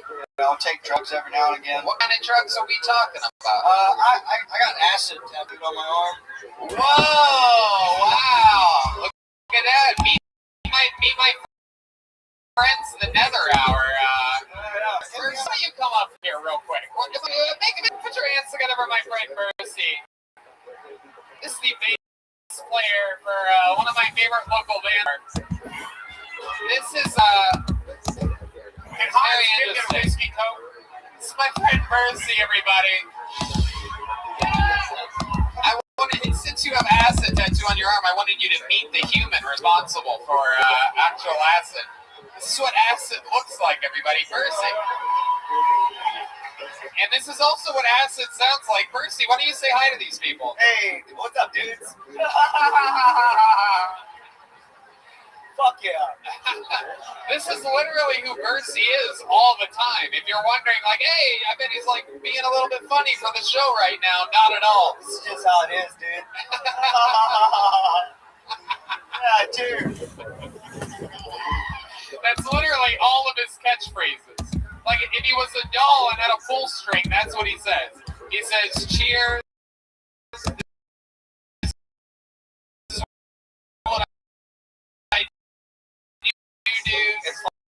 Fuck yeah. Yeah, fuck yeah, that's a good one. Yeah, absolutely. At all. Give us a ballpark of how often you do acid. Probably 4 or 5 times a week. Off and on, though. I hit up a guy. Off and on, though. Off and on, though. Nothing too crazy. Just off and on 4 or 5 times a week. Straight up acid. Which lasts, what, 8, 10, 12 or something like that? Dose might just last like 4 or 5 hours, as long as another hour set lasts. You know? What's the party afterwards, though? I love it. I just wanted you to come say hi. Make some noise to my friend. Hey, I love you, Tony. Red band. He held onto the mic a little long there. Typical acid trip lasts longer than you want it to. You know what I mean? I love it. So you got to meet what acid looks like there. You have it tattooed on your arm. Wow. Relationship stuff was so real. Like, they're realistic. Like, where the things she never did. Like, yeah. I think with a lot of people in this. What does she do for work? She's a nurse, and she just graduated from grad school to be a nurse practitioner. Ah, okay. Yeah. Dr. Dick in her. Yeah, I don't know. So you left her in Boston, and now you came down here? For all the glory. And then what was it, a month ago you said? I got here 2 weeks ago. 2 weeks ago. Fresh blood here in Austin. What part of town are you living in? I'm staying with Nat's my boy. He married my wife and I. You look like the kind of guy that would get a studio apartment in Round Rock. Am I correct? No, I got one actually like near here. Oh, okay. Yeah. Very cool. Awesome. And you live by yourself? Yeah. Yep. Very good. You think you're going to lose any money? Hans Kim, what do you think about this? I think that he sells some good acid. I actually took a tab of his acid recently. Really? Wow. You weren't supposed to tell people. It always surprises me how many drugs Hans actually does. Very rare in the Asian community. Am I correct? It's happened often in Asian drug. Yeah. Yeah, I bring great dishonor to my family.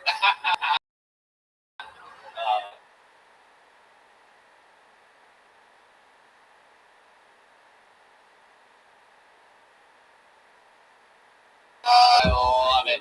Mason, you're so much fun. I loved your set. Here's a big joke book from the great side.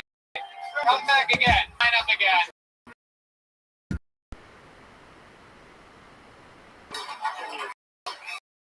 We get you want a Jack and Coke? A Jack and Coke for my friend. We're having fun. You guys having fun? Look at all those smiling faces. Zach Goldman is next on Kill Tony. We're flying through it here tonight.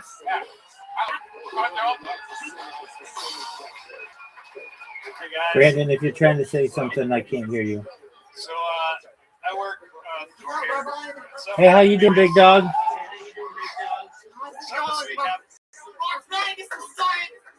Yes, sir. All right, so we were watching the games earlier. Let's see how you've done. My number one team almost lost. Excellent, big man. So if you want to know how you're doing,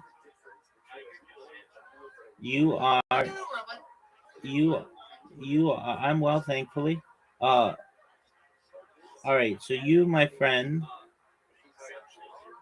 are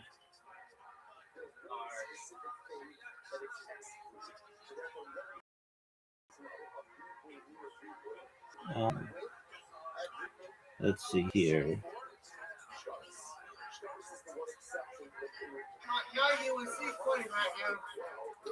Yeah, man. So we're tied right now. You've done really well. Really, really well. Good job, Brandon. Absolutely. Do you know how to check how you're doing?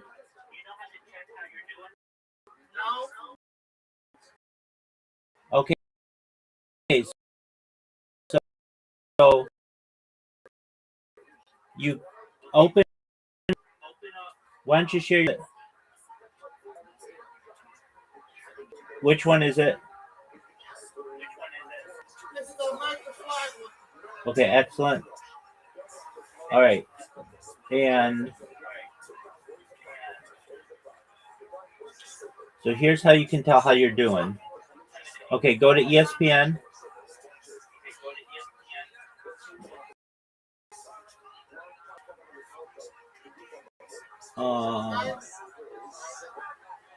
And then do you see it says like your bracket on the left side? View your bracket. It's at the top.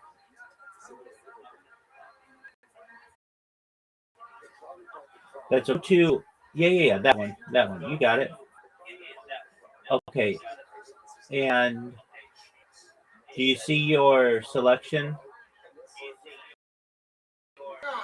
Okay. Wait. Go back up. Go back up. Okay. Do you see your team? There's like it says like ESPN fan and then a bunch of numbers. So click that.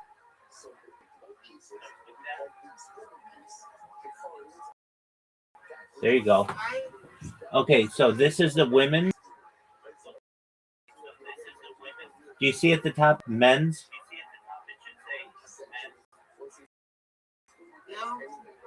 Click on the men's. There you go. Excellent. Good job, Brandon. Okay, and then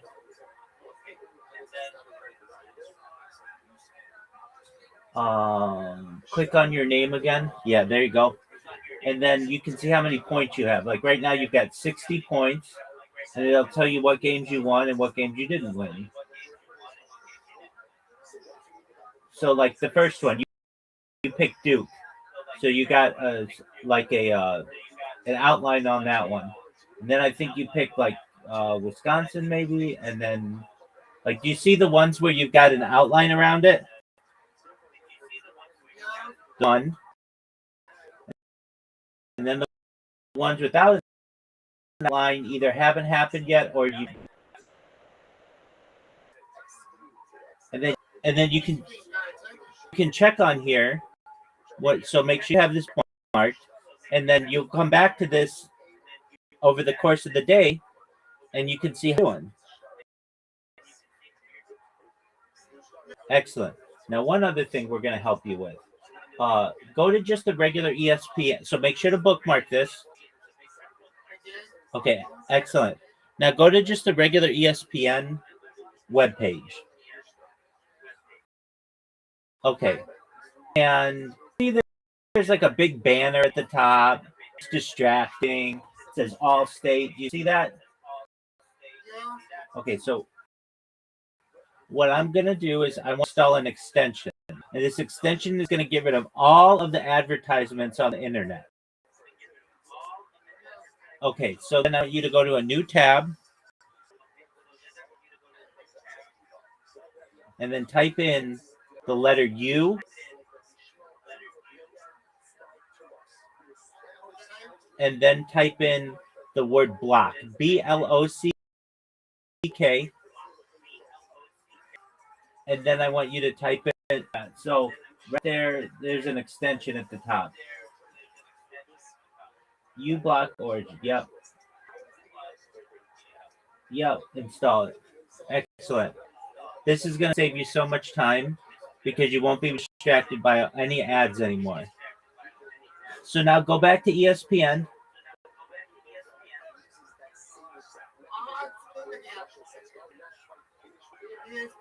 Yes, sir.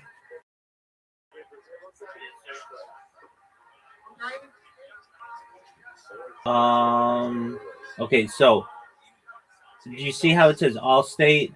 And then scroll down. There's like statements. Do you see those? Those just waste your time. So it just installed. You now refresh the page.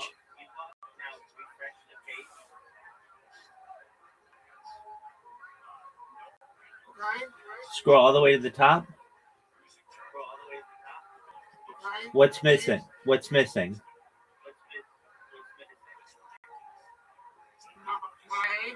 That's right. Good job, Brandon. So you won't get ads anymore.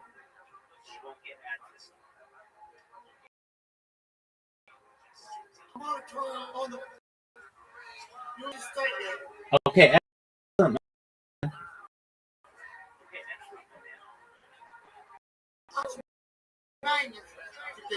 So there's a I found. Oh, maybe you found. Maybe you've got it. Okay, great. You've got it.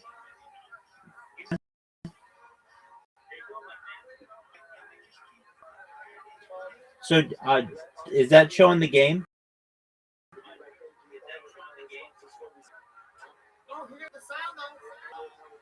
Let's see if it shows the game. Oh, I'm not signed in. I don't think you have to be signed in.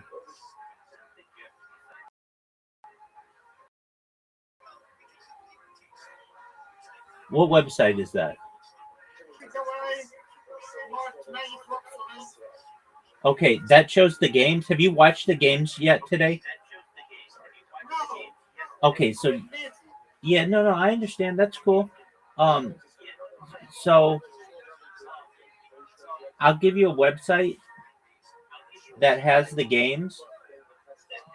Unless you can connect with that. If you can connect with that, try that.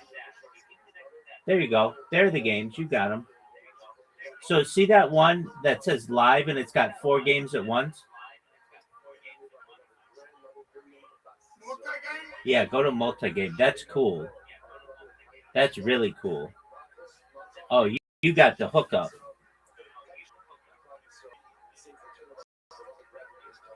What does it say?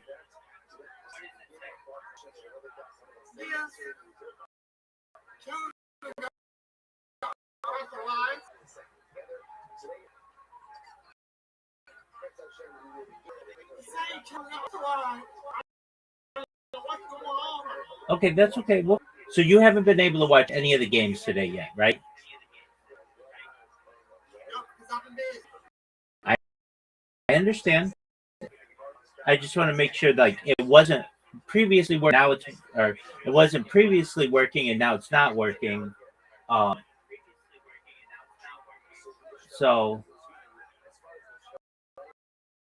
I'll give you the website for it. Oh, commercial break in progress. So get on there and it should work. If it doesn't work, I'll give you another website and you'll be able to watch all the games. No worries, okay?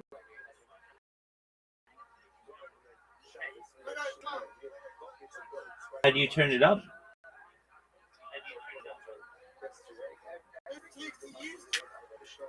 Yeah, TCU won. They beat Ohio State.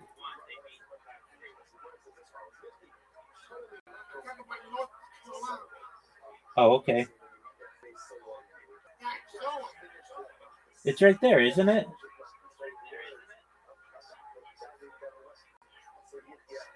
You're trying to get the sound up?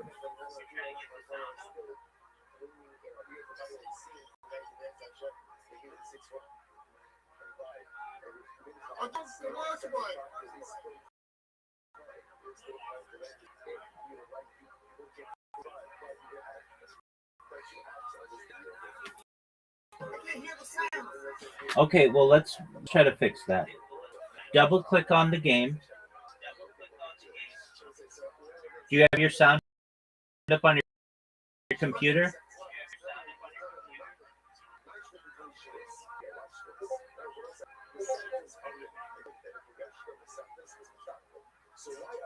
Okay, now click on the game. Whatever game it is. There you go, you got it.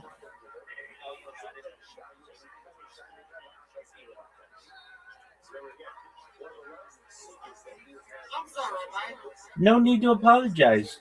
You haven't done anything wrong. You're absolutely fine, Brandon. That's amazing. Yes, sir. Yeah. I'm watching him right now, my friend.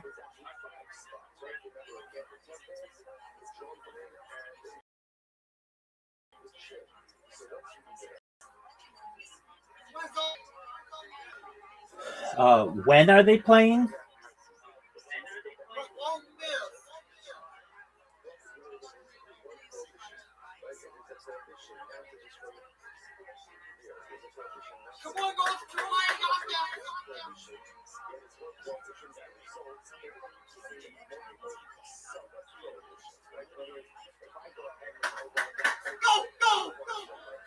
There you go, big dog.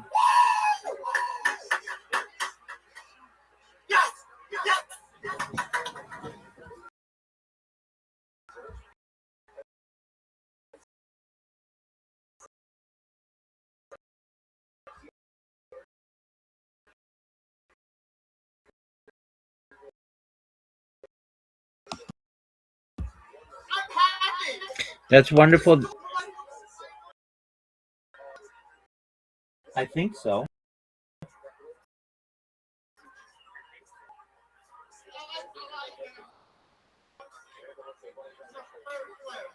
Background, you get this notification sound because you're in so many discords and it goes ba-dum, ba-dum, ba-dum, ba-dum, ba-dum, ba-dum. Yeah, let's fix that. Go to your settings. So that's there's a little bottom on the left, right by your name.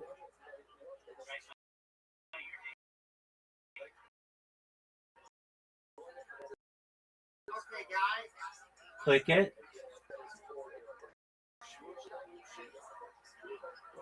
Okay, so you see where your name is as Brandon. Go back. Yeah, that one right there. Perfect. Okay, now do you see notifications?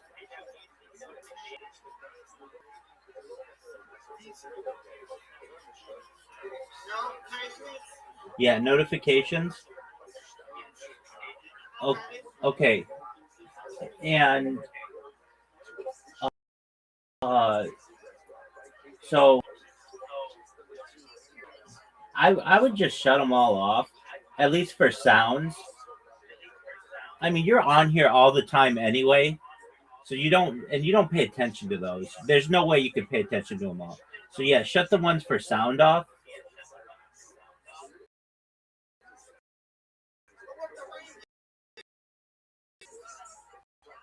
Well, you can keep the ring, but just so where it says new message. Okay, notice it's now okay. Shut off new message.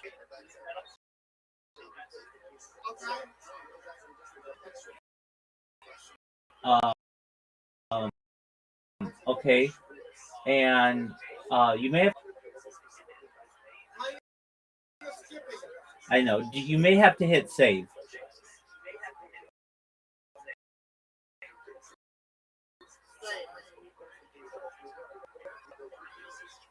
It's at the very top, maybe.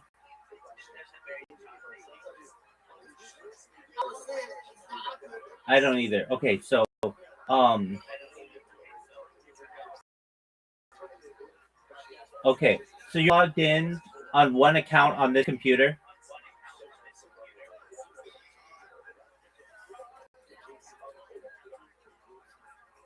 Are you only logged in on one account on this computer?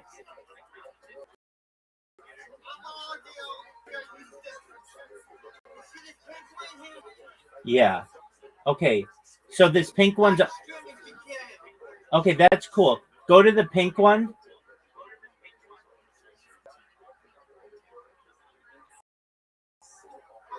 And turn off the go to the gear and turn off the sound notifications there as well.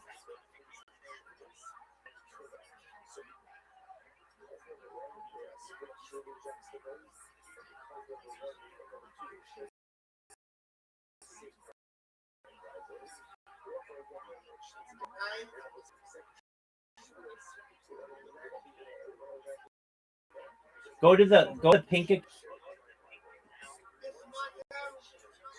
account. Yeah. Yeah. And then go to the gear and check the sounds. Check the sound notifications.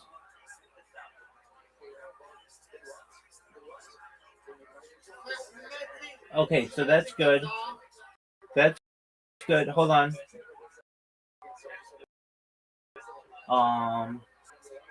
Are you logged on this?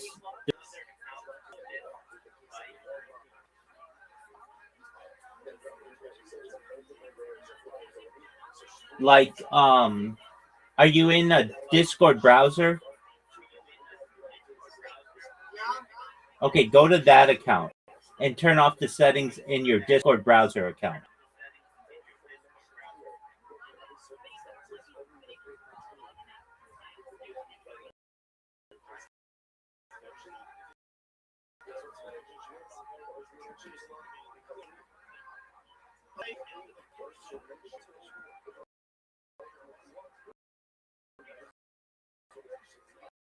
Because it's still going.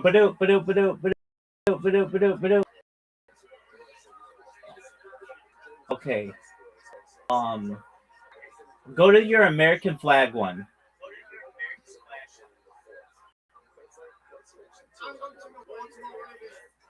Yeah, it might be the Baltimore Ravens one.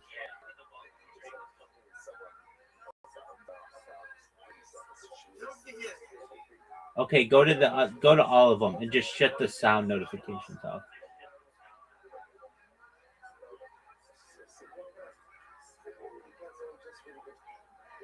Yeah, I bet it's this one.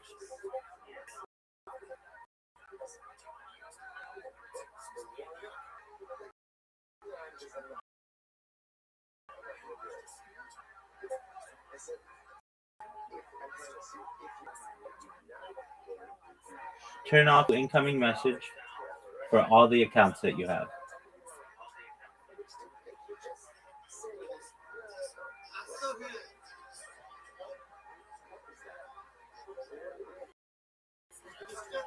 Yeah, it's still going, so just check off too.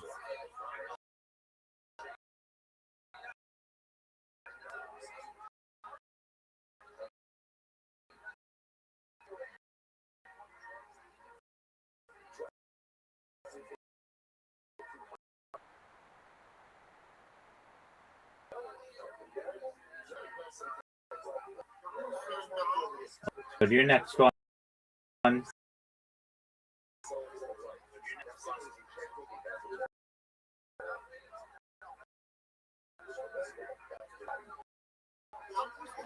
Excellent. Go to the next.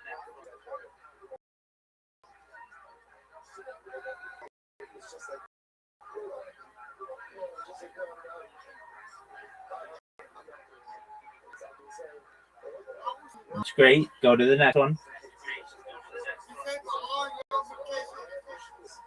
I know, but you can still hear him in the next one. So one of your other accounts still has them on.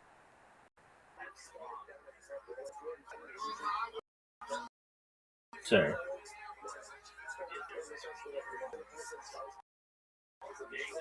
There you go. Hey, that's it. Do you notice it's not going ba-doop, ba-doop, ba-doop, ba-doop, ba-doop, ba-doop, ba-doop, ba-doop, ba-doop, ba-doop? Excellent. It's a lot better now, right? Because like you can't pay attention to all that stuff. That's way too many. Ba-doop, ba-doop, ba-doop, ba-doop, ba-doop. It's too much. You know what I'm saying, right?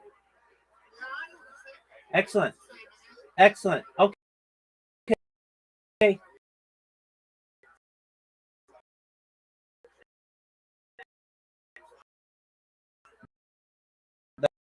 Let's go back to the game.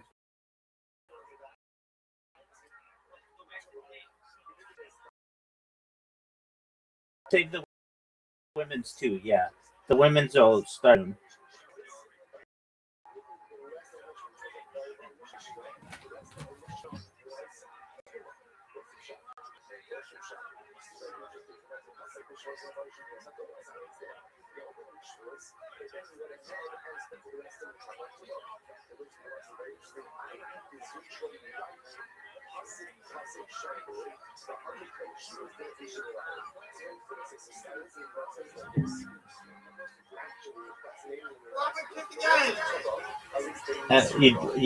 What'd you say?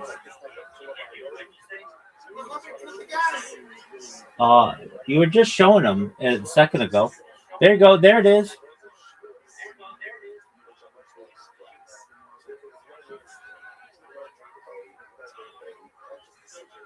There you go. So, the guy in the bottom right is talking right now. I think if you click on the bottom left, it'll give you the sound of the bottom left game.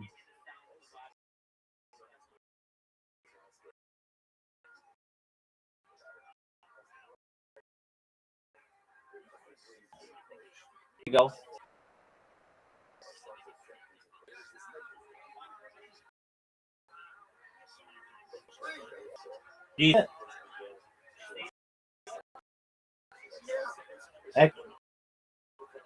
There you go.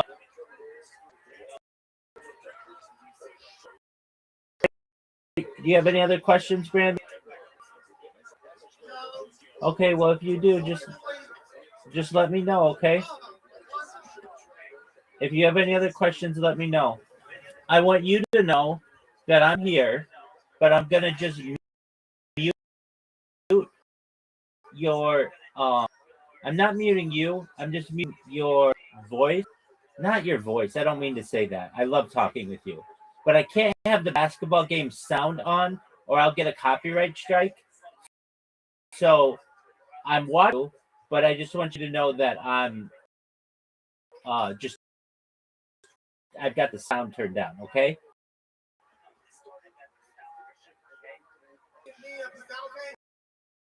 I can still hear you to test it. Okay, so I can still hear you, and I'm watching the game, but I just turned down the volume on the stream.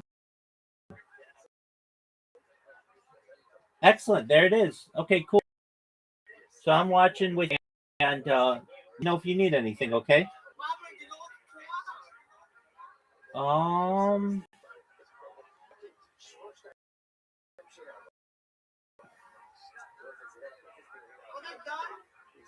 out right now.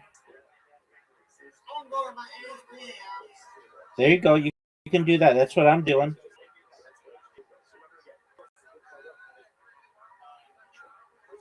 It's halftime, Brandon. That's correct.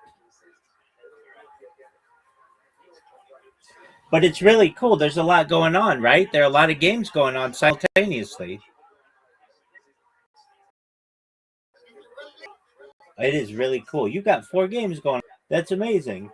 And if you don't get ads on your computer anymore, and you've got a bracket filled out, and now you just get to sit back and watch your teams and see how you did in your predictions.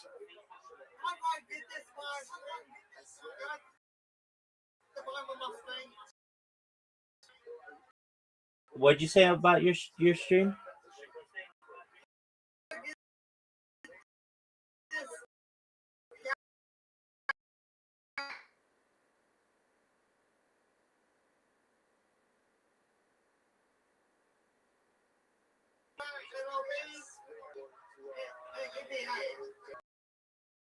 Okay, what do you want with that? What do you want?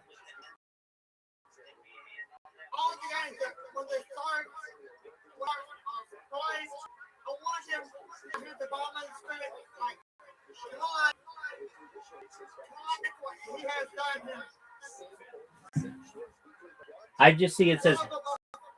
I just see that it says halftime.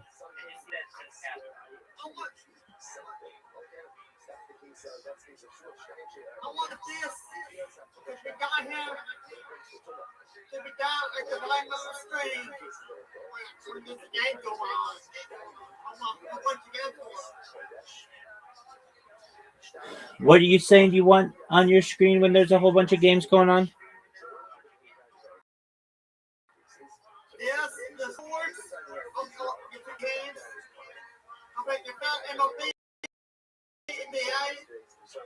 Yeah. Aren't they? Isn't there a ticker at the top?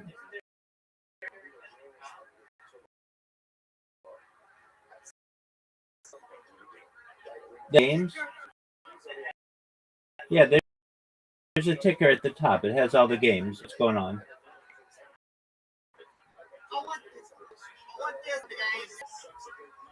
Not just college basketball. You want all the sports?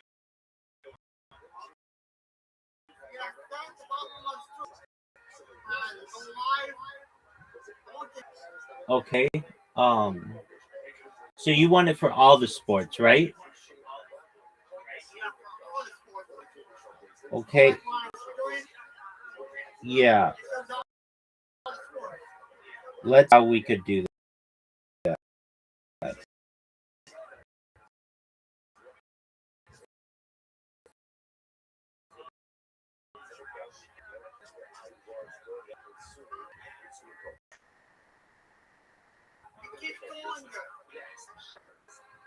That's because they're probably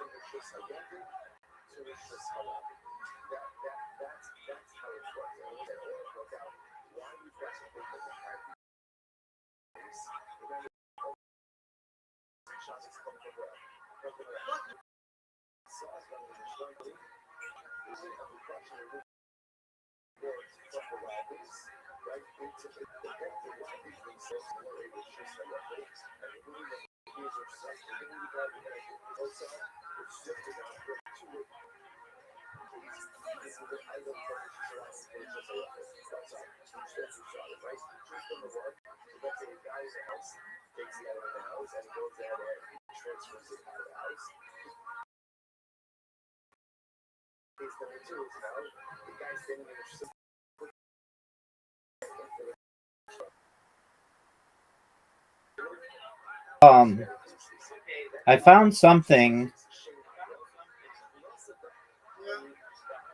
I'll just send it to you. I don't know if it's exactly what you want, but it might be. It has all this on it. So, like, you don't have to go to different pages.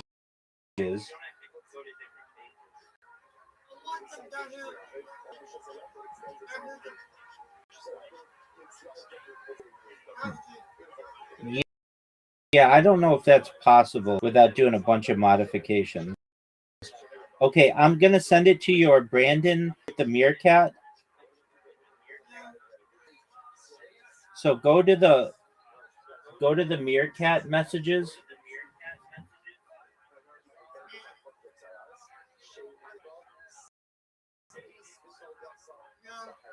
And I just sent you a link to Yahoo Sports. I don't know if this is exactly what you want, but it's got all the sports on there.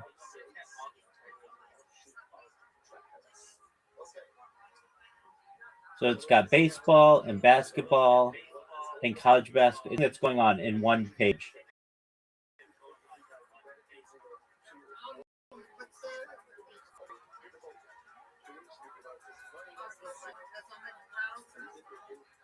A bookmark?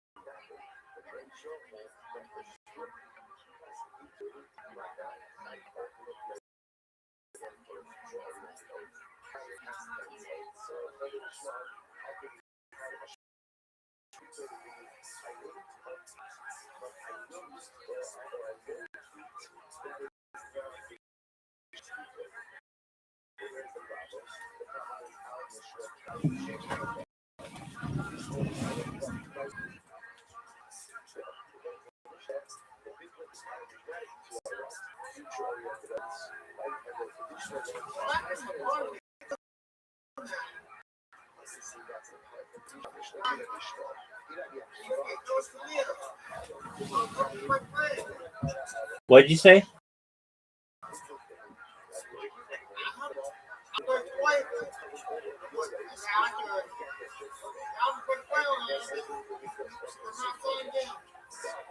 Okay, just hit.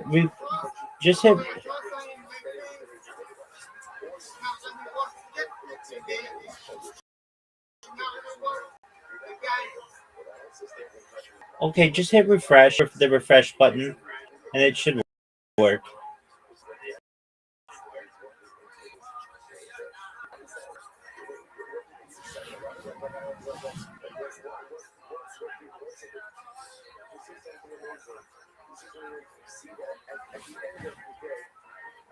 There you go. There are the games.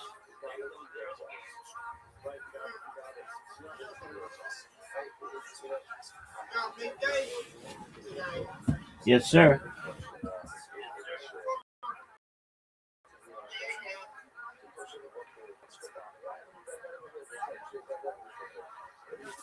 All right, but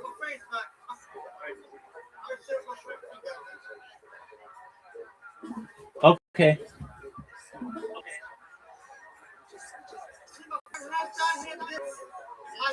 Yeah.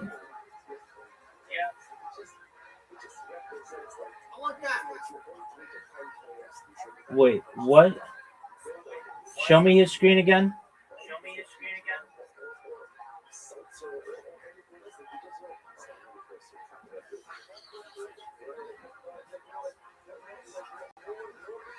What do you want? Show me his screen again.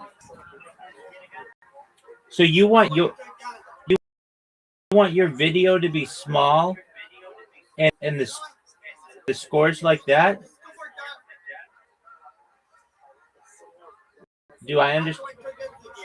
Hold on a second. Do I understand you correctly? You want your video to be small so that you can show all the scores?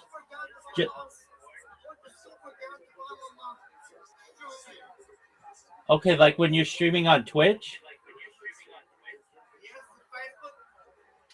Okay. Do you have OBS Studio? Okay, open up audio.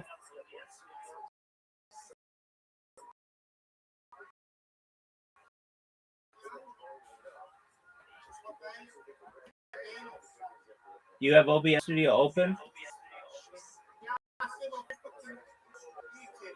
I know, but you have OBS Studio open? Okay, just one moment. Let me look.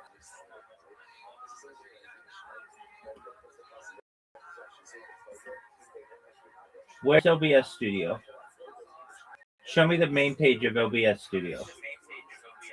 All I see is just some guy. Okay, that's fine. But I don't want to see him. I want to see OBS Studio.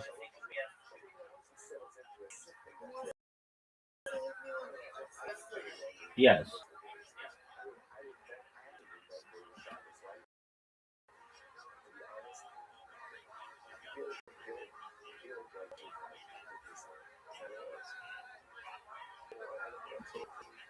So, open up OBS Studio.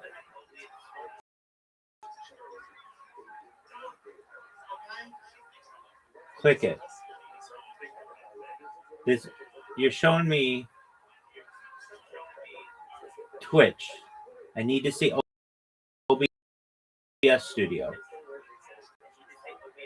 OBS Studio is not showing. The message is popping up. Two boxes. Click the box on the right. No, there. No, at the bottom. There you go. Click on the box on the right. Yeah. No. Open up OBS. Okay, it's everything. There you go. Minimize. Minimize. Minimize. Minimize. Okay.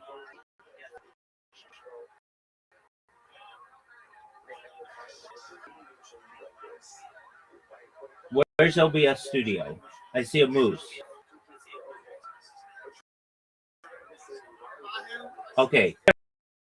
Boxes that pull up.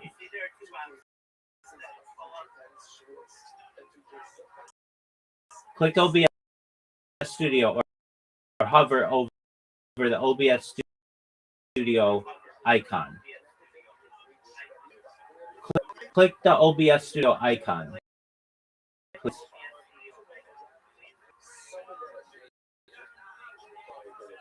Double click it.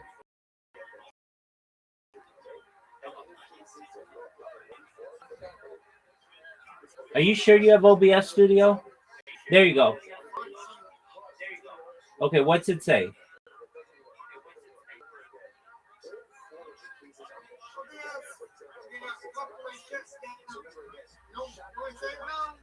Okay, normal mode.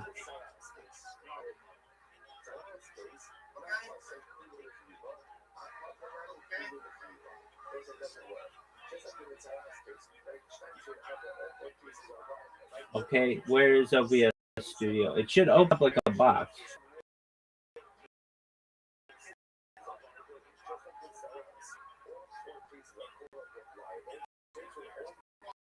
Yeah, it's like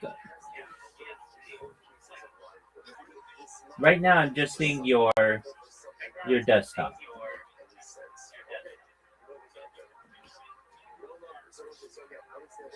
No, close that. That's Twitch. Close it, but just minimize it.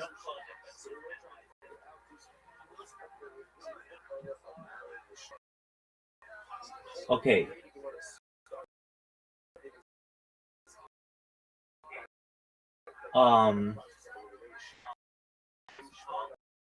At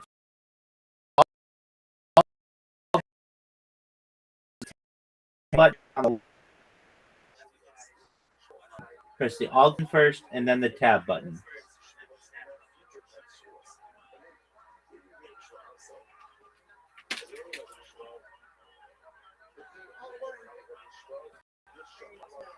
Yes, sir. Okay. Now, no, you got to hold them down.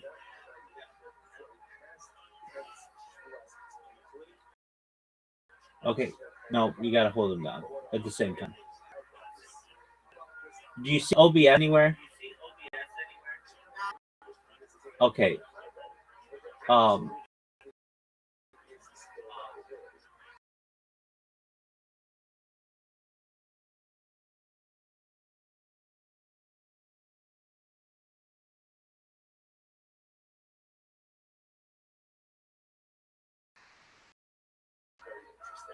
what's it say?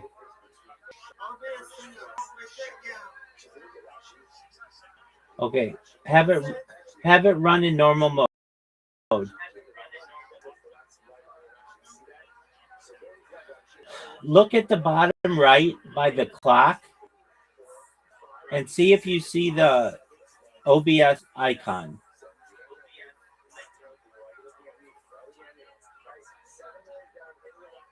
And if you do, double click on it.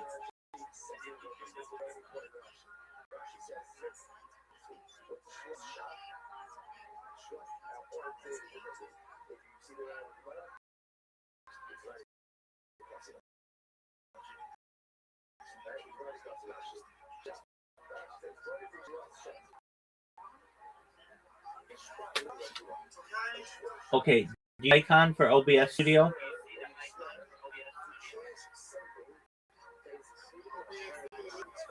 Where is it? Okay, double click it.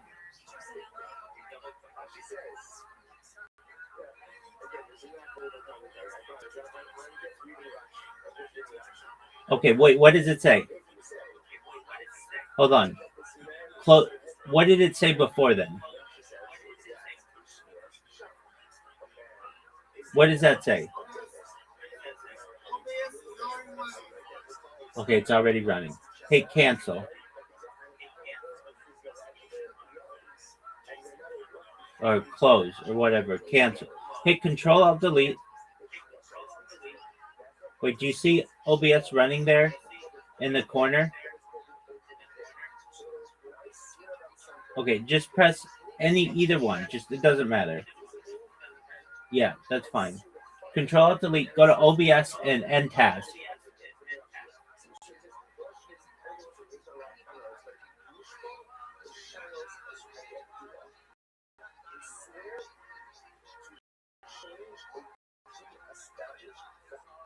See if OBS is running anywhere else in that list.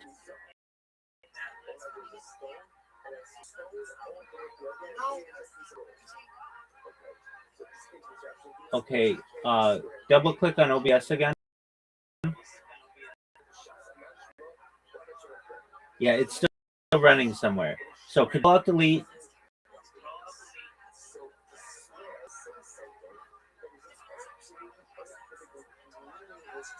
And look for the OBS icon. Let me know if you see it anywhere.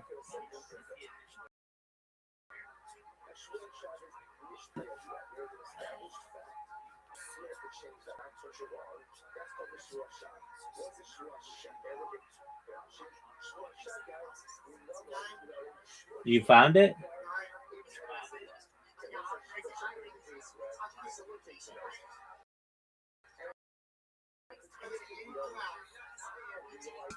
Okay, open OBS.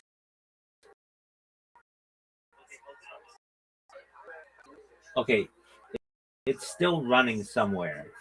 So if anything, restart the computer, and that will shut it down. And just come back in here, and then we'll find it. Don't open anything. Just restart your computer.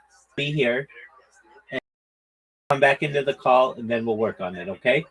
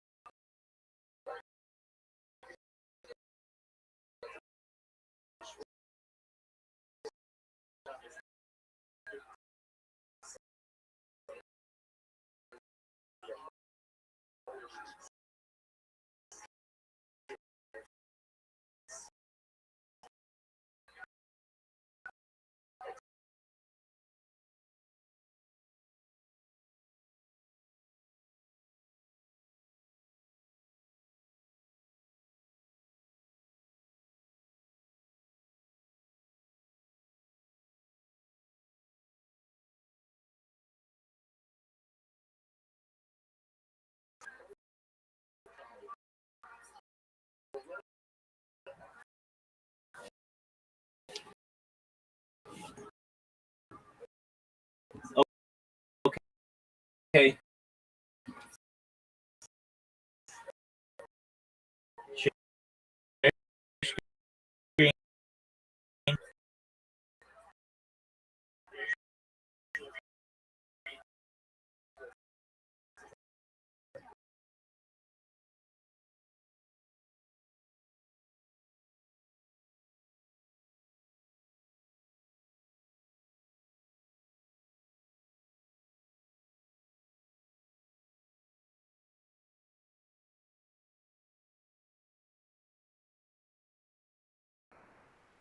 Are you sharing your screen?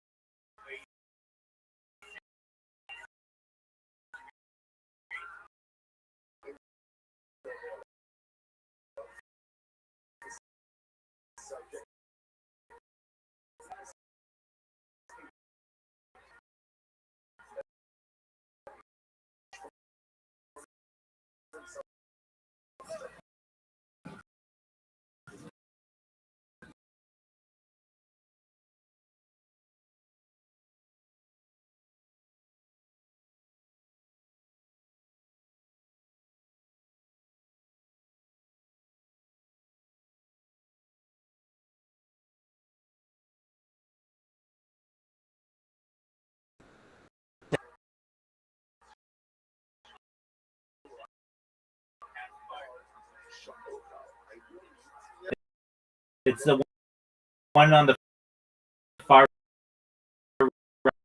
right on the task bar.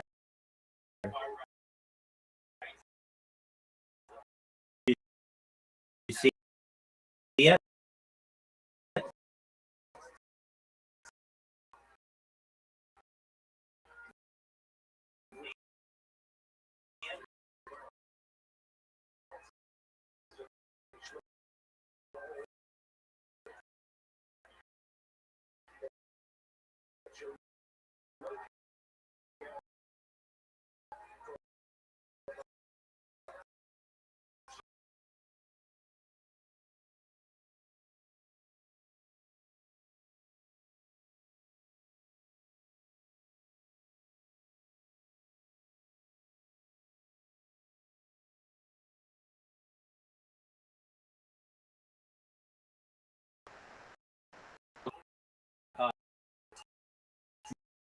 What are the options?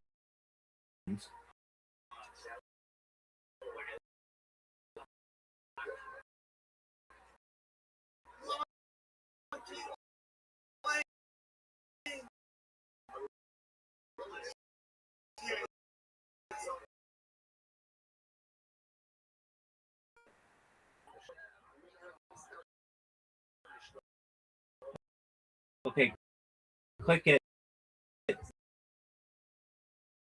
if it's OBS.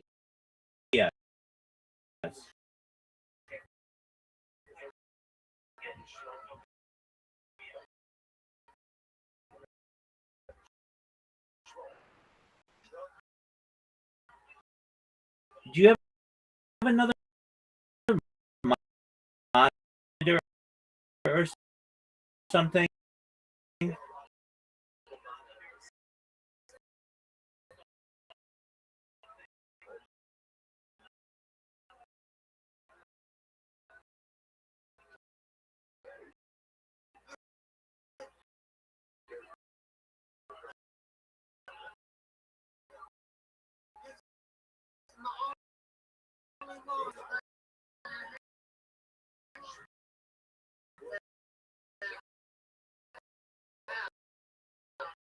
Oh, okay, that's fine.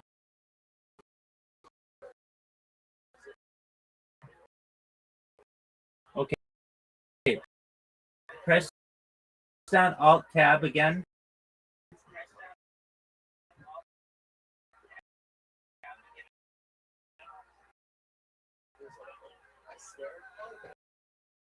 Okay, what are the options there? What did they say at the top?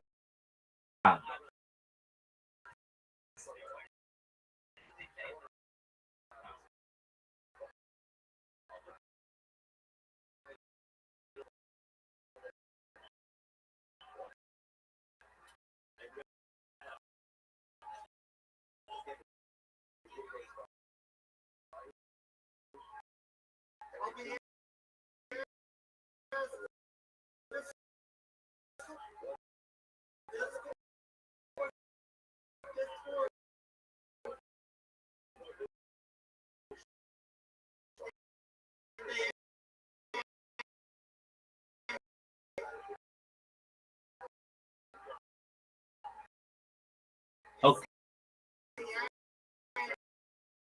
Okay. Okay. Go to the OBS one. Click it.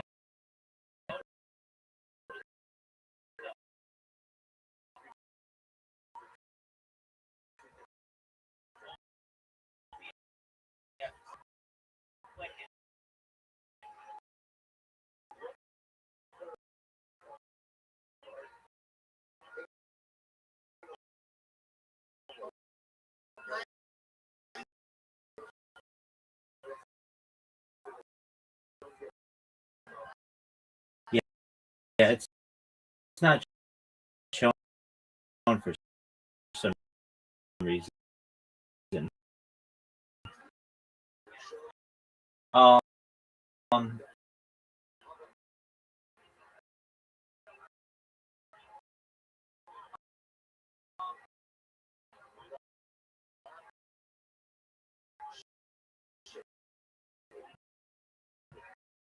Okay. In the bottom right,